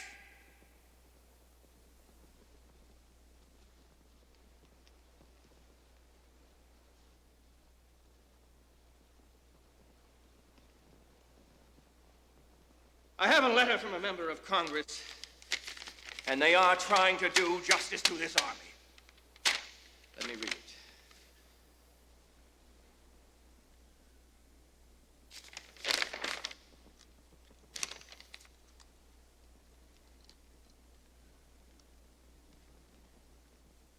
Gentlemen, you will permit me to put on my spectacles, for I have not only grown gray, but almost blind in service of my country.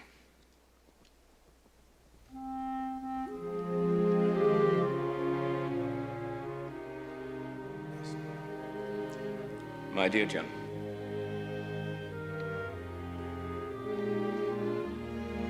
perhaps someone else can read this. For I have said all I came to say.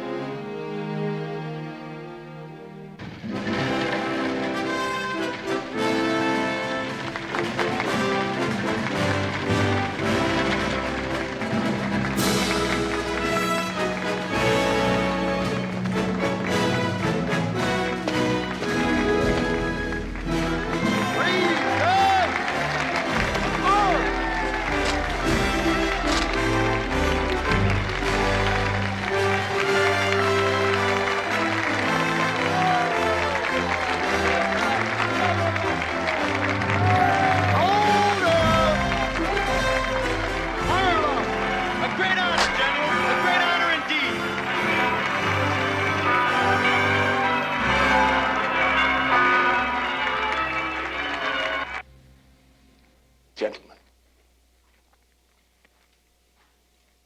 with a heart full of love and gratitude, I take my leave of you. I most devoutly wish that your latter days be as prosperous and happy as your former ones have been glorious and honorable.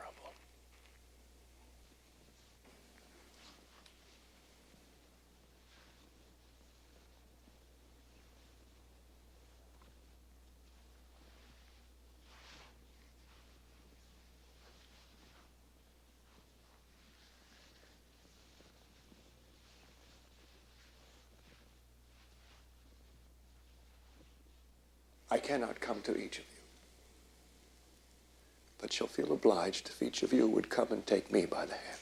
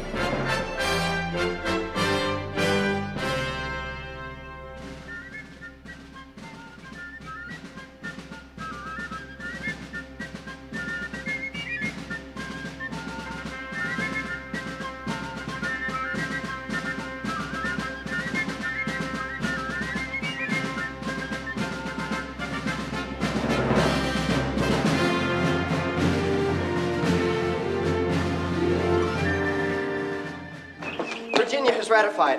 We have a constitution. God himself could agree to be first president, and I'd not put such hellish powers into his hands.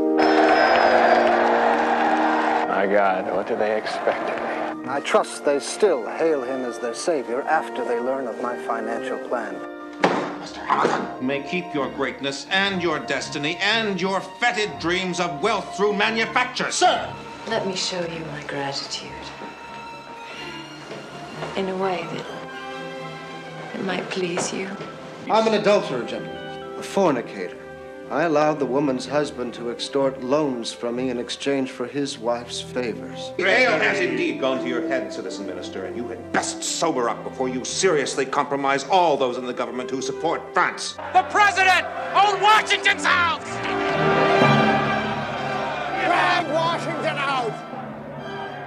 George.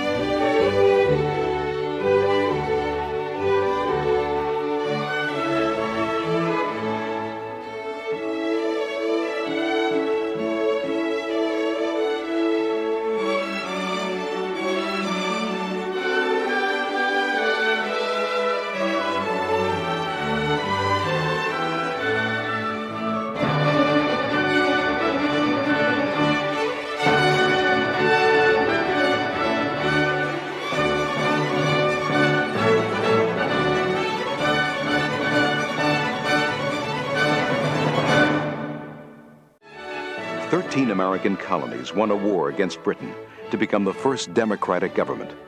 Still threatened by foreign tyrannies, a constitution was proposed in 1787 to bind the 13 states into one vital nation. Some feared the document would lead to an American king. Others had faith in one man who could unify the nation and keep the dream of the American Revolution alive: George Washington.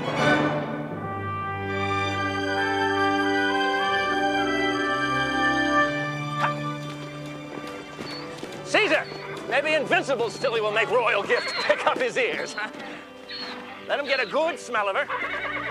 That's it. That's it. One last ploy. We'll entice His Royal Highness with this young Jenny here. If he becomes aroused, we'll quickly substitute the mare to be covered. That might work, sir. Mule, the animal of the future. So this country already has a bountiful supply of jackasses. Those damn fool politicians who are trying to prevent the Constitution from being ratified by the states. I still can't believe that our own giants like Patrick Henry and George Mason still oppose this.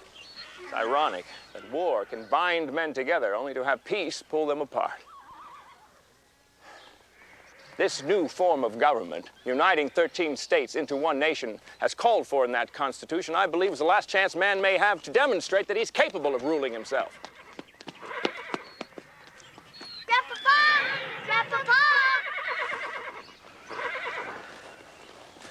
How are the children's studies coming? Well, sir, young Wash is having some difficulty with his sums. He's as stubborn as the mule we hope to be born of this frustrating affair. Sir, you must lend yourself to the first years of any new government. Have you been talking with Mr. Hamilton? No. Mr. Madison? I may be a simple farmer, but I won't be pushed by anyone. Time for your ride? Yes, Grandpapa. Come on. All right. Jump across. Good girl. Young Wash, count the steps. 1, 2, 3, 4, 5.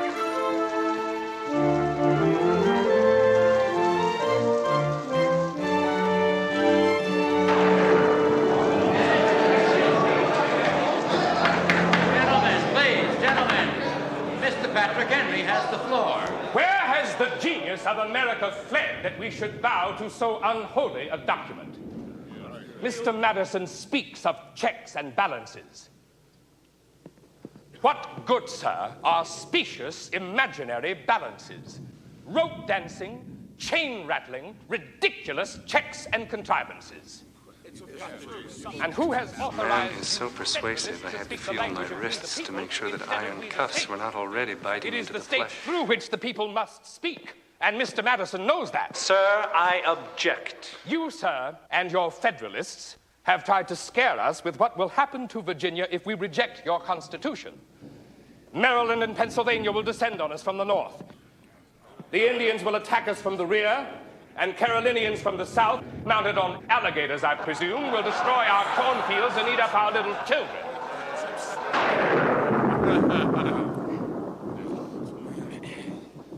A consolidated government means a government by force and the death of liberty. It will swallow up and destroy our state courts. The tax power will enslave our people. I tell you, my friends, God himself would vote against this diabolical instrument. You see, he has spoken. Yes, sir. He objects, sir, to your intemperate speech.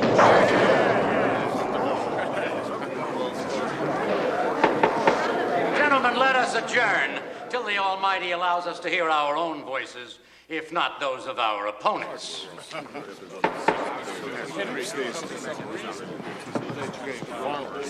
I commend you for your eloquence, Mr. Henry. We agree. The document is imperfect, but it is the best that can be gotten at this time. Your best, Governor Randolph, is my worst. Where is the Bill of Rights to protect our liberties? Sir, the door is open for amendment. We can add later the protections we all want. I say call a second constitutional convention to hear the real will of the people. Now that, sir, is an invitation to chaos. We have put in 5 torturous months to get this far. We cannot survive without a stronger government. States fighting, states' territories threatening Perhaps before the final vote, we could reach a compromise. You, sir, trumpeted your refusal to endorse the damnable document in Philadelphia. Now in Richmond, you sing its praises. Can your recent visit to the august George Washington at Mount Vernon have anything to do with such perfidious inconstancy? By God, sir, Governor, if George Washington agrees to serve, that great man's integrity will burn away all your knee-quaking fears of a king. I shall oppose ratification to my last breath, sir, and be damned. Then you damn this nation to chaos and anarchy and an ultimate decision by the sword. 2 stitches, 2 tiny stitches, and 1 across. Like this, ma'am? Excellent.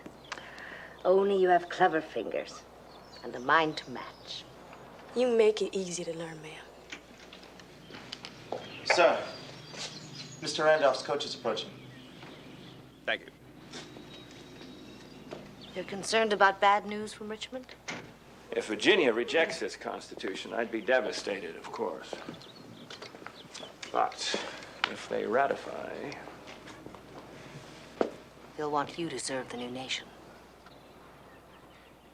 We've been so happy here since the war. The last thing either of us wants is to leave Mount Vernon. George, if you feel it's your duty... My duty is to you, and to Nellie and young Wash. With their father dead, they're very fortunate to have such a wonderful grandfather. You know, even if I did consent, I've led men in battle, but to be the chief executive of a new form of government, I'm not sure I'm the man. Oh, you are. But do you want to be? You know, if I accept this office, I'd have to borrow money to travel to New York. You wouldn't. We are land poor. It's not a very auspicious beginning to a presidency. General Washington. Yes. Virginia has ratified. We have a constitution, a new government. General Washington, congratulations. And to you, Governor Randolph. Congratulations, sir. And to you, Mr. Madison, Mr. Monroe. Sir. And now the greatest challenge lies ahead of us. We are the only nation in the world without a king or an emperor. The Europeans predict we'll tear ourselves apart like wild animals. Rhode Island, New York, and South Carolina all threaten not to join the Union. Only George Washington, as president, can make us one nation.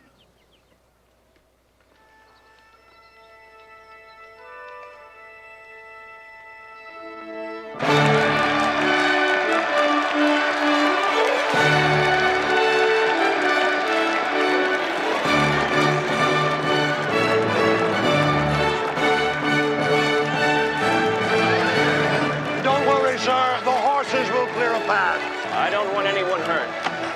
I'll walk. But, sir, you'll never make it to the president's house through this mob.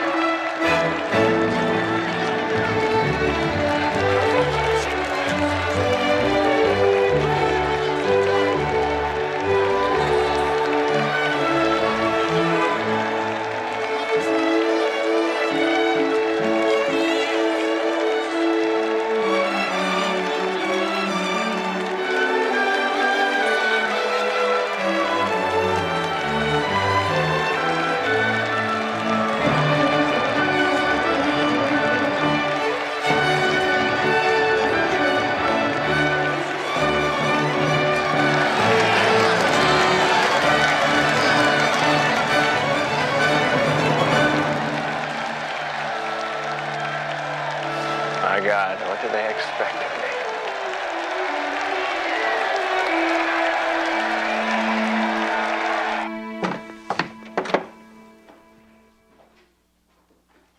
Thomas Jefferson. Mr. President. I can't tell you how anxious I have been awaiting your arrival. I suppose that you weren't aware of just how much I've needed you here. I am here, sir, only because of you. I'd serve no other man in such a task. May I congratulate you on your daughter's marriage? Thank you, Mr. President. I shall miss her, but I have my little Polly to raise. She'll be my comfort now. They told me you were here. For years, I've looked forward to meeting the man who wrote the Declaration. You're a legend in your own time, Mr. Jefferson. Alexander Hamilton. You exaggerate my eminence, sir. I'm equally honored to meet you. Well, would you two gentlemen care to adjourn this mutual admiration society long enough for a brandy? How fortunate I am to have two such remarkable men at my service.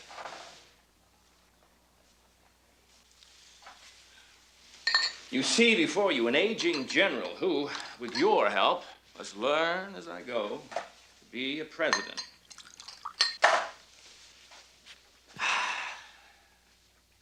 To my Secretary of State, Mr. Jefferson, and my Secretary of Treasury, Mr. Hamilton. To the three of us. May the nation grow and prosper under our benevolent attentions. Hear, hear. Good evening, sir. Shall we, my dear?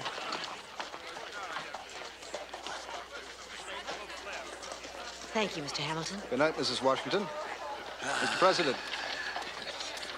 Good night. Thank you.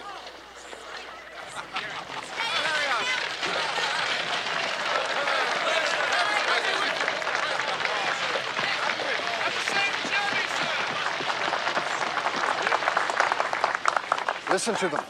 I trust they still hail him as their savior after they learn of my financial plan. Make sure no one reveals the details before we present it to the Congress. Alex, I'm your cousin, I'm your deputy. You know I'll be vigilant. Don't worry. The president's prestige will carry your plan through Congress with flying colors.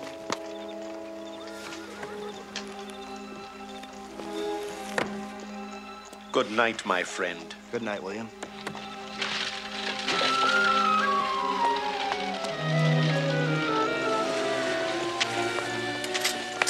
Damn it, at least wait till he gets around the corner. I couldn't wait, sir. Is the news good or bad?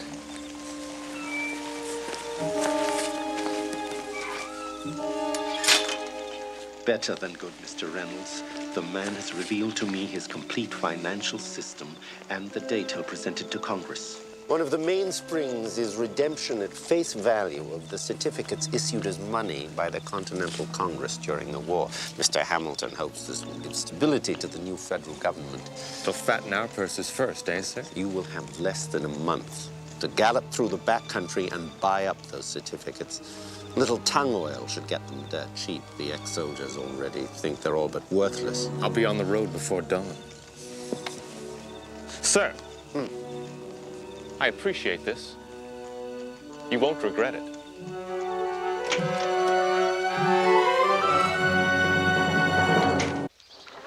I'm not sure this is wise, sir. Wise?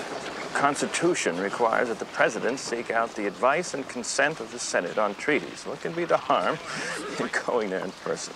Many of their debates have been marked by anger. Yes, well, perhaps we can bring a little harmony to our senators. That's very good. I'm not so sure Congress feels as charitable towards their president either. They certainly took their time approving your heads of departments. Don't get me started on that again. Oh, they should have jumped for joy to have men like Randolph and Hamilton and Jefferson. And you, Mr. Secretary of War. I'm afraid that some senators denounce the new government as a plot to establish a monarchy and a trap to destroy the people's liberty.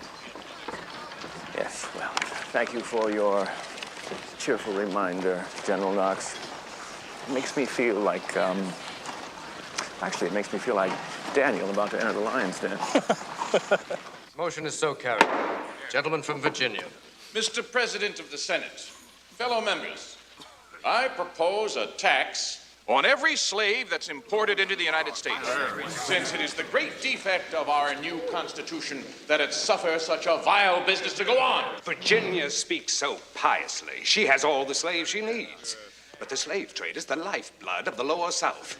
Now, if Virginia thinks slavery such an evil institution, then let her begin by freeing her own slaves. Gentlemen, your forbearance. President Washington has arrived. Mr. Vice President, gentlemen of the Senate, please.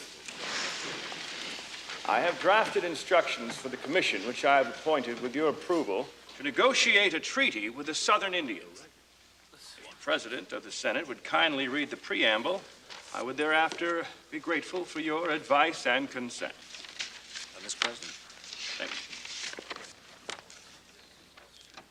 The treaty with the... Look at him. He's taken our vice president's chair. He means to tread on the necks of the Senate. On the part and behalf of the said states and the undersigned kings, chiefs, and warriors of the Creek Nation of Indians, on the part and behalf of the said nation. What do you say? Something about Indians? There shall louder, be perpetual sir. peace and friendship. Louder! I can't hear you. Article 1. There shall be perpetual peace and friendship between all the citizens of the United States of America and all the individuals, towns, and tribes of the upper... This is a flim-flam, sir. We must have that treaty in our hands to read at leisure. What chance is there for a fair investigation while the President of the United States sits there on the dais like a pasha with his Secretary of War there to support his opinions? The great man intends to overawe the timid and neutral parts of the Senate. This treaty is of crucial concern to Georgia. And in the name of that great state, I would propose that we postpone this matter till Monday. I move that this treaty be submitted to a committee for study. I move that we defer action until further study. This defeats the very purpose of my coming here.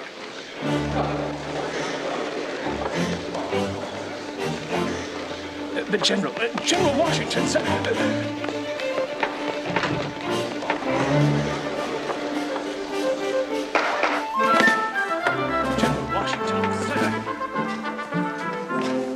I'll be damned if I'll ever go there again. Easy on that. It makes you a little crazy. What do you expect me to be? I trusted you. There are big ears. The holier than thou Virginians. I borrowed to invest in those certificates, and that bloody Congress still refuses to pass Hamilton's plan to fund the debt. Prices on the damn script bounce up and down on every rumor. I can't even decide when to cut my losses and sell out. Calm down, I told you. Calm down. With a cell in debtor's prison waiting for me. No, you've had enough, and I've had enough of your sniveling. I, too, have my fortune in those certificates. Now, just hold on for a little while more. Hamilton will persuade that Congress yet. I know the man.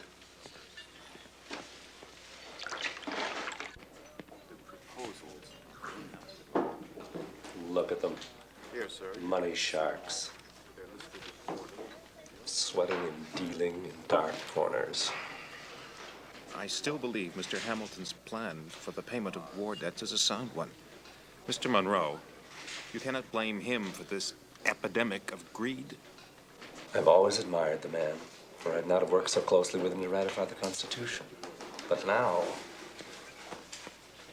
What's his deputy doing in such company? He may be trying to control the more extreme speculation. Gentlemen, we cannot lose faith in Hamilton overnight. Give him the benefit of the doubt.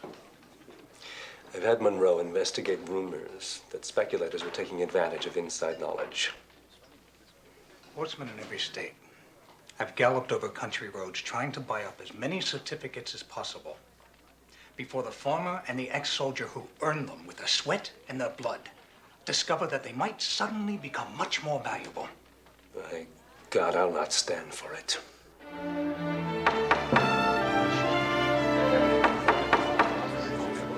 Chair recognizes the gentleman from Virginia.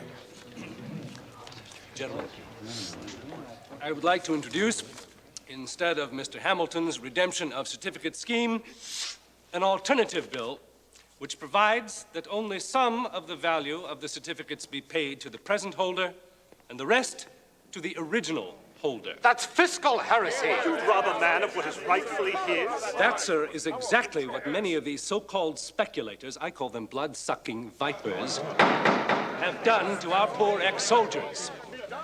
My bill, I submit as a plea for human justice to those who sacrificed so much to bring this nation to birth.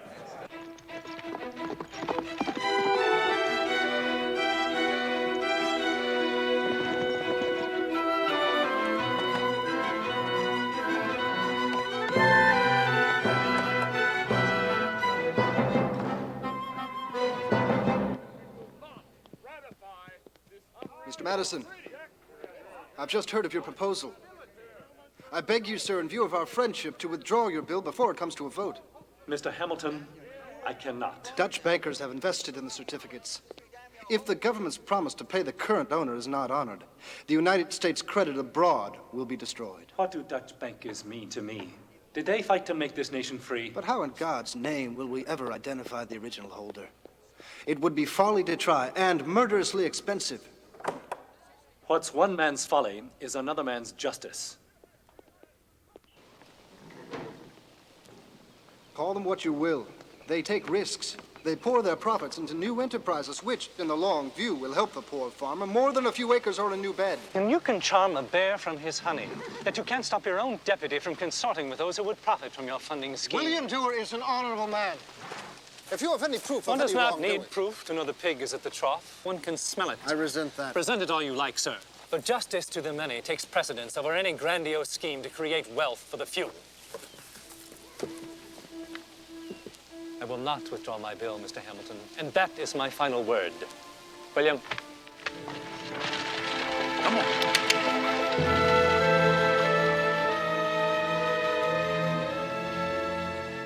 Sir, I don't like your tone. Nevertheless, as Treasury Secretary, if I should order an investigation of uncontrolled speculation, will it uncover any activity of yours which might compromise not only you, but inevitably me and my entire financial program? No, of course not. Why do you cross-examine me like this? You're supposed to be my friend. Which is why I'm going to suggest that you consider resigning.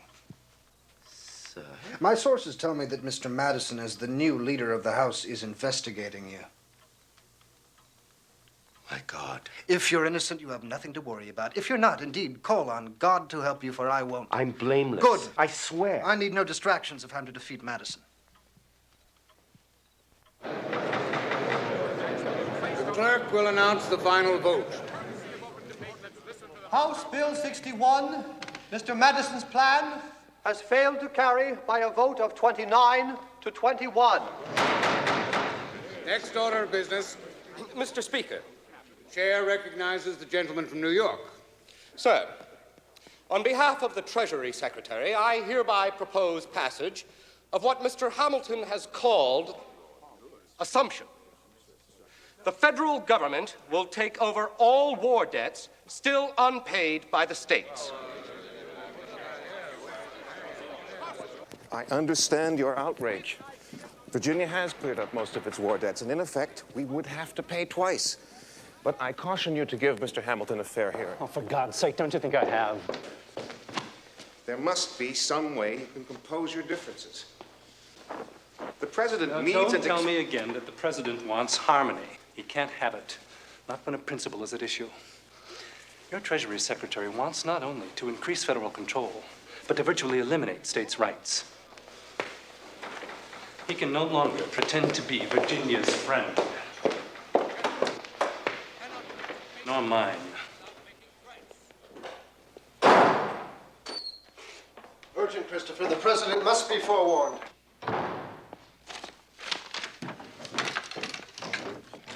Sir, I had hoped to spare you, but now the whispers have started.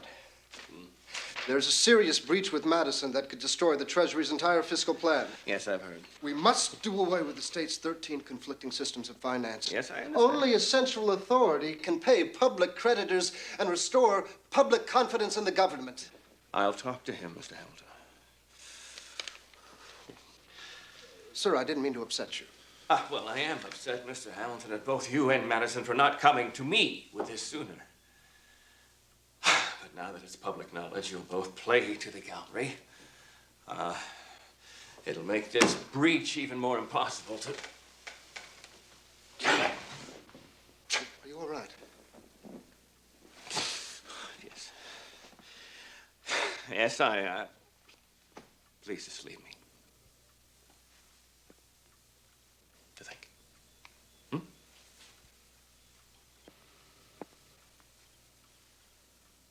Forgive me, Mr. President.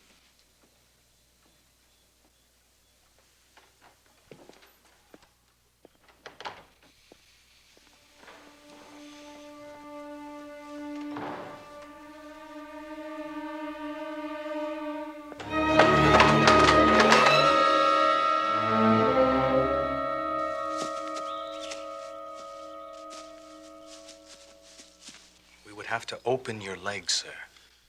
Providence hasn't failed me. Yet.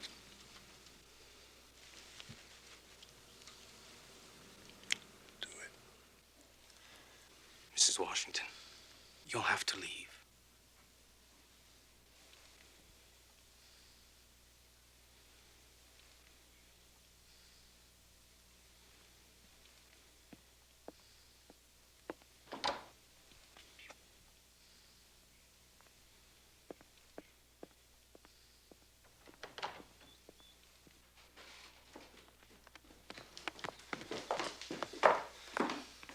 How is he?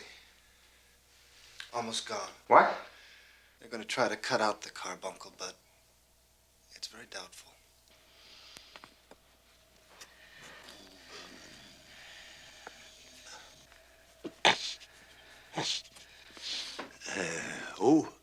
Lay it open a little wider below the hip joint.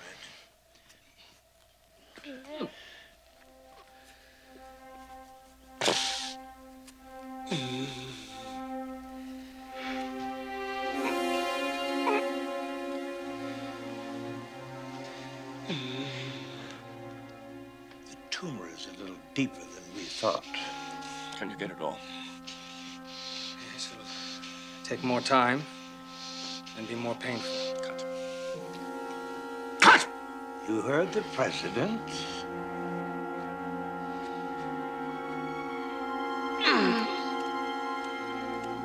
Deeper. Get all of it.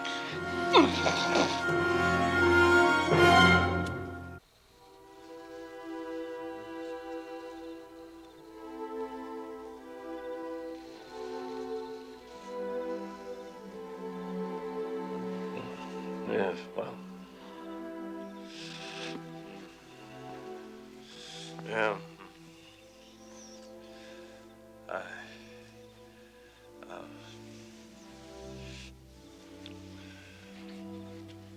George, water.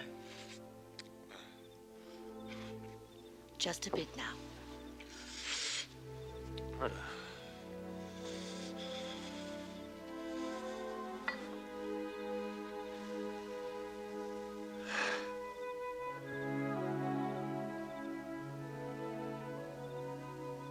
Don't worry. My Martha.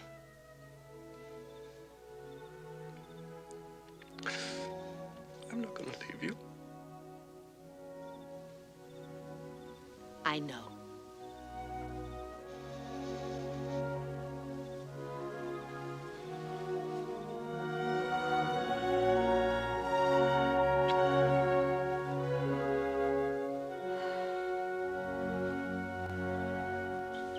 Now, Master White, pay attention, pay attention. If the shadow were here, what time would it be? 2 in the afternoon, sir. Good.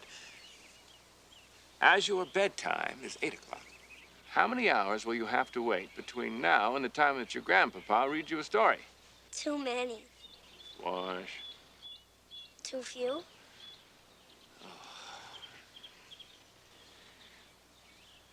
7. Young man. 6. Are you sure? Yes. George Washington Parke Custis, what am I going to do with you? I don't know. Why do you resist so doing your sums? I don't know. You're driving your schoolmaster to drink. I know. Mr. President. Yes. Go see your grandmother for a cake. Hello, Wash. No, you don't deserve one. Wash. Sir. Mr. Hamilton, you're late. I apologize, sir. What would you like? I am furious at the orchestrated attacks on our program. Jefferson, who seems so mild and reasonable in the cabinet meetings, goads Madison to still further attacks in the House. Has he also, behind my back, turned you against me? No, of course. Then why else have you delayed so the signing of the bill creating the Bank of the United States? I'm studying the matter, sir. Through passionate argument and, I might add, exchange of many favors, I finally get the bill passed by the House 39-20. And what happens? You, Mr. President, sit on it for days. I thought you agreed with me that such a bank could stabilize our economy and unite the country as it hasn't been since the Revolution. I'm disturbed by Mr. Madison's charge of unconstitutionality. And the Congress's doubts trouble me. We cannot please everybody, sir. I don't need to be reminded of that, sir. As there is yet no legal system, I must go slowly. That, of course, is your prerogative, Mr. President. And I will eagerly await your decision. Good day, sir. Alex. Be patient.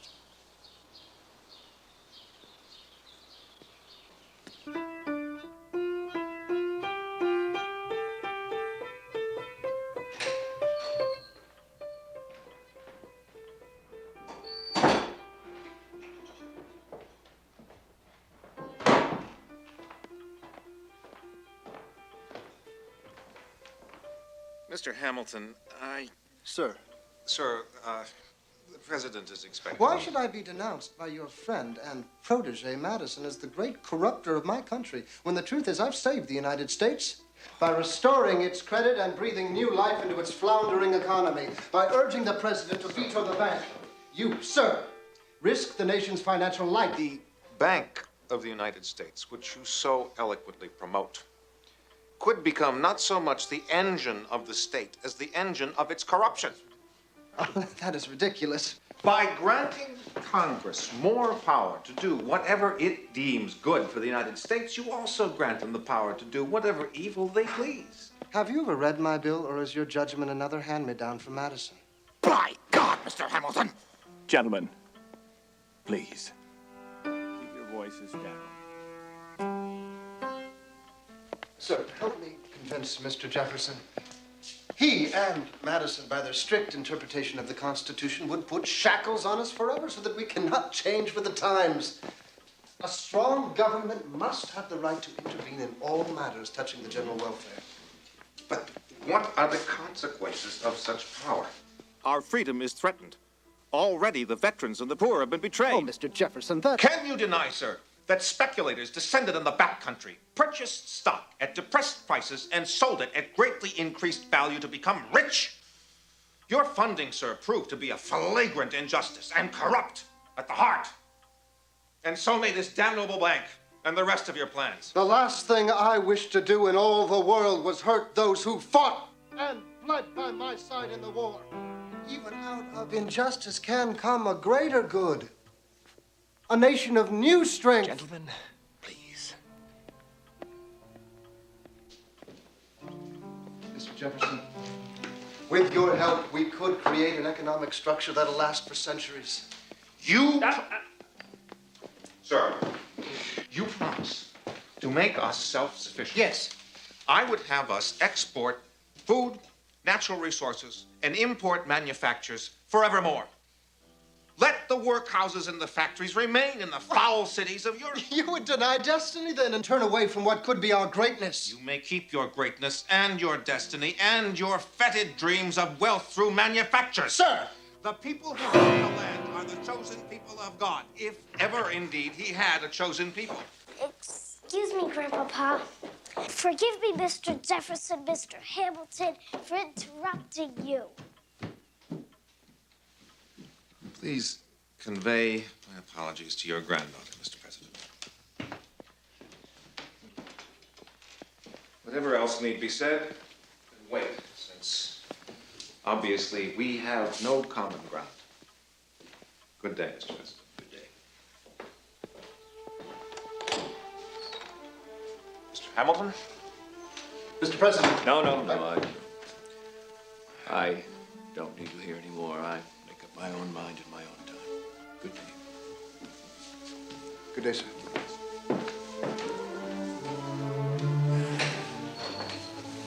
Nellie told me about Mr. Hamilton and Mr. Jefferson. I'm sorry, dear. Doesn't Jefferson remember the war? Printing that worthless paper money to keep the army in the field, and then they went hungry. What am I to do? I'm glad you're here, gentlemen. Mr. Jefferson, it's your turn. I'm a touch under the weather, sir.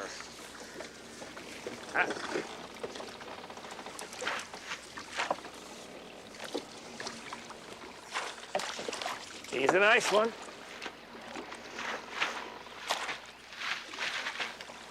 I trust you will catch solutions to our problems faster than this fish. Damn it, he's as fractious as Congress. Watch your tongue.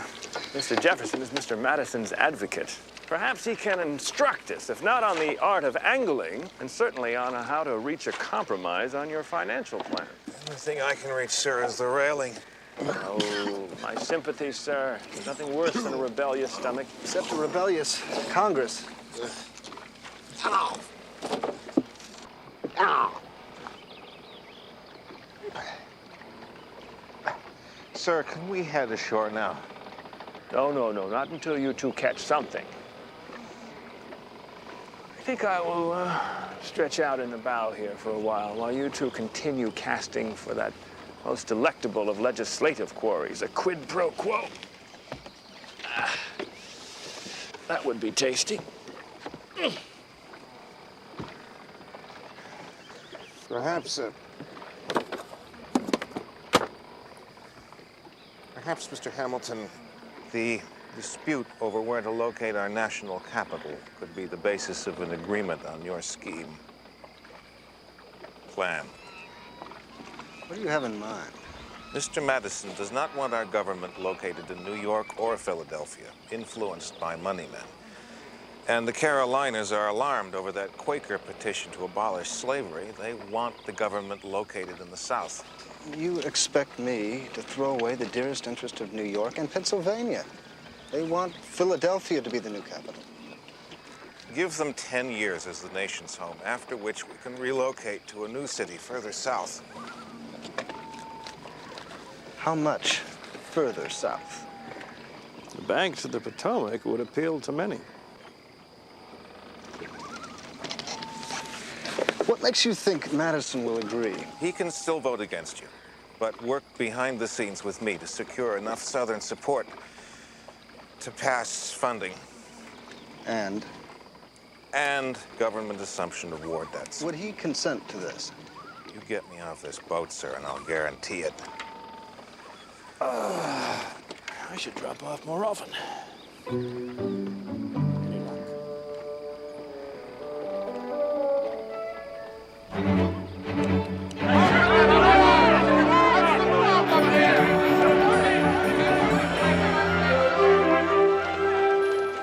Cousin, I am temporarily short of funds, so if you don't intend to purchase any shares in the new bank, perhaps you'd lend me whatever you can afford? You know I'll repay you. Randolph, you cannot plunge into something like this damnable bank on borrowed money. A few hundred? No, sure. not a cent. And don't try to borrow from anyone else, especially Hamilton. Even if you had the money, the Attorney General shouldn't buy shares. It's a conflict of interest.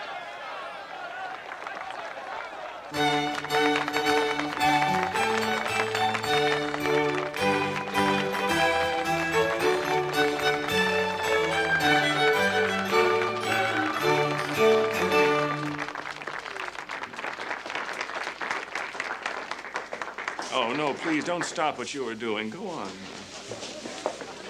Mrs. Powell, good evening. Good evening. Your host, Mr. William Bingham, and his wife, Anne, who also happens to be my niece. We are honored, Mr. President. Mr. President, we've so looked forward to this moment. Mr. and Mrs. Bingham, Mrs. Washington. It's a pleasure, madam. Would you mind awfully? Aunt Maud can't wait to meet you.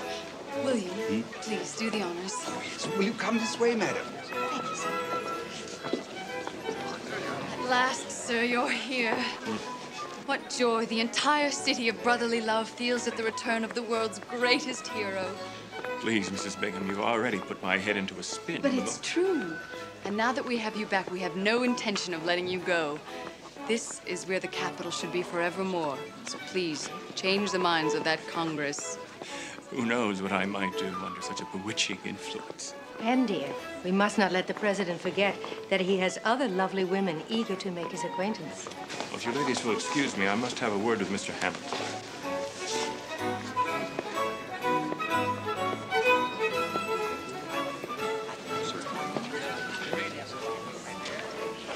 You seem miles away. Yeah. Perhaps I am, sir. I'm missing my wife. When is Mrs. Hamilton expected back? I just heard from her father. General Schuyler feels she should stay in Albany until she's fully recovered. The birth was very difficult. I hope she's feeling better soon. Please, gentlemen, the ladies are starved for your attention.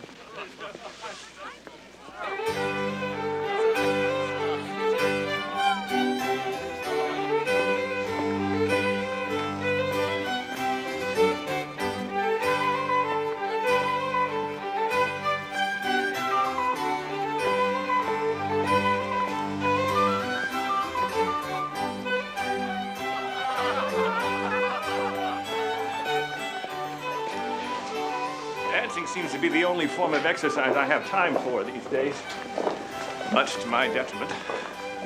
Oh, my dear sir, you underestimate your potent effect upon the ladies and their frustration.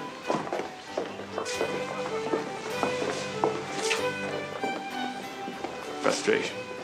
At your apparent disinterest. Yet in Virginia, so we hear, you were called, behind your back, of course, the Stallion of the Potomac. Are such tales not true? The Stallion of the Potomac is royal gift. My stud jackass.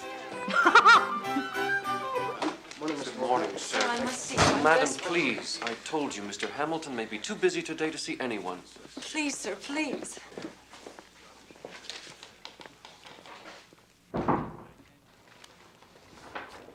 That poor woman, why is she so desperate? She wouldn't tell me, sir. And I certainly wasn't going to subject you to an embarrassing appeal. I can't just turn my back on her. Mr. Hamilton... Show her in, Wilcott. Yes, sir.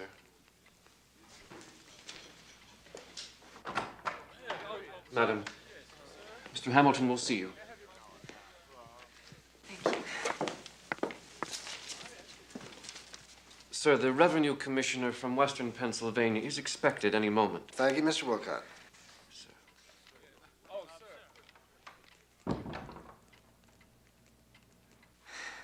Sir, I know I shouldn't take the time of so important a man as you, but... Oh, God, I have nowhere else to turn. Please, sit down. Sit down. Tell me what it is. You must believe that I'm not so bold a woman as to do this sort of thing. I come from a respectable New York family, and my sister married a Livingston. My husband... I feel so ashamed to tell you this. My husband ran off with another woman and abandoned me. And I'm desperate, stranded in Philadelphia without the funds to return home.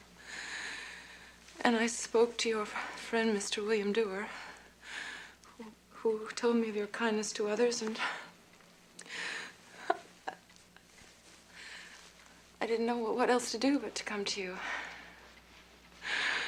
I'm sorry. I'm so sorry. No, it's all right.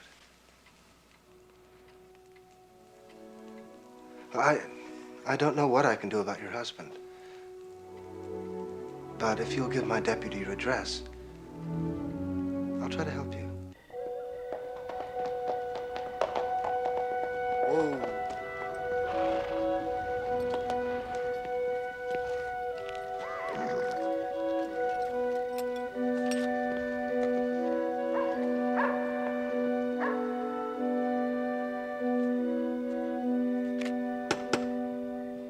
It's the first room at the top of the stairs.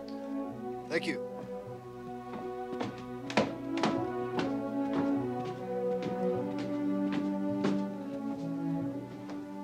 I wasn't able to locate your husband.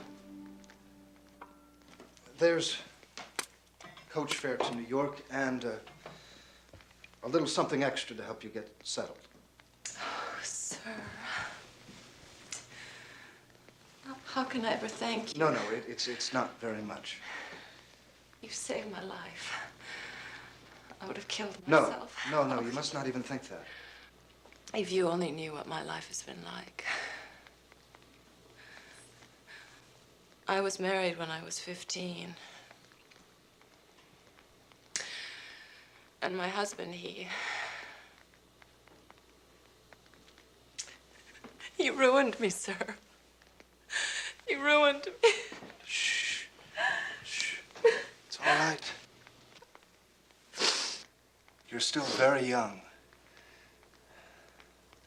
And very attractive. You'll meet a decent man.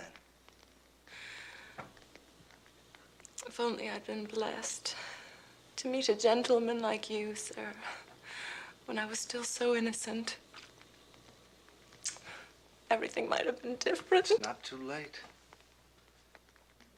When you get back to New York, you can start a whole new life.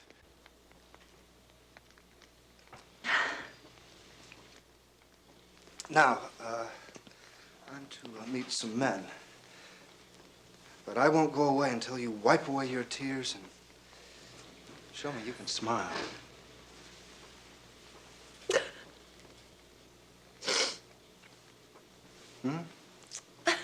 That's right. I don't want you to go. I'm afraid I must. Please. No, my deputy will wonder what happened to me. Good night, Mrs. Reynolds. Please don't call me that. I never want to hear that name again. Good night, Maria.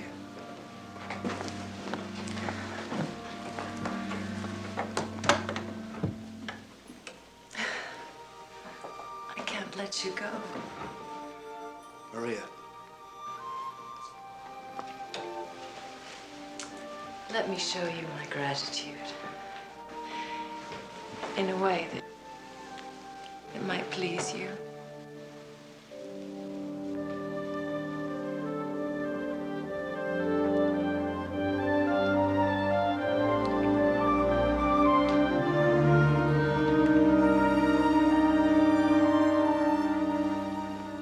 Eliza! What a pleasant surprise. I hope this will be an even more pleasant surprise, my friend.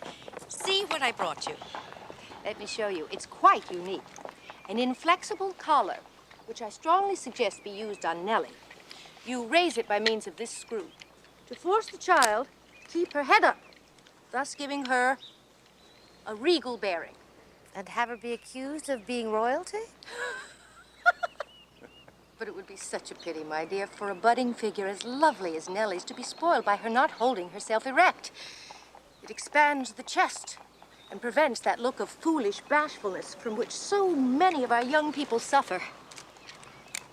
Well, I must go. Try not to make any more earth-shaking decisions before I can offer my advice, Mr. President.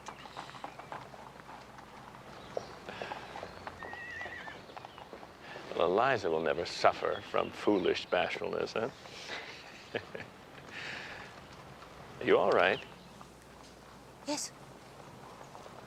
Something's troubling you. It's just...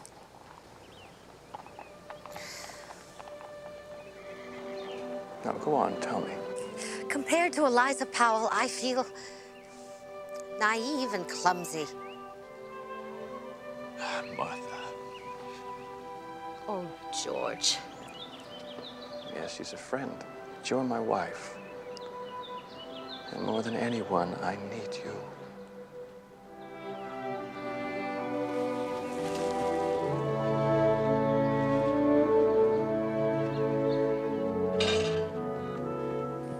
This is the last time I'm going to warn you. You're going more deeply in debt to speculate at just the wrong time. I warned you before, and look what happened. I know what I'm doing. I hope so.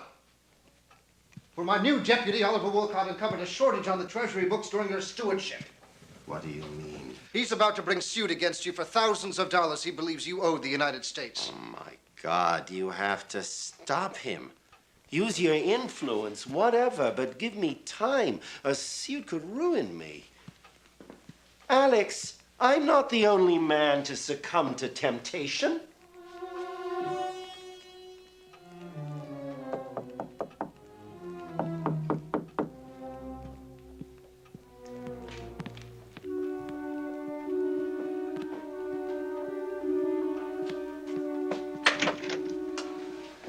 I had to see you. Shh. There's someone in the other room.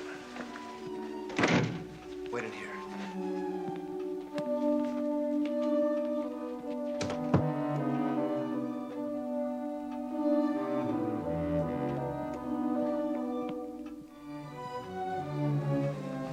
I've urgent business. You'll have to leave. You will help me. Yes, I'll see what I can do. That's all I need. Just a little I'll time. see what I can do.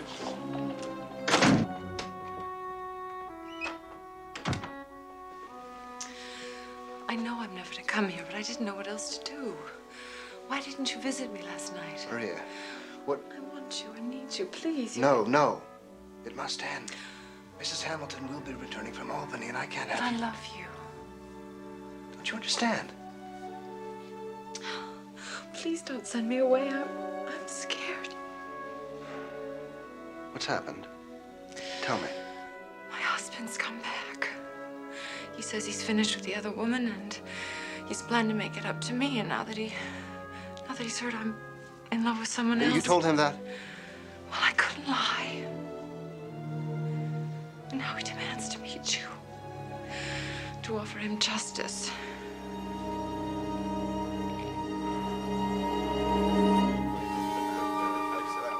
You can think of me what you want, Mr. Hamilton. But is what I've done any worse than what you've done? You, sir, have put the horns on me, and that is worse than killing a man. You abandoned her. I couldn't stand for her to see me the way I was. I'd lost everything. And then when I finally get myself straight again, I come back to this. Damn you, sir. You've robbed me of all the happiness in the world. Sir. I swear to you, I give you my word as a gentleman. The affair is at an end.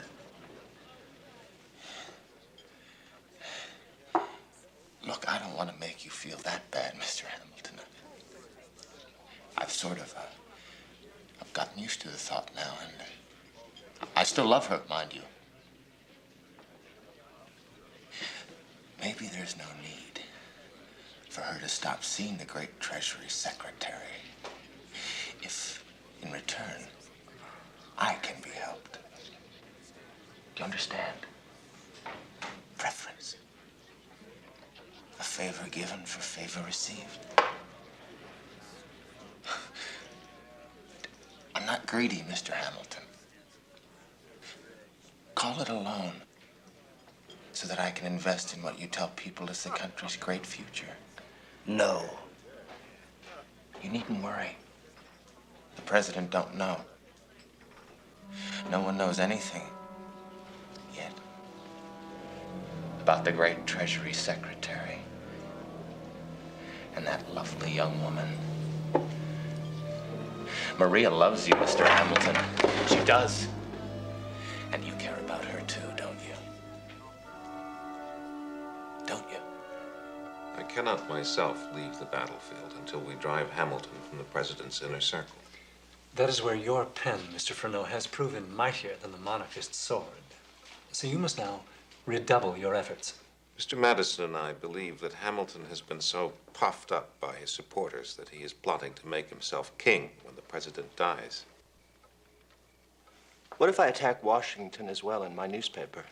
The people still love the man, and in reaction might turn against us. Besides, I believe the president's motives to be pure. And I know how sensitive he is. Well, then the shock of criticism will be all the more effective in detaching him from Hamilton. Sir, I don't like it. When the nation is at peril, we must sometimes do things we don't like. We can no longer allow Washington to stay above the battle. Look what Vernon has to say. The great man's pretended reluctance to serve again hides a secret hunger to be crowned. Washington, he come to town, riding Alex Hamilton, put a crown on top his head, he claimed to be his son. Son of a whore is he. Hang him. It's just whiskey nonsense. They don't mean anything by it. Whiskey nonsense, as you call it, every time Vernon's paper comes out. Wonder why I missed the last issue. The man himself never fails to send me several copies. I burned them. I can't bear to have you read that trash. You shouldn't have done that. I need to know what they're saying about me. Sorry. I know you mean well, but...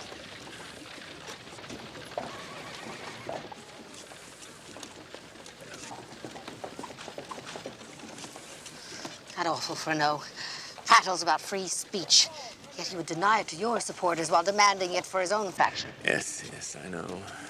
It's the same in my cabinet. They conspire against one another behind my back. I'm sick of it. All of it. Then leave.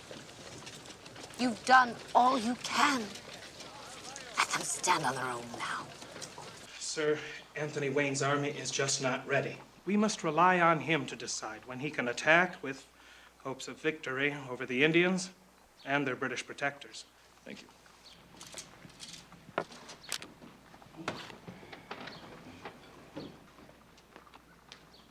Before we adjourn, there's one last issue.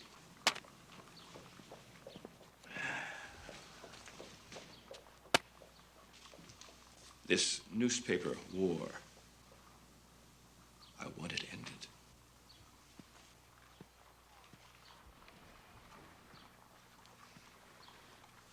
I admit, sir, my role in the controversy, and I pledge my honor to you, sir, to do my part in reuniting your administration. Thank you, Mr. Hamilton.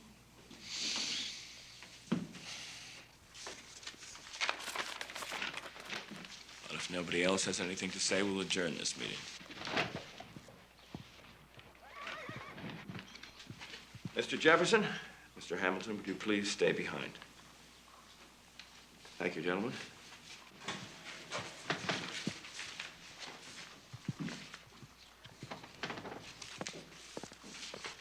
I wanted to talk to you privately because... Mr. Hamilton pledges his honor. What hypocrisy. How dare you, sir, make capital out of Vernon's attacks when you yourself publish scurrilous articles in your own servile press under an alias? Listen to the man. He indicts me for hypocrisy. He invented the word. Well, he pulled the strings of his congressional puppets to try and destroy me. I had to fight back or crawl away in defeat. You know, I know what's behind such vicious personal attacks.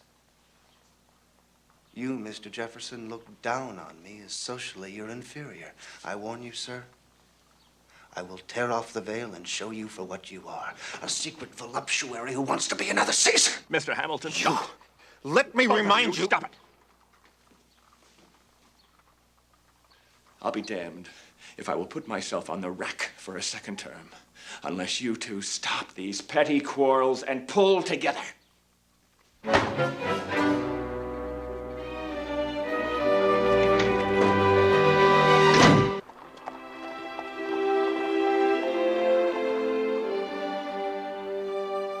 Gentlemen.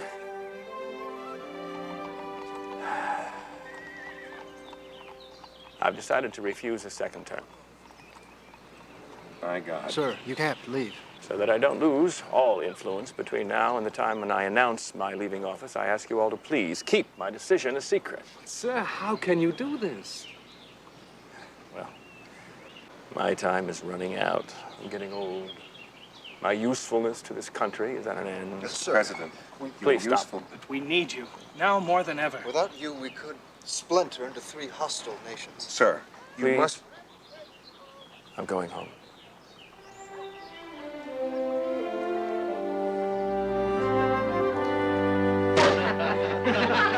It's called champagne. Mr. Jefferson says a monk by the name of Dom Perignon invented it. Oh, my dear. I feel as bubbly as this wine now that I know you're determined to leave office.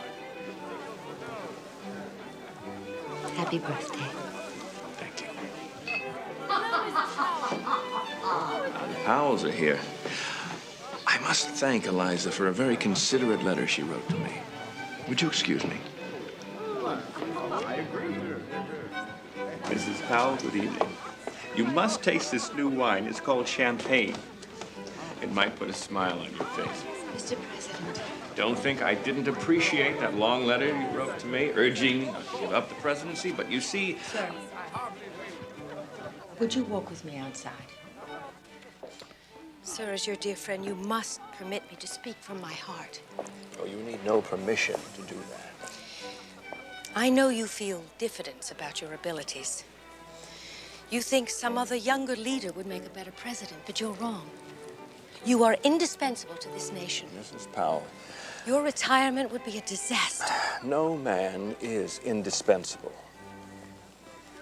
I know how sensitive you are in matters of public opinion.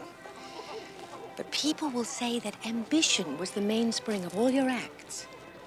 Some will even say that you foresaw the collapse of the government and fled to keep from being caught in the crash. But none of that's true. In matters of public opinion, truth is what people think it to be. I am not concerned about what other people think. You've always been concerned. It's your nature. Sir, are you certain you want to leave when you're needed the most? Thank you for a wonderful birthday. You don't look any older. You see, that's why I love you so much.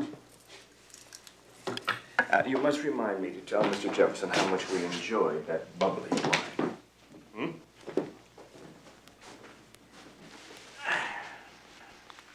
You know, they badgered me all night. Randolph, Knox. To accept the second term is the only thing that Jefferson and Hamilton have agreed on in ages. And Eliza?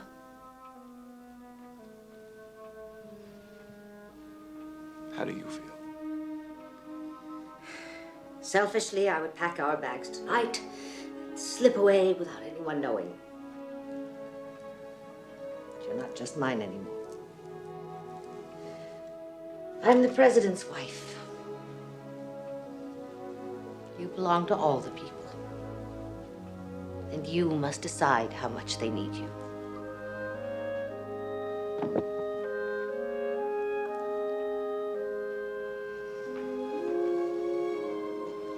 I'm sorry, dear. I don't help very much, do I? Forget what I said, George. You've always done what's right. What is right? A mob has besieged William Dewar's mansion and threatened to hang him. And you, too. Mr. Wolcott, order our federal marshals to rescue Dewar and take him to debtor's prison. Yes, sir. They blame Dewar and you for the financial collapse.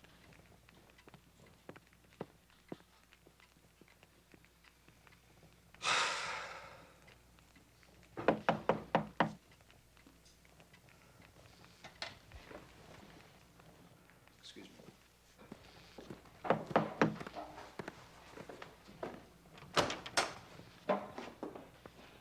For you, sir.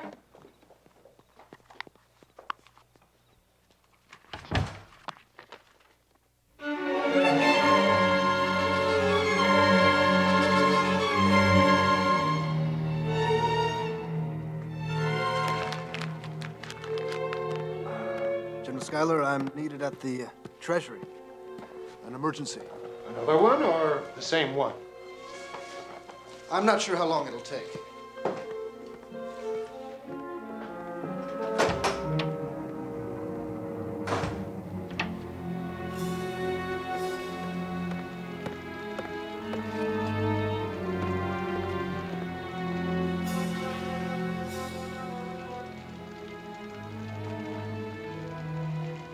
It's not loud enough. You do love me, don't you?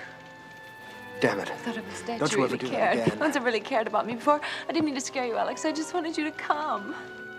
Don't. I can't live without you. You don't mean that. It's not true. It is. It is. It's over. Please don't leave me. It's over.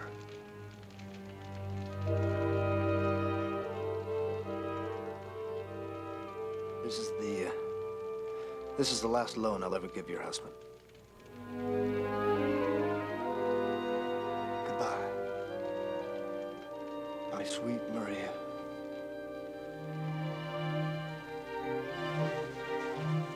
Alex, be careful. He says he'll have you killed.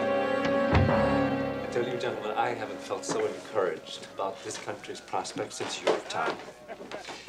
With our victory in the elections and the support of the people in the streets who rejoice at the French Revolution, the time is now to conquer Hamilton.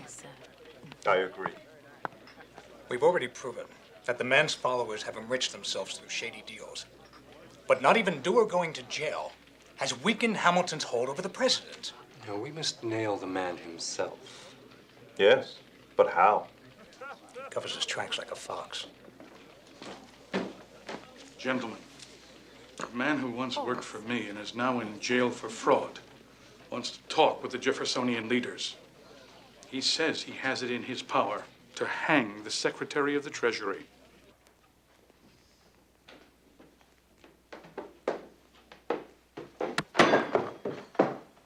Betsy? Betsy? Are you all right? I'm all right. A good omen when a candle is dropped and stays lit. Are you sure you don't feel faint? I'm fine. You don't have to treat me like Wedgwood china. I won't break. We don't have to wait any longer. I really am completely recovered. I've missed you so, my dearest. When Mr. Wolcott leaves, I'll be waiting for you.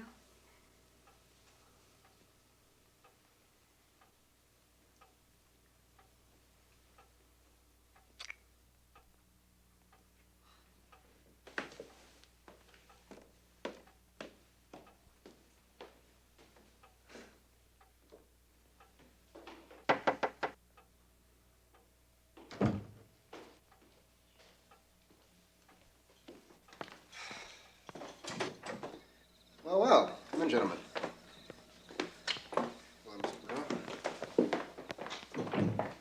Forgive us, Mr. Hamilton, for disturbing you so late. But there's something that we must tell you. I was working late anyway. Come into my office, gentlemen. My deputy, Mr. Wolcott, Mr. Monroe, Mr. Venable, Mr. Muhlenberg. Mr. Wolcott. Gentlemen. We had hoped to speak with you in private, Mr. Hamilton. Well, I have nothing to hide from my friend. Obviously, it's something serious, or such august Jeffersonians wouldn't be disturbing me so late. Can I have your brandy? Thank you, no. Then have at me, sir.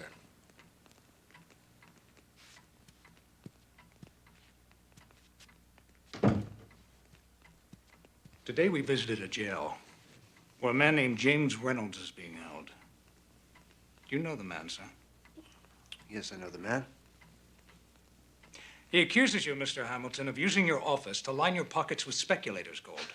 You believe him? At this moment, we really don't know what to believe. I will turn my pockets inside out if you can find any gold there. You're a master of alchemy. Mr. Hamilton. You know, my wife is from one of the great New York families, yet you take the word of a despicable rogue like Reynolds against me. Sir, we didn't say that we believe Is this it true, man. as I've heard whispered too many times behind my back, that you still regard me as a bastard from the West Indies, the whore child? Sir, we're not accusing you of anything. We're merely giving you the opportunity to answer this man Reynolds.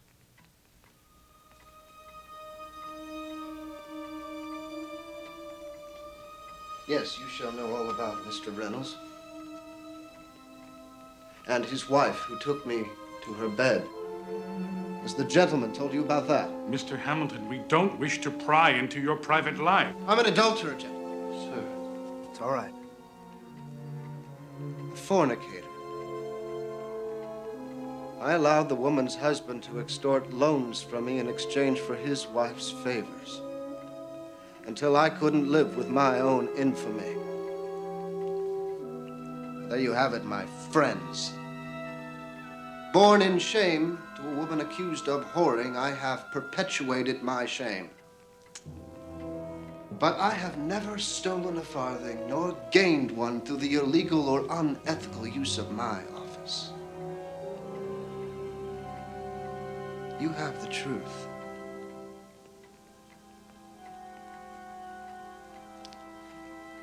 Do what you want with it.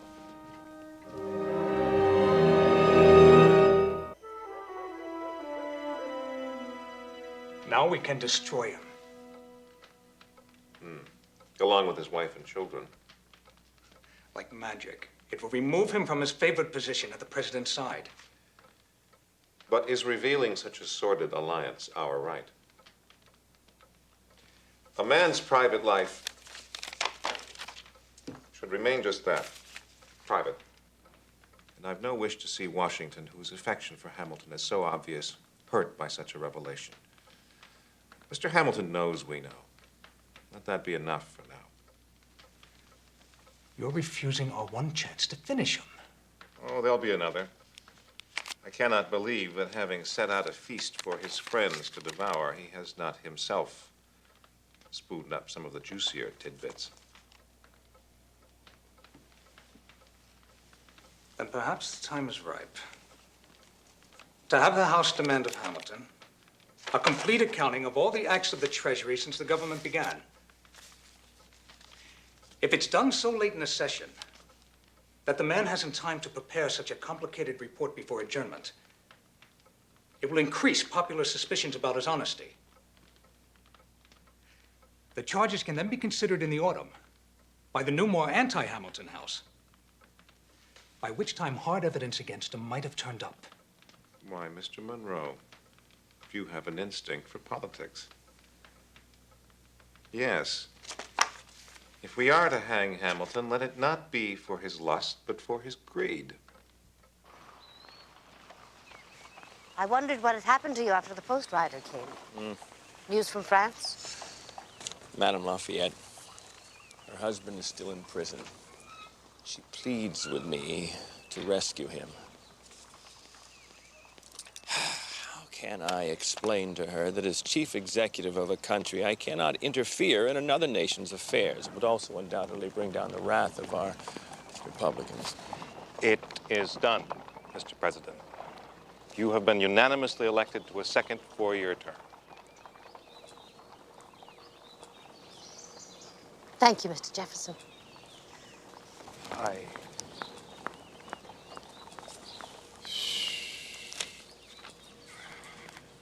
Forgive me if I disheartened Mrs. Washington. I know she was not anxious for you to serve again, but... Mrs. Washington and I have had so little untroubled time in the past 16 years. Why shouldn't we both grieve at being condemned to 4 more of such wretchedness? Perhaps I can somewhat lift your spirits, Mr. President. I have reconsidered my determination to leave the government. The tide which seemed to flow toward monarchy is now carrying us back to a people's government. Monarchy?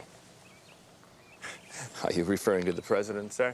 Sir, I meant those who would use you. Have you so little confidence in my judgment that you imagine I could be used by anyone? I spoke without thinking, forgive me. But I think you should know that Mr. Hamilton has not been absolved.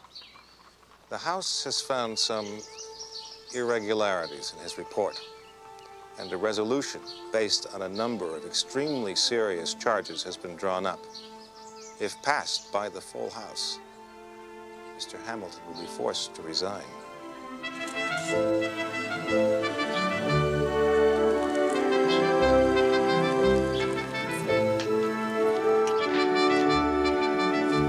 You wanted to see me, sir. Try it. I have other things on my mind besides apples.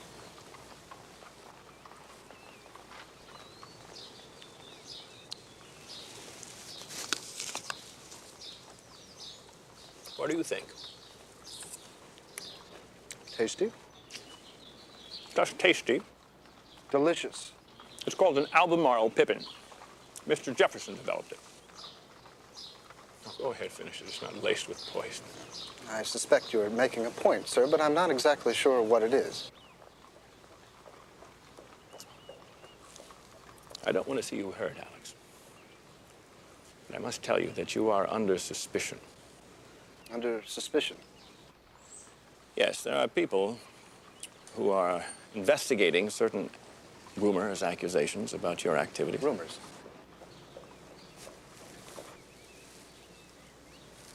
Accusations. Malignant lies.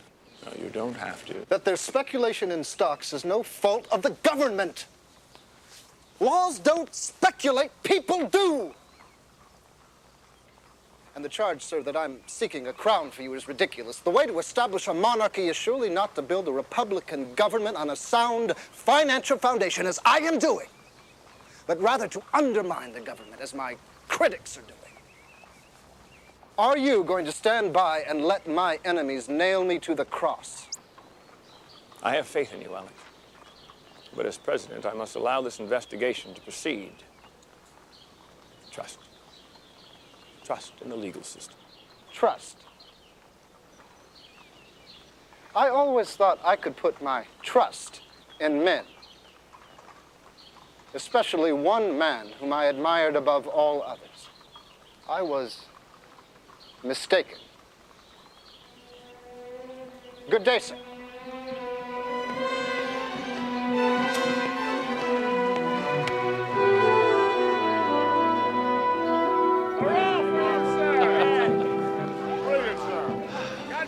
Mr. Hamilton, if you ever go back to the law, you'll have me as a client. Only you could orchestrate so brilliant a defense. Thank you. Mr. President, I thought you should hear it from me. I've been cleared. Jefferson thought he could hang me with unsubstantiated charges, but he was wrong. The House soundly defeated the indictments. Good. Good. I know you're still hurt that I didn't do more to try to protect you from, how did you phrase it, legislative persecution. But I knew you'd be cleared. At least we both agree on that. But I couldn't be swayed by friendship, Alex. I acknowledge your right, sir, to be impartial. But perhaps unduly, I expected more.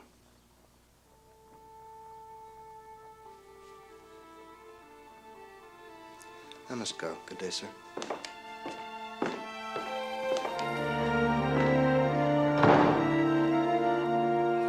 I'm sorry you missed Martha. She and the children are enjoying a ride in the countryside.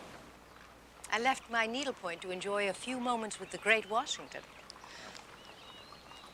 Obviously, your flowers know who's president. They're in full bloom while ours are still sleeping. Yes, well, I brought them from home. I spend as much time as I can out here. Garden puts problems in their place. Breeds new hope.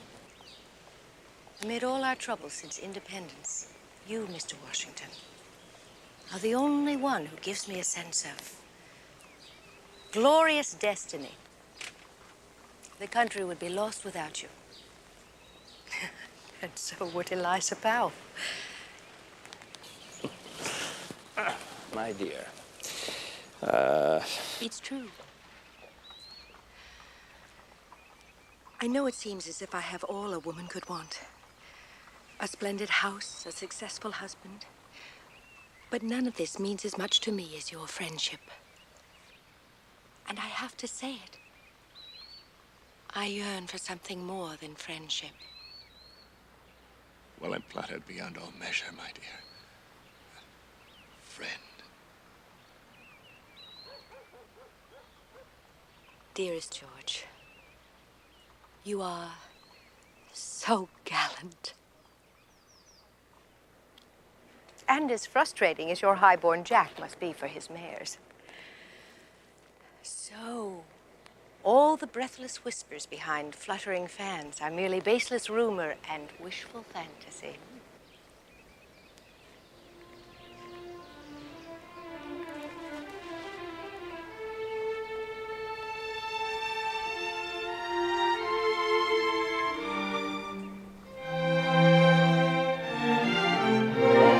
The spirit of '76 is going to spread through Europe. We started it! Now the French have their revolution. Maybe England next. Down with all monarchies!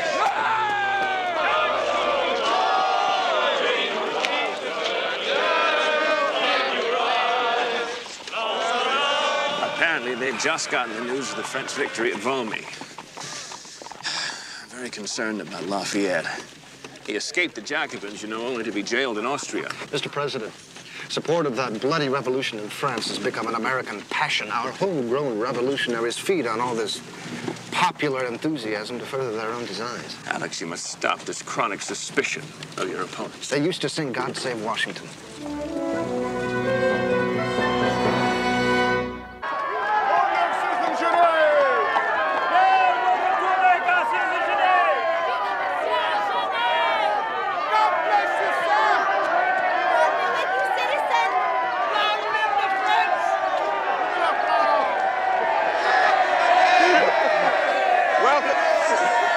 Welcome, Citizen Genet, on behalf of the President of the United States and all his countrymen. I am as much a delegate to the American people as to the government. And I am empowered to negotiate a new treaty establishing even closer relations between France and the United States.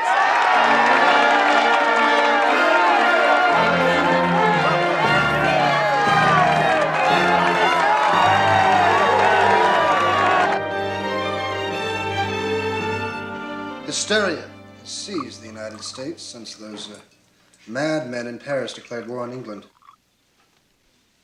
Mr. Ambassador, what can we do to prevent this country from entering the war?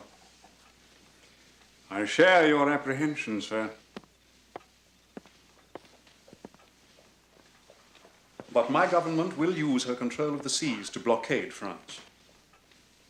With the pro-French mood of our people, that would force the United States into war with England. What is your president's position? For peace. Passionately. But not at the price of national honor. But be assured, I will exert every influence I have to prevent my country from entering the war on the side of France. Careful, my friend, or you could be accused of treason next. I am no Benedict Arnold. My very life is dedicated to the peace and prosperity of the United States, which is why I expect you, Mr. Hammond, to warn your government against any aggressive act which might give our rabid pro-French zealots cause to demand war. To reason among friends. I assume, Mr. Jefferson, that you are aware of Fresneau's latest outrage. The man claims to know from a source close to the government that the president signed the neutrality proclamation because the Anglophiles threatened that if he had not, they would have cut off his head. Has the man no shame? Sir, if one is to have a free press... I do not need to be reminded of the virtues of newspapers free to print the truth. But this man Vernon knows neither truth nor honesty. He says that I shut myself up like a king. That I keep only my own counsel like a king. He even accuses me of celebrating my birthdays like a king. We must all, at one time or another, pay the piper for the privilege of unbridled journalism. Mr. Jefferson, call off your dog. And what do you suggest? That I threaten to withdraw his appointment as translator? Fresneau's newspaper exposes those who would turn our constitutional democracy into a monarchy. Oh, nonsense. You can count on the fingers of one hand those who would seriously advocate an American king. God, all I can take of government by rumor and innuendo. And As for the accusation that I am now Hamilton's catspaw, and thus anti-French, I am extremely grateful to those Frenchmen who died fighting for us. But their current government seems on the verge of tearing itself to pieces, thus preparing the way for a despot. But will you receive Genet, the minister from France? This man must not be allowed to bring war here. Mr. President, may I present Citizen Genet, Minister of the Republic of France? Our warmest welcome, Citizen Genet, on behalf of all of our people.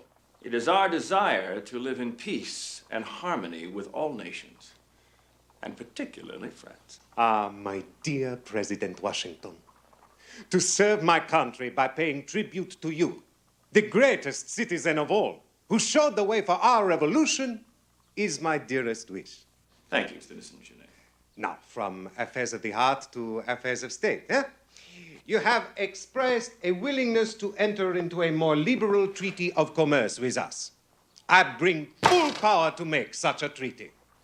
Excellent.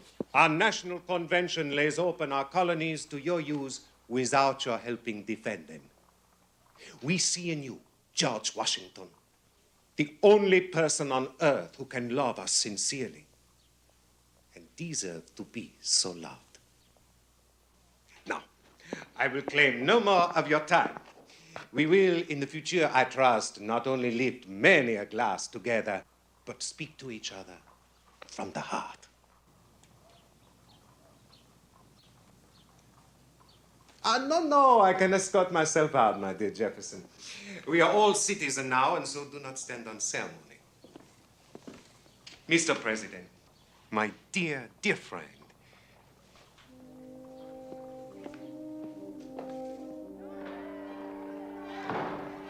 Amazing. The man offers everything and expects nothing. Citizen Genet clearly hopes the United States will nurture American privateers who will supply the French West Indies now cut off from the homeland by the British fleet.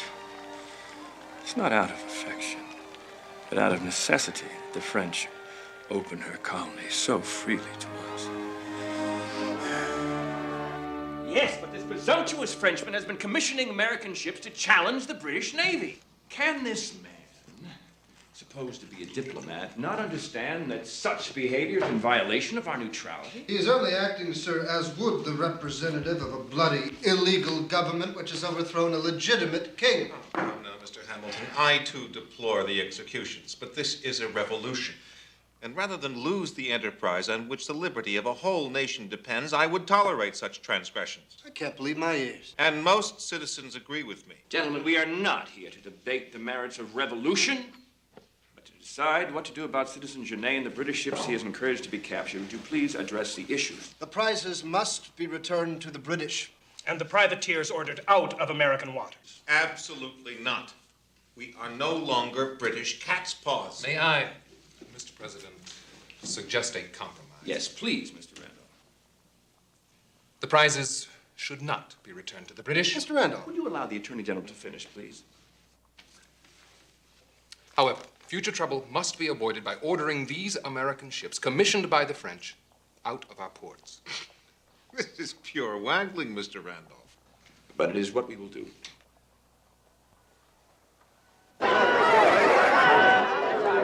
Will you listen to me? The president, listen to me! The old hypocrite! He sold us to the British for a crown! Down with Washington! All the president wants is peace. Trust him. It's you we don't trust, Hamilton. The old man's your puppet. You're the one put him on his knees to the great bully Britain! No, the president wants peace. Shut the bastard up! Trust This is him. our meeting! We've heard enough! Damn King Mother! King Mother! John, go!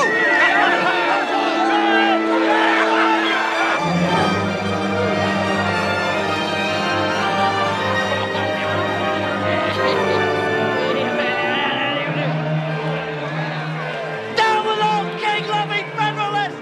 Up with Citizen Genet! You see, I become more American every day. Your ale I now drink by the hogshead. Good evening, gentlemen. Citizen Genet, may I see you privately? Private? There is no such word in the Revolution's lexicon. All matters must be known by the people. I must see you alone. It's urgent. Forgive us, citizens. Your Secretary of State would seem to be deficient in fraternity. Now, what is so urgent, citizen, that it could not wait for me to drain another tankard of your excellent ale? My friend, I must warn you. What you have just done by arming the Little Sarah to attack British shipping is a double violation of the Neutrality Proclamation. You must assure me, Citizen Minister, that that ship will not set sail till the facts can be laid before the President. I, Citizen Genet, warn your president. His policies and actions are contrary to the wishes of the American people, who are not serfs, as that old man seems to think. Sir, I warn you, Citizen Secretary, don't try to stop the Little Sarah from leaving. She is guarded by high-spirited American patriots who love France. Blood will be spilled. You, sir, would threaten to attack the United States in her own harbor? And you goaded Kentucky frontiersmen into threatening secession if Washington won't drive the Spanish out of Louisiana. The President was right. You would cheerfully bring us to war or secession. Oh, now, Citizen The Secretary. ale has indeed gone to your head, Citizen Minister, and you had best sober up before you seriously compromise all those in the government who support France. Philadelphia is the cradle of liberty. Why in the devil's hell should we still have relics of royalty? There's a George II still on the front of Christ Church. Down with it. Come on. Wait! Why waste time on stone monarchs when we can tear down a flesh and blood one? The president owned Washington's house!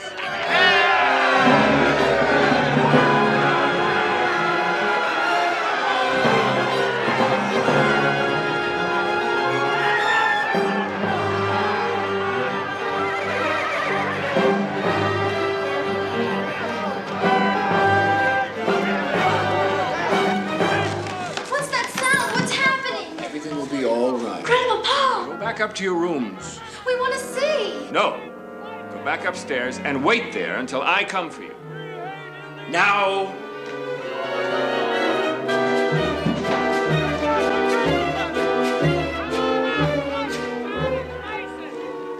Sir, that crowd, what do they want? I don't know. Stay back from the window.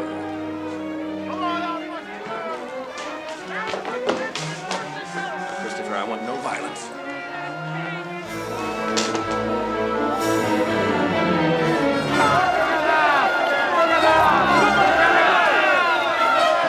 We want a second revolution! A new government with guts to declare war on England! Make the old man answer for his crimes against Genet and our French brothers! Drag Washington out!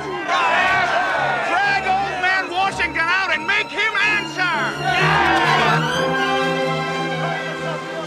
George.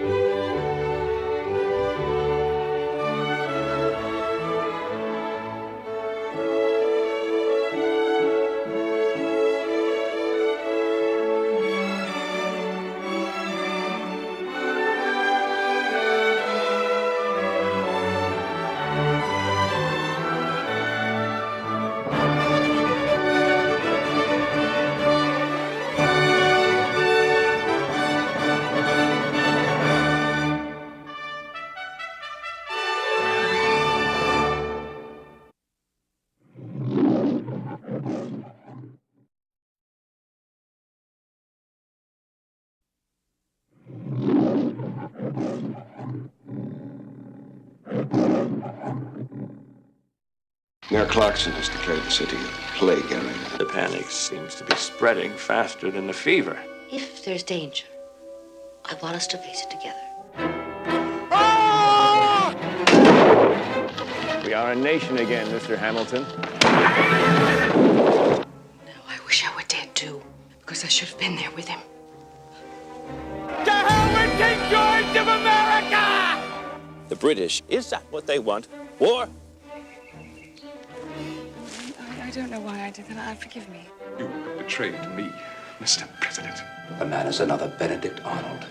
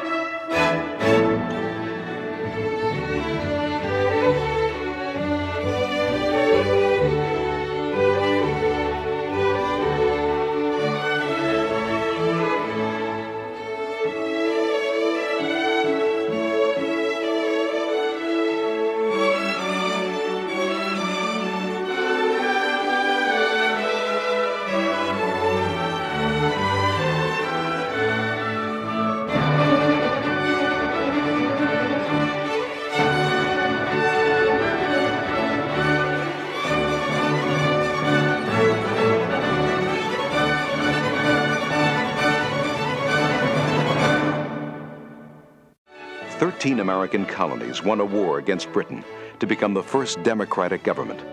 Still threatened by foreign tyrannies, a constitution was proposed in 1787 to bind the 13 states into one vital nation. Some feared the document would lead to an American king. Others had faith in one man who could unify the nation and keep the dream of the American Revolution alive. George Washington. Mr. Patrick Henry has the floor. You, sir, and your Federalists have tried to scare us with what will happen to Virginia if we reject your Constitution. God himself could agree to be first president, and I'd not put such hellish powers into his hands. Virginia has ratified. We have a Constitution. Only George Washington, as president, can make us one nation.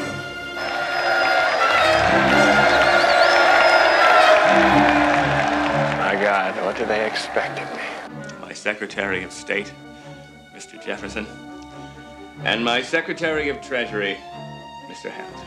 I trust they still hail him as their savior after they learn of my financial plan. Make sure no one reveals the details before we present it to the Congress. That you can't stop your own deputy from consorting with those who would profit from your funding scheme. William Dewar is an honorable man. Let me show you my gratitude.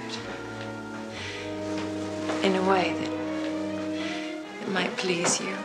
What's happened? Tell me. My husband's come back. I'm an adulterer, Jim. A fornicator. As the gentleman told you about that. I allowed the woman's husband to extort loans from me in exchange for his wife's favors. If we are to hang Hamilton, let it not be for his lust, but for his greed. I've been cleared. I know you're still hurt that I didn't do more to try to protect you. Welcome, Citizen Genet.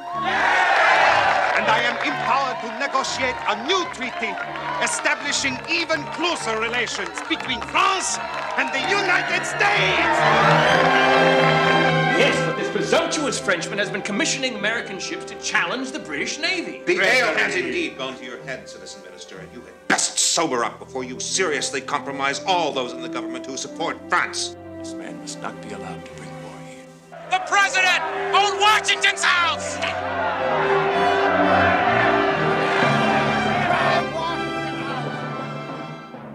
George.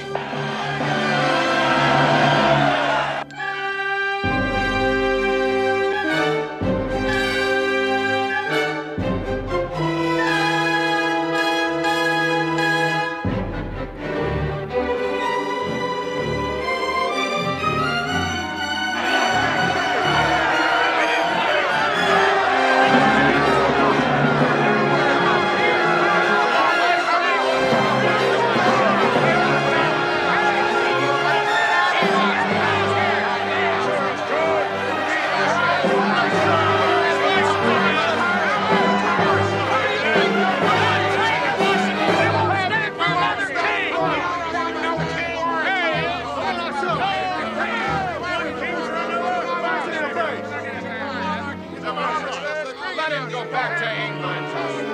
Silence, man! Oh, we trusted him before. Let's give him another chance.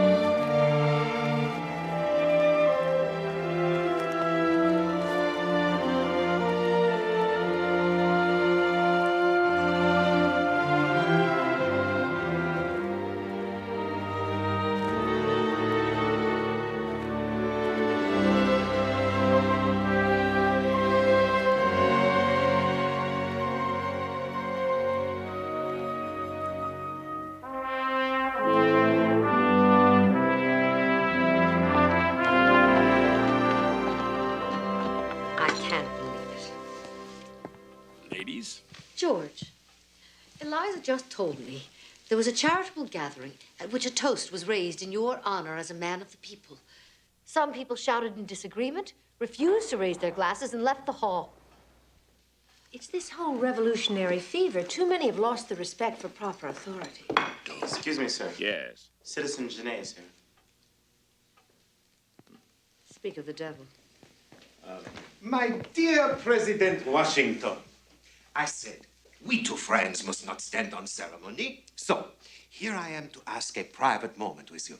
Citizen Genet, communications of diplomatic representatives must come to the Secretary of State. Jefferson warned that the president would not receive me.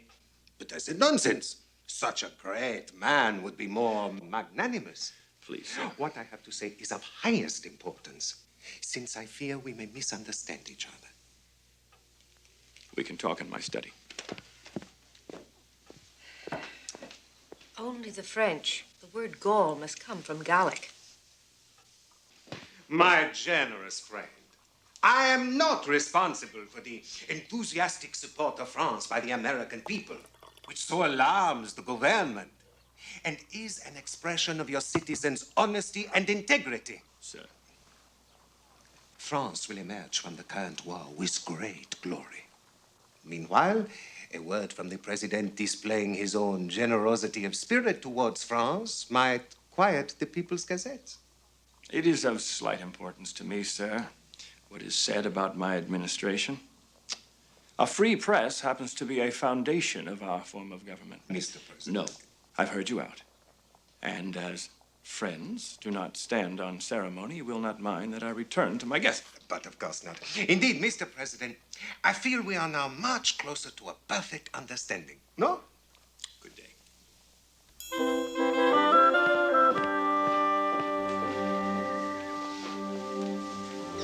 I heard him leave.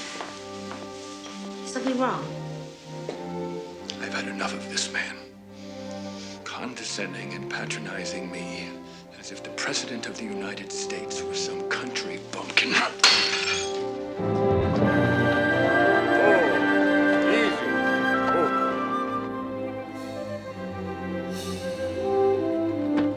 So, the citizen secretary wished to see me. Have you not heard that I have vanquished your old man Washington with a lavish display of Gallic charm and logic? Huh?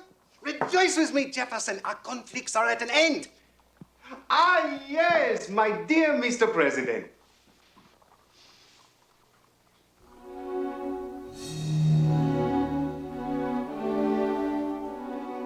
What is it?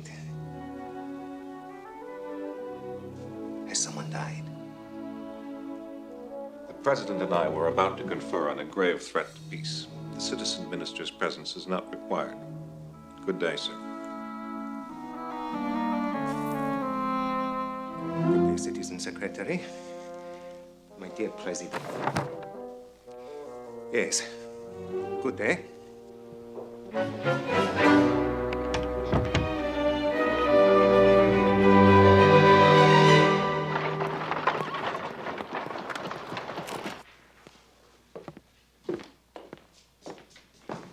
No, thank you, sir.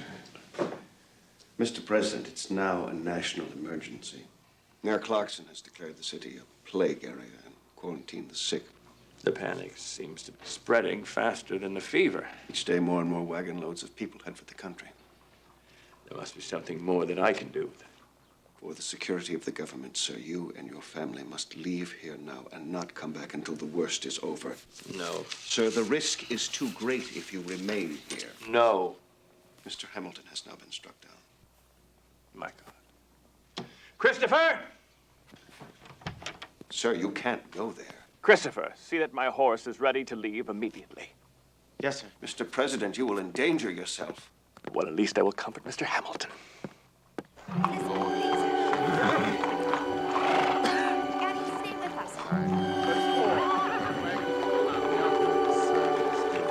Let's go.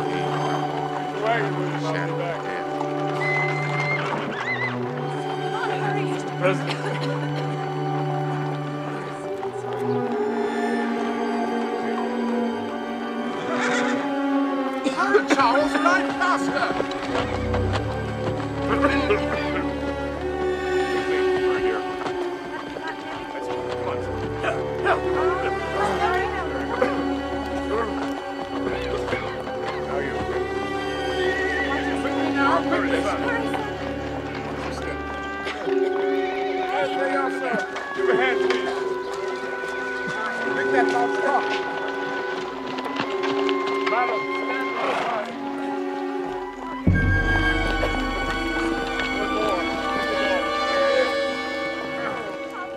Young man, what's your name? Richard Allen. Mr. President. I'm a Methodist preacher, sir. I pray you not ride these streets anymore. You could catch the sickness. I understand, Reverend Allen, that you and your people have been caring for the sick when others have refused. You've gone in and out of these quarantine houses for weeks with only God to protect you. I bow to your bravery.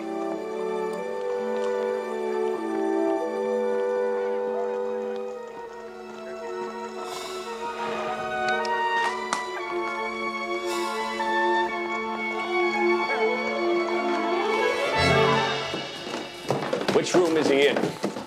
Mr. Hamilton was afraid you'd come, sir.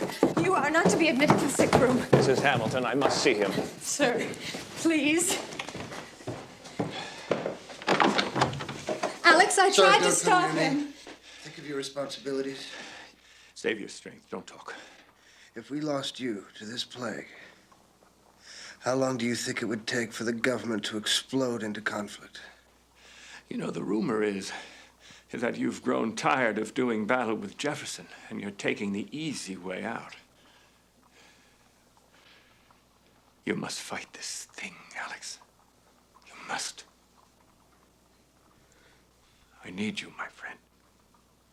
Thank you, sir. Now go. Please.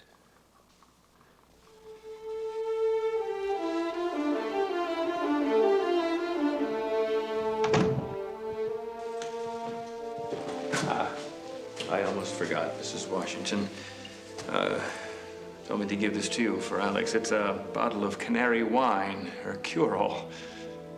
I don't think it could hurt him. And it might help. Thank you, Mr. President.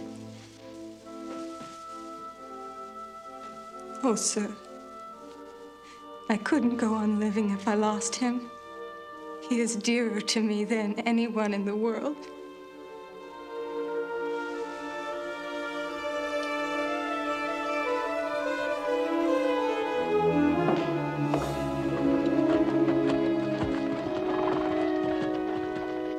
I refuse to go without you.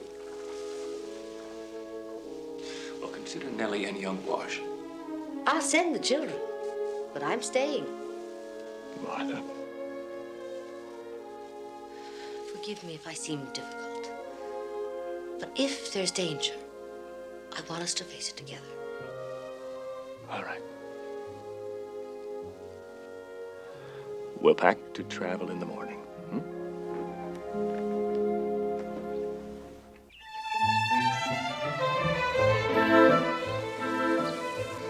Lovely, Oni. Lovely. I watch you like a hawk, ma'am. Then I practice in my room till I get it right. I'm beginning to think that you learn faster than I can teach you. Ma'am, I've been wanting to say this for a long time. When Mama died of the fever and you took us in, I just want you to know how thankful I was and always will be. My dear Oni.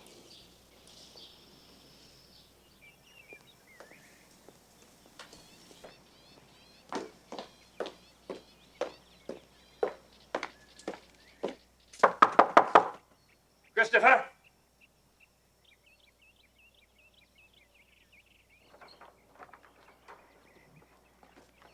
Yes, sir. It was found where you must have hidden it to be picked up by the slave from downriver who drives the grain wagon. This is your handprinting. Yes, sir.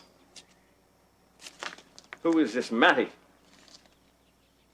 It's a woman, sir. She belongs on the next farm down south. And the two of you were going to run away together. Yes, sir. Both going to sail away from Alexandria. If you truly loved that woman, all you had to do was come to me. And I would have arranged somehow for the two of you to be together. It ain't just being with Maddie, sir.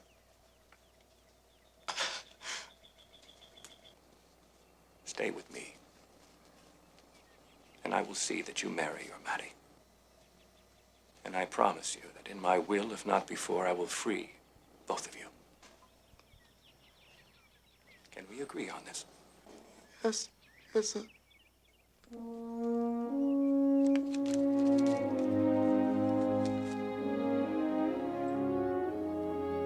We'll say no more about it.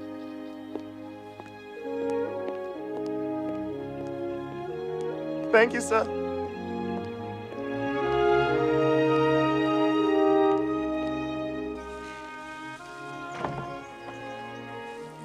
Oni will bring you some lemonade, dear. I'll be in the garden. Martha, I'd like to talk to you.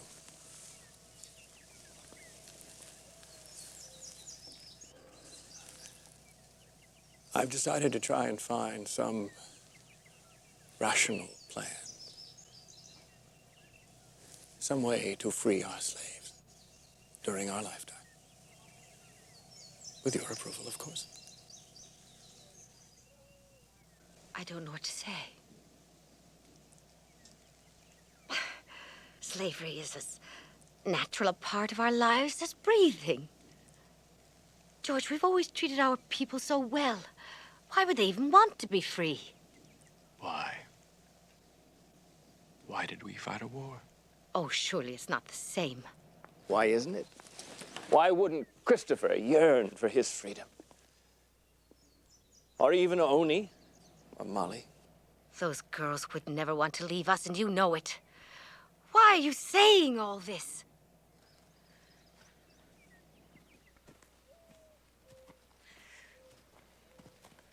My earliest memories of having been cared for by slaves.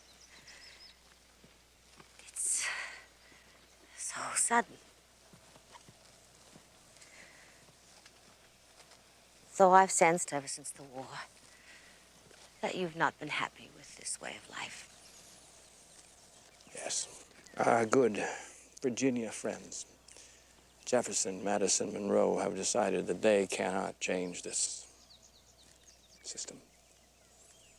They champion the rights of man, yet can't find it in their hearts to open the gates to their slave quarters. So if we do this thing, we would undoubtedly be opening ourselves up for more personal attacks. My greatest fear is that freeing our slaves while still president could incite a North-South conflict which could tear this nation apart. So, any such plan must be kept a secret until after I leave office. I see.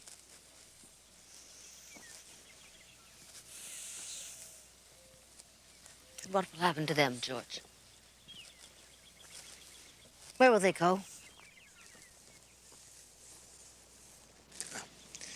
We'll provide for the children, of course, until they're old enough to support themselves. And the old and the infirm, we should give a lifetime pension.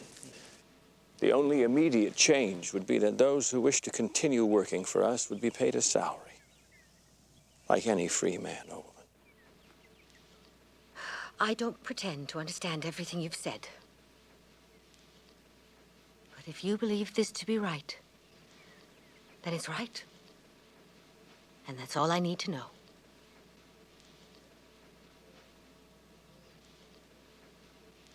Newspapers from Maine to the Carolinas are denouncing the Neutrality Proclamation and celebrating French courage. My friend, if you feel so strongly, did you vote in favor of the proclamation?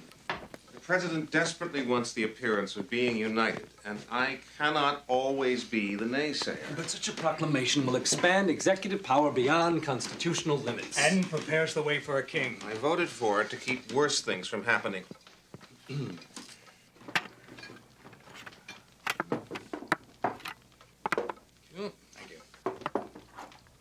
Well, at least the plague has subsided.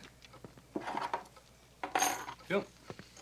He does want peace. I didn't mean to suggest that I really do not relish the role of the lonely champion fighting pro-British reactionaries. I can understand that. But for you, gentlemen, exhorting me not to abandon the field to Hamilton, I would long since have been back home in Monticello. Forgive me if I pressed the issue too hard. And I very much regret I must tolerate attacks on Washington. It is regrettable, but necessary. I know. But our brilliant writer Vernon does sometimes go too far.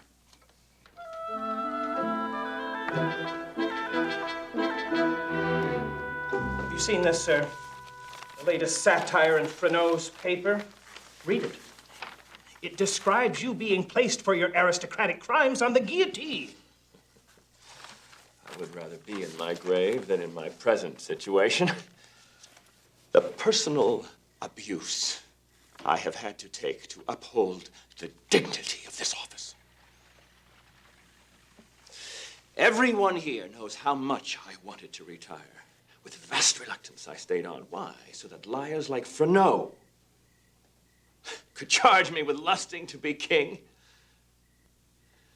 No, I would rather be on my farm, an emperor of the world.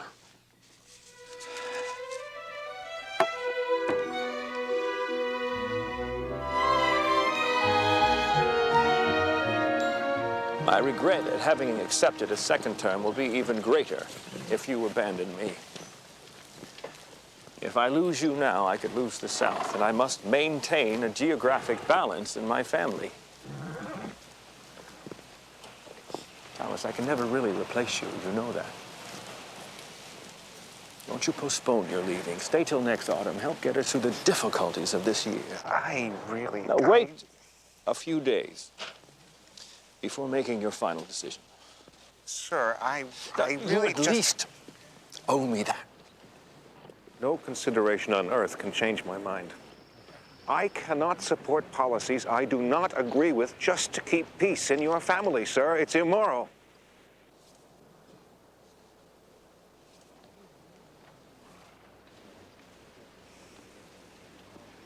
We'd best be on our way. Mr. Jefferson.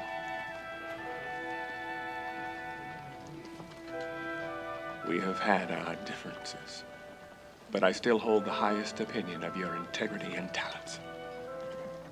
You will always have my prayers for your happiness.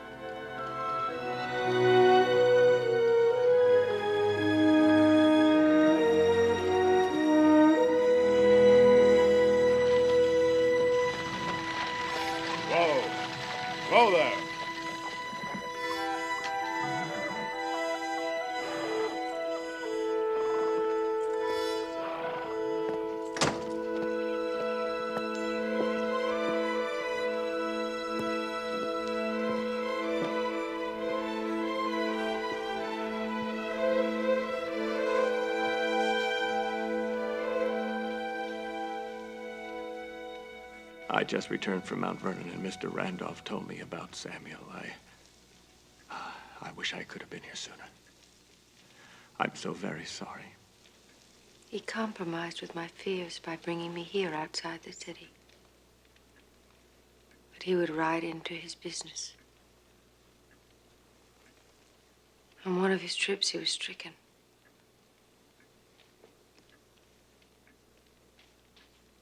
But instead of comforting him myself, I sent a servant daily to see how he was.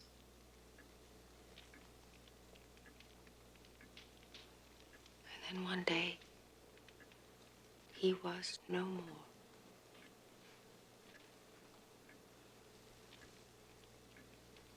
Now I can never forgive myself for my cowardice.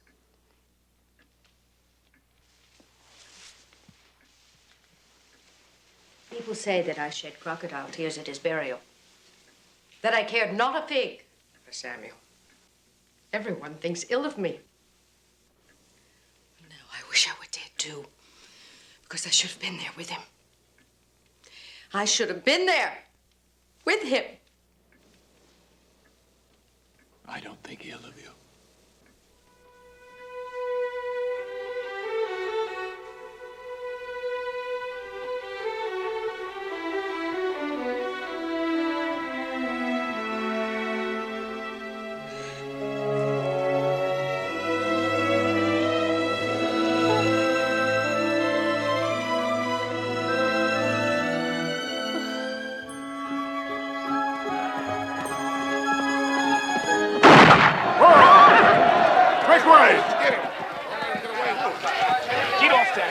What is this?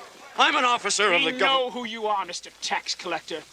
You're out here from that damn government in Philadelphia. Well, you've picked the pocket of the last farmer in these parts. Bradford, you can't go against the law. He's an agent of that devil Hamilton, and he's going against our law, the law of survival. We work from dark to dark around here, mister. And when we harvest our wheat and rye, there ain't no way we can get it back across those mountains for cash unless we turn it into rye whiskey first.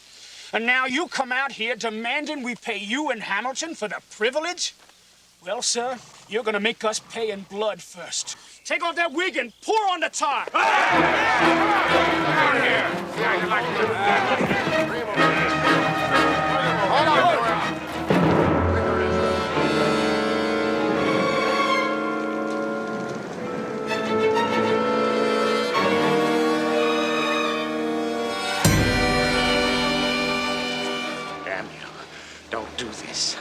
A warning to any other rich distiller of what'll happen if he pays that tax like this bastard did. Please, for God's sake! Bradford, you've already burned a still. A still you can rebuild.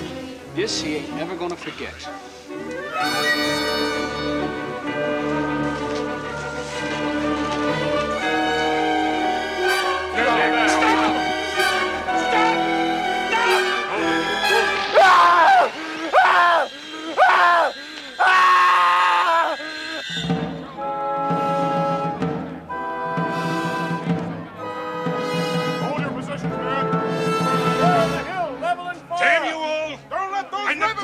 Revenue Commissioner. I have a right to defend myself and to enforce the law. Come on, man. Now get the hell out of here! Oh,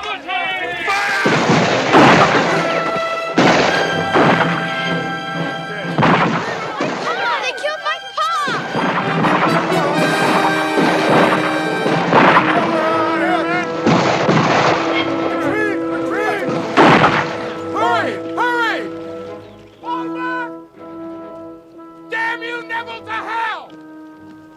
Neville ain't just stealing the bread off our tables with that damnable whiskey tax. Now he's spilling the blood of decent family men. It's time to give him a dose of our justice. Listen to me. I'm as mad as you are. But we can't take the law into our own hands. You with us now, Eben, or against us? With you, damn it. But we don't shoot first. Jeremiah, you still our captain? Hell, we're in this together to the end. Eben is right. No bloodshed lest they start it. All we want is Neville brought to justice.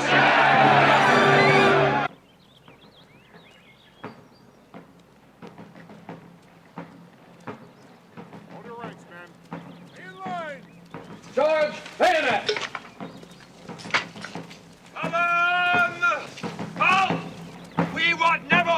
Send him out! He's not here. I order you men to disband. We intend to make a citizen's arrest. This is an illegal armed force. You're here in violation of the law. To hell with your law!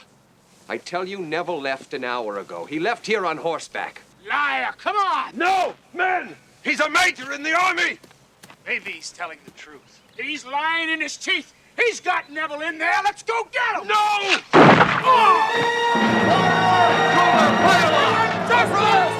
Make ready! Hold your ranks, men! Take fire! Prime and load!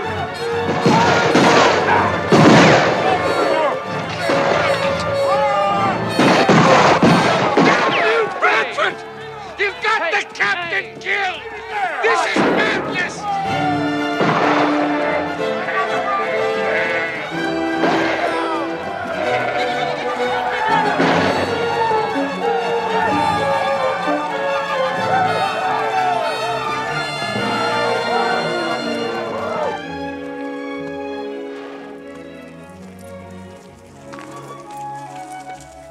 He's a magnificent animal.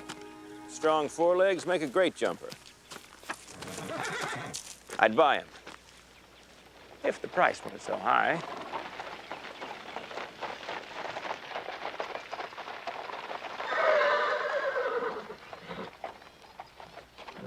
Whoa there. Whoa. Mr. President, there's been an uprising on the Pennsylvania frontier. The farmers are in rebellion against the whiskey tax. Men have been killed. My God.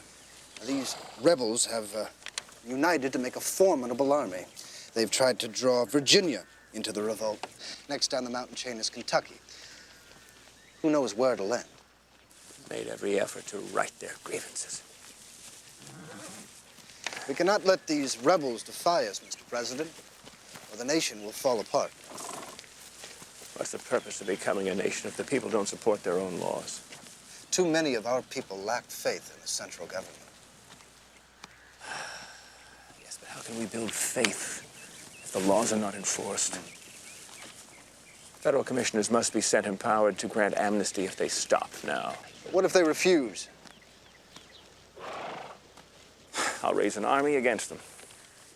I tell you, Mrs. Hamilton, if the president makes me second in command by sending our commissioners packing, the rebels will be forced to act. This could be it. The conflict that will prove the need for a powerful government. What's the matter, dear? I don't want you to go. You have so many enemies who would end your career, even your life. If anything should happen to you... Don't worry about me. I'll be fine. It's you I worry about, and the new little one. This rebellion must be crushed, or the United States will be no more. Alex, I'll miss you so.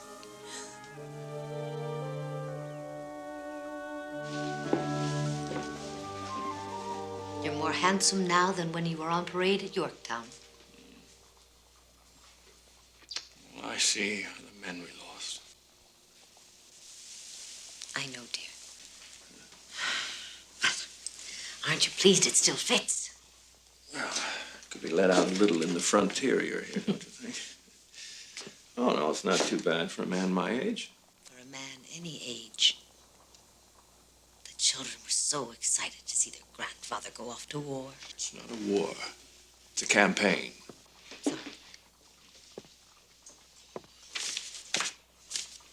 Years. I can't believe it.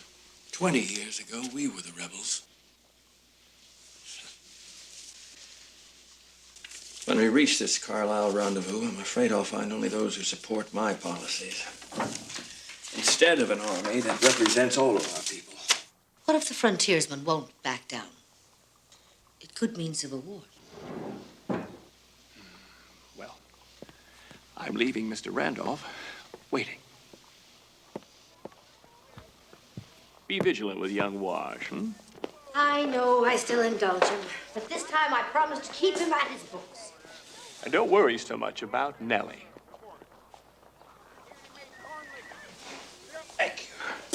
She's just growing up. Well.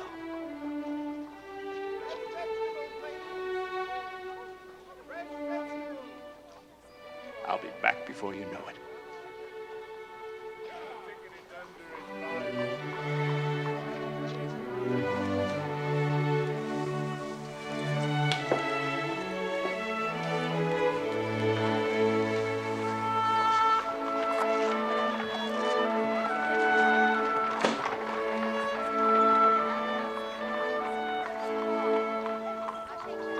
Godspeed.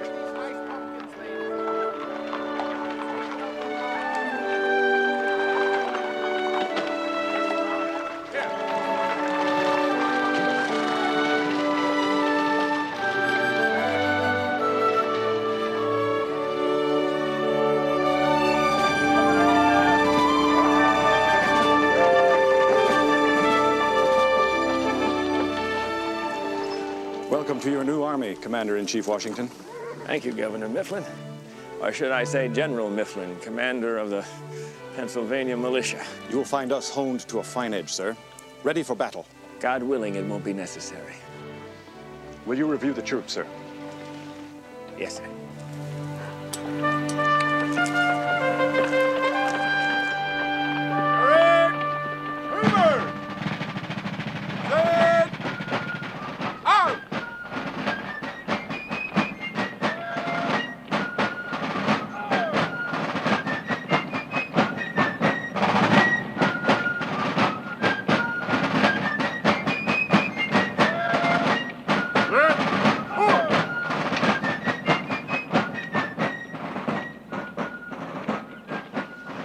Isn't it amazing, sir?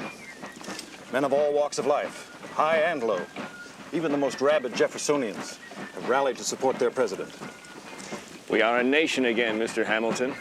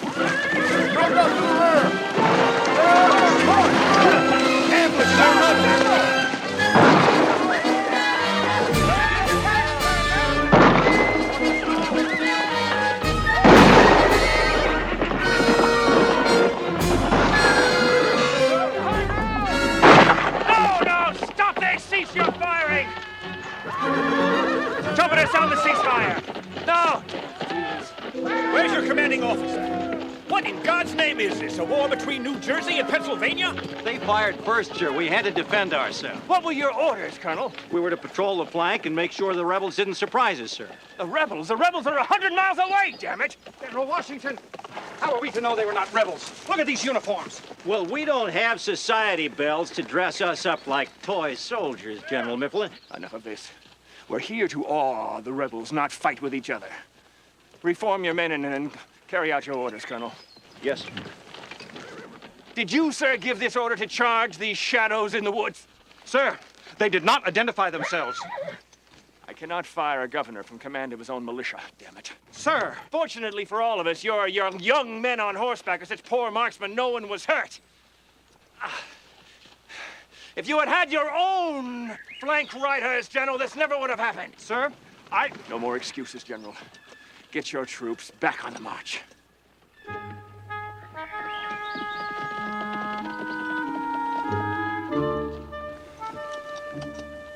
is serious business, Colonel Hamilton.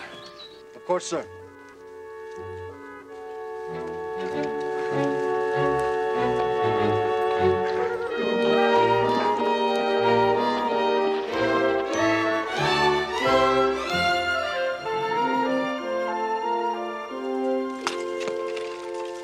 What can I do for you, Mr. Reddig, Mr. Finley? Mr. President. Sir, we are the Western Pennsylvania Committee of Safety. We rode all night, sir, to get here before you broke camp. Fall in on the colors! Yes. Quickly, press! Let's go on.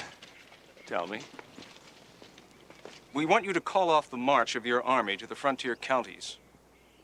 To prevent any further bloodshed. Sir, people of consequence favor submission. But some wilder elements not only oppose the excise tax, but all law and government. They never thought you'd send an army against them. Well,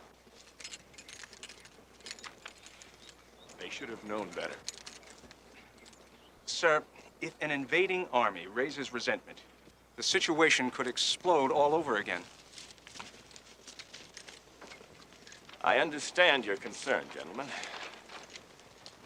You would have me order this superbly trained, ready-to-fight army to remain in camp while your committee of safety tries to decide what it's going to do. Come now, gentlemen. This army is here to march and fight, not vegetate. Sir, if you would... What, sir? If you would... We want peace, too, but... Oh, but, sir, I want peace also, and we shall have it when citizens respect the law. Mr. President. Gentlemen, only absolute submission will stop this march. Ride back to your committee of safety and tell all resistors to lay down their arms now and show respect for an army whose only motive is to consolidate and preserve the blessings of that revolution which made us a free and independent nation. Yes, sir. Mr. President. Governor Lee. Yes, sir. You'll take command of the combined forces. Colonel Hamilton, you'll stay behind to convey my orders. But, sir. And carry out my policy of conciliation. Mr. Dandridge, follow with the baggage. But, sir, you're not leaving your command. Yes, I am. Lieutenant, form up the dragoons. But how can the army do without its commanding general? If there's no war, you don't need me.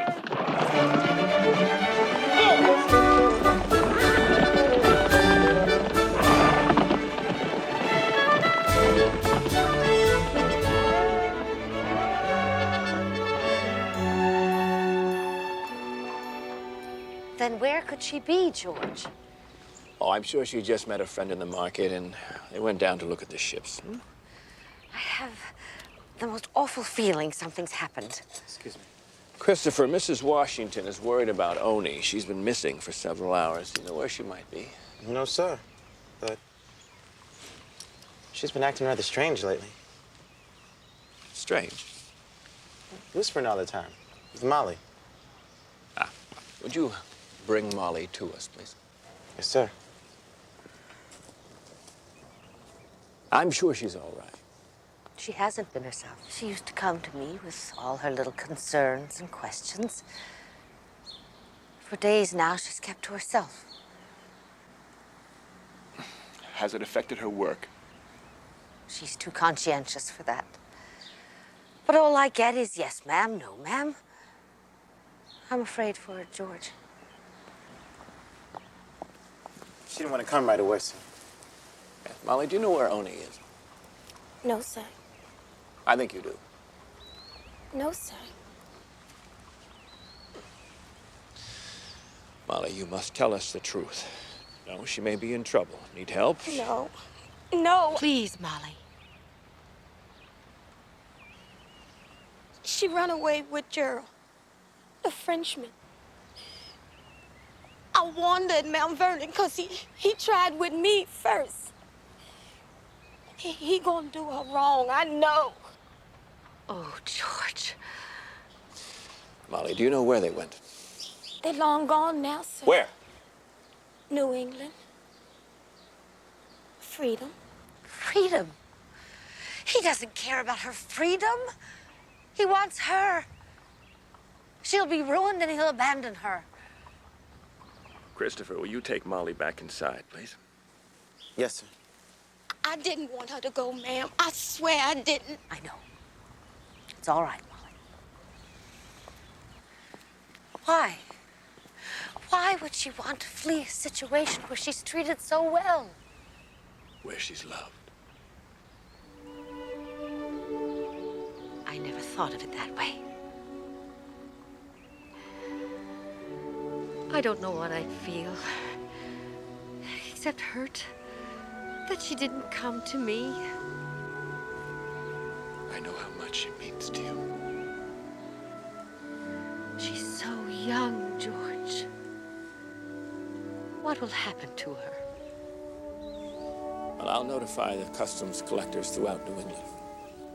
She may choose not to come home. She may want to be free.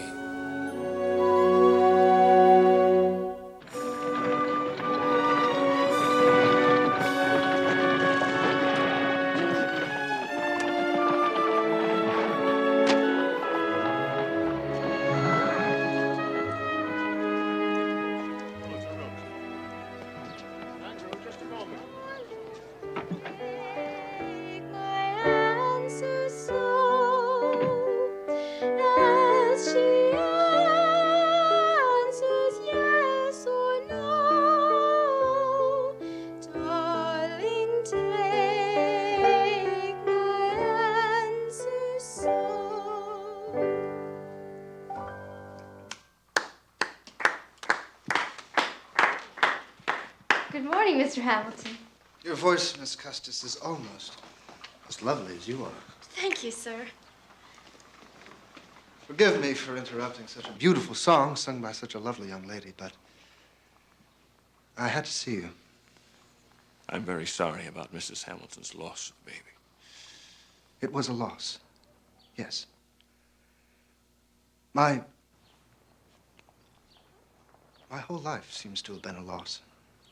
I've sacrificed everything in my life to create a strong government. But now the Jeffersonians control the House, and all my victories have turned to ashes. I've given too much for too little to a country that has shown me no gratitude.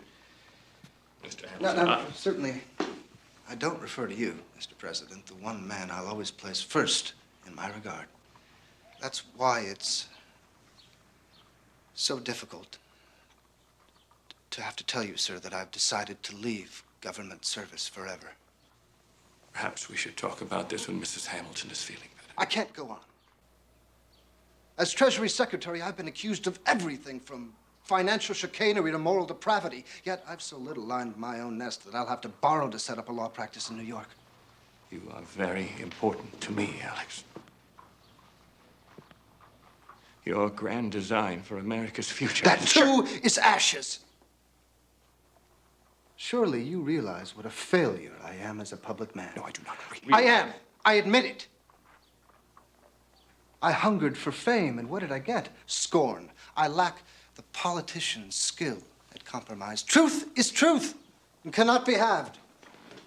I mean, why am I so disturbed by plots and slanders calmly viewed by everybody else? Am I a fool? A romantic? A Don Quixote? My own worst enemy. Look out there. Look. You ride down any street and you will see Americans at work, doing things, earning their bread, building a life and a nation. And you, Mr. Hamilton, more than any of my ministers, are responsible for that. I want to believe.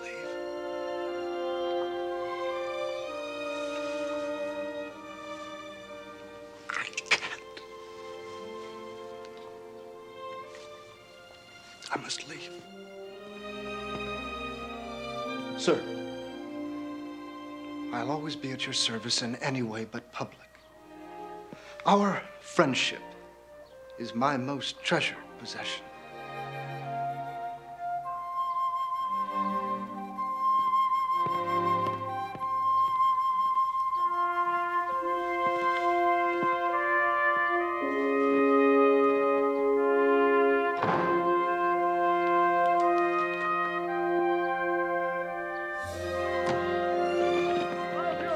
know, this country needs John Jay for its emissary.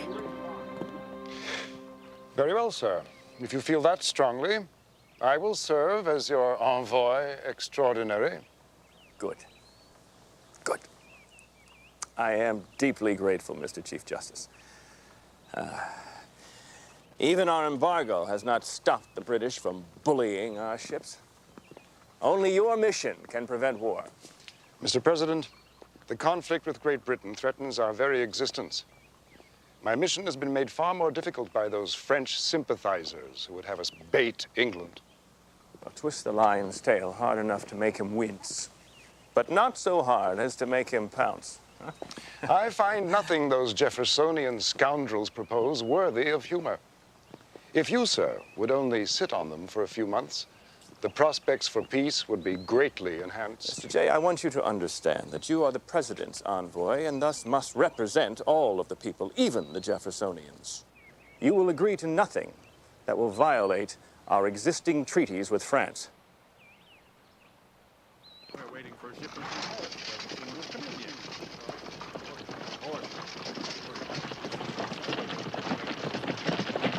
Constable, which way to the President's house? Turn north, 3 squares, then right.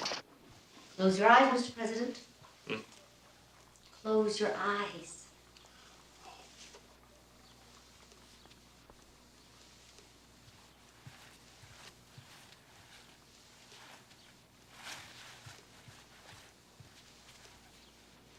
Can I open them now? If you dare.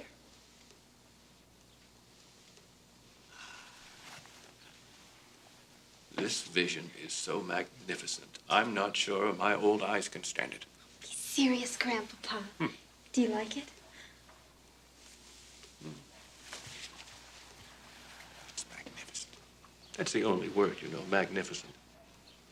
It's what she'll wear to be bridesmaid at Elizabeth's wedding in Virginia. Well, every man there, young or old, is certainly going to fall in love with you.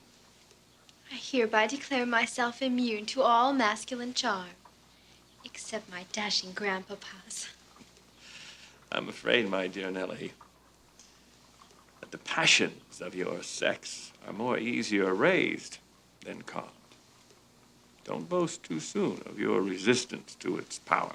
I wasn't boasting. The female has a good deal of inflammable matter, however dormant. And when you put that torch to it,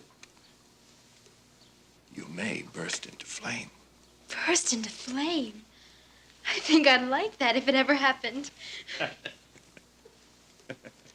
George. But I love it. Nellie. Grandpapa, do go on. You make more sense than all the silly school matches I've ever heard. Love. Love. Love is said to be an involuntary passion and cannot be easily controlled. So, when the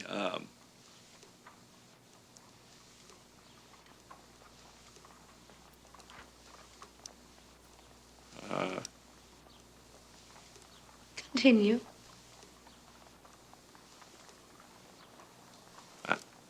when the fire begins to kindle and your heart grows warm, you must ask these questions to it. Who is this invader? What are its qualities? For a sensible woman like yourself can never be happy with a fool. And I've known many a young fool. A rider from Norfolk just brought this dispatch from Mr. J. Norfolk? Yes, thank you. Offer him a hot drink before we go. Thank you. Yes. My dear Nellie, I wish for you a good husband when you want one, and deserve one. Mr. J. Now we shall see whether he has sent us a gift from Providence or a Pandora's box.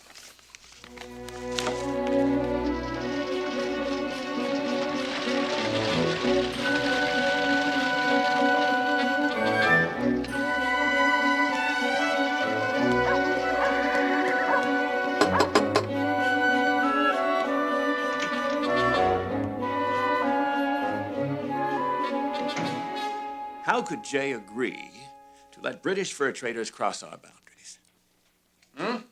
And this severe restriction on our West Indian trade while securing nothing, absolutely nothing, to stop the impressment of American seamen. He knows how emotional that issue is. Any accommodation with England will only enrage the Jeffersonians, and yet a failure to ratify will only infuriate the Federalists. What shall we do? As Secretary of State, I believe I have done all I can to try and placate both sides. You have? Yes, sir. Well, then we must stay calm. The Congress convenes June 8th. June 8th, yes. We must keep this treaty a secret until we can deliver it to the Senate for their consideration. That at least would give us time to prepare. We'll trust in the Senate's advice and consent. They've been quick to criticize the executive. Now let them be as wise as they are loud.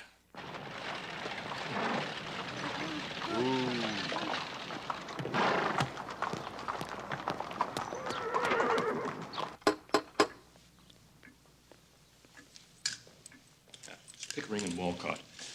Reread Article 12 while I speak to you. Good evening, gentlemen. In the office, please.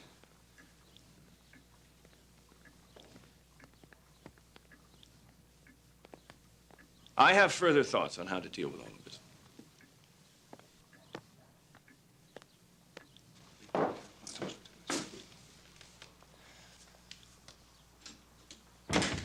What's all this secrecy? Why have you excluded Mr. Randolph from this meeting? Because, Mr. President, that man is a traitor.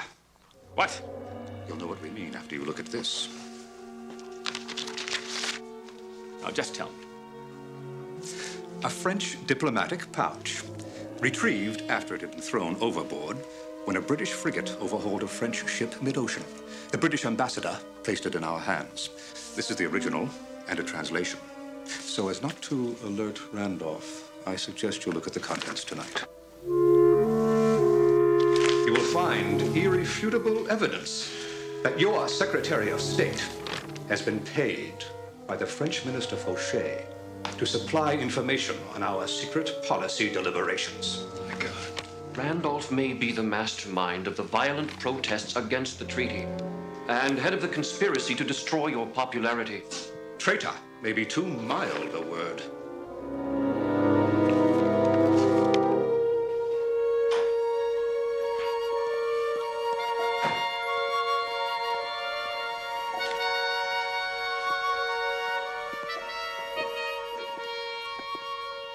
Mr. Randolph, you'll excuse me, but it's late and I'm tired from a long trip.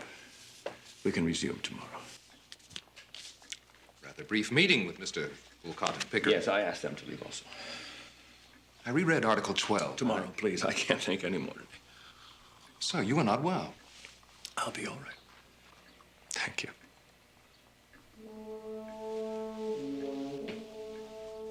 Thank you, my dear friend.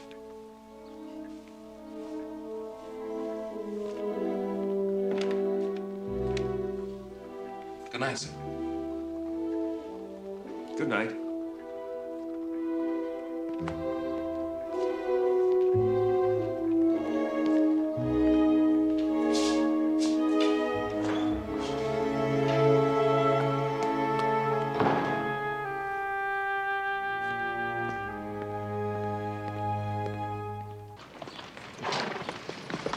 I have no spy service, gentlemen, to investigate Mr. Randolph. So, a confrontation is the only course.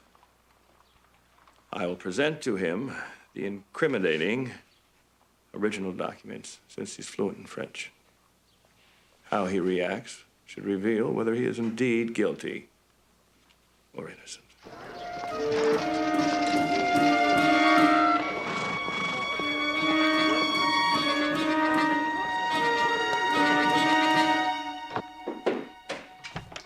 Sir, Secretary of State is here. Yes. Let him in, please. Please, come in, sir. Morning, Mr. President. Pickering. Mr. Walcott. Sir. Mr. Randolph, I'd like you to read these documents. As it will take you some time, you sit over there. When you're finished, you may make such explanations as you choose.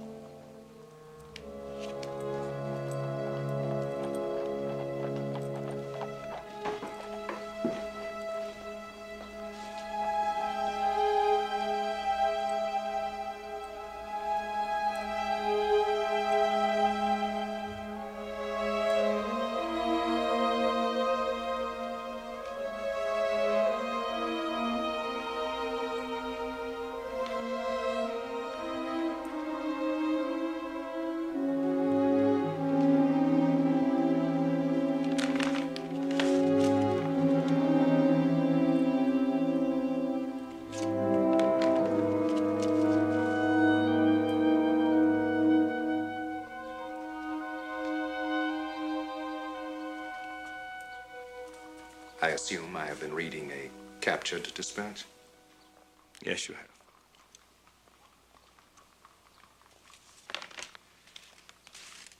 Needless to say, this is a total surprise. And I am not prepared, as others in this room appear to be, for this interview. However, according to the numbered documents, 2 essential ones are missing. And on the spur of the moment, I cannot recall the exact circumstance of every meeting with Mr. Fauché. I can understand. But 2 things I am perfectly clear about, Mr. President. I have never made an improper communication with the French minister, and I have neither received any money from the man nor made any overture for that purpose. If I may be permitted to keep the packet a short time, I can promise a completely satisfactory explanation to everything in it which has reference to me.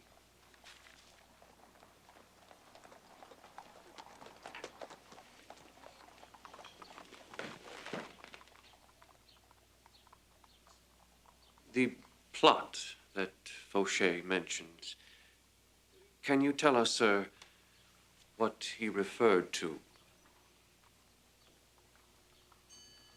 Gentlemen, there are many matters that a Secretary of State discusses with ministers of other countries, not all of which stay in one's memory. I will certainly consult my notes, but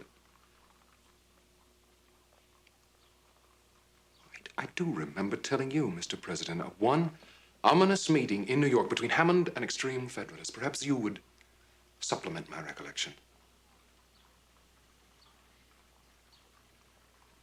I don't remember any such discussion. Would you wait outside while we confer? Yes, sir. If that is what you wish.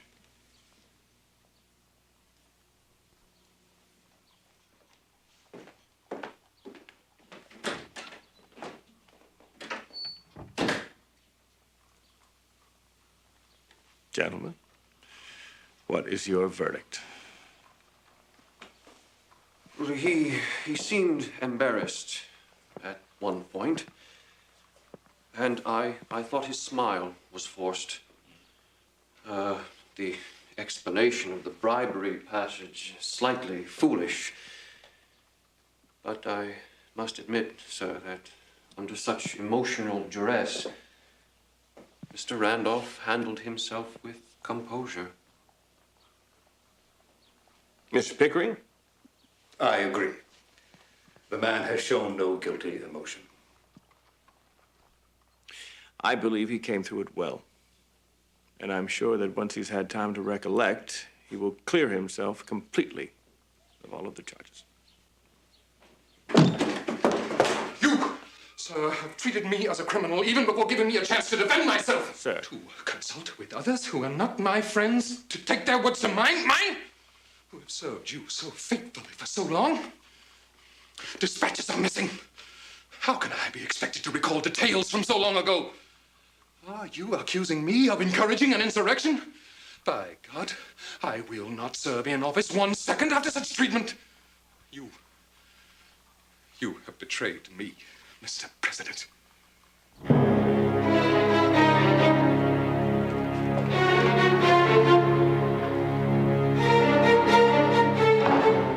quite a revealing display. The verdict now seems obvious. Guilty as charged. The man is another Benedict Arnold. Leave. But, sir, we owe Now.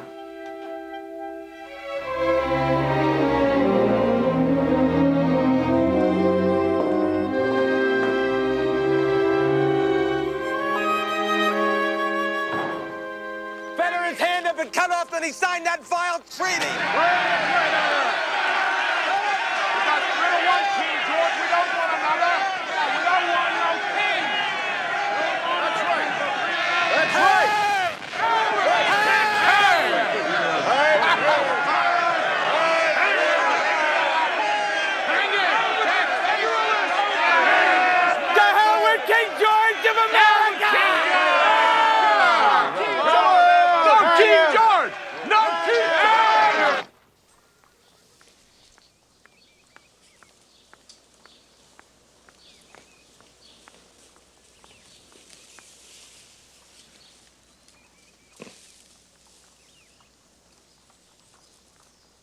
Glad you're here. Although I wouldn't have wanted you to see me the way I've been the past few days. I can't help wishing I had been here.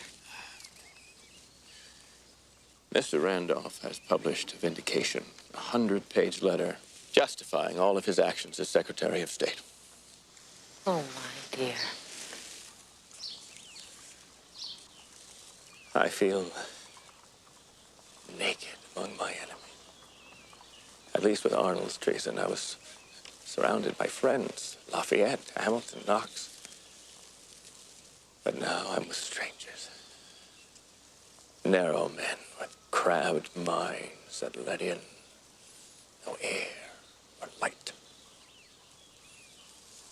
Edmund was my only friend left. Now he's denounced me. You did what you thought was right. Yes, but was it right? Or have the years, constant tension so dimmed my judgment that I've condemned an innocent man? I've hurt him. And now he's accused me of being a half-deaf old man without memory or sense, who's allowed himself to be duped by schemers into sacrificing his closest friend. At least Mr. Randolph's right about half-deaf old man. That's a stranger who looks back at me every morning in the mirror. George, please, don't... You know, I'm accused of having lusted for the presidency, that I've always been a Briton at heart. Such poppycock. And now this is another royal slap in the face. The British again are taking our seamen off of American ships. They seem determined to force us to fight them. Is that what they want? War? Do I have to buckle on my sword and go slay these dragons? George. But the most immediate question. What am I going to tell the Congress? What is the state of this union? Thank heaven I'm not in his shoes. What can he say? He and his administration are under such violent attack. Of course, he'll try to justify the Jay Treaty. He must attack the mass meetings that have buried him in angry resolutions. We might as well buckle on our armor, Senator. He's going to flay us alive. To try and paint the nation in the darkest possible colors, frighten the people into rallying behind him.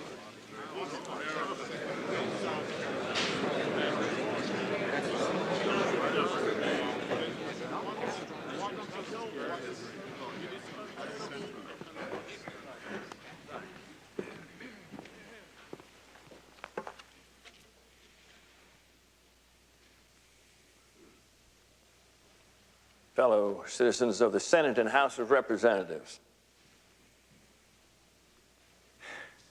at no time in the short history of this nation have our public affairs afforded such cause for mutual congratulations and rejoicing. I ask you all to join me in thanking the author of all good for our numerous and extraordinary blessings. I will count only a few.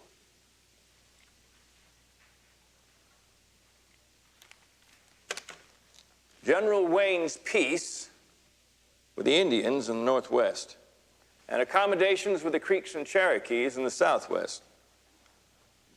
The prospect, through Ambassador Pinckney in Madrid, of a Spanish treaty which could open up the Mississippi. As for the Jay Treaty, it has been presented to His Britannic Majesty with objections, which I trust will be quickly resolved. Prudence and moderation on every side can now end all international discord which has heretofore menaced our tranquility. As for domestic affairs, we have equal cause for satisfaction. While Europe is embroiled in wars, her population starving, our favored country enjoys peace. Faithful to ourselves, we have violated no obligation to others. Since the region which supported the Whiskey Rebellion now enjoys the blessings of quiet and order, I have pardoned all of the rebels convicted. As for frontier policy, I maintain as before that the trail of peace demands compassion toward the Indians. I urge that they be protected by law. Only such a course will reflect luster on our national character. Temperate discussion and mutual forbearance, where there is a difference of opinion, are so obvious and necessary for the peace, happiness, and welfare of our country that they need no recommendation of mine.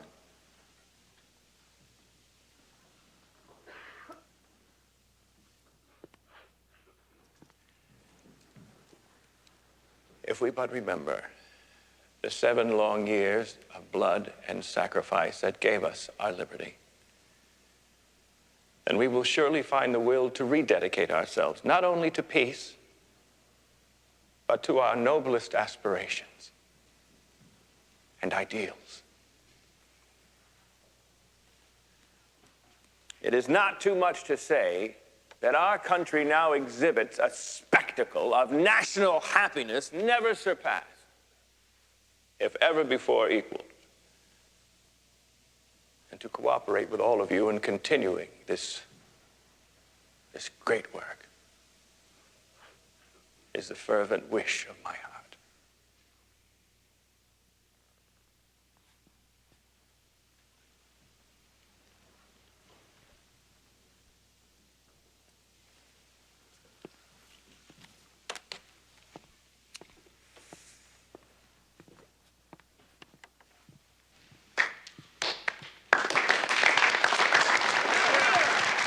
How can a rational mind find anything in that shout of hallelujah to quarrel with? The old man has amazed me again.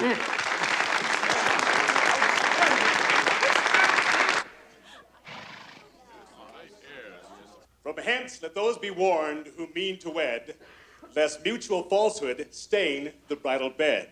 For each deceiver to his cost may find, that marriage frauds too oft are paid in kind.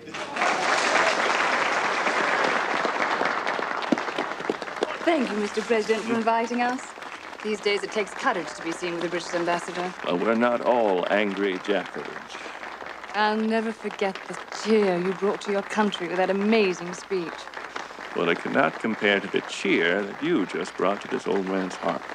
You are not old at all, sir. I hear your staff still has trouble keeping up with you.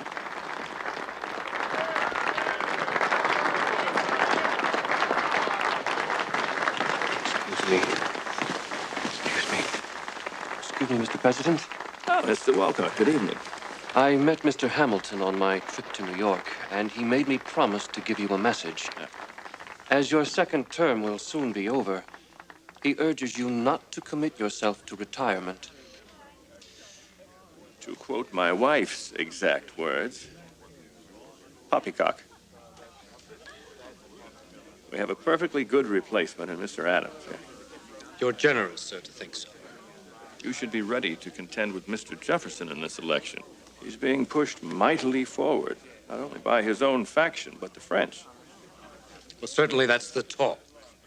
But I feel that we do need a New Englander like yourself. Virginians have no corner on able men. Well, don't tell that to Jefferson, Madison, and Monroe. I have. They didn't speak to me for days. Oh, my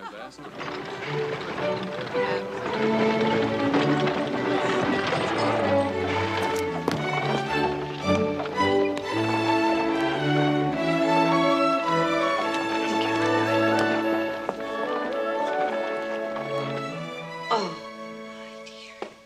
It's beautiful. Look, George, isn't it beautiful? It's one of the last pieces Josiah Wedgwood did before he died. It's called Jasperware. Eliza, isn't it perfect? Very nice. Mrs. Liston, how dear of you to bring it to us all the way from England. I'm so pleased that you like it. It's exquisite.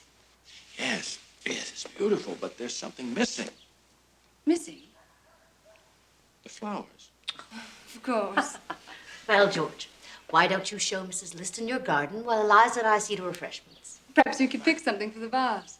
Yes, madam.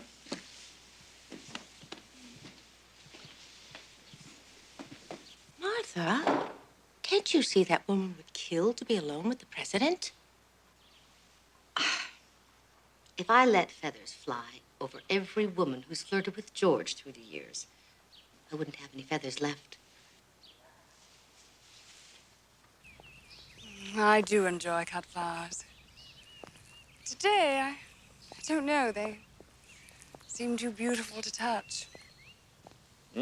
Too beautiful? Yes, I know what you mean. They have their season and then they're gone. But not really. Their seeds promise us flowers forever. What a lovely thought. Is something wrong? No. It's just when you said that, it reminded me of someone I knew a long time ago in Virginia. I can't tell you how much I like Mr. Liston. As the new British ambassador, he is as gracious as his predecessor was cantankerous. But how can any man not be sunny in spirit with such a beautiful young lady at his side? Oh, dear. That's the second time you've made me blush. I hardly deserve such a compliment. Well, forgive me, I did not intend to embarrass you. No, I enjoy compliments. But I'm afraid I've been too bold, especially at such early acquaintance. To have come here today using that gift as a pretext, hoping that you'd be here.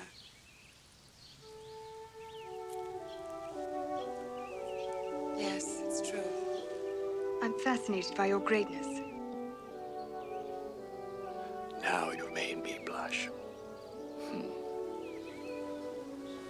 Oh, I know you're merely a man, flawed like all others. That's exactly why I'm so intrigued by that special quality that sets a man or a woman apart. I am, madam, in all respects, ordinary. Ordinary is the last word in the world I'd ever use for you. And madam sounds so distant. You must call me Henrietta. No, I don't think it's... Do you know you were the great bogeyman of my youth? The terrible ogre who led the foolish, misbegotten colonies in treasonous rebellion against God and King. I had no idea. Yes, nannies used to frighten their little charges into eating porridge that wicked George Washington would get them. I'm sure it's the same with good Jeffersonian mothers who frighten their children in the same way. How can everyone not want to praise your name to the heavens for your determination to bring peace among all nations? I know you are hurt by the shouts of irrational men. But at such times, forgive me. I want to take you in my arms and just hold you.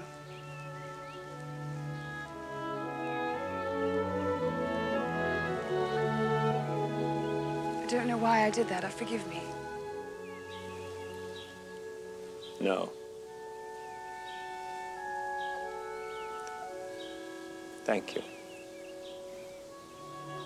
Thank you very much.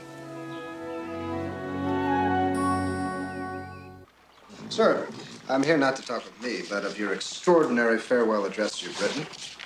And I hope this version that I prepared for your consideration captures your true spirit. Thank you, Alex, for all of your hard work on this. Friends and fellow citizens, where's my opening? The opening about all the abuses in the newspapers, yet you'll pass over them in utter silence. I mean, I sounded like some frantic, beleaguered old warrior who must, as he retires, face his enemy with his sword slashing, indulging in wounded pride. God, I have you, Alex, to rid this of those unconscious egotisms. Hope to observe a virtuous nation continuing the blessings that would encourage nations throughout the world to seek a similar liberty. But you've said it many times, sir. Have I? Yes. Then it's excellent. Yes, I know.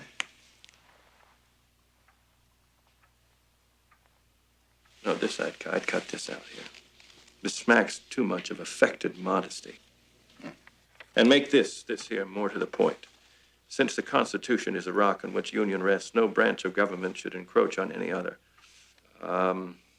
Only experience, the surest standard. Oh, no, sir. I think it's much stronger if,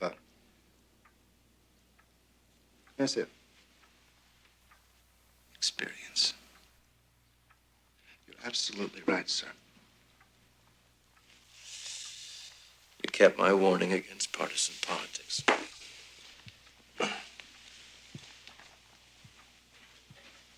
Political contention is a fire not easily put out. We must guard against it, for instead of warming, it could destroy us. Hear, hear. Why should the United States entangle our peace and prosperity in the toils of European ambition, rivalship, interest, humor, or caprice? A new declaration of independence from Europe. Yes. Now you're being too gentle with me here. So you shouldn't have kept this about my not being moved by ambition or lust for power. But it's true. No. And that I'd not gained but lost money in government service? Sir, you have No, lost take money. it out. Take it out. It's vanity.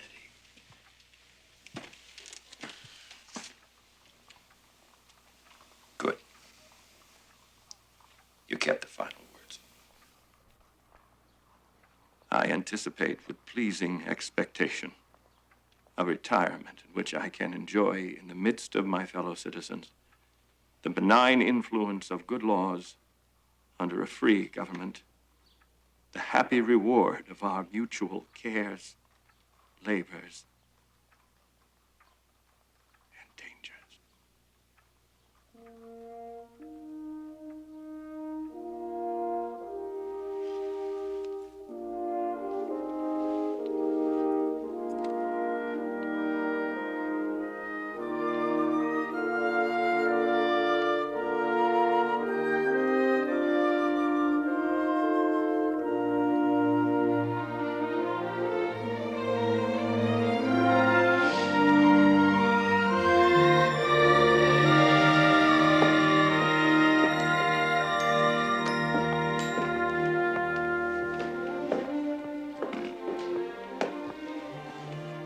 Thank you, Christopher.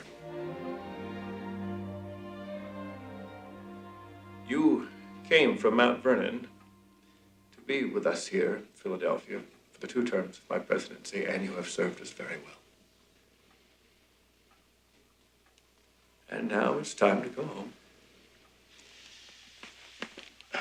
Mrs. Washington and I, in gratitude for all that you've done, have decided to leave you here in the city, thereby granting you your freedom under Pennsylvania law.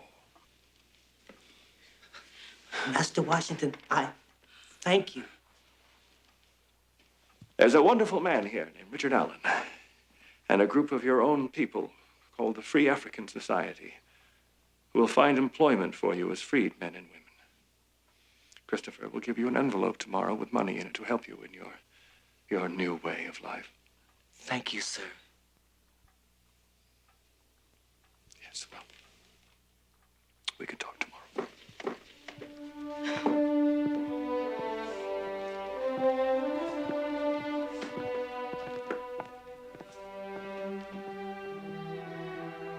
Ma'am, I know.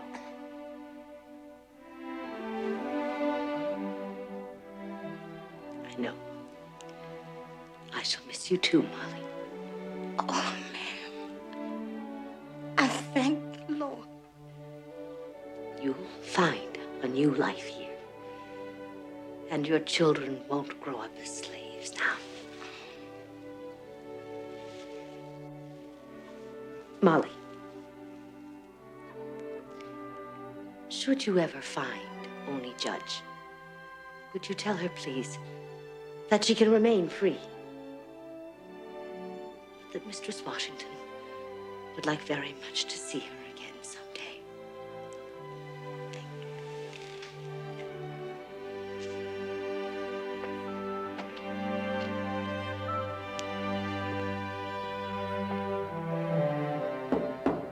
Excuse me, sir.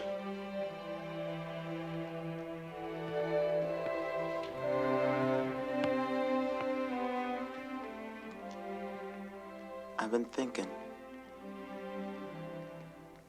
I want to go back with you to Mount Vernon. I want to be with you to the end of your days.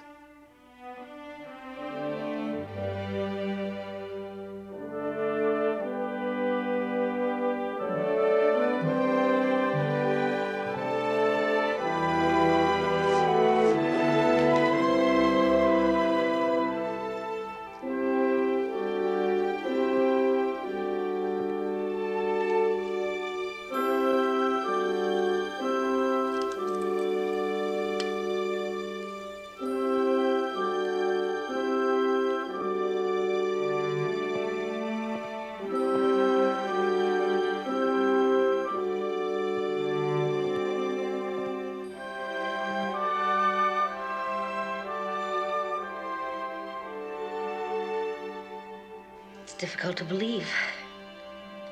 Your last night as president.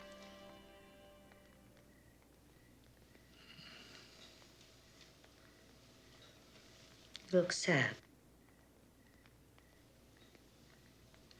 Lonely.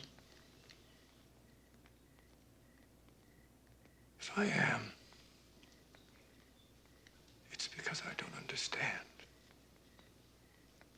I tried my best to serve well. I wanted to leave behind a people working together peacefully. And all we do is fight. We fight and we... I'm not sure we'll even survive.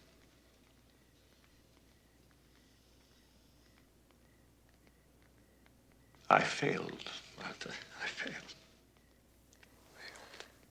Forget the newspaper slanders. Forget the angry voices. Remember only that for all of your life, in peace and war, you've done what your conscience told you must be done for the greater good of your country. It matters not what some of the people might think. It matters only that you know what you've accomplished.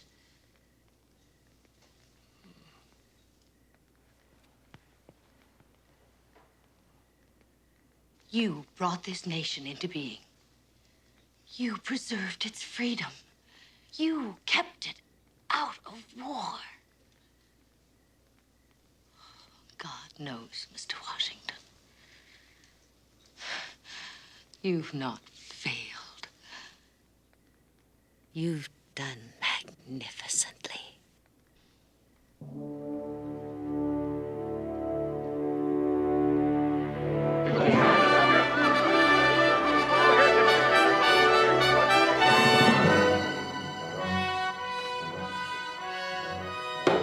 President-elect John Adams.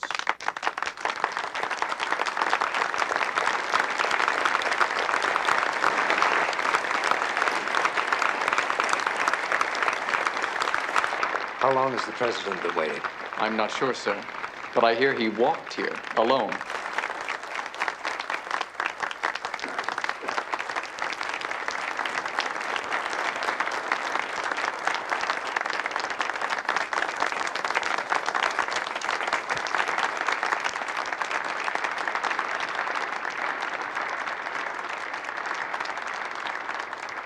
Well, Mr. President, this is the day.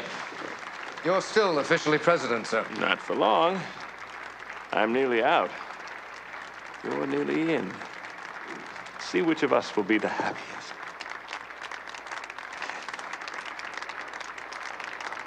The Chief Justice is ready, Mr. President.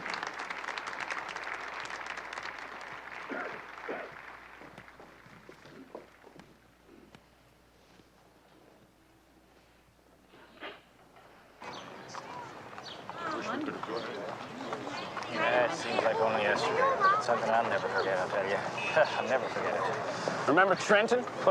Marching through the cold and dark? And the sleet wet our powder so's our muskets wouldn't fire. And we were wondering what the devil we were going to do. And the general says, use your steel! And give it all possible success and duration consistent with the ends of his providence.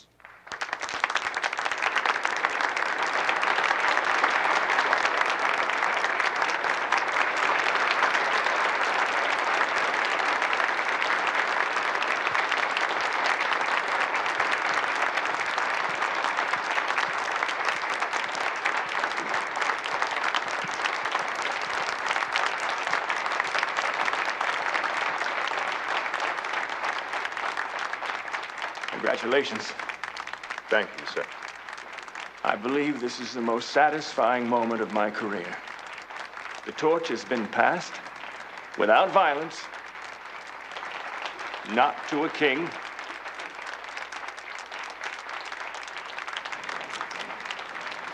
Yes, Mr. President, I agree with you.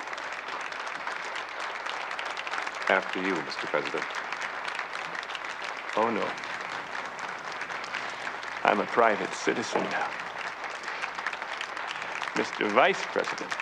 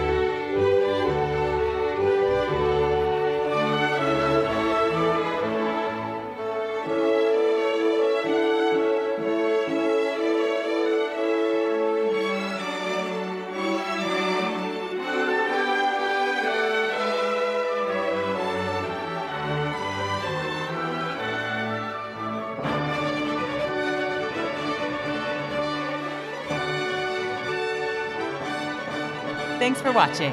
If you'd like to help us produce more compelling historical content like this, please like, comment below, and share this video with fellow history buffs. And of course, be sure to subscribe to help keep history happening.